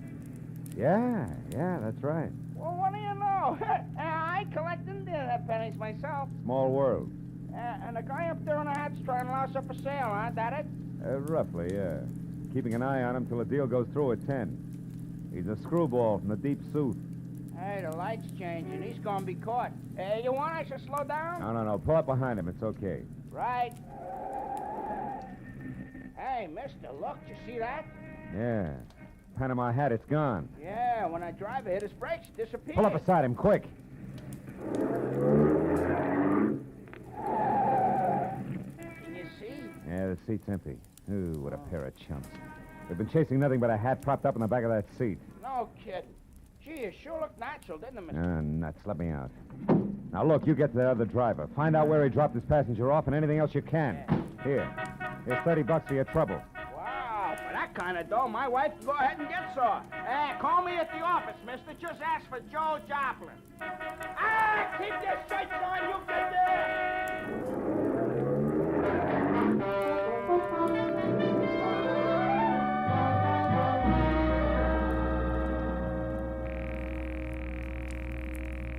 Come on, Rayardi, be there. Be there. You'll go off like a Roman candle. Come on, be there. Hello. Ah. Hello, Leon Rayardi speaking here. Marlowe, Rayardi, I got bad news for you. Huh? Our boy, Seth Appleboro, pulled a backwoods gag on me, and I fell for it, flat on my face. He shook me. I don't know how long it happened, but... But I do. I know exactly how long ago. Appleboro was here. He was? He was in my shop. He's a madman, that madman. Swore he would kill me, but he didn't. What happened? It was after the coin, of course. He got tough. But I got more tough. I'm not born the day before yesterday. I was forced to ruin a beautiful Renaissance vase on his stupid skull, but at least I got rid of him. So I say phooey on Seth Appleboro. Oh. I beat him up myself, you hear? And I throw him out. It's finished. So at 10 I shall sell the coin to Pierre Bowman as arranged, and that will be that. Well, glad to hear it, Rayardi. To send the check to... Just a minute, Mr. Marlowe. Huh? Who's there? Who's back there? Who is it? Rayardi. Hey, Rayardi, what's the matter? No, wait. No, listen, dog! Good! Rayardi! Marlowe, you... Rayardi! Rayardi! Rayardi! I ran out of the phone booth, hailed the first cab that came along, and headed for 113 Marion Avenue. Leon Rayardi's shop was a narrow cell with tattered green shades drawn over dingy windows. The front door was locked, so I went around to the alley where I'd left my car earlier. The back door to Rayardi's was half open. Rayardi sat on the floor, his legs spraddled out, his head slumped against the bottom drawer of his desk like a drunk too tired to look for the way home. Beside him on the floor was all that was left of the reason for it. A small open box lined with blue velvet and labeled Unique, Confederate States of America, $50. One of 4 struck at New Orleans Mint, 1861. Only piece of this series now in existence. Source, Colonel J.J. Appleboro Collection, 1880. But the box was empty. The 4 bits worth of Confederate money was gone. I picked the phone up in my handkerchief and called the cab company office. 2 minutes later, I had Joe Joplin. Yeah, I got that other driver okay, mister, but I couldn't pry much out of him. Even the hard way, I tried. He left that southern drawl off at the Wilshire Gardens, Villa 9. And he got orders to take the Panama hat on a $10 drive around town. That's all? That's all he knows. He thought it was some kind of joke. Wilshire Gardens, number 9. Okay, Joe, Yeah. thanks.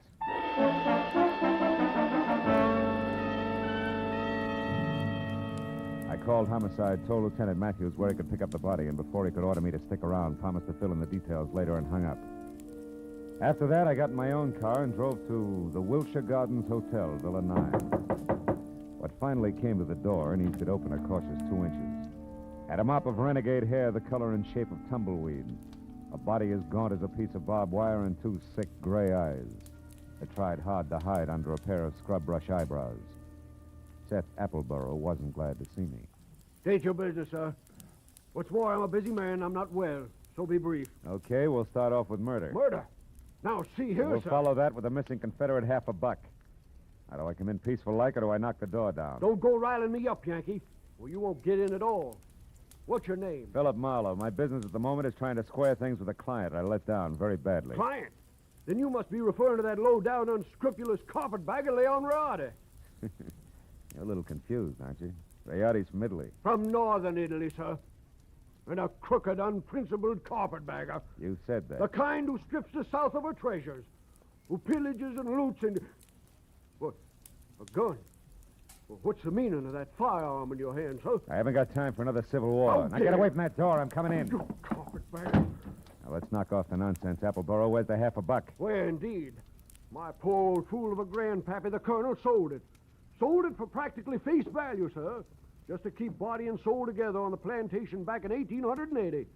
And what he was give for it wasn't worth dirt compared to what that fine old piece of Confederate money's really worth. All right, all right. Where is it? Come on, hand it over. Oh, I don't have it, sir. Oh.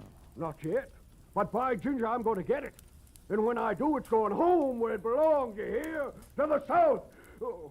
You better go to the couch and take another pull on your mint julep, Buster. You look bad. My head. And then I want that coin. I'm not kidding. That Riotti crowned me with an iron pot. Oh. But that won't stop me, sir. I'm not going to stand by and let that rare old $50 be desecrated any farther. I'll prevent it being sold to any rich, dawdling oaf of a collector who has the audacity to live in Sherman Oaks, if it's the last thing I do. And you, sir, you won't stop me either. Sit down, I told you. Oh. That crackpot. Oh, my head. I should have known. Win, lose, or draw, I'm turning you over to the police right now, Appleboro. Charges murder and larceny, and it's too bad, but you're a cinch to beat both raps on a goofball plea. You, big boy, put down the phone, drop your gun. Oh, rebel reinforcements. Drop it, I said. Oh, friend indeed. Providence is still smiling, sir. Yeah, sure. She's hilarious, Mr. Appleboro. Right, big boy? Well, don't you see the humor of the situation? Oh!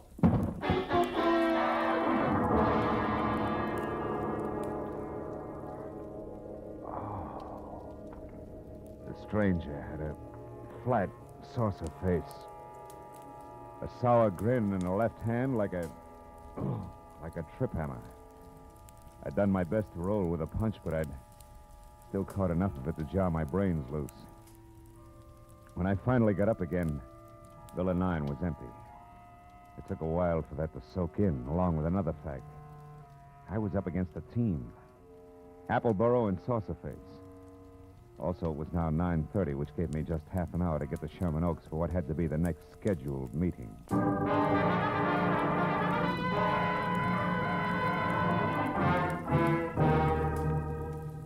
The Boneman Mansion on Clooney Drive, from giant iron gate out front through overgrown grounds and up to the entrance, looked a lot more like the prop room at the Metropolitan Opera than anybody's residence.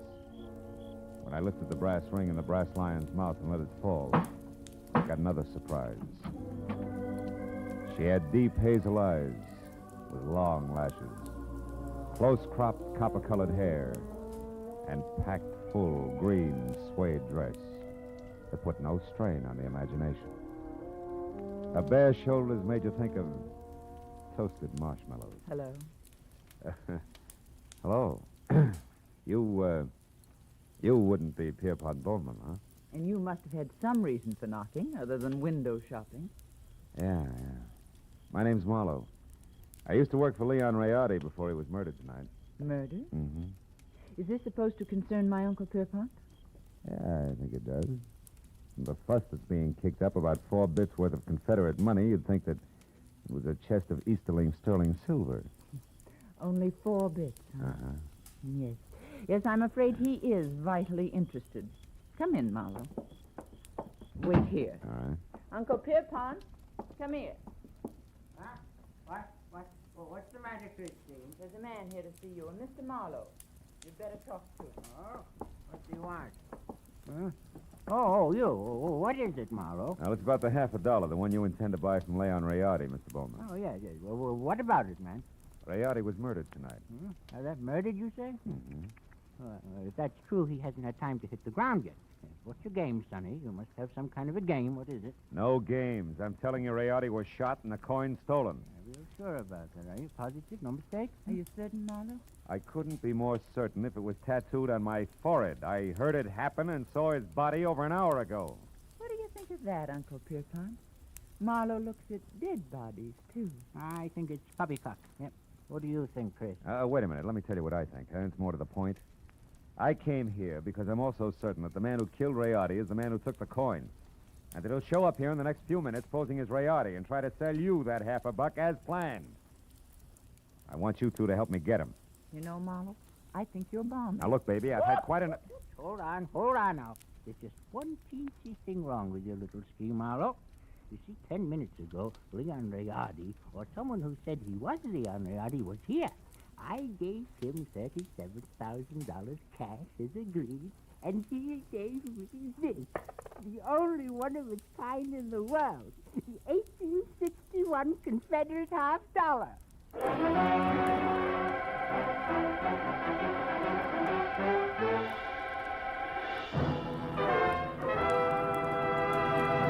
In just a moment, we will return to the second act of Philip Marlowe. But first, there are songs for sale, and one of them may turn into the nation's newest hit as you listen in to CBS on Friday night. This hour-long program of melody is called Songs for Sale, and during the hour, you hear 4 songwriters with unpublished music as they present their tunes to a panel of veteran, top-flight songwriters. At the end, the panel picks out one song to be published and plugged, and you'll hear the reasons they give for their choice. Be listening to Songs for Sale tonight on most of these same CBS stations. Now with our star, Gerald Mohr, the second act of Philip Marlowe, and tonight's story, The Collector's Item.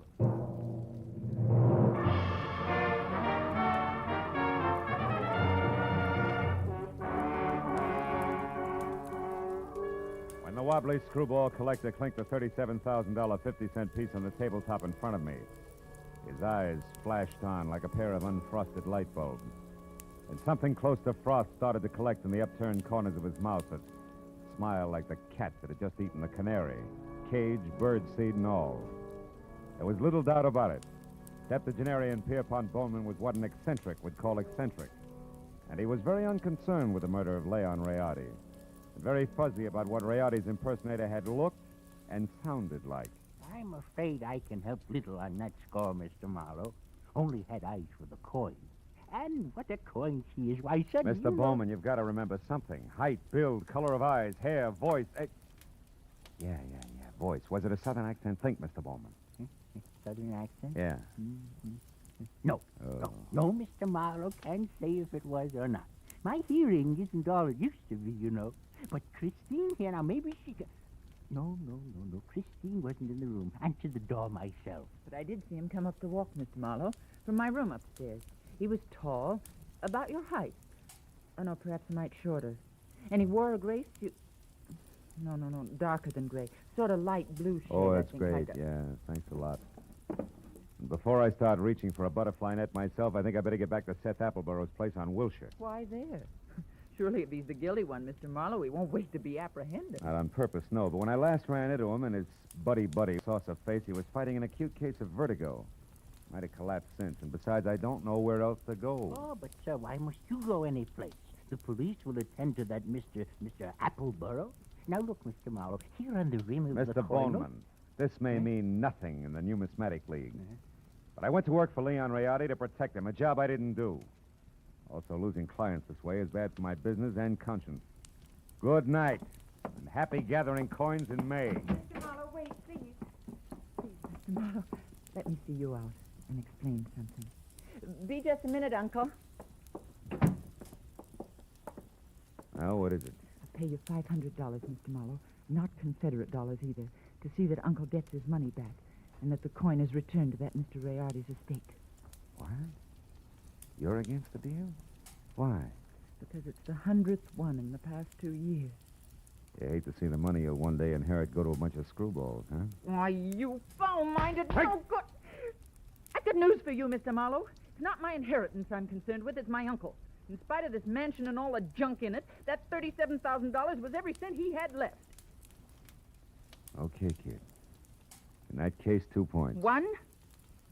I had the slap coming. 2, I'll do my best to back up everything to where I came in. Good night. Good night. And Mr. Marlowe? Yeah? I didn't enjoy slapping you.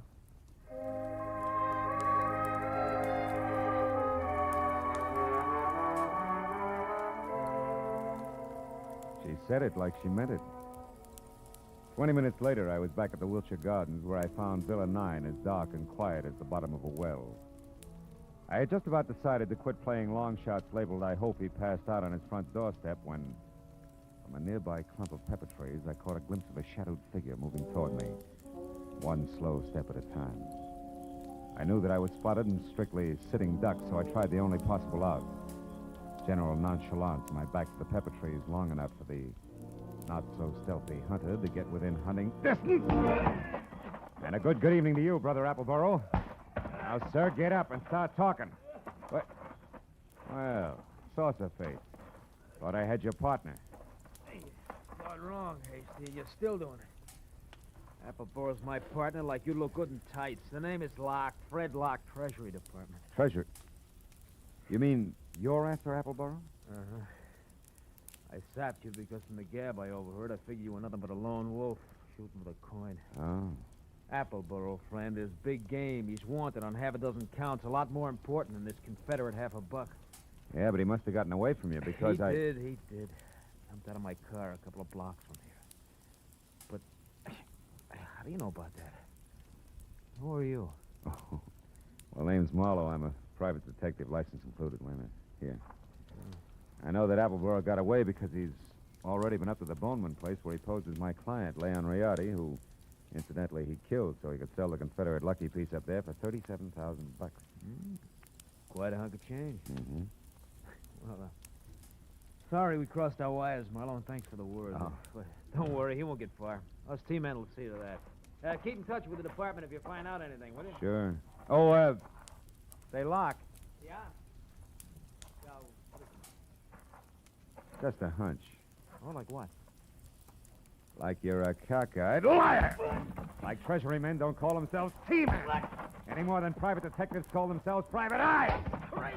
Now, Locke, let's try inside your jacket. One, get rid of this non-Treasury Department Luger. And 2, check the wallet and see if at least Fred Locke is your real name. All right, it's my name. Yeah, surprise it is. And out of imagination, T-man. Come on, get up and start working on a few other questions like where Seth Appleborough is at the moment and exactly which that guy in is who was boss.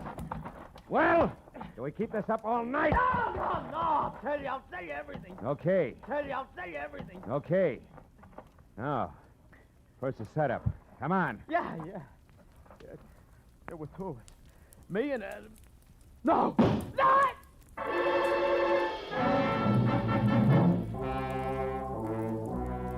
Come from the street that was just beyond the pepper trees and slammed into Locke front and center, folded him up like it was built on hinges. By the time I was out of the impact area and had my .38 in hand, there only target I had was a pair of taillights blinking out of sight in a funnel of dust. Fred Locke was blood-smeared, dead, and made an ugly centerpiece for the little ring of startled faces that began to converge. I stepped back and became just another sightseer. When a small, bald man with a large white eyebrow and lots of worry stamped on his face began to do his lamenting out loud. He was the Wilshire Gardens hotel manager and didn't care much for public spectacles on the home ground. Oh, my goodness. 1 minute that Mr. Appleboro unconscious in his car, and the next this man is shot to death. Hey, wait a minute. Appleboro's unconscious in his car? Where? At the other end of the grounds. There's a nasty cut in his forehead. One of the guests just found him there. I was just about to call a doctor. Never mind the doctor. Show me the way. Come on.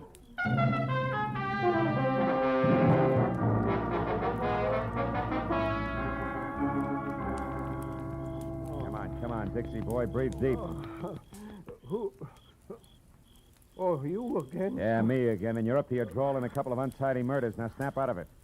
Oh, my. It's no use. He doesn't even hear you. That's all right. While it's this peaceful, I think I'll check on this drooping flower of the Old South. His wallet should do it. Do what? Prove whether or not he gave me a straight pitch. Yeah. What do you know? Membership card, Sons of the Confederacy, New Orleans chapter. Here, let me see. Uh-huh. Oh, that's his picture, all right. Sure is. Well, when the police get here, they, Hey, look. Yeah, what is it? His wristwatch was smashed against the dashboard. So it is. He must have held his hand up to protect his head when he fell forward. Yeah, now look, friend, the name's Marlowe. When the law gets here, tell them they can find me at Sherman Oaks, the Pierpont Bowman residence. Oh, now, wait a minute. You can't leave me here with all this on my hands. The police are going to want to know what this is all about. I'll try and have an answer for them. But first, I got to ask a crazy collector a not-so-crazy question.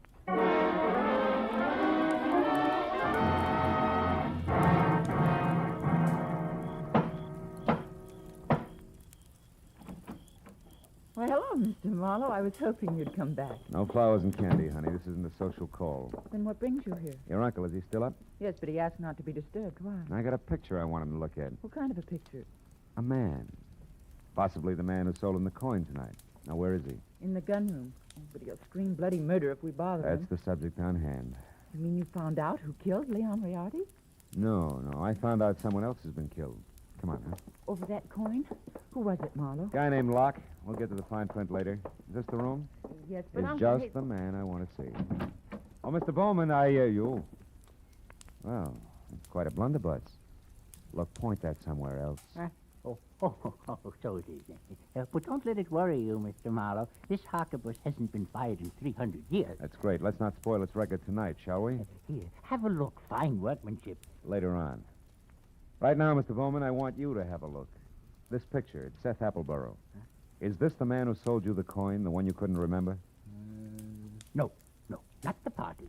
Now, on this gun, Mr. Marlowe... Uncle, we've had another murder. Huh? Oh, my, that's too bad. But what's all that got to do with me? I'm not sure. But, Mr. Bowman, if Appleboro wasn't the one who sold you that hot half a buck, it must have been an item named Locke. Huh? The saucer-faced buddy I told you about before. Oh. The one who sapped me at Wilshire Gardens. Oh, very interesting. And perhaps tomorrow, Uncle, please. Go on, Mr. Marlowe. Well, there isn't much more. When I left here and I went back for Appleboro, I ran into Locke. We mixed it up, and I was just about to get him to talk when he was shot out from under me. What? Appleboro did it? He shot Locke? No. He couldn't have. Oh, why not? Because Appleboro was out cold in his car at the time. Then all you really know is that Appleboro didn't kill this Locke. Oh, I know a little more. I also know now that there's a third interested party mixed in. Who? You, maybe. Uncle? What? Me? Sure. You could have killed Riardi via a hired flunky like Locke. Sold yourself the coin. After all, you're broke. It's been done before. You're mad. It's insane, Marlowe. The idea. To think that Uncle would hire the likes of Fred Locke. Why, it... Slips, Christine? You shouldn't have known Locke's front name was Fred, should you? I never mentioned it. What? Christine, you mean that... I mean that nobody moves. Christine. Oh, fine. This is one gun in here that's no relic. It's been fired something less than 300 years ago. Yeah, to be exact, less than an hour ago at the Wilshire Gardens when you used it to keep Locke quiet, huh? You, Christine, you're the third party Marlowe was talking about. You hired Fred Locke and Appleboro. Had nothing to do with it, Mr. Bowman. It was your niece's partner, Fred Locke, who killed Rayardi in his shop and stole the $50. After that, he followed me to Appleboro's place in Wilshire Gardens. There he KO'd me and Appleboro both. Then came out here and sold you the coin. Posing as Rayardi. Correct. You can both go to the head of the class. Not yet. One question, teacher. Why did Locke go back to Appleboro's? Couldn't have been just luck that I found him there. It wasn't. He was afraid Appleboro had seen him kill Rayardi at the shop. He had to know for sure. Your turn, Uncle. Why did you do it, Christine? I was sentimental, Uncle. I wanted at least the last of your money as a keepsake. And now that I've got it, I want one thing more before I leave. That $50 in your pocket. Hand it over. Come on. The $50, but... It's worthless to you, Christine. You can never sell it again. Every collector in the world will be on the lookout for it. Don't you think I know that? Then what do you want with it? The pleasure of getting rid of it. I hate it. Like I hate every piece of junk you've squandered your fortune on. The fortune I'd have inherited someday. I'm going to throw it in the first deep river I come to. Hand it over. No, you don't, Christine. Drop it. Drop it. Now, sit in that chair while you can. You may end up in another one.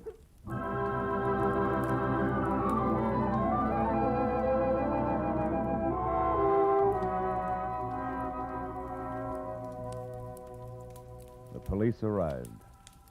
They always do. And after a long hour of questions and answers, there were only two of us left. Pierpont Bowman, standing close to a window, tears crowding his eyes. The fingers of his right hand nervously toying with a Confederate coin. And me, thinking about Leon Rayardi and Fred Locke and Christine. It was the old man who finally broke it up. A rotten thing. I left after that. So I don't know if Appleboro got the coin or not. You might check if you're ever running through the New Orleans Museum.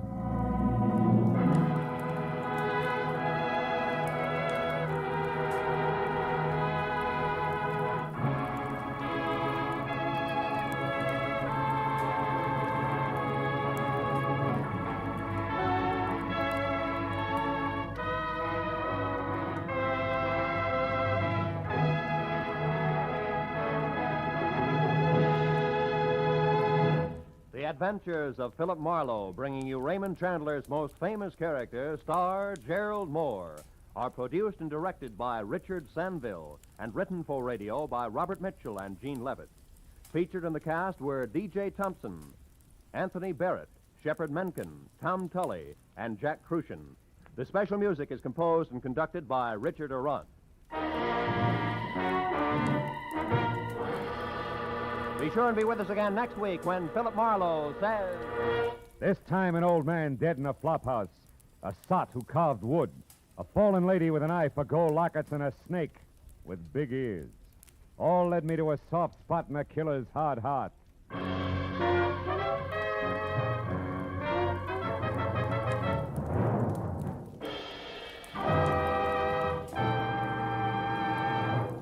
Every Friday night, CBS brings you stories taken from the files of parole boards of the 48 states. With only the names changed, these stories give and detail the events of a criminal's life up to the time he is up for parole. Then, before you hear the board's decision, you can make up your mind. Is this man ready to be set free? It's been hailed by press and public alike as an outstanding anti-crime show. And you can hear it now by staying tuned, because Up for Parole follows immediately on most of these same CBS stations. Roy Rowan speaking. This is CBS, where you play Sing It Again every Saturday night, the Columbia Broadcasting System.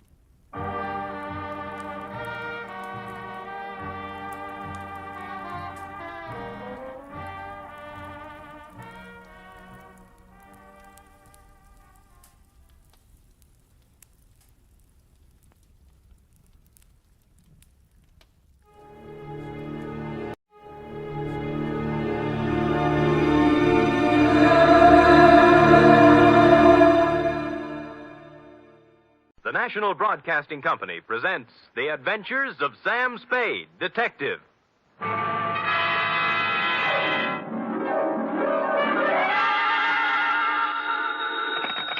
Sam Spade Spade Detective Agency. Me, sweetheart. Oh, you. What's the matter now? Oh, nothing. You just up and leave and don't say where you're going, and I'm only your secretary, and I'm the last one to know about it, and everybody else in town knows more than I do, and I wasn't even Enough. Wait a minute. How did everybody in town know about it? Well, it was in the newspapers, that's all.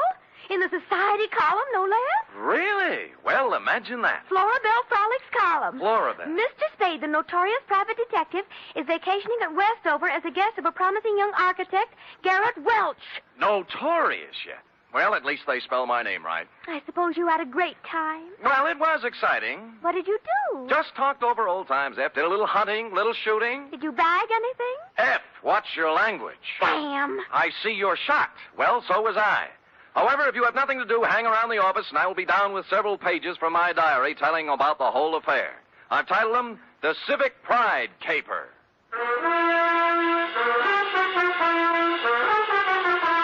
For NBC, William Spear, radio's outstanding producer-director of mystery and crime drama, brings you the greatest private detective of them all, starring Stephen Dunn in The Adventures of Sam Spade.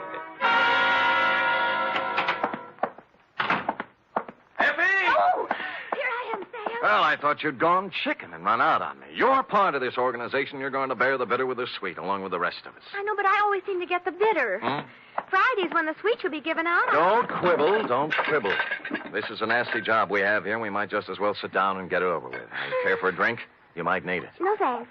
I don't need false bravery. Lucky you.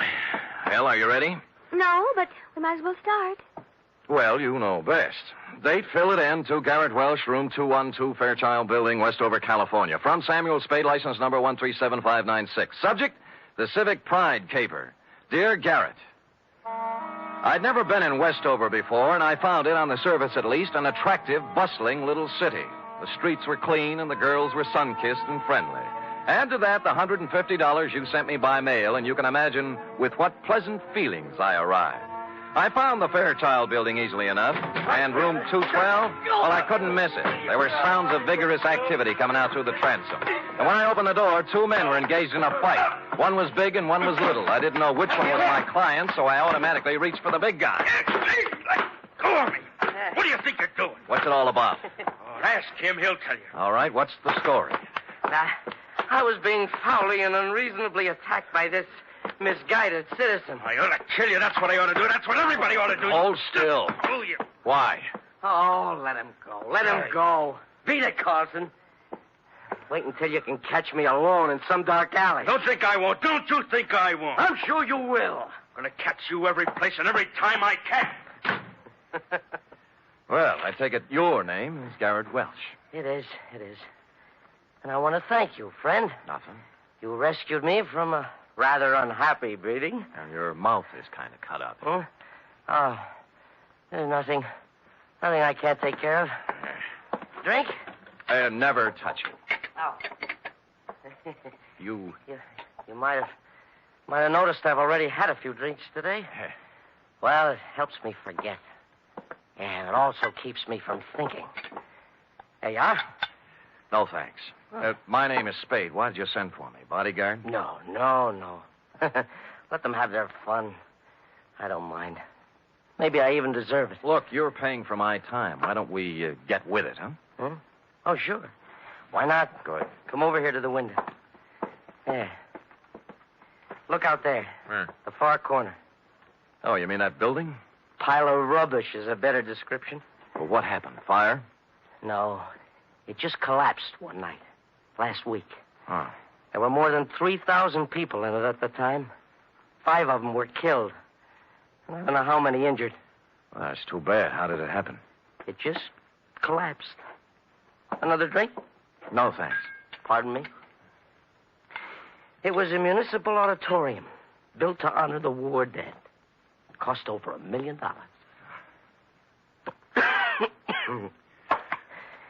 I was the architect. Oh. Yeah. I was picked by the townspeople for the singular honor of designing the fond memorial. Well, now they have something to remember. What'd you do wrong? Nothing. Somebody cheated in the building of it. Somebody didn't follow my plans. I don't know who it is. I don't know who it was. or just where to place the blame. So, you're a private investigator? What can you do? Get you some black coffee and ask you some questions.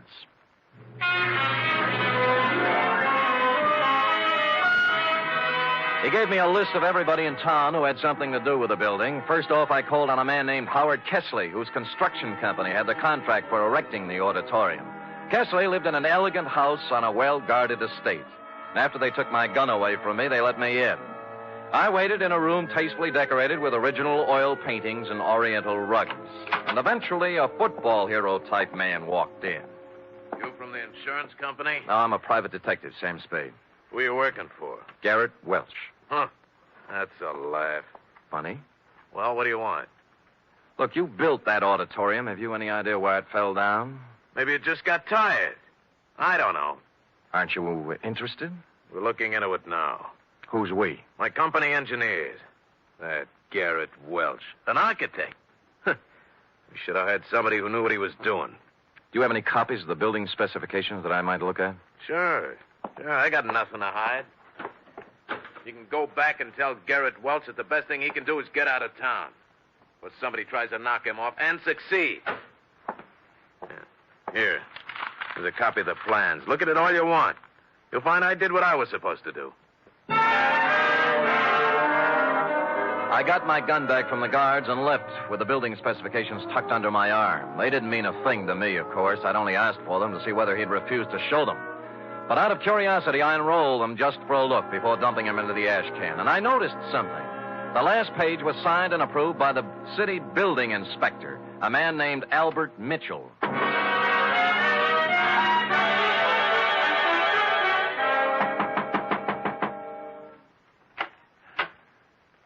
Well? Well, I don't usually receive callers at this hour, but you're a little better looking than the ordinary caller. Come in. She was slim and auburn-haired and wore an insolent smile that was interesting, and a clinging silk thing that was interesting. She looked me up and down, and she took so long at it. Okay, what is it? Magazine? The gas meter? Or did you just lose your way? I'd like to talk to Albert Mitchell. Oh, he's a dull conversationalist. You wouldn't have any fun. Well, I wasn't exactly looking for laughs, Mrs. You are Mrs. Mitchell? More or less. Right now, less. Soda or water? What? And your drink. Oh, thanks, but I took the pledge last Halloween. What did you want to talk to Al about? Well, what else? The auditorium that collapsed. Well, he stepped out for a while. Why don't we just make ourselves comfortable? You have a standard answer when I'm on duty. Thanks anyway. Duty? You a cop? I've never seen you around this town before. Private type investigator. Sam Spade. My name's Kitty. You don't have to worry about Al busting in on us. I don't think he'll be back this week. That's what I thought, you holding open house and all. What's the matter? The pressure get too heavy for him? Look, Sam, they had a hearing a couple of days ago. It was all decided. Nobody was to blame. I think Al went fishing or something. Where is he? How should I know? I'm only his wife. Well, you know what they say about a man who runs. Yeah, so why don't you stick around? You don't look like a coward to me. Well, when it comes to redheads, I really am. So long, Kitty. But... Oh, by the way, if Al does ever show up, tell him I took a room at the Embassy Hotel. I'd like him to call me. I won't tell him a thing. Come back here, you coward. Hey, Sam!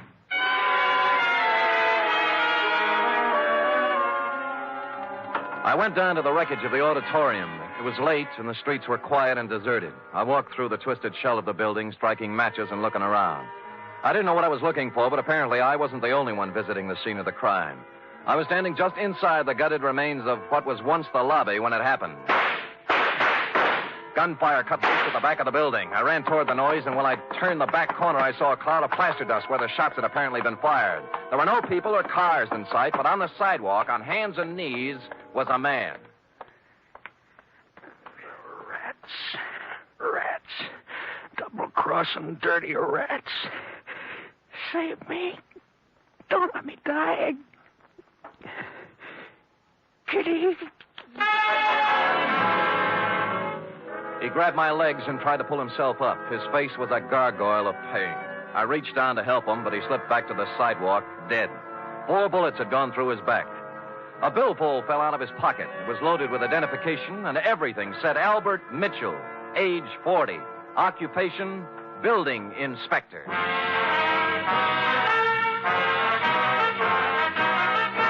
You are listening to the weekly adventure of radio's most famous detective, Sam Spade.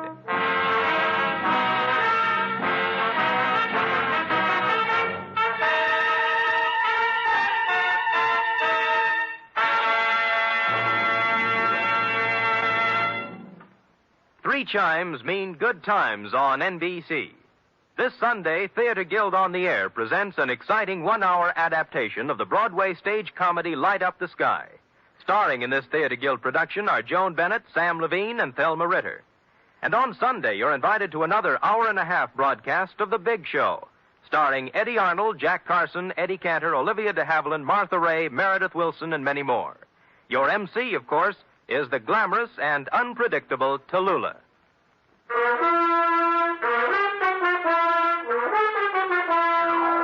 And now back to the Civic Pride caper, tonight's adventure with Sam Spade.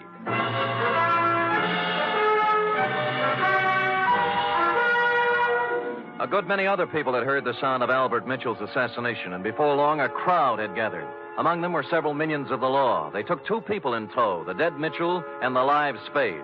The Westover Police Department had themselves a fine time over me. It seems I was hired out-of-town killer and therefore eligible to be questioned all night.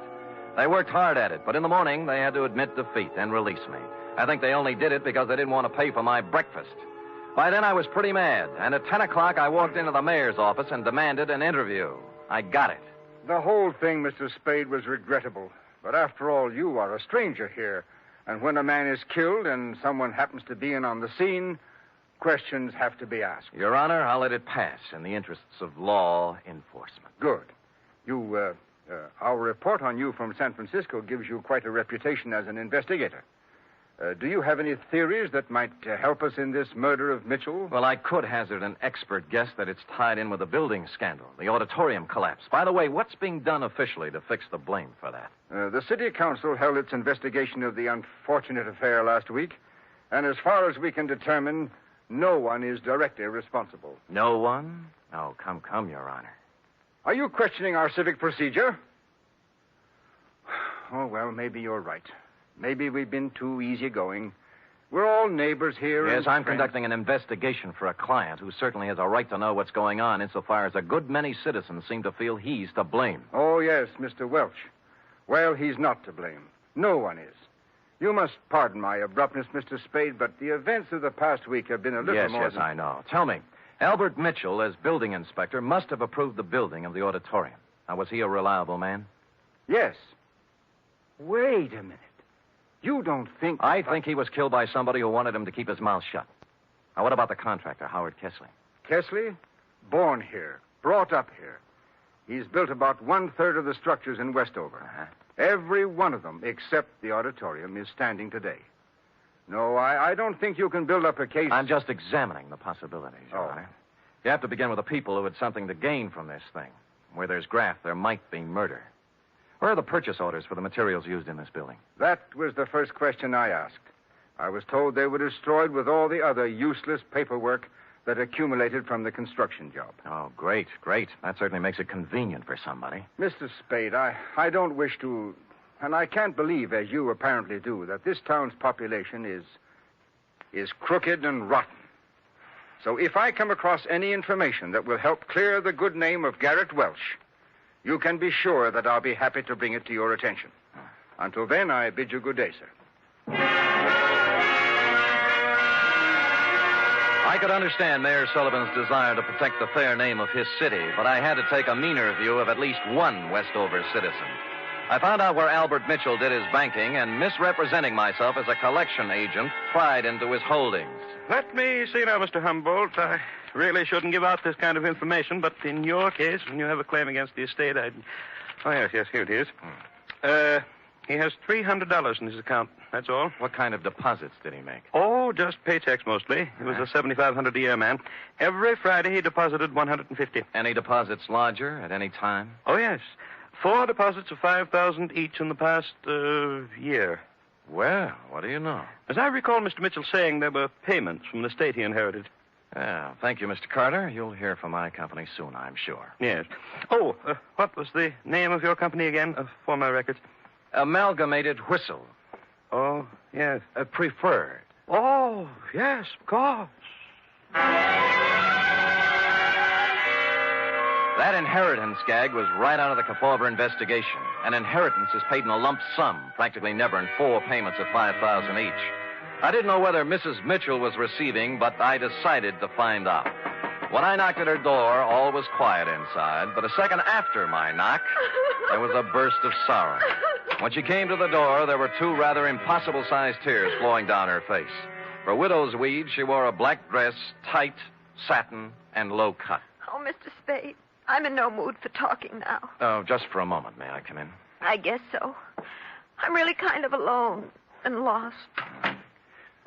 What is it you want? I must apologize for intruding on your bereavement, Mrs. Mitchell. I'm not usually as callous. Oh, that's all right. But I'm not sure I can help you any. I'm so broken up. What is it, camphor? What? Whatever you use to make those tears. All right, so I can't really cry. I never have, but it's expected of me. Yeah, all right. In that case, I sympathize with you. What do you want? Kitty, your dear departed husband made $7,500 a year and deposited $20,000 in 8 months. Now, what about it? I don't know anything about his money. All I know is that the bank told me he had only $300 left. What'd he do with it? He spent it on other women. Oh, I see. So the artificial tears do make sense, I guess. No, you don't understand. It's not that simple. It's funny, Sam, because I really mean it. Oh, I know how stupid I look in these clothes. And I did use camphor on my eyes because I wanted to cry. I wanted to cry for all the good days and the good years Al and I had. But the bad years kept getting in between, and I couldn't do it. I like you better all the time, Kitty. I knew you were real pretty. Now it turns out you're pretty real. I really loved him, and he loved me. But we kicked it away because we both wanted more excitement than this town or his salary could give us. There was no place to go. We just didn't get along. He was out spending his money on other women, being a big shot. I can't blame him, though. I helped make him do it. What about the money? He got it for falsifying the auditorium inspection papers, didn't he? Well, he didn't get it for inventing television. Who paid him? Sam, don't ask me anymore. Well, you do know where the $20,000 came from, don't you, Kitty? Don't, Sam. I'm scared. You know what you ought to do? You ought to come back to San Francisco with me. Let me help you get a job there. You can make a fresh start. You're not kidding. I give you my word. I ought to have my head examined for trusting you, but I'm going to do it. Al got that money from the Central Cement Company for, quote, an advisory capacity, unquote. You know who owns the Central Cement Company? Howard Kessler? Warm, but not quite. His brother. Last night when Al showed up in town, he was gunning for trouble. Why? He said they were going to make a fall guy out of him, and that he wasn't going to take the blame for anybody. That's what he said. But I think he ran out of money and wanted to make a touch in exchange for disappearing again, for good. And you think Kessler shot him or his brother? I can't think, and I don't know anything else. Now, do I get to San Francisco? I'll be back for you, Kitty. All right, but make it fast. And don't leave me here, because if anything happens to me, Sam, it'll be on your conscience. She walked to the door with me and kissed me on the cheek, and it was nice. No more than that. It was nice. Next stop, the Central Cement Company offices. Statement of Howard Kessler's brother, Ralph. I'll explain it to you in simple terms. We supplied cement for a lot of buildings in this part of the country. When you want to build something, you submit a bid. When you want to know what kind of a bid to submit, you ask an expert. Mitchell was our expert, and we didn't expect him to work for nothing. You mean Mitchell tipped you off as to what other firms were bidding? Well, call it anything you want. It's done all the time. I found Garrett Welch, my architect client, slumped over his desk, much the worse for drink, and it took a good half hour with coffee and wet cloths to bring him around to something resembling normal. I was proud of that building, Mr. Spade. As proud once as I am ashamed of it now. I spent 4 years at a prominent American college and 2 years apprenticeship with a great architect to prepare myself to come back here and make this the most beautiful city in the West. Well, you must have watched them build it. What went wrong? That's the point. I wasn't here. They sent me to Chicago to study. And I bid for it. What they really wanted was for me to be out of the way. Who are they? The city council. Oh, why bother? Just tell me how much I owe you, and we'll just forget it. Nobody's going to indict anybody for anything. Well, somebody's responsible for the building and for Mitchell's murder, and we'll find him.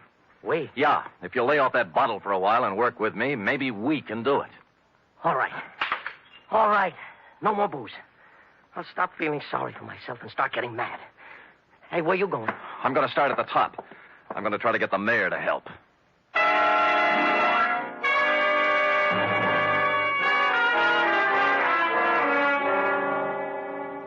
You say you've turned up something, Mr. Spade? A lot of something, Your Honor. I ferreted out copies of the purchase orders for the materials used in that building. They were generally inferior and below the quality required by sound engineering and the law. Oh, you can't mean it. I do. You can inform your district attorney that in a matter of 2 or 3 days, I will move for an indictment of several people in this community for gross criminal negligence.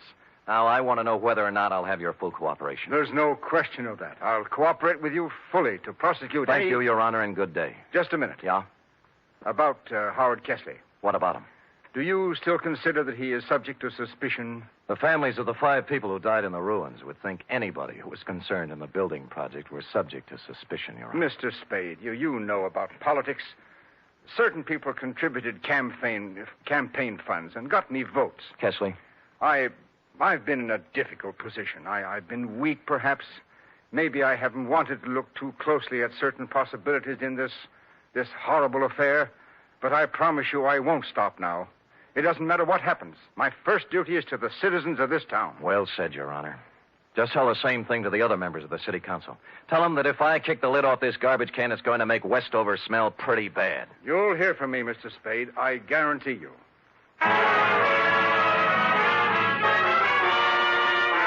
In the course of the next 2 hours, I told the same story to the newspaper, the police, a couple of soda jerks, a waitress, and almost anybody else who would listen. And before the day was out, the results started coming in.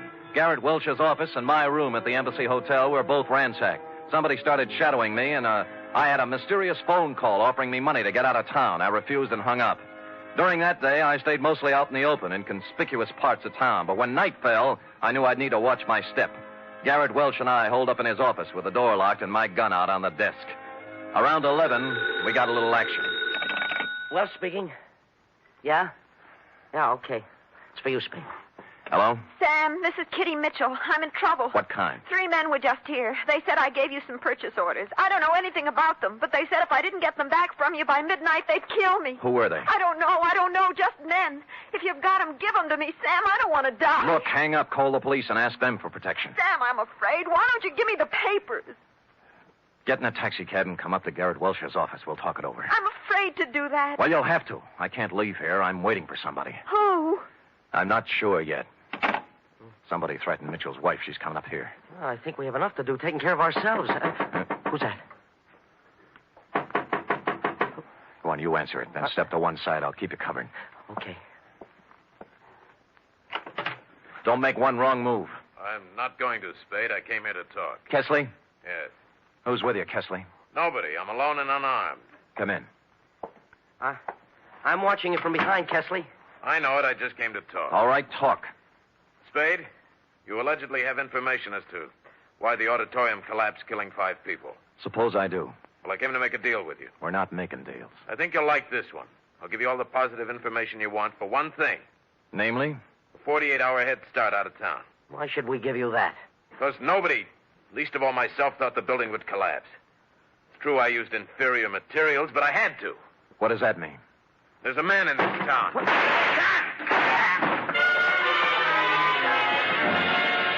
The door was suddenly kicked wide, and a blaze of bullets flew across the room. Kesley's mouth opened in shock, his knees buckled, and he pitched forward, bouncing off the desk to the floor. A tall, silver-haired gentleman was behind the gun. That caught him shoulder high, spun him around. The gun fell out of his hand, and Welch and I were on him in a second. All right. I've done all I'm going to do.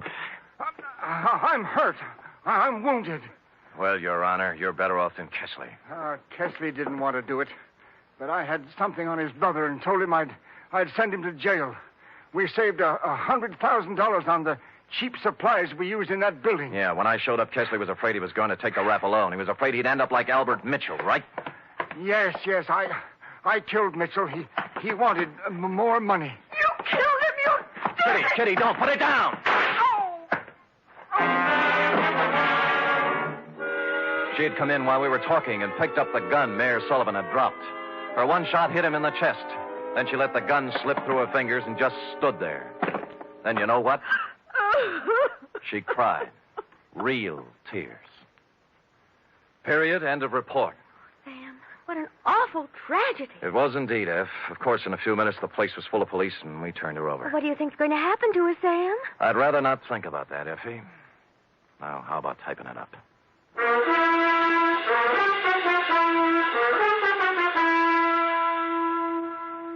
Three chimes mean good times on NBC. There's fun this Sunday with two of your favorite families, the Blandings and the Harrises. Mr. and Mrs. Blanding stars Cary Grant and Betsy Drake in the title roles as the owners of the famous Dream House. And the Phil Harris-Alice Faye Show brings you Phil and Alice with more of their merry antics, plus Frankie Remley, Brother William, and the entire cast. You're invited this Sunday.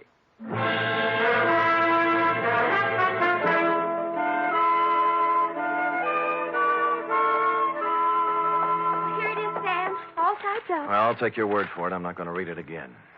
why did the mayor come in and shoot the building contractor in front of witnesses? Why, he threw away everything you worked so hard to steal. Why? That is a good question, F. Saved by the knock. Come in. This is Sam Spade's office. It is? I'm Lyle Rooks. You expect me to believe that? I'm Western editor of Radio Television Mirror magazine. Well, you know best. I just wanted to tell you that in our annual awards poll, nationwide, the American listeners have chosen Steve Dunn as their favorite detective. Steve Dunn, not me? Be quiet, Sam. So here, sir, is your citation. You may want to frame it. Put it up in your office. Why? Thank you. Goodbye. Well, Steve Dunn. He's the man that plays you on the radio, Sam. Oh, he's handsome. Well, do you love him better than you love me when I'm burning up with passion for you? Are you really burning up, Sam? Well, I'm beginning to smolder a little. Come here and tell me about love. Oh, well, I don't know much about it, Sam. Not as much as I'd like to know. Well, I'm sorry. Sorry, I don't have a teacher's permit for the state of California. Good night, Sam. Good night, sweetheart.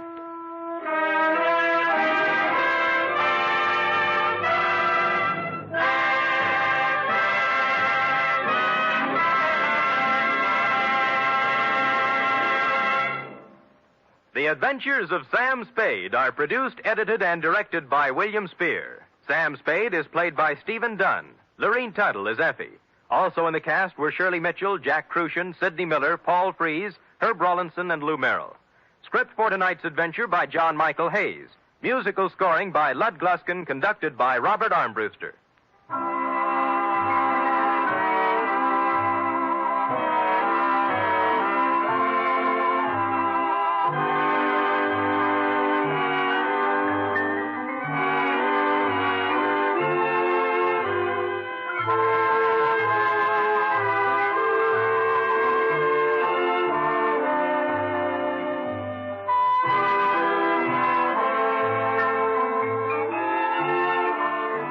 Join us again next week, same time, for another adventure with Sam Spade.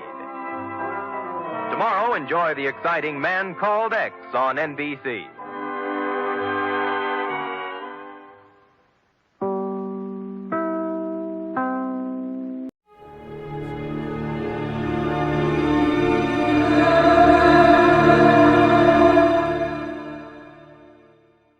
From Hollywood, it's time now for...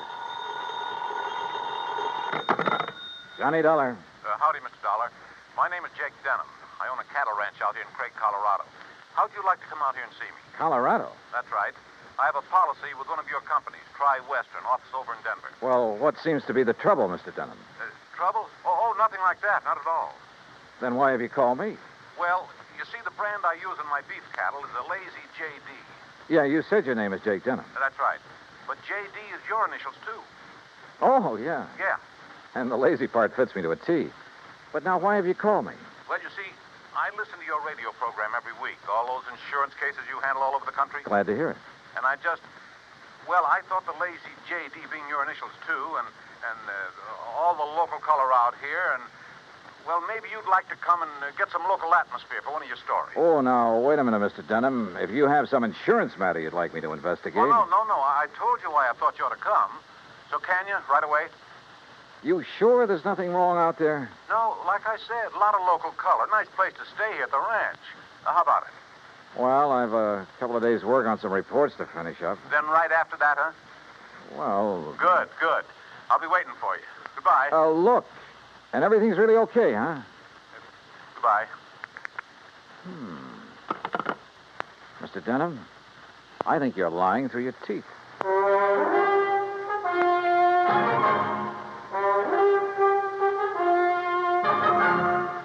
Bob Bailey in the exciting adventures of the man with the action-packed expense account, America's fabulous freelance insurance investigator. Yours truly, Johnny Dollar.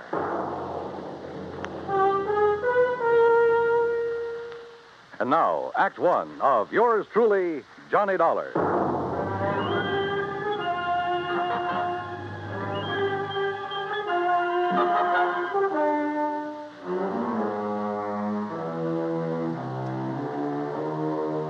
Expense account submitted by Special Investigator Johnny Dollar to the Tri-Western Life and Casualty Insurance Company, Home Office, Denver, Colorado.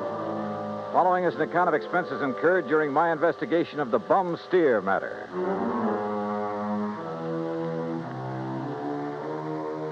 Expense account item 1, 370, long-distance call to Hal Versky, my contact at Tri-Western in Denver. Johnny, good to hear from you. You out in this neighborhood? Nope, still in Hartford. Hal, I want you to okay an expense account for me. Well, now that depends. Listen, do you know a client of yours by the name of Jake Denham? Yes. As I recall, he owns a big cattle ranch over near the little town of Craig. Uh-huh. Carries a straight life for something like 40, 50,000. Well, look, I got a phone call from him begging me to come out there and see him. Oh? Something wrong? He says not, but I don't believe him. Well, have you any reason to think something is wrong? Well, only the half-baked excuse he gave me for wanting to see me. Look, Hal, I realize this is just a hunch, but... Certainly sounds like it to me. But my hunches have saved your company a lot of dough on occasion. So how about it? Okay. Put it this way. If you run into something out there and clear it up, we'll pay the freight. If not, well, you just go ahead and have yourself a vacation at your own expense, okay? Oh, now, why don't you relax that iron grip on the purse strings for a change, huh? Why? What would you do? Okay. But I warn you, Hal, if this does turn into a case for your company, my expense account is going to knock you right off your feet. Oh, now, wait a minute. Bye-bye. Johnny. It took me nearly 4 days to clear up the reports I had to finish. I wish now it hadn't, that I'd left Hartford immediately. Expense account item 2, $133. Plane fare and all the incidentals I could think of, Hartford to Denver. I got there shortly after 7 a.m.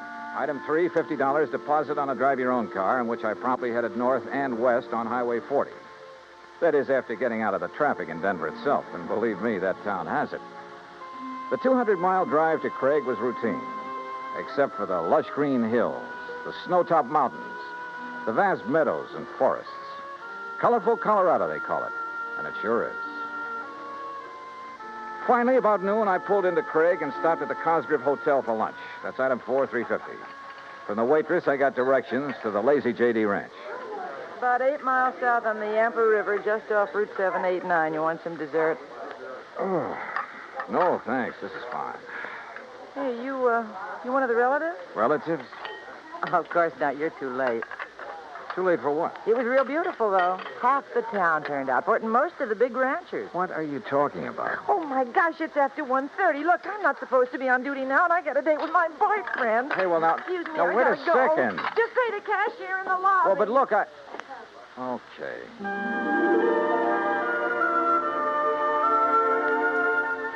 I paid my check to the cashier, went out to my car, climbed in, and headed for the Lazy J.D. There must have been several thousand acres to the ranch, all rich, green, healthy-looking pasture land, and Lord knows how many head of beef cattle.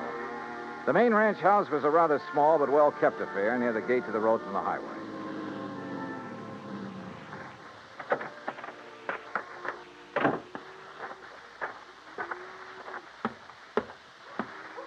And then I saw it, a long piece of black crepe hanging on the doorframe.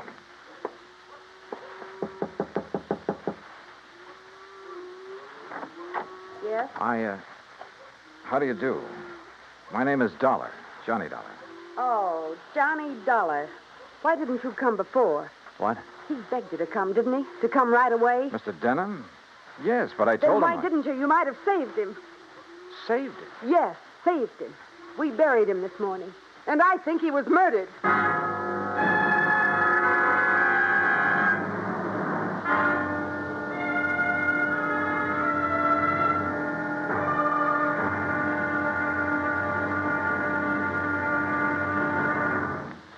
Act two of yours truly, Johnny Dollar, in a moment. The American writer Christopher Morley once wrote, "When you sell a man a book, you don't sell him just 12 ounces of paper, ink, and glue. You sell him a whole new way of life," unquote. Now, that goes double when you give, not sell, a book. But the gift of 550 books to little children increases the legacy tenfold. Near the end of 1960, the employees of the Chase Manhattan Bank started a people-to-people program with such a gift to school children of a town in Tanganyika. That's on the southeast coast of Africa. To give you an idea how the books were received by the children, let me first quote from Francis Bacon. He's an English writer of a few centuries back. He said, "Some books are to be tasted, others to be swallowed, and some few to be chewed and digested." In the past, children in Tanganyika may have done a little tasting and chewing and a little swallowing and digesting. But there's one certain thing. They wound up devouring the books they received from the United States. And they did so much of it that they, the ones in high school anyway, were able to reach the level of English children their age and pass the exams at the same time. That takes a lot of book learning, as they say. Now, the gift of these books from the United States of America may have seemed a small thing to the senders, but the boys in Tanganyika who received them know that they've opened a whole new way of life. They've greatly increased understanding in the classroom of freedom, the right of all men everywhere. And now, Act two of yours truly, Johnny Dollar and the Bum Steer Matter. The tall, beautiful girl standing in the doorway of the ranch house at the Lazy J.D. outside of Craig, Colorado, was dressed in black. The red about her eyes showed that she'd been crying. But there were no tears in them now. Jake Denham was my father, Mr. Dollar. I'm Virginia. And you think he was murdered? Why do you think he called and begged you to come out here? Any idea who might have done it? Yes, Big Mike Craven. Who's he? He owns the Sea Lucky Star and wants to own every other ranch around here, and he will unless somebody stops him. How did your father die? Anthrax. That's what they said it was. I thought that was a disease of cattle. People, too, if they get infected from the cattle. And that's what happened to your father? That's what they say, but there's no anthrax around here. Our ranch is clean. Look, let's go inside and sit down and talk about this. Sure, I'll talk about it. If only somebody will listen. In here, John. Oh, thanks. Are you, all alone? Now that Dad's gone, he and I ran the ranch. Now it's up to me. Sit down. Thank you. Virginia, were you trying to tell me out there that you think somebody tried to infect your herd with anthrax? What would you think? Who was your father's doctor? Dr. Regis Ross from in town. Who are you? Well, my name is Dollar, insurance investigator. Say, you fellows act pretty fast, don't you? Sometimes. Feeling all right now, honey? I guess so. I told the hands that you're in full charge now. They'll take their orders from you. Or from me. Or from... Sure. Sure, I guess that's best. Thank you, Pete. They might as well get used to it, because after we're married... Look, honey, why wait any longer? I know this is a bad time to talk about Yes, it, but I Pete. also know, and you know, that this is no time for you to try to go it alone. But what about your medical school? I'll give it up. This is a lot more important than... Well, you're a lot more important. Oh, look, Jenny, you stalled me for a long, long time. I know, Pete, because I... Don't you see I can run this ranch alone? No. You need me, honey. And I'm here to help you. Do you know how Dad felt? Sure. That all I wanted was this ranch. The same as he felt about anybody else who ever came here. Just who are you, Pete? This is Pete Kermer, Johnny, my fiancé, I guess. That's right. Didn't I see a Kermer ranch on the way out here, a small one? That's right. My pa's.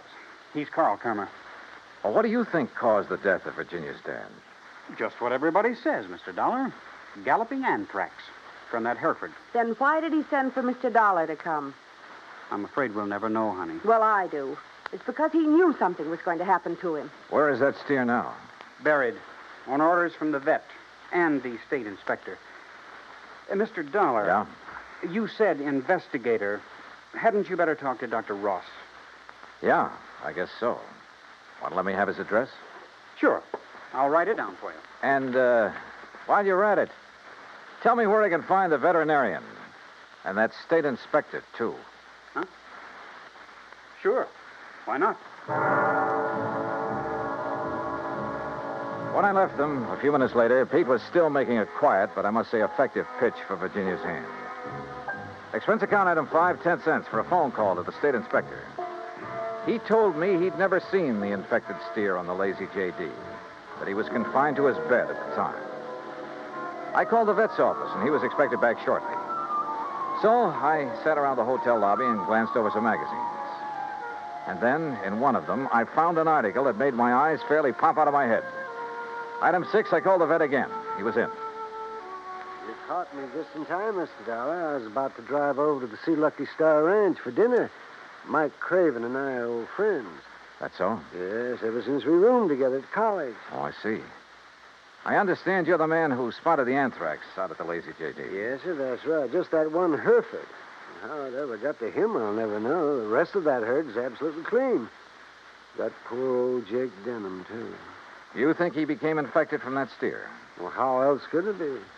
Galloping anthrax. Just like that. Doctor, where is that steer buried? Do you know? Yes, I had it buried myself. It's some miles out in the far corner of the Lazy JD property. Then phone the Sea Lucky Star and call off your dinner date. You and I are going out to take a look at that carcass. Oh, no, just a minute, young Investigator, did you say you are? That's right. Uh-huh. I suppose you have some authority. What I don't have, I can get. Tell me, Doctor, is there some reason why you don't want me to see the carcass of that steer? No. Well, let's go. Along the way, we picked up two fellows who were handy with pick and shovel. It was almost dark now, so I bought a couple of powerful flashlights at one of the local hardware stores. That's item 7, 925. It took a couple of hours for the two men to dig down to the carcass of the steer, but they finally exposed one flank of the unfortunate animal. Yeah, so you sure planted this critter deep, Doc. But there's part of him. Give us a few more minutes, we'll handle it. No, wait. Huh? Mr. Dollar, come down here into the hole. Sure. Oh, what's the matter, Doc? The color of that carcass. I don't understand this. What are you talking about? Well, this doesn't make sense. The deterioration and putrefaction that always occurs, well, it simply isn't here. You mean it's possible it wasn't anthrax killed this steer? But I'm sure that all the symptoms, the swellings in the subcutaneous connective tissues, in the interstices of the muscles and lymphatic glands, and in the membranes of the mouth and tongue, they were all there, and they were edematous, too. Could some poison have possibly produced those symptoms? Poison? Yeah, look. I read in a magazine this afternoon that strychnia often produces symptoms very much like those of tetanus, lockjaw. Yes, that's true. But a poison that would... Good heavens. Yeah? Why, I haven't heard of it since my college days. Quintanogen sulfide. But why? Good question. No, Dollar. Because it wouldn't explain the death of old Jake Denham. If it was anthrax. What? Or was he poisoned, too? Good heavens, you mean you Wait a think minute, that he... Wait a minute. Doctor, the brand on the rump of this animal. Well, that's Denham's own brand, the Lazy JD. Yeah, but it looks to me like it was put on over another brand. Yes. Yes, you're right. Any way of finding out what the original brand was? No. Yes, Mr. Dollar. The other side, the inside of the hide might show it. Then, Doctor, you got a skinning job to do. All right. Hand me my bag there, please. Okay, here you are. Go to it, Doc. Thank you. Oh. That poison, how much to infect a man? Well, even a small scratch on the skin could absorb enough to be fatal. No wonder the Dr. Ross... Ross was the one who treated Jake Denham. Yeah. No wonder we couldn't understand why death came so...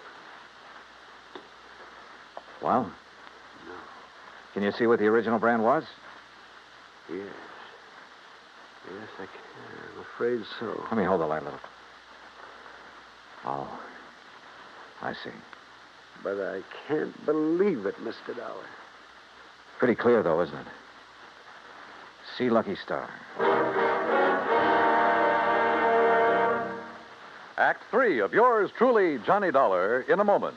A couple of 1,000 years ago, the ancient sage Diogenes remarked that all things are in common among friends. Well, he didn't mean that only material goods were in common among friends, but that they shared their troubles as well. For a long time, the United States Armed Forces have been a friend in time of need, during fires, floods, and pestilence all over the world. Many peoples of the earth have come to believe in the friendship which the U.S. military personnel have spread for so many years, and the calls for help they answer in time of personal emergency, a response which has always been immediate. Not long ago, a Korean Buddhist nun was suffering from beriberi, an advanced form of acute malnutrition. But she was living in an isolated monastery deep in the Korean hills and valleys. Her sister nuns contacted the nearest Army Signal Corps relay station, and wheels began turning.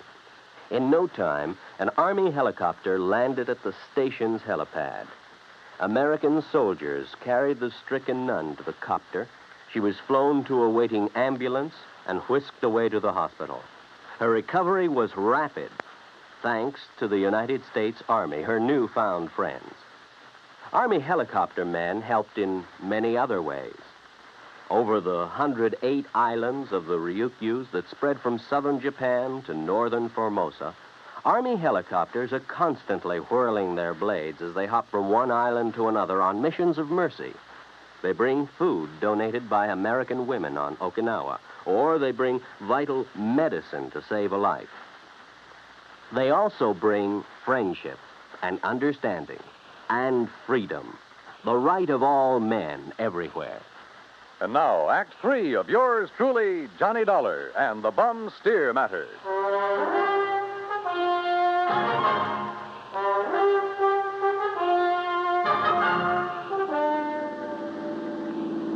Looks pretty bad, doesn't it, Mr. Dollar? Yeah, Doc.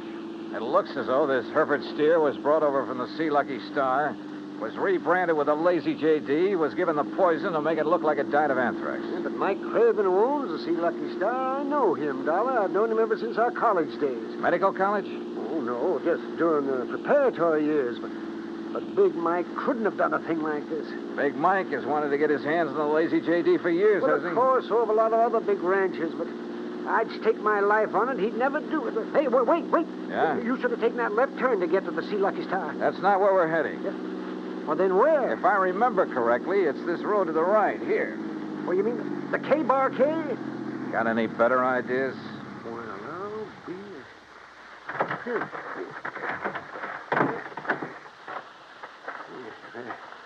The ranch house is dark. It won't be for long. Would you call this a good ranch, Doc? No, old Carl has been just a hanger-on. He hasn't made the place pay for quite some... What's going on out there? Who is it? Johnny Dollar, Pete. Oh? I want to talk to you. Oh, sure. Door's open, I'll be right... Oh, sure. Door's open, I'll be right down. Come on, Doc.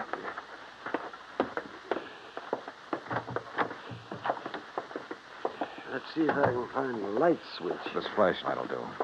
And we're going on upstairs. Huh? Wait down there, I'll be right down. We'll be right up. Well, now, wait a minute, if you don't mind. Wow. Nice place you have up here. Look, I asked you to wait down... Dr. Cummings. I'm sorry, Peter, but this... How'd you make out with Virginia Denham, Pete? Convince her to marry you? That's none of your business, Mr. Dollar. Now, just what do you want? Pretty nice ranch to get your hands on, that lazy J.D. I beg your pardon. Combination bedroom and study, huh? As Virginia told you, I've been going to college. Yeah, medical school. Nice set of books you have here. Of course, I'll have to give that up now. Well, you're going to have to give up a lot of things. What? Where did you get it, Pete? What was the name of that stuff, Doctor? Quintanogen sulfide. What do you know about... Well, I don't know what you're talking about. Then why the marker in this book on toxicology? Marker? That was a foolish thing to do, Pete. A dead giveaway. Yeah, I told you. I don't know what you're talking about. Yep. Right here. Pentanogen sulfide. I never heard of it. You're lying, Pete. No. Giving it to that Hereford was probably a cinch. Listen, you... But how did you give it to Jake Denham? Dollar, that's something you'll never live to know. Oh, look, now wait a minute. Put the thing away. No. Now stand back. I said look out. You... Stop! Oh, thanks, Doc. I guess he'd forgotten all about you until you landed that chair on his head. Yes. Now, I suppose I'll have to patch this... patch him up a bit. Oh, absolutely. He'll have to look nice for the trial, won't he, Doc?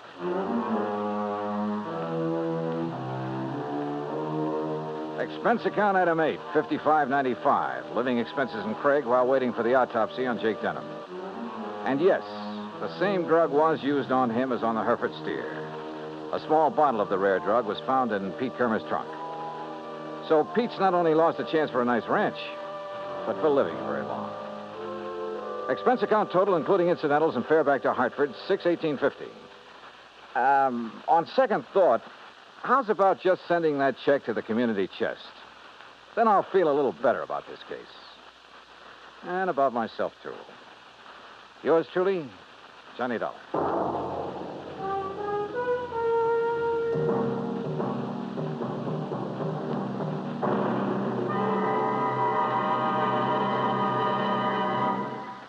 And now, here is our star to tell you about next week's story. Next week, an old ghost town out in Montana. But one of the ghosts carries a .38 Colt. Join us, won't you? Yours truly, Johnny Dollar.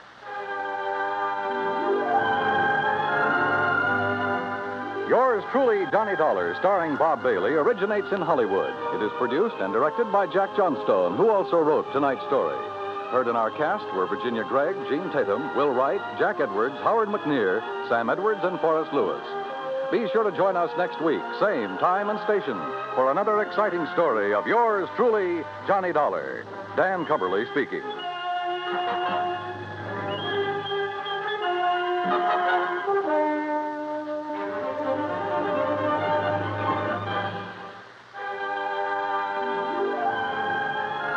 This is the United States Armed Forces Radio and Television Service.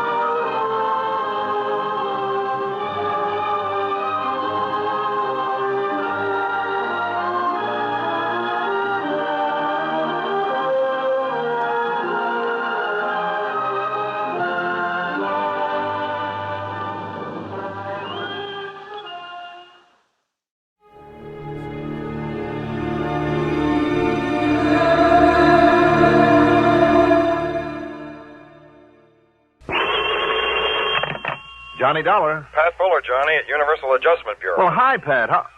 Pat Fuller, did you say? That's right. Well, how come? What? Well, Pat McCracken's always been my contact over there at your place, 5 or 6 years now. Haven't you heard? Pat's retired. Retired? Yeah. At his age? Why, he's only about, 50 on the nose. Been here since he was 25. So now he's off and gone with a real nice pension from the company. Son of a gun. Well, I always did know I was in the wrong end of this business. You want a job as a company man? Come on over. Who knows? Maybe you can live long enough to earn a nice soft pension, too. If, that is, you'll do the same thing he did that I'm doing. What do you mean? Well, Well, you know, instead of keeping your own hours, traveling around all over the country all the time, new places, new faces, lots of excitement, well, you'd have to be tied down to a desk 9 to 5, day after day, month after month, year after year. Yeah. But think of the advantages. You'd have Christmas off and New Year's and the 4th of July. Well, now, let's, And all sorts of free life and health insurance and other benefits. A couple of weeks off with pay every Let's forget it, Pat. I think I'll stay freelance and free. Whatever you say, Johnny. Anyhow, with McCracken gone, I've taken over. Well, what's on your mind? And I hope it's something that'll get me really away for a change. Don't ask for it. Before this thing's over, you may find yourself having to cover the whole country, from stem to stern. Oh, it sounds intriguing. What is this thing? One of the oldest and simplest rackets that ever hit the insurance business, but one of the hardest to catch up with. Tell me all. Why don't you come on over here? I will. All right, I'm on my way.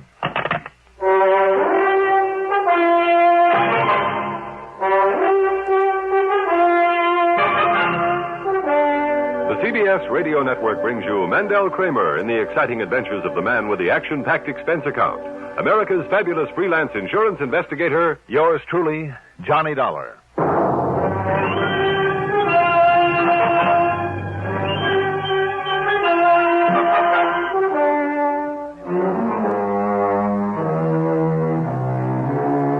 Expense account submitted by Special Investigator Johnny Dollar to the Universal Adjustment Bureau, Home Office, Hartford, Connecticut. Following is an account of expenses incurred during my investigation of the be or not to be matter.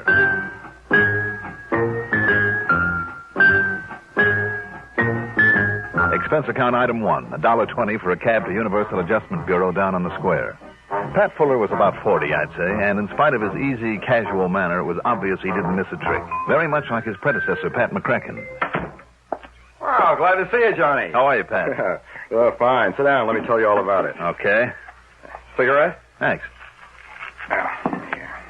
Now, as you know, Johnny, here at Universal Adjustment, we handle claims for a list of insurance companies as long as you're on. I know. And all over the country, every state in the union. Uh-huh. But only the sizable claims. The little ones for a few hundred, a few $1,000s, well, it's cheaper for the companies to handle them, to pay them off themselves. Sure. However, they're all required to inform us about them, even if they involve only pennies. I see. But unless there's something unusual about those small settlement reports, they're simply glanced at and then filed away. Well, now I take it you've run across something unusual. I sure have. You see them here? 13 reports and claims paid out by 13 different companies.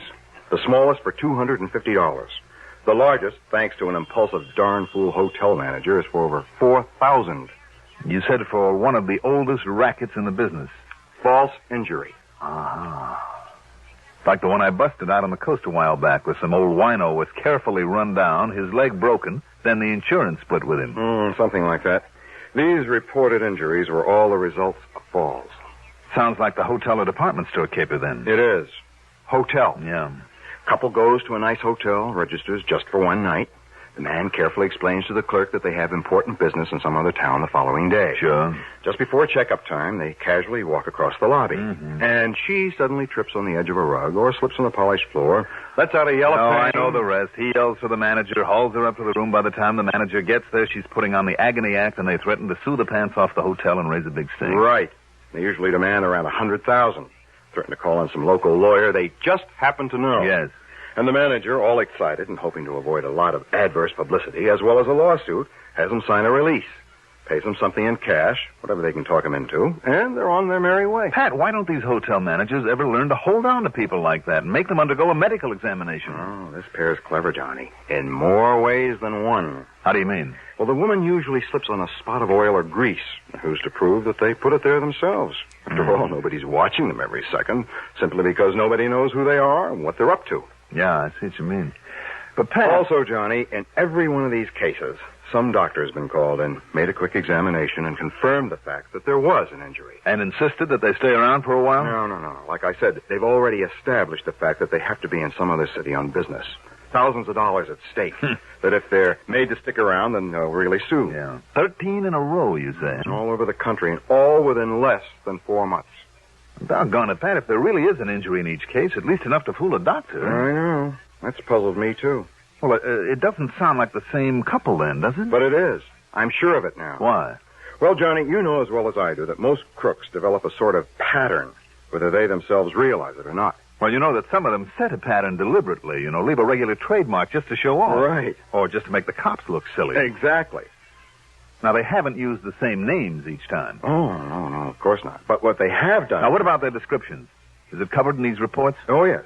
But they don't mean very much, because one time she's a blonde, the next time a brunette, and then a redhead, And the same thing goes for him. Thick glasses one time, a mustache another, clean-shaven the next, and so on. Yeah. But, look, here. I have a picture of them. Oh? How'd you get this? Photographer in a hotel lobby in Chicago, taking pictures of a model, showing off some clothes. They happen to be in the background. You see? There they are. Yeah. Oh, fine. This will be of help. even if they fool around with a disguise or two. But now to get back to this pattern that you mentioned. Really the show-off element, as you call it. Yeah. The home address they give when they register. Fictitious one? I don't know, but it's always the same. What is it? 21st Street and Fairmount Avenue. Where?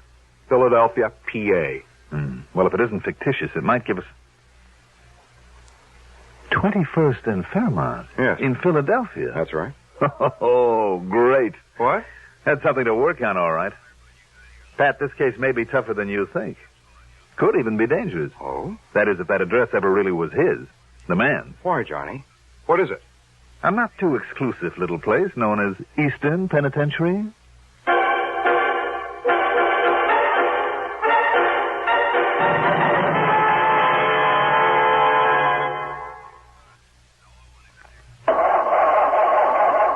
For cars left out at night or in unheated garages. Don't ask for trouble. Ask for DuPont Xerox Antifreeze. Wintertime is trouble time for many of us who leave our cars out at night or in unheated garages. So don't ask for trouble. Ask for DuPont Xerox Antifreeze. Xerox outlasts winter. It protects your car against sudden drops in temperature all winter long. It won't boil away, even during a warm spell. And Xerox has an exclusive rust inhibitor, MR8, that protects all engine metals, including aluminum, against rust and corrosion. So, for safe, dependable protection, do as millions of motorists have done for over 20 years. Ask for Xerox Antifreeze. It's made by DuPont. Remember, for cars left out at night or in unheated garages. Don't ask for trouble. Ask for DuPont Xerox Antifreeze.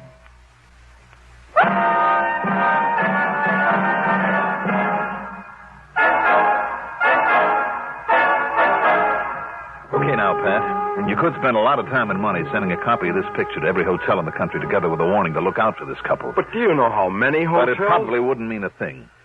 Because of the way they change their appearance somewhat each time. Mm-hmm. And because they're pros and they're smart. They'd get wind of the fact that they're being looked for and duck under cover, maybe even try some other caper until the heat died down. After all, if they're clever enough to stand a doctor's examination... Because I still don't get that part of it. I don't either. Anyhow, to really nail them down, it looks to me like they'll have to be caught in the act. But how can you possibly know where they'll operate next with this fake injury racket? Now, you said they've been all over the country. Look for yourself. Boston, Philadelphia, Houston, Albuquerque, Chicago, Miami, Portland, Oregon, Portland, Maine, Portland, Indiana. They seem to like that name. Part of a pattern? Who knows? Go ahead. Seattle, Wichita, Kansas City, and Minneapolis, Minnesota. And I'll be darned if I can see any pattern. They're pretty smart to move around so much. It'd be a lot easier to figure the next move if they covered one area, even one state at a time. There might be a chance of finding some plan in their movements, but there was only a relationship between these cities, or even some alphabetical order. Something to latch on to. A pattern? Yeah, some pattern aside from their method of operation. And, of course, that ridiculous address. A state penitentiary yet. Maybe there is. What? It's only a wild hunch, but... sometimes those are the ones that pay off. What are you thinking of? Can I borrow this picture of them? Sure. And a list of the towns they've hit so far. Of course. And I take it there's no question about my being on expense account. Of course you are. All right. Where are you going, Johnny? What are you going to do? You think they'd like to see me in the state pen?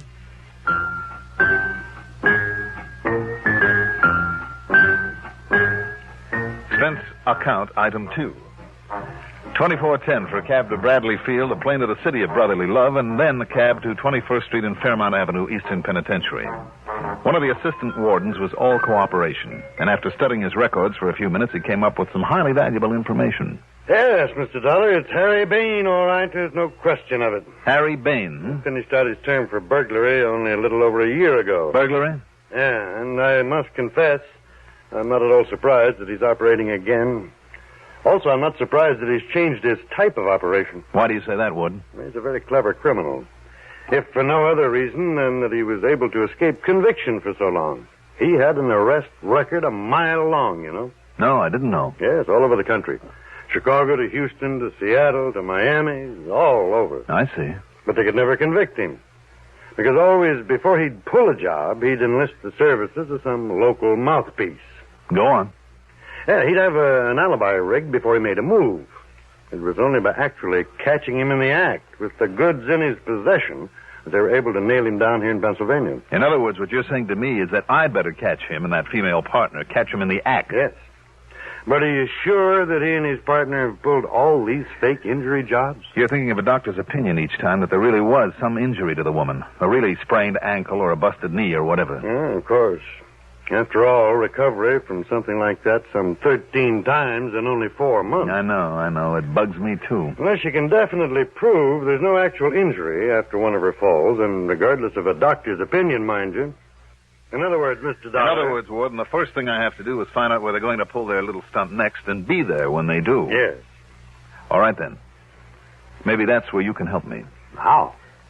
You have a list of all the cities where this Harry Bain operated before you got him? Yeah, right here. Boston, Houston, Portland... No, wait, just 1 minute now. Just let me check your list against this list of mine. All right, now, go ahead. Okay. Boston, Houston, Portland, Oregon. Check. Portland, Maine. Right. Portland, Indiana. Right. Miami. Wait a minute. Huh? Yeah, all right, go ahead. New Orleans. Oh? Chicago, Seattle, Wichita, Minneapolis, Albuquerque, Little Rock, Duluth. Yeah. Kansas City, and here in Philadelphia. Good. Then there is a pattern. A what, Mr. Dollar? You gave me the same 13 cities that I have on my list. All of them places where he already had a contact with a crooked lawyer from his burglary days. Oh. Also, you gave me 3 new ones. New Orleans, Little Rock, and Duluth. Towns that he hasn't hit yet with this new racket. But I'm betting that he will hit them. New Orleans, Little Rock, and Duluth. Right. And if I can be there when he tries it. Excuse me. Yes? Is Mr. Johnny Dollar there, Warden? Yes, he is. Just a minute. This is for you, Mr. Dollar. Oh, thanks. Johnny Dollar. Pat Fuller, Johnny. They've done it again. Where? Little Rock, Arkansas. Good. Good. Sure is, Pat. I'm on my way. What? Where to? Well, take your choice. New Orleans or Duluth, Minnesota. What?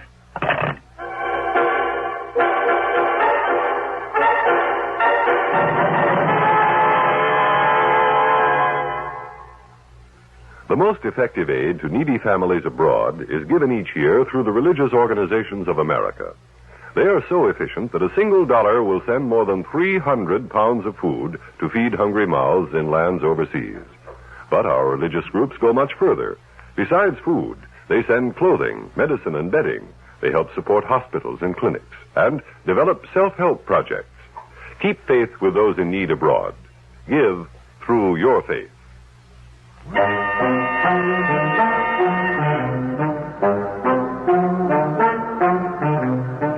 Item 3.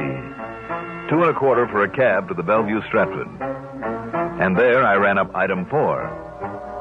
$181.40 in phone calls to the manager of every sizable hotel in both Duluth and New Orleans. I'd got a list from one of the big hotel associations that was only too glad to help. Item 5, $61 even for all the books, magazines, and papers I could read and for plenty of room service. I didn't even go out for meals. After 3 days of it, I just about had my fill of doing nothing but reading, eating, and sleeping, but then...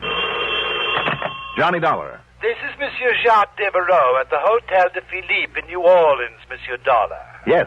I promised to call you if anyone from up there in Pennsylvania happened to register here in our splendid hotel. Yes. We now have with us a couple by the name of Chatsworth. Monsieur and Madame Henry Chatsworth. Oh, so it's Chatsworth now. But they're such lovely people. From here in Philadelphia. Yes, but they're such lovely people. And they gave 21st and Fairmont as their address here? Yes, they did. But they're such lovely people, Monsieur Dolar. Now, listen. I just refuse to believe they're those horrid rascals that you telephoned Now, about. you just hang on to them. I'll grab the first plane I can. Hang on to them? What? But they're only staying overnight. I know. Monsieur Chatsworth has to go north on business tomorrow. That's what he thinks. Item 6, $4 for a cab. Item 7, $81.45 plane fare. But the only flight I could get didn't leave until the wee small hours of the morning, so it wasn't until after breakfast that we finally pulled into New Orleans. Item 8, another $4 for a cab to the Hotel de Philippe. And there, the prissy little manager suddenly became a real problem. And I tell you, Monsieur Dolar, that I simply refuse to believe that nice Monsieur and Madame Chatsworth are those horrible cooking men. Why, they're lovely people. Mr. Devereaux, What's more, you're only a private investigator. You have no real I know that only too well. And for that reason alone, sir, I must refuse you admittance to their suite. Will you please listen? If you wish to call in the police, have them station their men about half A bunch of police swarming all over this place? Harry Bain, who calls himself Chatsworth, would smell them a mile away. He and the dame with him would simply take a powder. At least that would save my hotel from any embarrassing situation, which is all I care about. Sure, and would let them scot-free again. And I simply refuse to believe that such lovely people... You said that. And I meant it too, sir. Now, if that's all, Monsieur Dolar... Oh. All right, Mr. Devereaux. You almost make me wish they would knock you over. I've told you. You simply refuse to believe. Yes. Now, must I order you off the premises? You mind if I stop at your bar long enough for a drink? I think I need one. Not at all. But I shall be watching you. Oh, I'm sure you shall. Oh, good morning, Mr. Chatsworth, Madame Chatsworth. You're up early this morning. I ducked behind a pillar and listened. Oh, yes, monsieur. We plan to have breakfast I could in your catch lovely only little snatches coffee of their shop. conversation. Too bad you can't and I stay just with us prayed longer. that You're Devereaux wouldn't tip them off. Well, we'd like to stay, Mr. Devereaux, but we've got to leave for New York. Big business deal up there, and if me and the missus aren't there right on time to sign some papers, it could cost us a fortune. I mean, really big money. Yes, so we're all packed, and we'll be leaving right after breakfast. Oh, I'm so sorry. But of course I understand. Sure, I knew you would. Well, come along, dear. Yes, Henry. Oh, am I hungry? Now, Monsieur Dolar. Monsieur Dolar.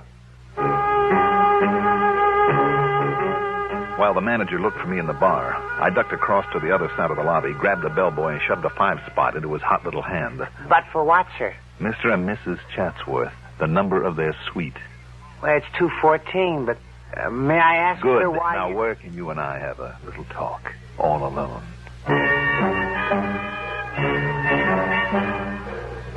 But even a 10-spot wouldn't persuade him to part with his uniform for the rest of the morning, so I'm afraid I had to use other tactics. So I made sure he was comfortable in the linen closet where I tied him up, gagged, and left him. Then, grabbing a handful of towels, I ran up the back stairs to the second floor where, thanks to the borrowed bellhop's uniform, and it was a pretty sad fit, a chambermaid let me into 214. The Chatsworth luggage was packed all right. They were all ready for takeoff. But I had to find some clue as to how they passed the medical examination after one of the so-called accidents. So I carefully went through the bags one at a time. Now, what did I find? You'd never believe it. It was nothing more or less than... I heard a key in the door, so I slipped into the bedroom and under a bed. Oh, Henry, this is killing me. Killing me. Yeah, I know it, honey. And, boy, you get that manager up here and a doctor, too. You hear me?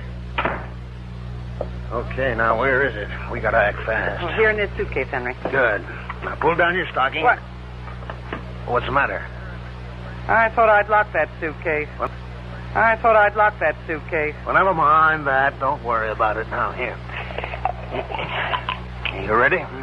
As ready as I ever am, I guess.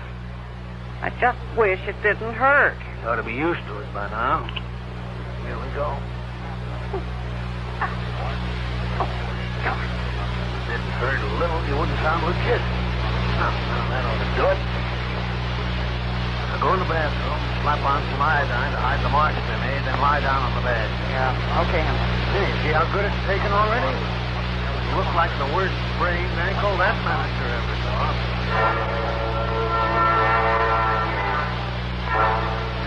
Clever. It was sheer genius. And when the manager brought a doctor in, they put on a mask and stood up on a hospital. Just one look by that doctor, and he was completely sober. But when he suggested to Bain, alias Chatsworth, that she'd stay around for a hospital care. Why, you old fool, didn't you hear what I said? If she isn't in New York with me by tonight on that business deal, it could cost us $1 million. So if you make her stay here, I'll sue you, too. The way I'm going to sue this hotel for that slippery floor down there in the lobby. Please, Mr. Chatsworth, not so loud. You know what's good for you, Sawbones? You'll give her something to ease the pain so we can catch our plane. Then you'll get out of here.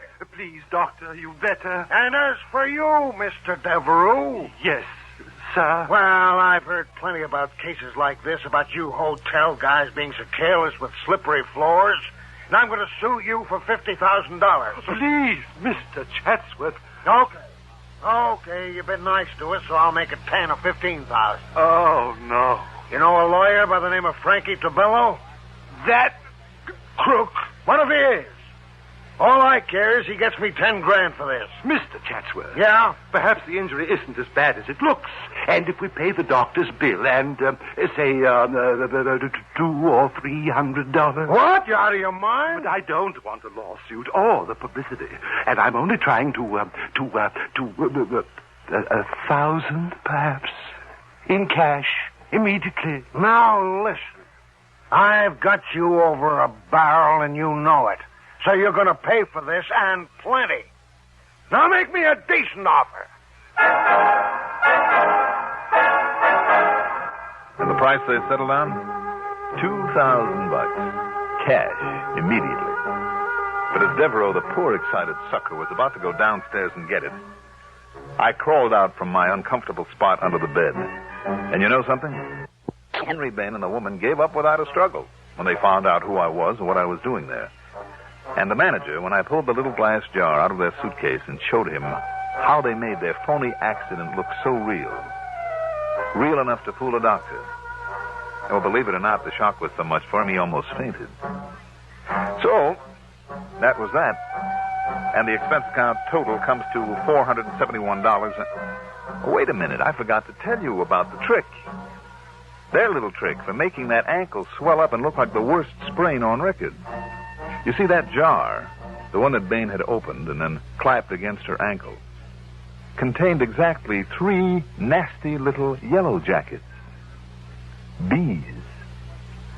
Yes. Clever. Yours truly, Johnny Dollar.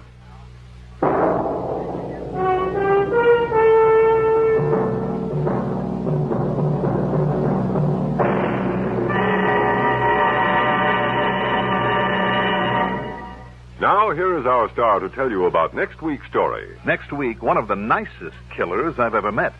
Join us, won't you? Yours truly, Johnny Dollar. Yours truly, Johnny Dollar, is written by Jack Johnstone, produced and directed by Bruno Zerato Jr., music supervision by Ethel Huber. Johnny Dollar is played by Mandel Kramer. Also featured in our cast were John Thomas as Pat Fuller, Ivor Francis as the hotel manager, Robert Dryden as Harry Bain, alias Chatsworth, Gertrude Warner as Mrs. Chatsworth, and Bob Donnelly as the assistant warden. Be sure to join us next week, same time, same station, for another exciting story of yours truly, Johnny Dollar. Art Hanna speaking.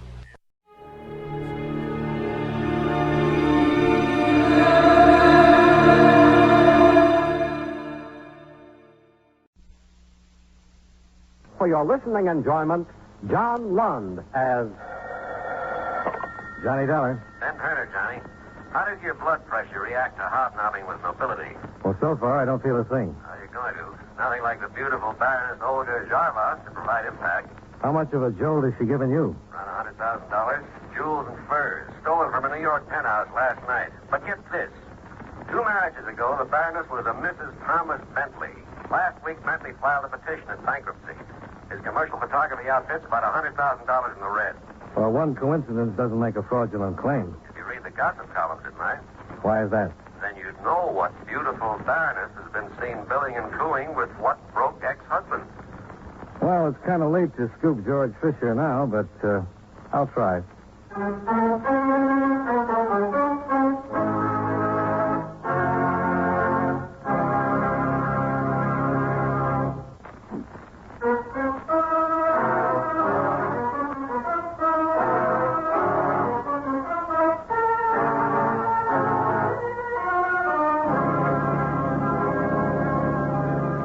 Expense account submitted by Special Investigator Johnny Dolar to Home Office, Eastern Indemnity and Insurance Company, Hartford, Connecticut. The following is an accounting of expenditures during my investigation of the Bilked Baroness matter. Expense account item 1, $6.35. Gas and oil, sandwich, and coffee between Hartford and New York. The penthouse of the Baroness Olga Jarvash lay atop a 35-story granite and glass apartment hotel on the east side. I ran the gauntlet of suspicious doorman, supercilious desk clerk, and snobbish elevator boy, only to find myself in what was destined to be a short-lived interview with the Baroness. I am so terribly sorry, Mr. Dollar, but you have come at a most inopportune time. How that careless maid of mine. It is her day off. I am rushing to attend a cocktail party, and I simply cannot find a thing. Not one thing. It is a most inopportune moment. Well, I wouldn't want to keep you from a cocktail party, Baroness, but there is some information I'd like to have. But I have told everything I know to the police. So why not run along like a dear man and get your information from them, huh? Oh, my gloves. Oh, that stupid maid. Where did she put my gloves? Well, while you're looking, maybe you can tell me when you first noticed the loss? It was when I returned home last night, of course. Just 2, 3 in the morning. I pay no attention to time. The police will know. I called them immediately. Mm-hmm. Anybody with you when you came back home? My dear man, is all this questioning absolutely necessary? After all, I did not steal my own furs and jewels. Now, why do you not go after the criminals who are responsible? Well, some cooperation from you might help me do that. Very well. I will tell you all I know. Early last evening, I had a few friends up for drinks. We left for the theater at approximately 8 o'clock. Afterwards, there was a supper club. Dinner, dancing. I came home. My things were gone. Anyone come up with you? If you must know, yes. Thomas escorted me home. That's Thomas Bentley, your former husband? Yes, of course. Now, you simply must excuse me, Mr. Dollar. I'm terribly late. My friends will never forgive me. You sound more worried about your friends than you do about the robbery. But, of course, the loss of dear friends is irreplaceable. But so far as those trinkets and furs are concerned... Yeah, I know. You're insured. Expense account item 2, $15. 5 apiece to the employees I'd met on the way up. But outside of learning that Olga's penthouse was a gathering place for practically every screwball in New York, I came up with nothing. Things turned out a little better over at Center Street, where I met Lieutenant Lewison of robbery, who was in charge of the investigation.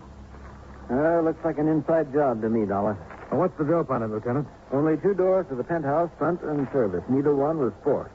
Service door bolted and double locked from the inside. So someone got in the front way with a key, huh? Seems reasonable. Outside of the furs and jewels, nothing else in the apartment was touched. Whoever did it knew exactly where to go. No ransacking. The job was well planned and well carried out. You got a list of those who have keys? No, you can't possibly narrow them down. The Baroness hands them out to her friends like tossing confetti at a New Year's party. We checked the obvious ones, maid, hotel employees. Haven't come up with a thing. There were 2 full-length coats, 2 jackets, and a stole among the missing furs. That's right.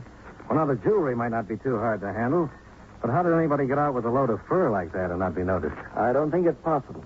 Another thing that makes it look like an inside job. The Baroness telling you she had some friends up last night? Yeah, she mentioned it. Didn't happen to mention Vasily Udescu, did she? No. Should she have? He was one of them. The doorman tells us that while the rest of the party came down around 8, Udescu didn't leave till 11:30. Might be interesting to know why, huh? Yeah, particularly in view of the fact he's got a record. Suspected confidence game on a Fifth Avenue jewelry store, suspicion of shoplifting furs, no conviction. Could be we'll close this as soon as we pick him up. Maybe. Why the doubt? You know something we don't? Yeah. I haven't had an easy case in 3 years. And I don't think you've had too many either.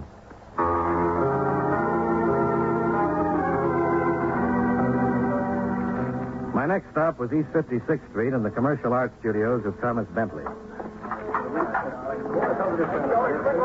Inside the converted brownstone, a lovely blonde in fur parka and ski pants was posing on a big heap of artificial snow under the glare of sweltering lights. All right, move the number 3 spot about a half foot to the left there, Joey. A little more. Oh, yeah, that's it. All right. Now, smile, darling. Make like you were enjoying it. No. I said smile. Try thinking of a nice, cold, extra dry martini at Antoine. That's it. Hold it. Good. Set up for the next shot, boys. Okay, Mr. Bentley. Are you Tom Bentley? Yeah. What can I do for you? My name is Johnny Dollar, insurance investigator. Oh, you want to talk about that stuff of Olga's? That's right. Well, make it some other time, Dollar. I'm pretty busy right now. Yeah, I was wondering. Well, what? How you could be in full operation when you're supposed to be dead broke? Trying to figure some tie-in between the $100,000 of insurance and my bankruptcy petition? Might not be too big a jump. The beautiful Baroness always moves onward and upward, Dollar. You better break that down for me. I was only sucker number 2 on a list of 4 husbands. How could I top number 4? The Baron Jarvas? Legitimate title, bulging with boodle. And he kicked off after 1 year under the strain of keeping up with Olga. Believe me, she hasn't the slightest inclination of getting involved in fraud to help out sucker number 2. Then how come you're making a play for her again? My motives are purely mercenary. All I want from her is a loan of about $20,000 that would hold off the creditors until I get back on my feet. How are you making out? So far, no dash. Well, your place is open. A deal with the creditors. I draw a measly $100 a week until they get paid off, if they ever do. So, that's my story, Dollar. I know from nothing, believe me. Oh, I'm sorry to bother you, Tom, but Joe says they're ready on the next sit-up. Oh, okay, Harley. I'll be right there. I wanted you to take a look at this leopard skin costume for the jungle shot. Oh, what about it? Well, take a look at the way the thing fits. It's ridiculous. Doesn't give me a chance to really expand my chest.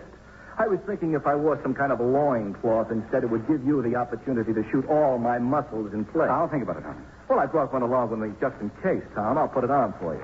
No sense in hiring a 44 chest if you're not going to show it off. And with loincloth, you can show the muscular play of my entire body. Okay, Harley. Tell Joe I'll be in there in a minute. Sure, Tom. And I'll change costumes meanwhile. Model. Good Lord, how do they make him that way?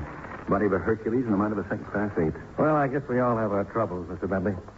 Thanks for your time. Yeah, sure. It's okay, Dollar. Oh, Dollar. Yeah? Where are you staying in town? At the plaza. Why? Well, I understand insurance companies offer rewards for recovery of stolen property. Something like 20%, isn't it?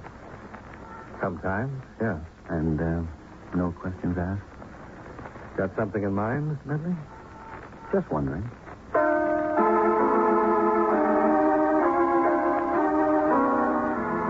It was getting late in the day and time for the inner man to be cared for. So I headed for the Plaza Bar. En route, I stopped to telephone Lieutenant Lewison. You know, Dollar, this case might not be so tough as that. What have you come up with, Lieutenant? Vasily Udescu picked him up 20 minutes ago. Don't tell me he confessed. No, not that, baby. I didn't think it could be that easy. No, it's not. We'll just have to be satisfied with the stolen jewelry we found in his apartment.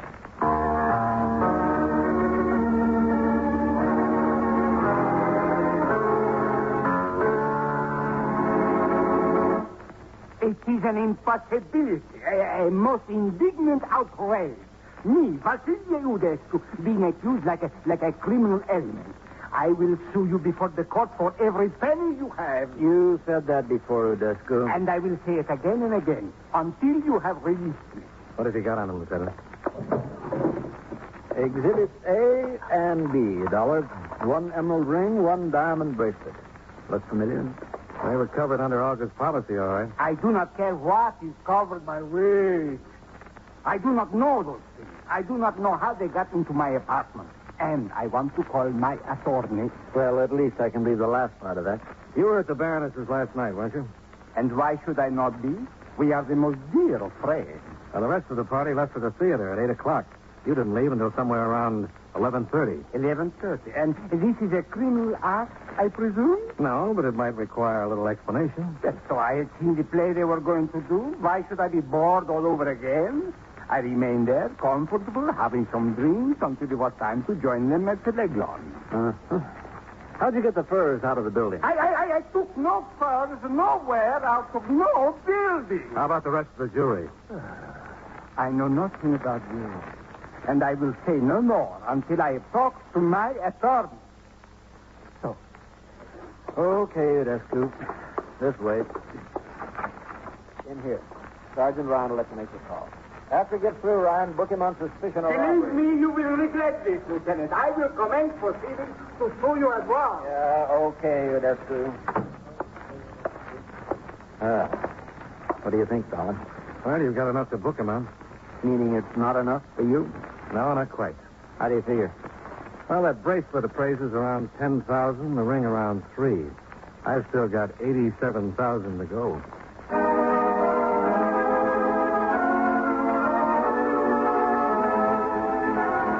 Expense account item 3, $1.50. Double scotch at the Plaza Bar. I could have saved the double. Halfway through, I was called to the phone. Tom Bentley, Dolar. Come over here to the studio right away. Why? I've got something for you on Olga's robbery. Oh, what's that? I just happen to know where the loot is. I'll be right there, Bentley.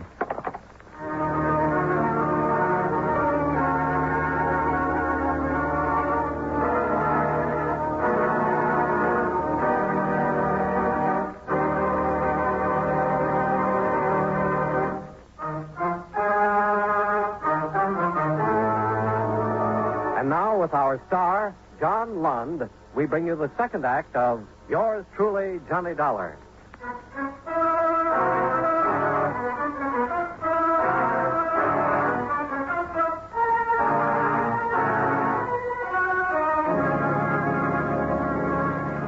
I put in a call to Lewiston, and after violating some minor traffic regulations and the composure of a few New York drivers, I pulled up in front of Tom Bentley's studios.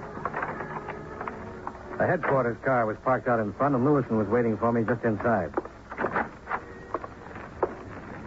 Oh, it didn't take you very long, Dolar. No, I caught all the lights. Mm-hmm. Where's Bentley? Back here. The funny thing about people, Well, what's that? if they'd stop trying to chisel the law, they'd save themselves a lot of trouble. See what I mean? Yeah. Size of the hole in him looks like it came from that .375 Magnum Winchester on the floor over there. A rifle of that caliber is more suited for hunting elephants than a job like this. Bentley probably used it as a prop. Looks like they were taking some jungle shots in the studio. Adds a few complications, doesn't it?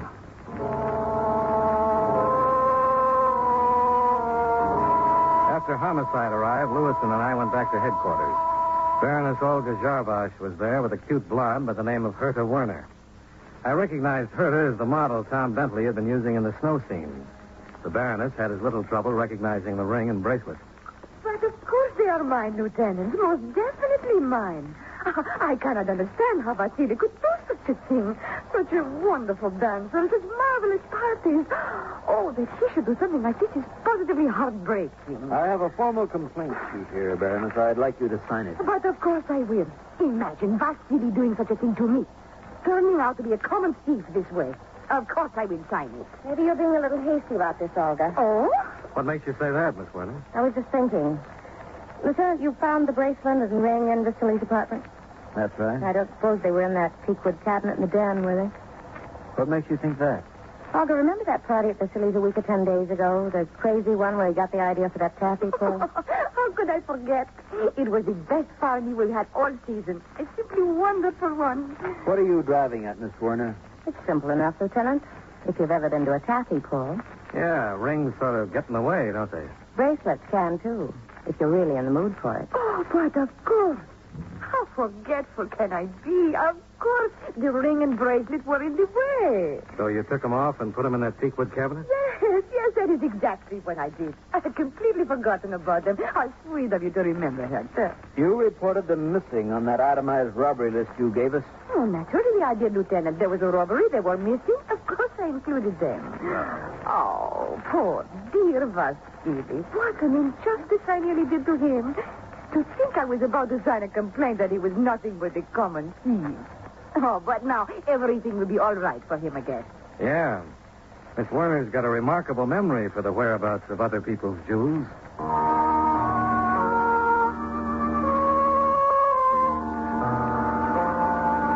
The Baroness signed a statement covering the facts about the ring and the bracelet. It was witnessed with a flourish by Herta Werner and more sedately by myself. Then the two of them left. Well, there it is, Dollar. If those two weren't lying, Vasily Odescu is in the clear. Well, even if they were, he couldn't have killed Tom Bentley. Yeah. I wonder if homicide came up with anything. Anything new about the employees at Olga's building? Their alibis are checking out one by one. Doesn't look like we've... Lewis and robbery. Anything turn up on that Bentley killing on 56th Street? Uh-huh. Yeah, well, keep us posted.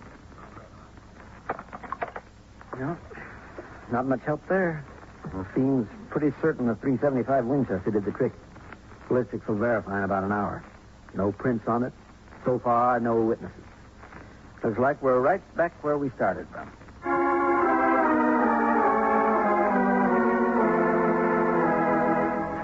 Expense account item 4, $1.45, cab fare. Driving my own car, I knew I'd never have found that little back street on the far side of Greenwich Village.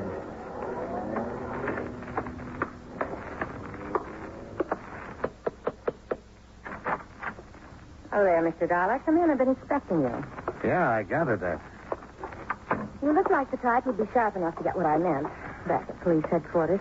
Well, the way you underlined your address on that statement and then batted your eyes at me wasn't exactly subtle. It wasn't meant to be.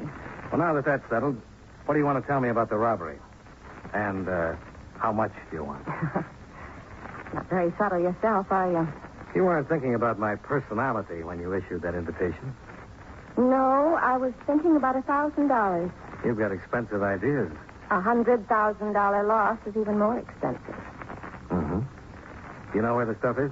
If I could tell you that, I'd ask for 20%. Well, what can you tell me? Come here into the den, Mr. Dollar. Yeah, sure.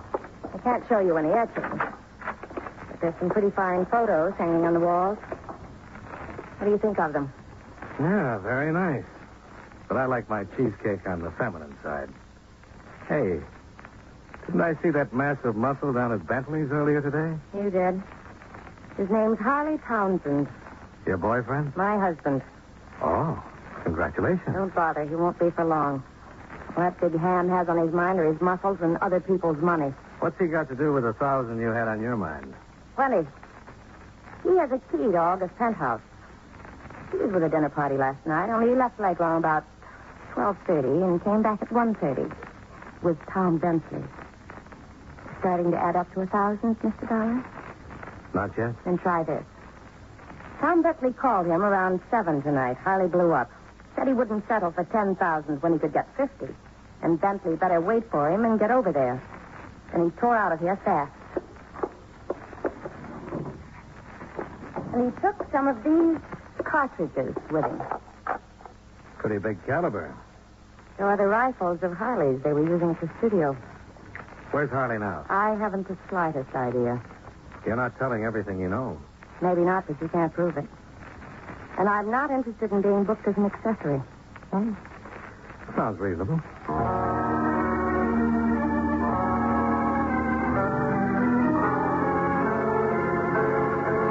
Expense account item 5, $1.75. Cab fare back to Center Street. So Herta Werner came up with something, huh, Dollar? Well, if $1,000 is the going price on selling out husbands, she is. Might tie in at that if Harley and Tom Bentley worked it together.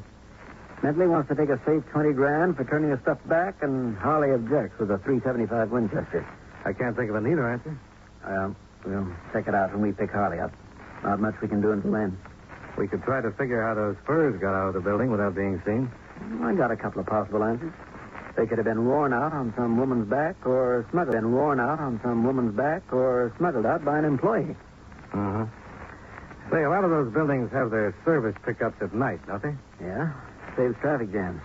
Why? Well, somebody posing as a cleaner or storage man could have carried them out without anyone paying too much attention. I thought of that too, Dollar. Trouble is, the side seat the service entrance opens on was torn up for repairs. No service calls or deliveries were made yesterday or last night. When is that repair job supposed to be over? Sometime late this afternoon or tonight. Why? Well, then maybe our boy could still use the serviceman gag. Not unless the stuff is still in the building. You know, that's a thought, Lieutenant.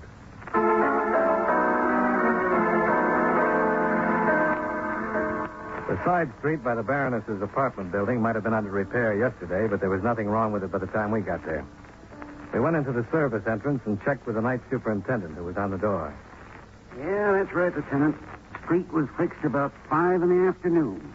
Been getting regular service calls since then. Do you keep a checklist of those calls? Yeah, sure thing. Right over here. Check 'em in and out. I don't see much sense to it, but we do. Yep, here it is. Anything unusual about any of the tradesmen? Don't know what you call unusual, Lieutenant. A poster came in. 3, 4 florist boys.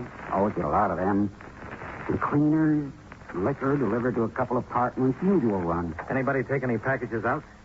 Well, I wouldn't know about that particularly. I don't pay much attention. Coming in and out all the time. Guess maybe the laundryman's going to take something out, though. Usually does. What laundryman is that? New fella. Don't think I ever saw him before. Real big he is. Kind of busting out of uniform. Nice enough fellow, though. Could be Harley. Yeah, sounds like it. What laundry was he from? I don't think I noticed. Just saw he was a new one. Yeah, if you want to know, why don't you ask him? You know where we can find him? Sure. He only checked in maybe 10 minutes ago. Probably down in the basement laundry room right now. The laundry room, lined with wooden storage compartments and cluttered up with washing machines, dryers, and tubs, looked like a mad welter of confusion under the dim night lights.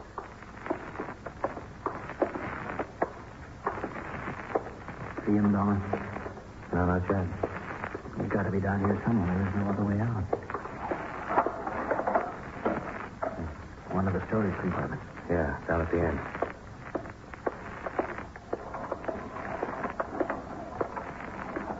Hey, there he is. It's Harley. Pushing that laundry cart. Yeah. Okay, Harley, stop right there. Police officers. Watch it, Lieutenant. Don't drive, huh? Stop that gun!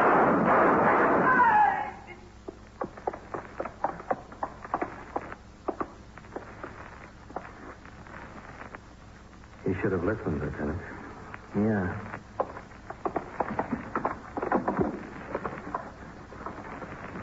There they are, Dolar. The fur is under this laundry. Jewelry, too. Must have kept them in an empty storage room overnight. Uh-huh. You know, one of us had better sharpen up on the target range. Hmm? There's a bullet hole through the sleeve of this Mink. That'll cost your outfit something, Dolar. Well, under the circumstances, I don't think they'll mind.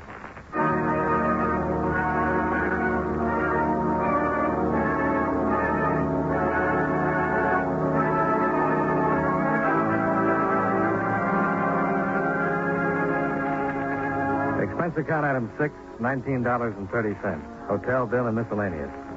Expense account item 7, $5.10. Gas and oil back to Hartford. Expense account total, $50.45. Yours truly, Johnny Dollar.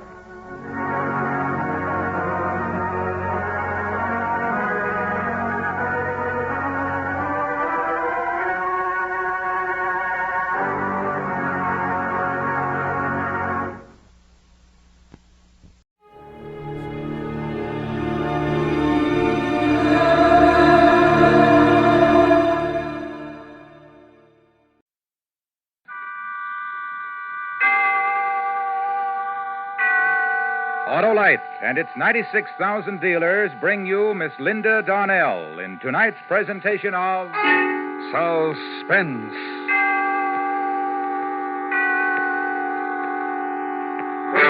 Tonight, Autolite presents the story of a woman who knew her husband was trying to kill her and was powerless to stop it. A dramatic report we call A Killing in Las Vegas, starring Miss Linda Darnell.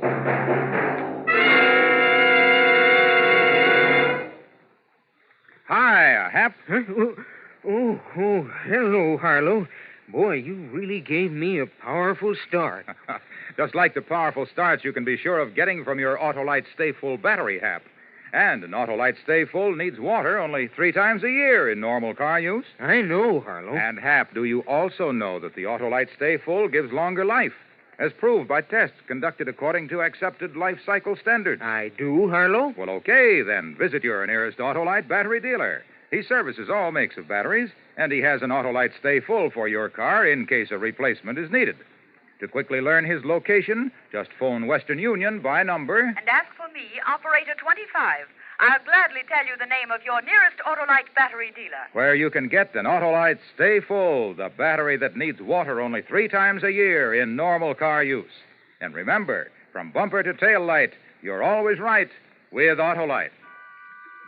And now, with A Killing in Las Vegas and the performance of Miss Linda Darnell, Autolite hopes once again to keep you in suspense.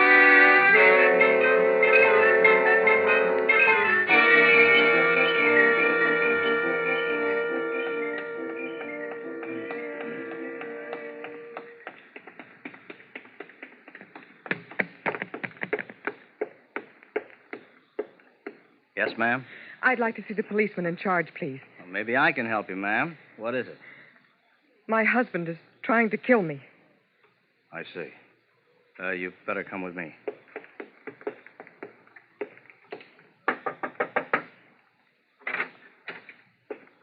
Oh, Hank, I think you better talk with this lady. Oh, yes, ma'am. Come in. Now, have a seat. Thank you. Now, what is it you wanted to see me about, Miss... Mrs. Evans. Dixie Evans. I'm a dancer over at the Oasis Club. Oh, yeah, the Oasis. You must be one of the new acts. I don't believe I've seen you. Well, I just started my run this week. Well, what's your trouble, Mrs. Evans? My husband is trying to kill me. Your husband? Yes, twice in the last 24 hours. Well, maybe you better start at the beginning. Well, my husband, Charlie, and I arrived here in Las Vegas about a week ago. Frankie Paris, a booking agent in Los Angeles, had gotten me a 6-week run at the Oasis Club over on the main highway. Yeah, I know the place. Well, Charlie doesn't usually bother to travel with me when I go out on road bookings, but this time he did. Charlie likes to gamble. I guess that's why he came with me. Well, last night, Charlie didn't show up at the club at 1:30 to pick me up like he usually does, so I waited for him. And by 2 o'clock, the club had been emptied and everybody had gone home. I was still in the back, waiting for him.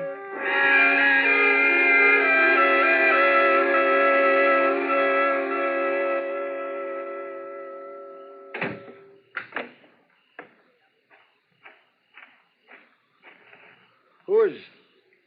Oh, it's you, Dixie. Hi, Barney. What are you doing out here all alone? Well, I'm waiting for my husband. He's late. It sure is. It's almost 2:30. You know where he is? No. Getting lucky, I hope. That's what I call wishful thinking. Did the house get much play tonight? About usual. Hey, would you like me to give you a lift downtown to your hotel? Oh, no, thanks, Barney. I better wait for him. He'd have called me if he wasn't coming. He'll be along any minute. Yeah, if nothing happened to him. Oh, I know him like a book.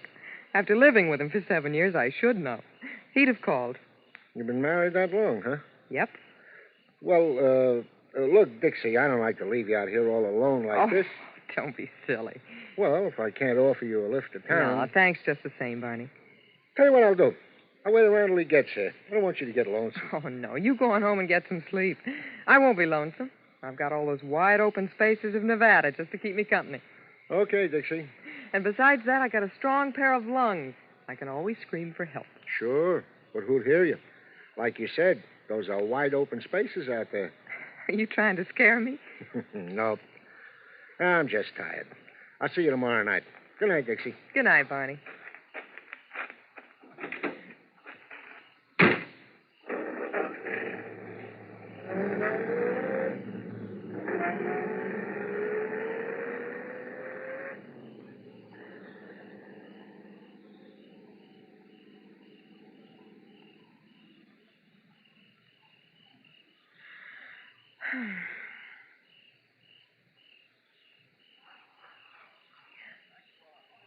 Who? Charlie? Charlie? That you? Who is it? Charlie?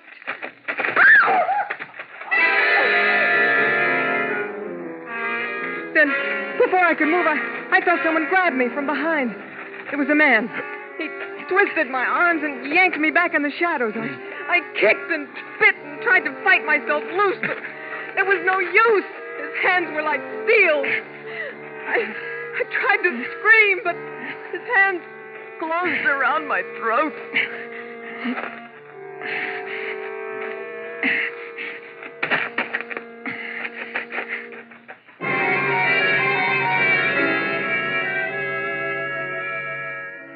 When I came to, I was lying on the gravel back of the club. It was still dark. I took a deep breath, and my lungs felt as if they were going to burst, and my throat ached. I staggered to my feet and ran around in front of the club onto the main highway. It wasn't long before a passing cab picked me up and took me back downtown to the hotel. When I let myself into the room, Charlie was in bed. I sat down and started to cry. He got up, came over, and put his arms around me. That's when I should have known. When he put his arms around me. Look, Dixie, baby, come on, get hold of yourself now. Come on, take hold, honey. You're shaking like a leaf. What is it? Oh, Charlie, it was terrible. Someone tried to kill me. Oh, baby. Oh, Charlie. Look, will you stop crying long enough to tell me what you're talking about? Someone tried to kill you? Yes. Where? In back of the club, the Oasis. I was waiting for you, and he... Didn't you get my telephone message? Message? Yeah, I left a message for you. Well, no. Oh. Well, what happened? Well, I was back there waiting for you. I heard a noise, and first I thought it was you. I called your name, and then this man rushed up behind me, grabbed me around the throat, and Did you see what he looked like? Well, no, I couldn't see his face. It was too dark, but he tried to choke me, Charlie. Look, Dixie. Oh, it was terrible. His hands around my throat. Well, what happened after that? Well, I don't know. I passed out. I guess he thought I was dead. But why did he want to kill me? Just wait a minute, Dixie. How do you know he wanted to kill you?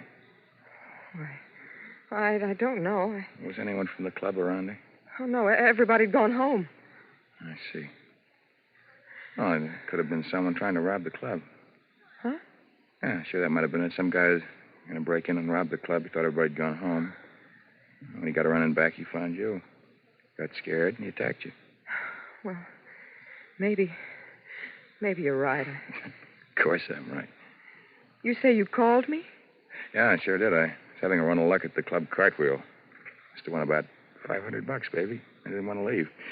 So I called the club and told them to tell you to take a cab on home. But I didn't get the message. No, I guess somebody just forgot to give it to you. Charlie, maybe I ought to call the police. What for? To tell them what happened. It's late now, honey. When we get up in the morning, huh? All right, Charlie. You won $500, Charlie? Yeah. Isn't that great? Can I see it? Didn't want to carry a lot of money with me. I told him to make it out to me in a check and pick it up tomorrow. Oh. Now, you get to sleep, Dixie. Get a good night's rest, huh? You need it. Okay, Charlie, I will. I am tired.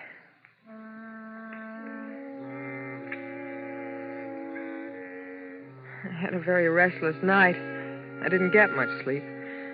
But the next morning, the more I thought about what Charlie had said, the more I began to believe that maybe he was right.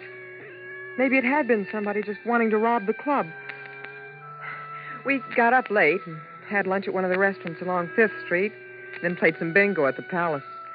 Then we walked around town for a while and went back to our hotel about 2:30. Hey, Dixie, why don't you go upstairs and take a nap, huh? Gotta get some rest. You had a pretty restless night there. Yeah, I know. Charlie, you're not gonna... Oh, no, honey. I'll go on over and pick up the check at the club cartwheel. It should be ready for me. You get yourself a half hour of sleep. It'll do you good. Maybe I will. I got your key? Uh-huh. Good. Okay, I'll come wake you up in about half an hour. All right. Charlie. Yeah, Dixie? Lay off the dice table, huh? Oh, sure.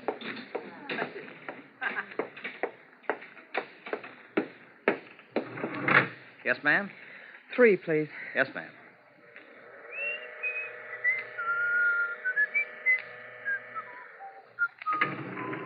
3 out.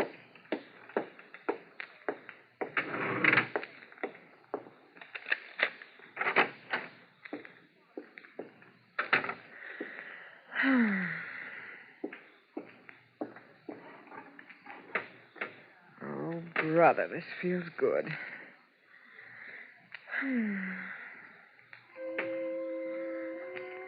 I didn't even bother to take my clothes off. I was too tired. All I could think about was getting some sleep. And the bed felt soft and good. I started to drift off into a dream. It was a terrible dream. I saw the man in the back of the club in my dream. He was chasing me now. I tried to run away, but he caught me and tied me up. Then he picked me up in his arms and carried me over to where a train engine stood and laid me down in front of it. The train in my dream hadn't started to move yet, but I could hear the hissing of the engine. And it seemed that the louder the hissing got, the harder it was for me to breathe. I tried to wake up, but it was hard, and then finally I did. But the hissing of the train didn't disappear with the rest of my dream. The hissing became the gas jet in the corner of the room. Oh, the window. The window. Gotta break it. Break my shoe off.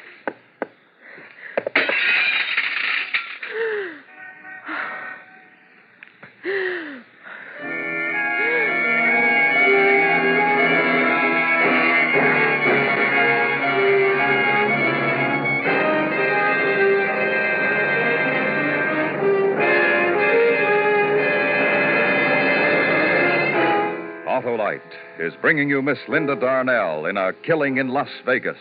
Tonight's production in radio's outstanding theater of thrills, Suspense.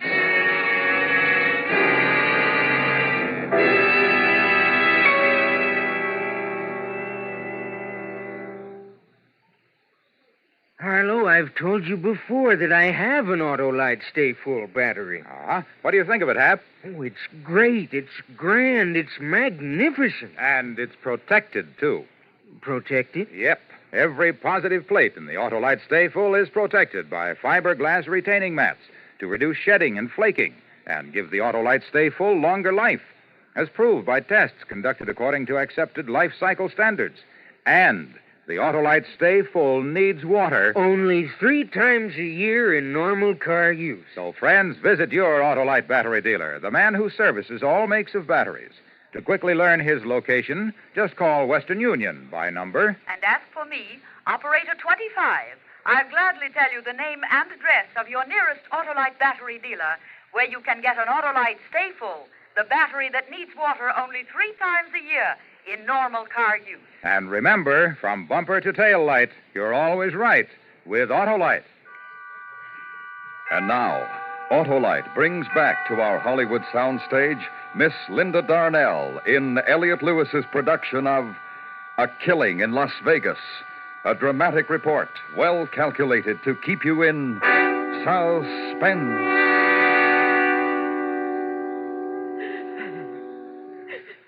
All right, Mrs. Evans. Just try to finish your story if you can. You say you tried to break the window with your shoe. Yes. It finally broke, and I got some fresh air. And this was how long ago? About an hour. Then what happened after you were able to revive yourself? Well, I was scared. I asked myself, what have I done so bad that someone wants to kill me for it? Because now I believe that someone was trying to kill me. I tried to get hold of Charlie, my husband, to tell him to come back to the hotel right away.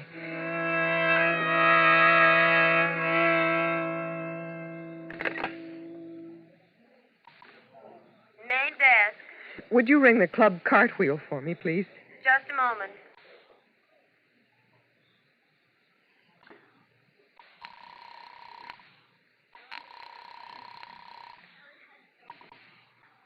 Club cartwheel. Julio Cole speaking. My name is Evans, Mrs. Dixie Evans. My husband was coming in to pick up a check. Can you tell me if he's still there? Pick up a check. What's he do, work here? No, he came in there last night.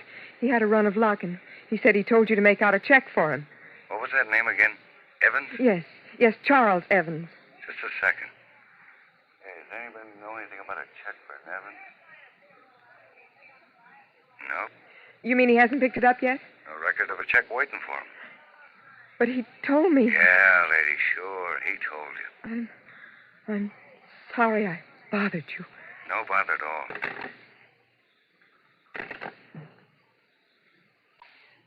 Main desk. Would you get me the Oasis Club, please? The number is 4062. One moment.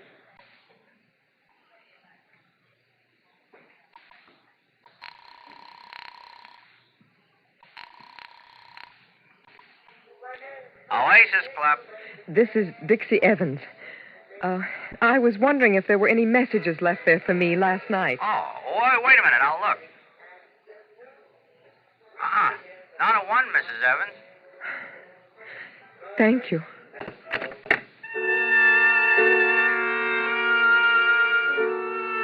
And just like that, I find out that my husband, Charlie, is the person who's been trying to kill me. My own sweet, loving husband. He didn't win a pile at the club cartwheel. And he didn't leave a message for me at the Oasis Club. I guess I must have surprised him when I walked into the hotel room last night. He'd left me for dead. So he'd had to try again. Sleep, Dixie. Get some rest. So he could turn on the gas jet in the room and try again. What does a woman do when she finds out that her husband is trying to murder her? What does she do? What would any other woman do? She'd go to the police. So I came to talk to you. Is that all of it, Mrs. Evans? Yes. Isn't it enough? Oh, Mrs. Evans, tell me something. A man who tried to choke you back at the club, did you see his face? Well, I didn't see his face, but you didn't see his face? Well, no, well, but... then how do you know it was your husband, Mrs. Evans? Because I told you he tried it again. Only a little while ago up in our hotel room. I found the gas jet in the room turned on. You don't believe me, do you? Does your husband own a gun? Yes. Has he ever threatened you with it? Well, no. Has he ever threatened you at all? No. No, but don't you understand... Why are you so certain that the man who tried to choke you in back of the Oasis Club was your husband? Huh? You didn't see his face. I know, but... Well, then you can't be sure. But up in the hotel room... You'd be quite surprised at the number of people who die every year by accidentally bumping against a gas jet and turning it on and never knew they did it. I tell you, my husband is trying to kill me. Why? Why? Can you tell me why your husband wants to kill you? Well, I don't know why. I don't know. I haven't the slightest idea. There, you see, you can't tell me why. Now, look, Mrs. Evans, why don't you go back to your hotel now and get some rest? We'll look into it for you. Look into it? But, well, aren't you going to arrest him or something? Well, I don't see how we can. You haven't given us any kind of substantial evidence that would prove your husband is trying to kill you. In fact, you can't even tell me why he wants to kill you. I can't tell you why. I don't know myself. Well, you'd better get back to your hotel, Mrs. Evans. Get some rest. We'll get on this right away. Yes. Maybe you're right. I'll go back to my hotel. Sure. Thank you, Lieutenant. Not at all. You get taken care of, lady? Huh? Oh, yes. Yes, thank you.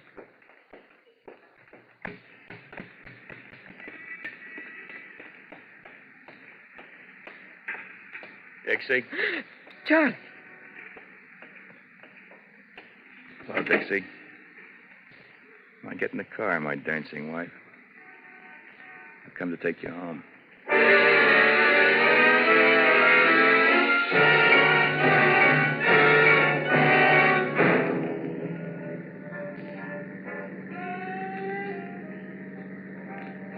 Charlie, I thought we were going back to the hotel.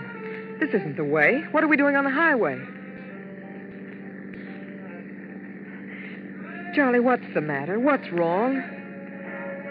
Oh, don't turn the radio louder, Charlie. I want to talk to you. Charlie, you're mad at me, aren't you? What have I done that's made you mad? Oh, Charlie, take me back to our hotel. Let's get home. I want to go home. I don't want to go for a ride. I'm tired now. I'm awfully tired, Charlie. Please don't turn it louder. It makes my head hurt. Please, Charlie. Charlie, don't I mean anything to you anymore? What is it? What are you mad at me about? Is it the divorce, Charlie? I don't want to hear you talk. That's it, isn't it? That's what you're mad at me about, the divorce. But I can't give it to you, Charlie. I can't. Look, it doesn't matter anymore. She's married now. She wouldn't wait any longer. So yesterday she got married. Oh, Charlie, I didn't know it meant so much to you. I only tried to do what I thought was best for the both of us. We're not getting any younger, and when two people were married for as long as we were married, I thought maybe we should try to make something of it. You thought that. What about me? You?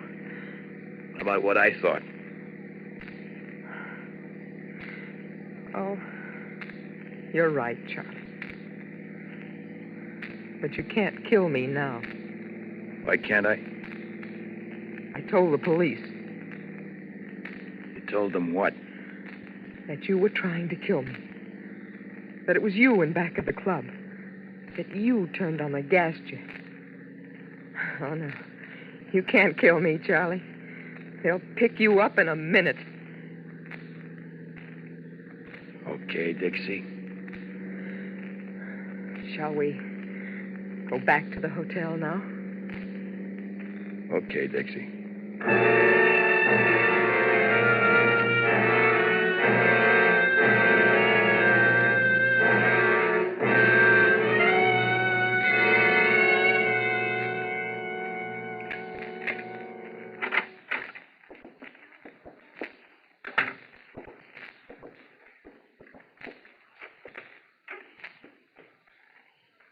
What do we do now? There's nothing to do, Charlie. We just go on, I guess, like we have. You'd do that? You stay with me, married to me, knowing I want you dead? I have to, Charlie. Because I won't give you a divorce. Well, like chess, Dixie, we're stalemated, aren't we? Looks that way. You know how much I hate you. Now I know. Up to now, it's been a game of cat and mouse. You were the mouse, and I was the cat, ready for the kill. But you tricked me, my pretty wife. You must feel pretty proud. But look, the game's going to change, Dixie. Work hard. You make lots of money because I'm going to spend it all. Charlie.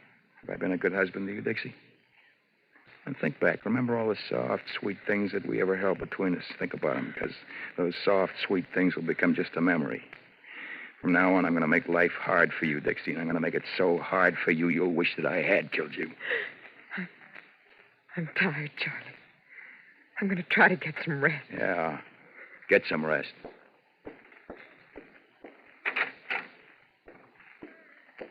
Get a lot of rest, Dixie. You're going to need it. You tell the police why I wanted to kill you, Dixie?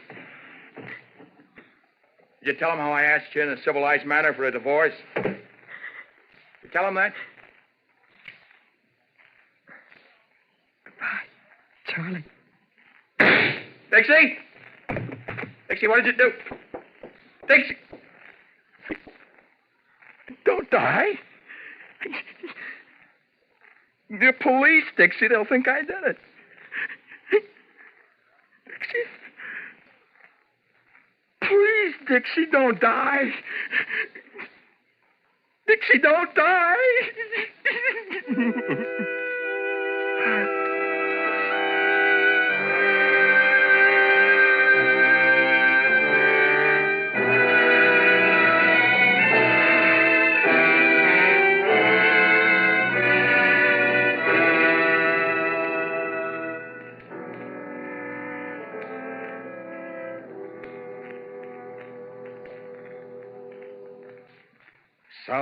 Suspense.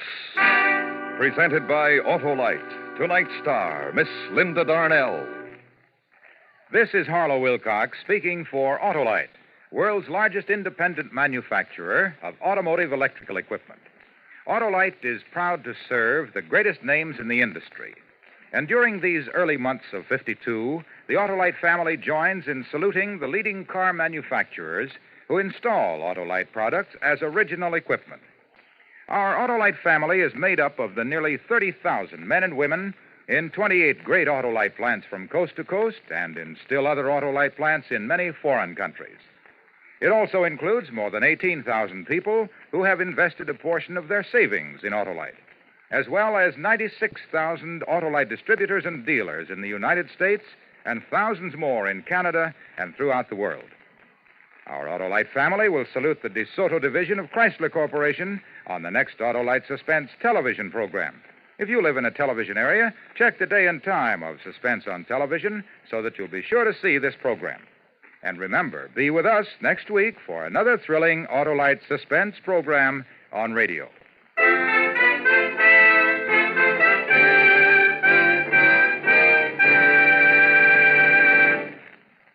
Next week on Suspense, our star will be Mr. Herbert Marshall in a radio dramatization of the true story of the 39 Steps.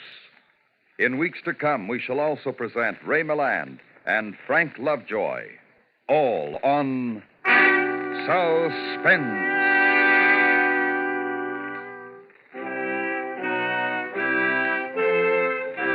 Suspense is produced and directed by Elliott Lewis, with music composed by Lucien Morawick and conducted by Lud Gluskin. A Killing in Las Vegas was written for Suspense by Richard George Pedicini. In tonight's story, Lamont Johnson was heard as Charlie and Joseph Kearns as the lieutenant. Featured in the cast were Jerry Hausner, Charles Calvert, Eve McVeigh, and Jim Nusser. Linda Darnell will soon be seen in David E. Rose's production of Saturday Island. And remember, next week on Suspense, Mr. Herbert Marshall in The 39 Steps. Did you know that more than 7 million American men, women, and children are victims of crippling arthritis? Help prevent this waste of human happiness and power. Give today to the Arthritis and Rheumatism Foundation, care of your local postmaster. This is the CBS Radio Network.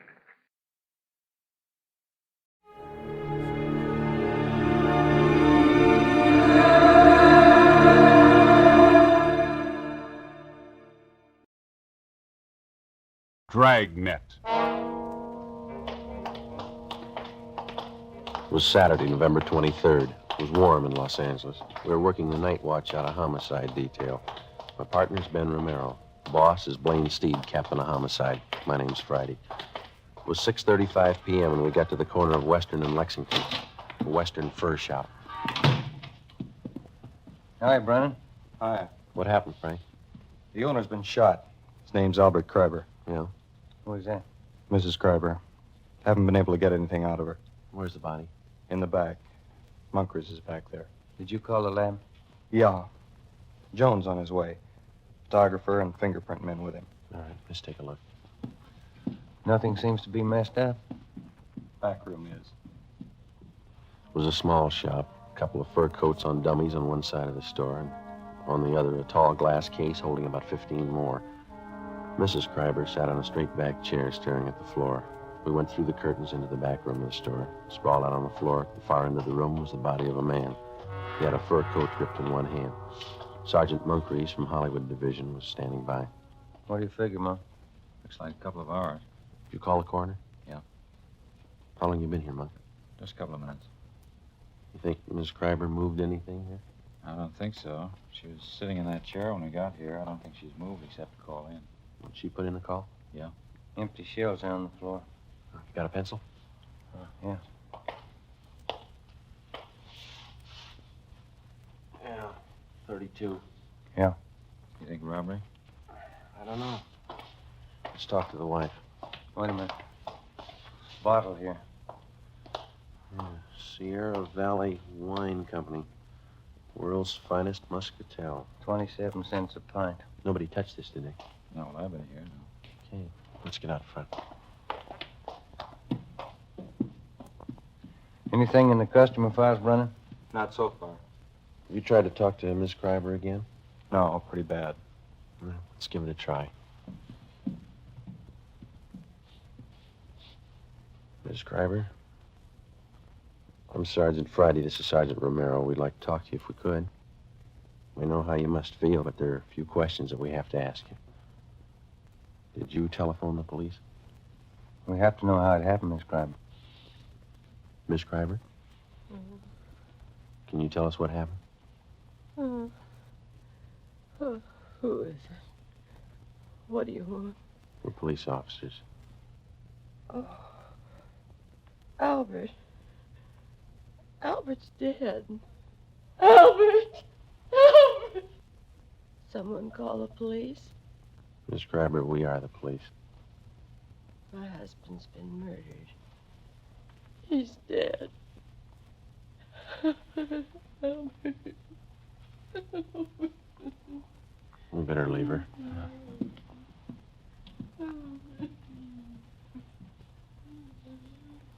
Friday.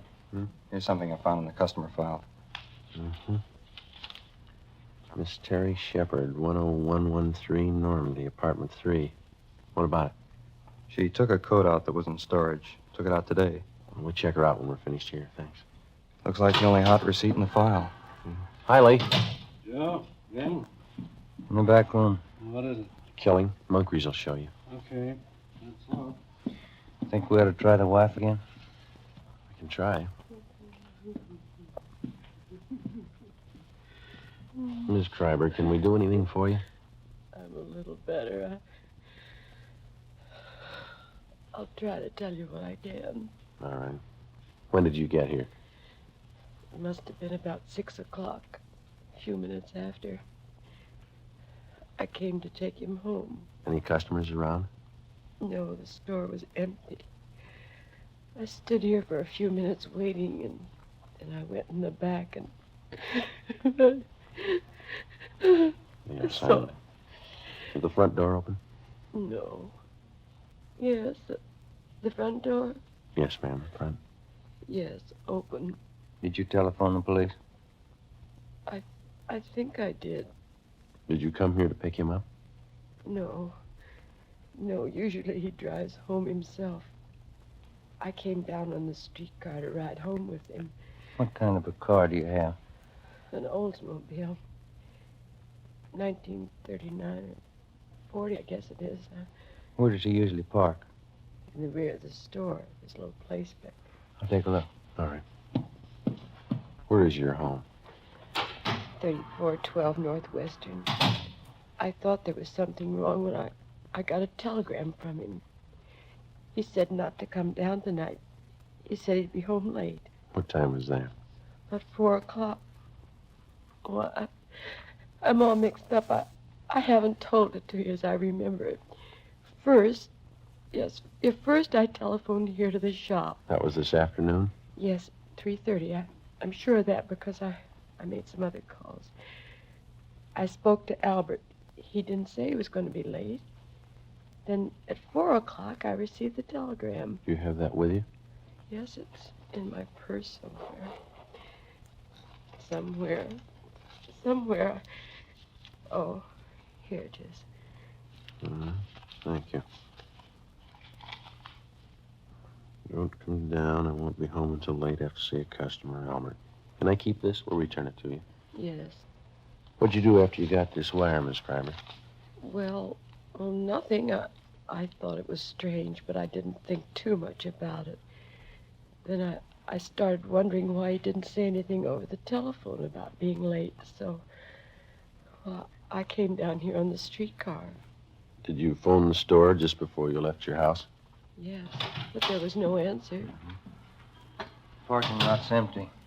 Better get out an APB on the car, huh? Miss Crabber, you said your car was a 1939 or 40 Oldsmobile, didn't you? 1940. I remember now. What model is that? Oh, it's sedan, light blue. Do you remember the license number? Well, I have it on this chain with the extra keys. Here it is, on this little tag. The veterans make these. Thank you. Joe, can I see him now? Sure. Excuse me, Miss Kramer. Do you want me to wait? I'd like to go home. We'd like you to wait for a little while, yes. Do you have any relatives living here? A niece and a nephew in Beverly Hills. Jerome Reed. They live on Cannon Drive. All right, we'll call them for you. Thank you. Lee, is this phone out here all right to handle? Yeah, it's been dusted. Okay. Joe, you coming in? Yeah, right away. Pretty clear, easy to trace. Mm-hmm. I'd say he was standing over here by the curtains when he was shot.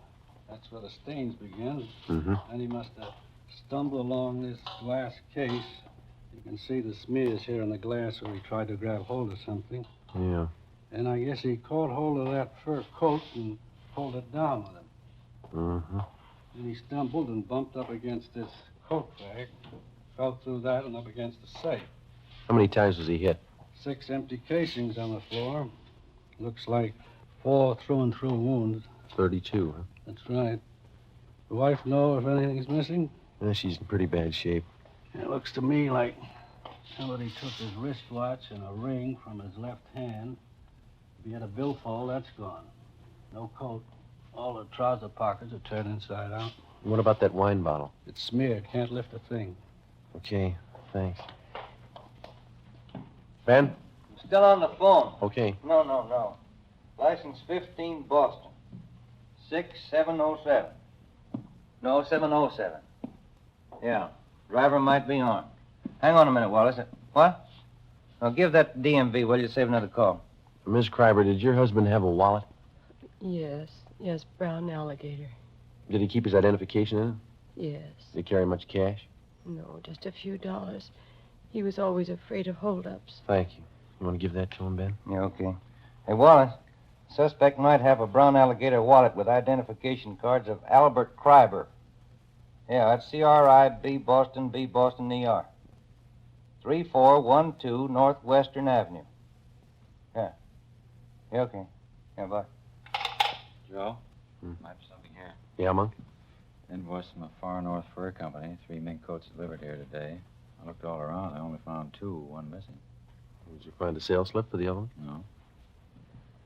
Miss Kreiber, would you come over here, please? Yes. Where are they, Monk? Over here. All right. Over this way. Well, these are mink coats here, aren't they? Yes, wild mink. Albert told me he ordered them. Yes, ma'am. We found the invoice. He ordered 3. There are only 2 here. Do you know anything about any of his customers? No, I don't. I never met any of them. Oh, I remember now. Just the night before last, he called someone from home. Told her he'd have some minks in today and she could come in and look them over. Do you know who that was? I didn't hear any name.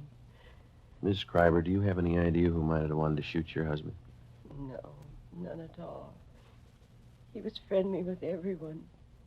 Everybody liked Albert. He didn't run around. He was either working or at home. Did he drink? Not at all. No, I mean beer, a little wine, maybe? No, he never touched anything. All right, thank you. Brennan, will you see that Miss Kreiber gets to her nephews? Right away. Thank you. Might as well go, Ben. Yeah. We can talk to some of the neighbors. 6 shots fired. Wonder why nobody heard him. Pretty heavy traffic outside, huh? Somebody wanted a mink coat pretty bad. Coat like that costs quite a bit, doesn't it? This one's going to come a little high. Yeah.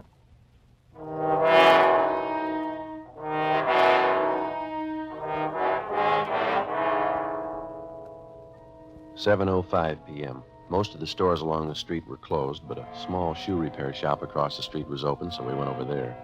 On the window was one word, Pete's. and a picture of a shoe.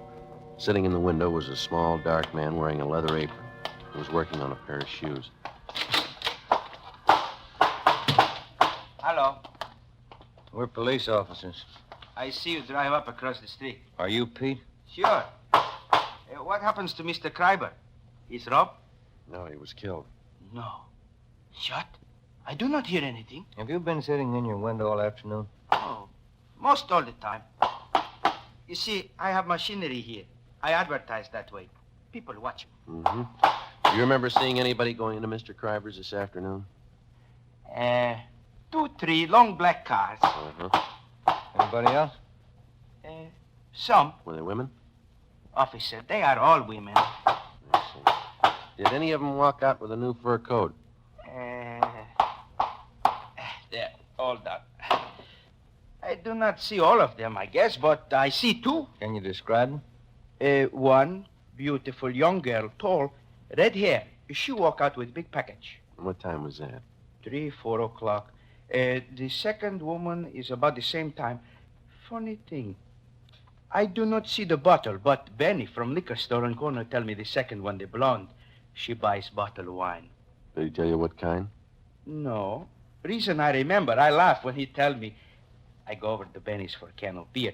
He tells me she buys cheap wine, walks out of Kreiber's with new fur coat.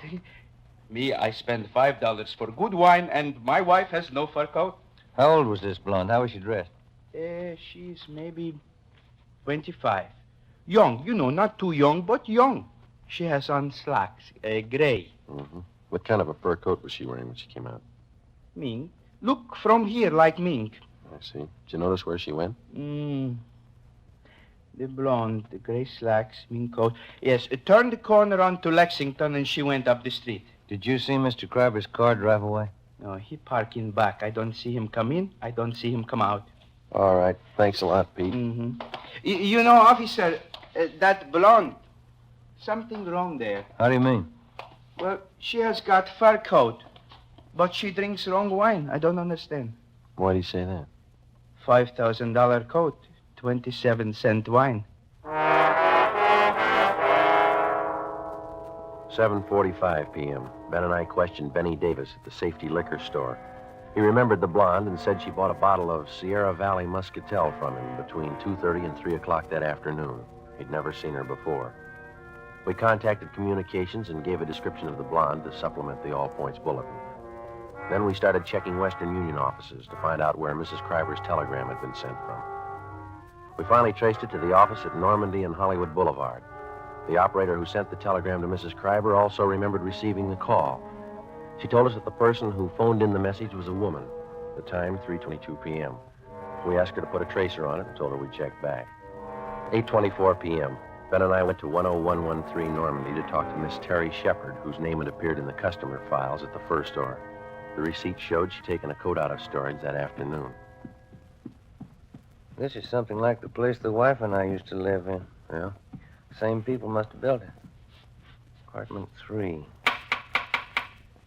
Miss Terry Shepard.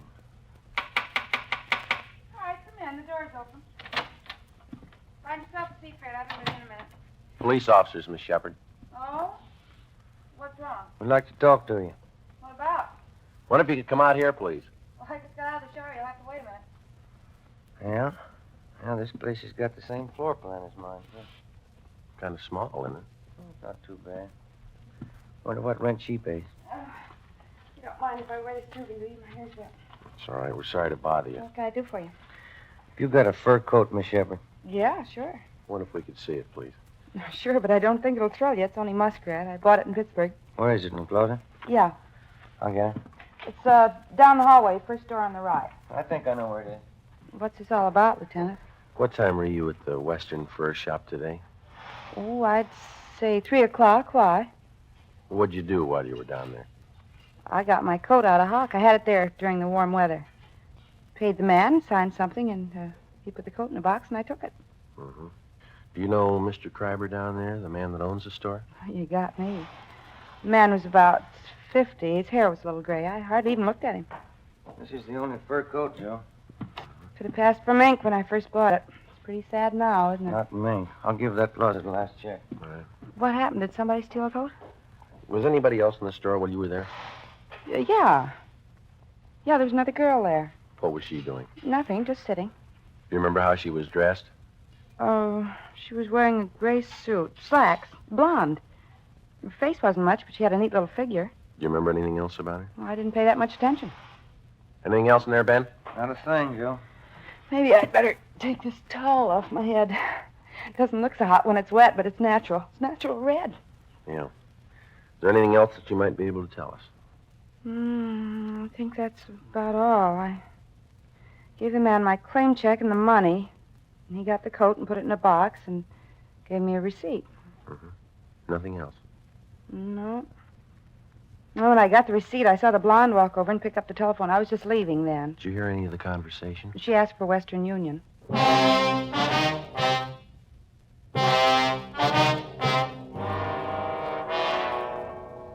Sunday, November 24th, 9 a.m. Ben and I contacted the owners of all the shops in the vicinity, but none of them saw or heard anything at the time of the shooting. Officers Brennan and Munkrees interviewed all the regular customers of Albert Kreiber's fur shop. Only 3 had been in the store on Saturday, but none of them had noticed anything wrong. 11:35 a.m. We spoke to Mrs. Kreiber again, but she could add nothing to her story. Her niece and nephew had been to a football game at the Coliseum in the afternoon and knew nothing had happened until they were telephoned by Officer Brennan. 2:55 p.m.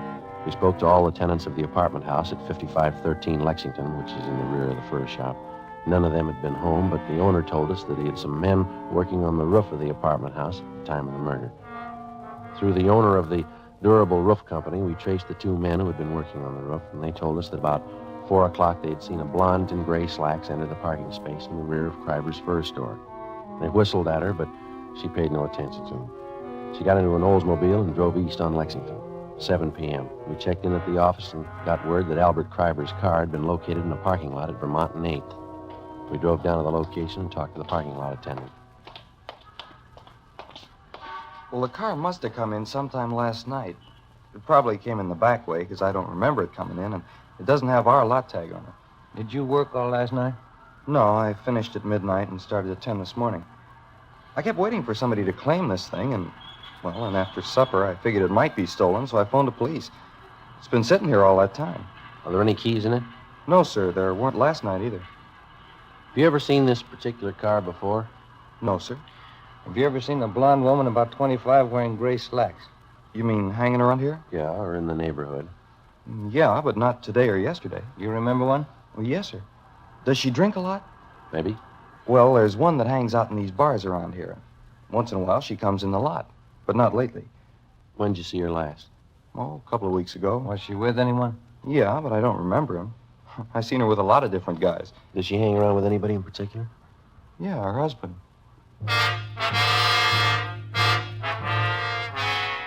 Before leaving the parking lot, we pulled the rotor out of the distributor so that nobody could drive the car away. 8:12 p.m. We called homicide and asked for more men to canvass the bars in the neighborhood. Ben and I staked out on the car. We sat in our car across the bars in the neighborhood. Ben and I staked out on the car. We sat in our car across the street from the parking lot until midnight. Nobody showed up to claim the car. The streets were almost empty. Our only chance was that the blonde lived in the neighborhood or was in a bar and would sooner or later try to claim the car. 1:53 a.m. What rent do you suppose that Shepherd girl pays? You got me. 75? I don't know. I bet I pay more than she does. Is that Munkrees? Yeah. Hi, Monk. Hi. Let's take a look up the street. See that couple? Where? Coming this way. Blonde, gray slacks, fur coat. She's pretty drunk. Where'd you spot her? Turned the corner from Olympic. They've been looking in parking lots. Monk, there's a rear entrance to this lot off the alley. Do you want to cover that? Yeah. Thank you. You see him all right? That's it. Where'd they walk under that light? Yeah. Pretty drunk. Looks like the same kind of coat, isn't it? Yeah. They're stopping. Looking for another parking lot, I guess. Sierra Valley Wine, world's finest muscatel. And going into the parking lot. She's not carrying a purse. Those coats don't have pockets big enough for a .32 automatic. That stuff sure gets people. All right, let's go. We're getting in Kreiber's car. Look, we can't even find the door. She's helping us. You take the other side of the car, will you? Yeah. Stop pushing me.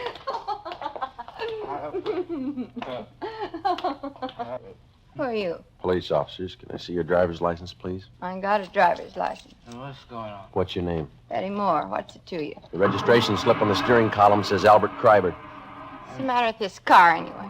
Who's Albert Kreiber? Oh, I know who he is. Best guy here. Who is this man? Huh? What'd you say? He's a friend. That satisfy you? Yeah, I'm a friend. What's the matter with this thing? Take a look in the glove compartment, Ben. Okay. Come on, honey, let's get going, huh? Yeah. It's locked. What do you want in there for? Let me have those keys. Hey, Here you are, Ben. How about going home? there's nothing in there.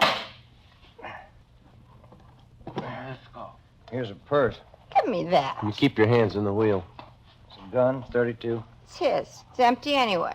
There's nothing wrong in that. Do you have a permit to carry it? Yeah, I got a permit. Can I see it? I lost it. Give me those You keys. keep your hands on that wheel. Here's a wallet, identification cards, Albert Kreiber. Where'd you get these? I don't know. A man's watch, Albert Kreiber engraved on the back. Who's Albert I Kreiber? don't know, I told you. All right, let's get out of the car. Hey, let me push. Why didn't that car start? All right, come on. Stand up. You get over there. Where'd you get the fur coat? I bought it. Where? I don't know. Joe, look at her slacks. Wine stains. I spilled wine on them. What kind of wine? Muscatel. Muscatel isn't a red wine, it's a white wine. Who's Albert Kreiber? I don't know. This is his wallet. This is his car. Where'd you get him? I don't know. I don't know. This the gun you shot him with? This the gun you shot him with? I was going out with him. He said he'd give me a fur coat. He promised me a watch, and he never gave me one. And then we sent a telegram to his wife and everything. Said he'd give me a fur coat and take me out. He backed out on me. So you shot him. Sure I did. He promised me the coat. He said I could have any coat in the shop. He promised me. What are you crying for? You got the coat. This is the United States Armed Forces Radio Service, the voice of information and education.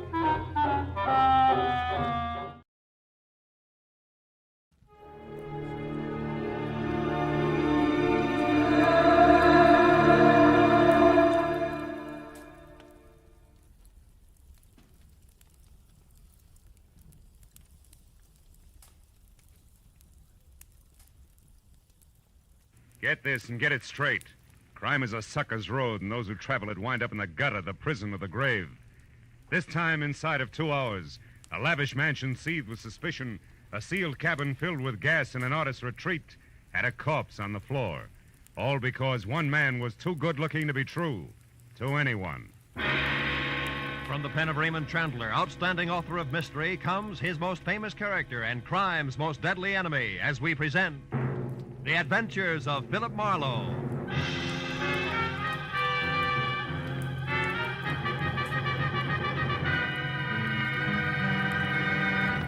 Now, with Gerald Mohr, starred as Philip Marlowe, we bring you tonight's exciting story, The Lady Killer.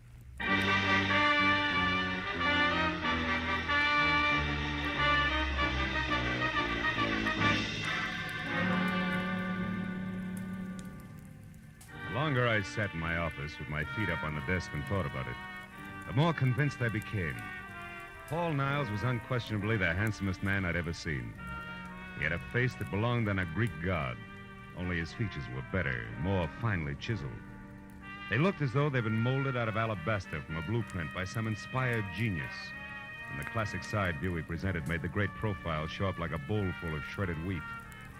In fact, the guy was much too good to be true in more ways than one, which had been my original impression of Niles when I'd first met him, just 2 hours ago at the corner of Sunset and Cahuenga, and at his insistence had driven him around the quieter streets of Hollywood in my car while he tried to hire me. He was scared stiff, but that was all he would admit to, and as he talked, I wondered what it would be like to have a face like that. Must become quite a problem. Women cluttering up your life. Marlowe, you're not listening to me. Unless you help me, I'm going to be killed. Soon, tomorrow, tonight, maybe in the next 10 minutes. I must have protection. From what? Who's after you? A girl. Her name is Nora Kirby. She's threatened my life, and now she's here in town. She actually intends to go through with it. I found out where she's staying. I went there to talk to her, but she was out. Why is killing you so important to her? Well, I don't even know for sure. It's something ridiculous. Nora Kirby obviously doesn't think so. Let's have it, Niles. Why? I can't tell you that. I see. Also, I suppose you don't want to take this to the police where it belongs, and you can't give me the reason for that either. Yes. I came to you because I need private help, and I'm willing to pay well for it. Now, you don't have to concern yourself with the reasons. Simply see that Nora doesn't get to me. Now, here, as a starter, here's $200 for just that. Keep it. I only accept money from the people I work for. You mean you won't help me? I just want to know where I'm going before I start. Now, wait. You can get off here. Don't you understand? My life's in danger. I'm scared. Not enough to loosen your tongue any. Here, this is as far as I go. But tell me one thing first, just for laughs. What business are you in? Why, I'm a composer. I write music. Mm-hmm. The way you said it, it's either a front or a hobby. How do you get your dough? I have friends, wealthy ones, who have faith in me. And that's more than I can say for Marlowe. So long, Mr. Niles. Go on. Out. All right. But here, at least take my card, and please call if you change your mind. I'm desperate, Marlowe. I'll pay you even more if you'll only... Goodbye, Mr. Niles.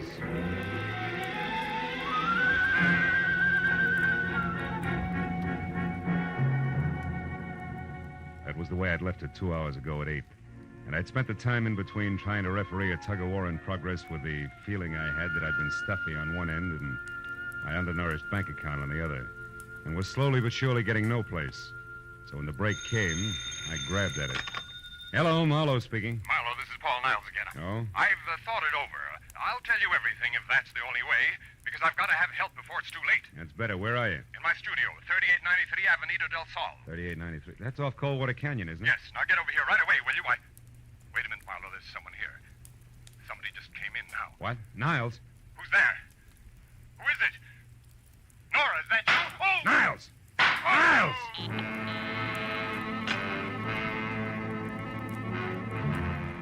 When Niles' phone went dead, I hung up, ran to my car, and was headed for Coldwater Canyon before I stopped to think of what I'd heard on the telephone could very easily have been bait for a patsy routine.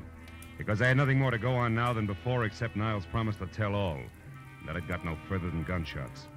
But I was already well on one easy way to find out, so I corkscrewed my way over the mountains to Avenida del Sol and followed it to number 3893, which was a straight-up driveway etched narrowly into the hill face that ended on a gravel shelf just big enough for the redwood and glass studio, a generous helping of imported jungle for landscaping in a circular parking space. As my headlights slashed across the tangle of overhanging trees in the center, they trapped the figure of a woman running. She stopped, crouched, and looked back into the glare like a cat does, then darted for the darkness again. But I caught her at the corner of the house. Just a minute, baby. Not so fast on the curves. Let me go. Let me go. Not until we've been properly introduced and had a chance to talk a lot of things over, Nora. Nora. Yeah, Nora Kirby, girl with murder on her mind. Oh, no, you got the wrong person. My name is not Nora. It's Lynn. I don't know anyone like that. Lynn what? Lynn Horton. Lynn Horton. Mm-hmm. Okay, Lynn Horton. What's inside that got you so panicky you can hardly stand up? Is it Paul Niles? Yes. I gotta get away from here. And it actually happened, huh? He was shot. Is he dead? I don't know. I think so. How did you know about it? Who are you? Name's Marlowe. Come on, Lynn Horton. Let's take another look. No, I couldn't bear it. Can't see him through the window. Means you must have been inside. Inside? No, I wasn't. Now, look, baby, you're too jittery to try to lie. Let's have the key. Come on, give. It's better. After you. Go on, inside. Now, where is it? Yeah. Paul. Come on, Lynn. Come over here away from me. I can't believe it. I can't. What's your connection with him? I was just a friend. I tried to help him with his music. Mm-hmm. The price on the merchandise you're wearing, you must be one of those mentioned. What do you mean? But you got dough and it shows. We'll skip that. Assuming you didn't kill him, you must have had some reason for showing up here tonight. What was it? Well, I only wanted to... Did you hear that? Someone's outside. Yeah, get the light. There. On the terrace. Something moved down there. I'm going out to see who it is. And listen, there's no such thing as welcome visitor just now, baby, so you stay here, understand? And don't budge. I felt my way out the door, down the stone steps toward where we'd seen the movement, and along the wall to the far end of the terrace. But there was no sound. Nothing moved. Whoever had made the noise had gotten away clean. So I headed back for the house, and that's when I heard it. I started after her with my shin against the first rock garden. Stopped me cold. Ooh. Instead, I listened to her drive away. Called myself a few unpleasant names and concluded that Lynn Horton, or whatever her real name was, had been quite as scared as she acted. After I limped inside, turned on the light, and reached for the phone, I stopped at the word Nora above a pretty girl's picture on a newspaper clipping sticking out of Paul Niles' pocket. It carried a New York dateline and said that Nora Kirby, convicted of manslaughter in a traffic accident, had been released after serving 3 years. At the bottom of the story, scrawled in ink, was the message: 3 years for something I didn't do, to get something I couldn't have. It's not fair, Paul. I'll be seeing you. It was signed Nora. I picked up the phone again, and a few minutes later, Detective Lieutenant Matthews at Homicide was up to date. Okay, I'll be right out. Now, you say this girl, Nora Kirby, did it, Marlowe? I said Paul Niles was expecting her to, and it looks like she did. They look, there's another angle, though. The woman who just beat it away from here. The one who called herself Lynn Barton? Yeah. There's that somebody else who was snooping around outside, too. Who also got away from you. You're doing real well, Marlowe. Oh, now, wait a minute. Wait till you see this joint, you'll understand. Besides, I'm in this for curiosity only now. My paycheck got murdered, remember? And furthermore, I never have matches when I want them. What'd you say? I said I'm looking for some matches. No. Here's some. These are the strangest matches I've ever seen. Well, what about them? I got a velvet cover on them. So what? A velvet book of matches. Hey, Matthews, did you ever hear the name Negrotto? Negrotto? Yeah. Sure. Abel Negrotto. Huh? He's a big name in the music publishing business. Made most of his fortune on records. Lives in Beverly Hills. You know, I got a dandy hunch. I'm going to go have a talk with Mr. Negrotto, Lieutenant, okay? On one condition. Be careful what you say, Marlowe. And keep in touch.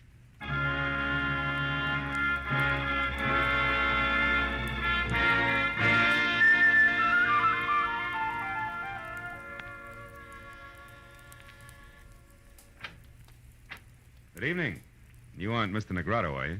No, I'm not. I'm Garrett Horton. Mr. Negrotto is busy. Horton? Yes. Something wrong with that? No, it's a more common name than I suspected, that's all. Will you tell Mr. Negrotto I'd like to see him for a few minutes on an urgent matter named Marlowe? Perhaps you didn't understand me. Mr. Negrotto and I are in the middle of a business conference. We can't be disturbed. No, you can't be disturbed. Well, No. look, Mr. Horton, a man was murdered tonight, and one trail leads from the corpse straight to this front door.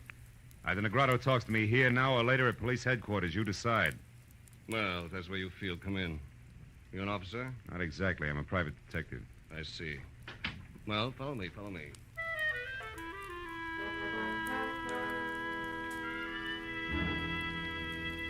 He led the way through what looked like the outer lobby of the Taj Mahal, and down a silk-padded corridor to a set of carved doors that would have fit any roundhouse in the country. When we walked in, a man glanced up from a stack of papers, and with a pair of eyes that belonged on a shark, did his best to look a hole through me. Horton introduced us. This is Mr. Marlowe, private detective. Mr. Negrotto, I'm looking for a girl named Nora Kirby in connection with the murder of one Paul Niles tonight. She either committed the murder or knows who did because she was there and saw it. And what exactly brings you to my house? Well, I found this book of matches near the door of the dead man's studio. I think it's yours. It is. Go on. Any idea how it got there? None whatever. And until you mentioned their names, I'd never heard of either Nora Kirby or Paul Niles. How about you, Mr. Horton? No, I'm afraid not. Oh, there's my wife. Oh? I'm sure you'll want to give her the third degree, too. Now, just a moment. Lynn, darling. Come in here, please. Lynn, this is Mr. Marlowe. How do you do, Mr. Marlowe? I'm glad to know you, I'm sure. Thanks. I'm pleased to meet you, Mrs. Negrotto. Your brother and I have been trying to convince Marlowe here that we didn't commit murder tonight, but he thinks we did because he found this book of our matches near the corpse. Can you explain it, my dear? Why, no. I can't imagine. The man's name was Niles, Lynn. Paul Niles. Mean anything? No, nothing. How about Nora Kirby? I don't think I've ever heard the name before. Well, Marlowe, That would seem to take care of the book of matches. Not completely. It was found at the house of the dead man, remember? We've had hundreds of these made up. Passed them out freely. I think you've taken up quite enough of our time with this absurd business, Marlowe. So now I'll ask you to leave. I'll show you out. Don't Marlowe. bother. Now listen, Negrado, and listen closely. I've been taking it easy so far, but somebody in this room is absolutely certain how those matches got out there. I know that for a fact. And I'm a private detective, don't forget. So if you suddenly remember something that needs talking over, I'll be in my office for 1 hour, but not one single minute longer. Good night, all.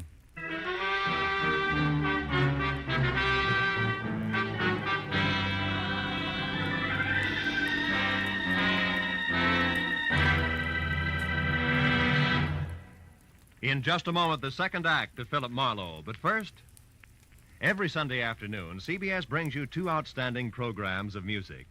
Gems from the great composers played by the Symphonette, and the sweet, memorable songs of the outstanding modern composers and semi-classicists sung by the Choraliers. Each program is designed especially for fine Sunday afternoon listening.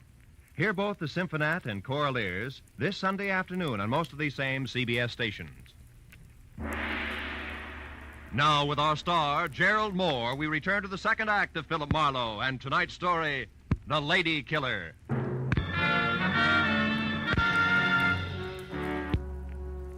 When I started back from my office on Cahuenga, I figured that there was an even chance that the double talk I'd left in my wake might stack up in the center of the Negrado living room floor like so much dynamite, which, if touched off by the book of matches, could cause an explosion that would jar loose a few facts about the lives and loves of the late Paul Niles. Facts that would make finding Nora Kirby and clearly understanding her motives something less than impossible. And 20 minutes later, when I was slouched behind my desk and listening to the staccato report of a pair of high heels clicking sharply toward my door, I had a hunch that my theory of violent detonation was not just wishful thinking. When the door opened without the formality of the knock, that hunch turned a sure thing because the visitor was the not-quite-lady called Lynn. Mr. Marlowe, And before she could speak her piece, the phone rang, and sure thing graduated to cinch. It was another Negrado, the one named Abel. Marlowe, I suppose it's stupid of me to make this call, but frankly, your visit here has left me curious. You have a minute? Yeah, I think so. Hold the wire, will you? I need a light. Be with you in a second, Mrs. Negrado. All right, but what I have to say is important, Marlowe. So make it fast, will you? Just as fast as I can. I don't think your husband has much to say to me. Husband? Mm-hmm. That's Abel you're talking to? Yeah. Now, do you mind handing me those matches there? Thanks. Hello. Sorry to have kept you waiting, Mr. Negrado. I never seem to be able to hang on to matches. That's odd. You apparently did all right on that score tonight, Marlowe. Is that the reason for the call? More or less. Marlowe, you know as well as I do that servants, anyone who's ever been in my home could have left those matches near the body of that Paul Niles. That's right, Mr. Negrado. Anybody. Which also includes you, your wife, your brother-in-law, and others in the family I've still to meet. What's your point, please? I'm in a hurry. Very well. Marlowe, I called to find out if you're holding anything back from me. If this murder concerns the Negrados beyond the appearance of those matches. I can't say. Because there is something. Because I don't know. Anything else? No, there isn't. Yes, Marlowe, there is. Oh? To be honest, I admire the way you handle the situation. What's your address? I may have work for you soon. Tonight. Thanks, Mr. Negrado, but I don't think I'll be available. At least not till I get through with the job I'm on. Which is what? Handling dynamite while I play with books of matches. Good night, sir. What did he want, Marlowe? Among other things, an express desire to hire me. To do what?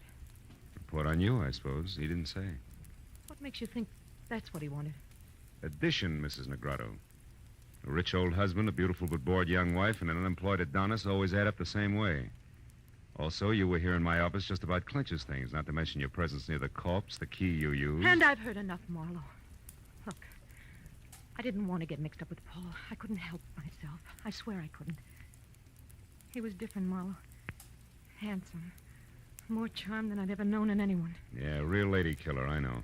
What are you getting at? Just this. I'll pay you any price you name. Only don't tell Abel that I had anything to do with Niles. He's a jealous man, Marlowe, insanely jealous. If he knew about us, he'd... Kill Mrs. Negrado? I don't know. Marlowe, What do you want? Right now, everything you know about Nora Kirby. But I've never heard of her before tonight. You're lying. No, I'm not. It's the truth. No. Now, what do you want? Nothing. Good night. You mean you won't say anything? Oh, Marlowe, I don't know how to thank you. Don't try. Also, don't get mixed up about me, baby. The fact that I won't blackmail you doesn't mean I don't like you. And the door, Mrs. Negrado, leave it open on your way out, will you? I'm expecting another visitor. No, my husband. No, just another man. The anchor man on a triumvirate I once left some dynamite with. I won't bother explaining that. Goodbye, Mrs. Negrado.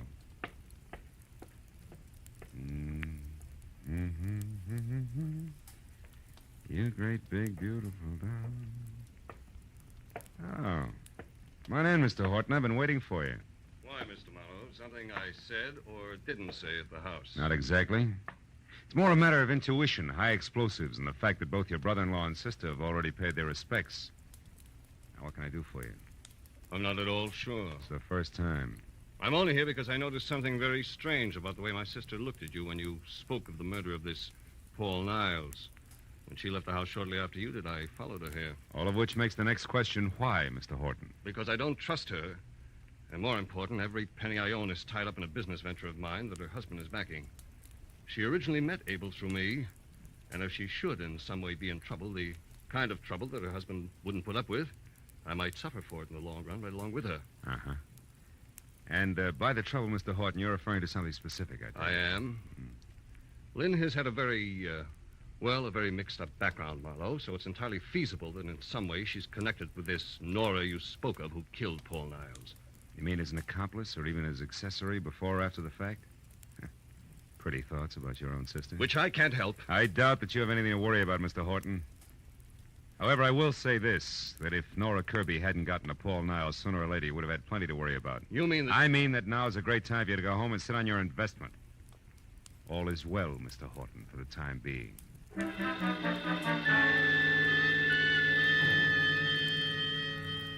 A moment after Horton left the office, I came to the hollow conclusion that although my little bombshell had exploded on schedule, damages had been light and had jarred loose neither fact nor fancy about the late Paul Niles, and much less about the elusive Miss Nora Kirby.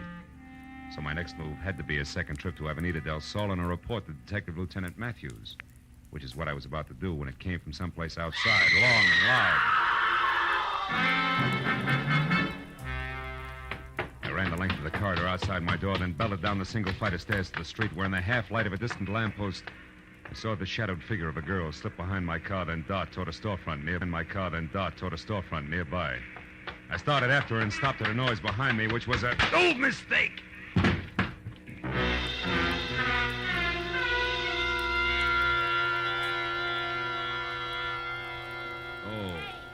Hey, Junior, hey, come on, honey. Pull yourself together. Oh. Let's go, Philip. Come on. Oh, it's you. You're the one who screamed? Scream. Honey, you have got it bad. Listen, this is just Sally. Hello, Sally. Relax, honey. You're lucky a cop didn't come along first.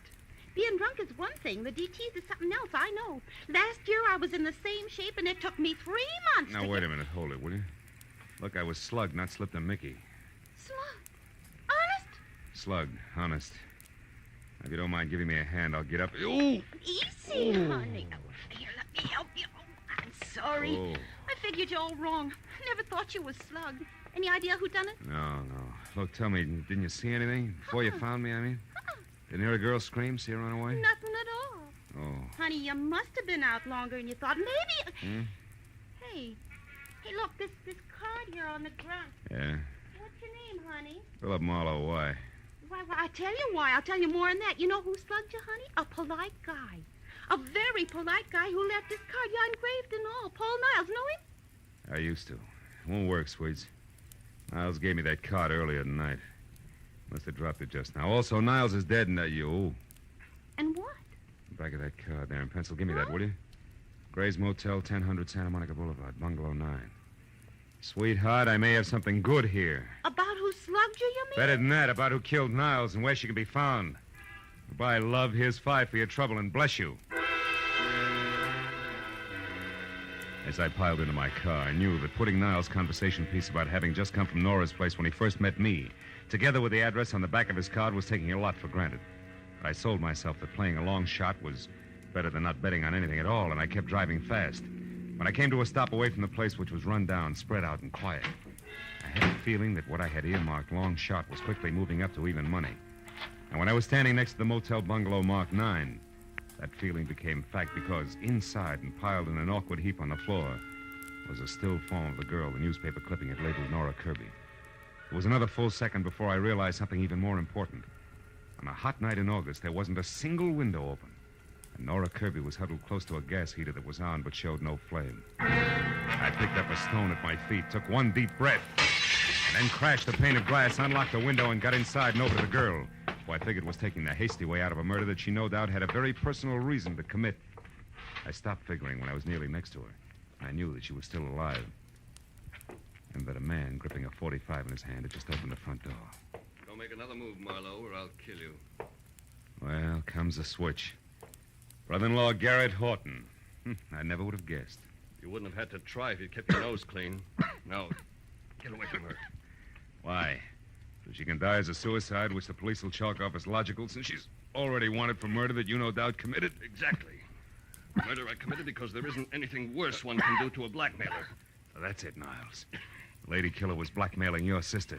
You found out and killed him before he could cause too much trouble. Family trouble that would end up hurting the good thing you've got with husband Abel, huh? Yes. Now, shut up and get away from her. We're going outside. You're kidding. Marlowe. Marlowe, I'll shoot you if you don't start walking. You're still kidding. Horton, you can't kill me without killing yourself. This room is jammed tight with the gas you turned on after you brought her in here unconscious. After you sapped her outside of my place because she was on her way to see me and tell me that you had murdered Niles. The flash from that gun in your hand, Horton will blow us all to bits. Face it, brother. For you, it's all or nothing at all. Go on, shoot. Go on, try it. Try it. I can't. I can't.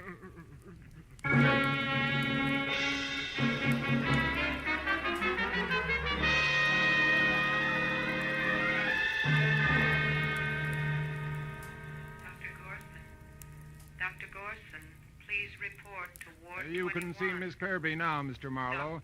She's going to be all right, but hold her down to a few minutes, will you? All right, Doctor, just a few minutes. Hello, Nora. Been a long time getting together, huh? Yeah, but not through any fault of mine, Mr. Marlowe. I followed you from the moment you left Paul's place. But I wanted to see you alone, so I kept waiting for my chance. Which was canceled out when Horton spotted you after he left my office. You ought to learn to run faster, honey. You had to take time to knock me out, and still he caught up with you. So did you, I'm very glad to say. Even though you probably weren't trying to save me at the time, were you? Frankly, honey, until Horton stepped back into that bungalow to keep me from interfering with things, I figured you were it. And I might have been, Marlowe. If Paul hadn't been killed just before I got to him, at least I'd have hit him with something hard. I had motive, you know. Yeah, I read all about it. 3 years in prison for something you didn't do.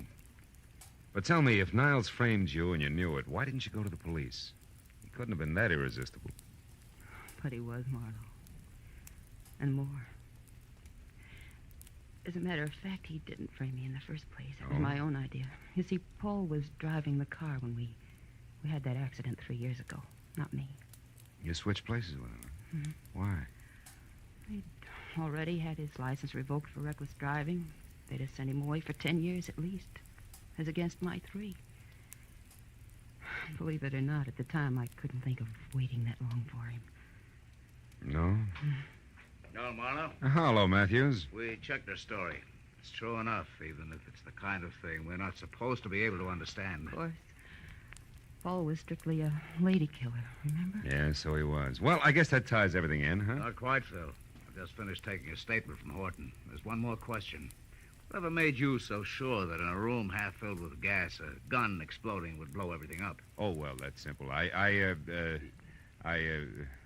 You what? Well, I figured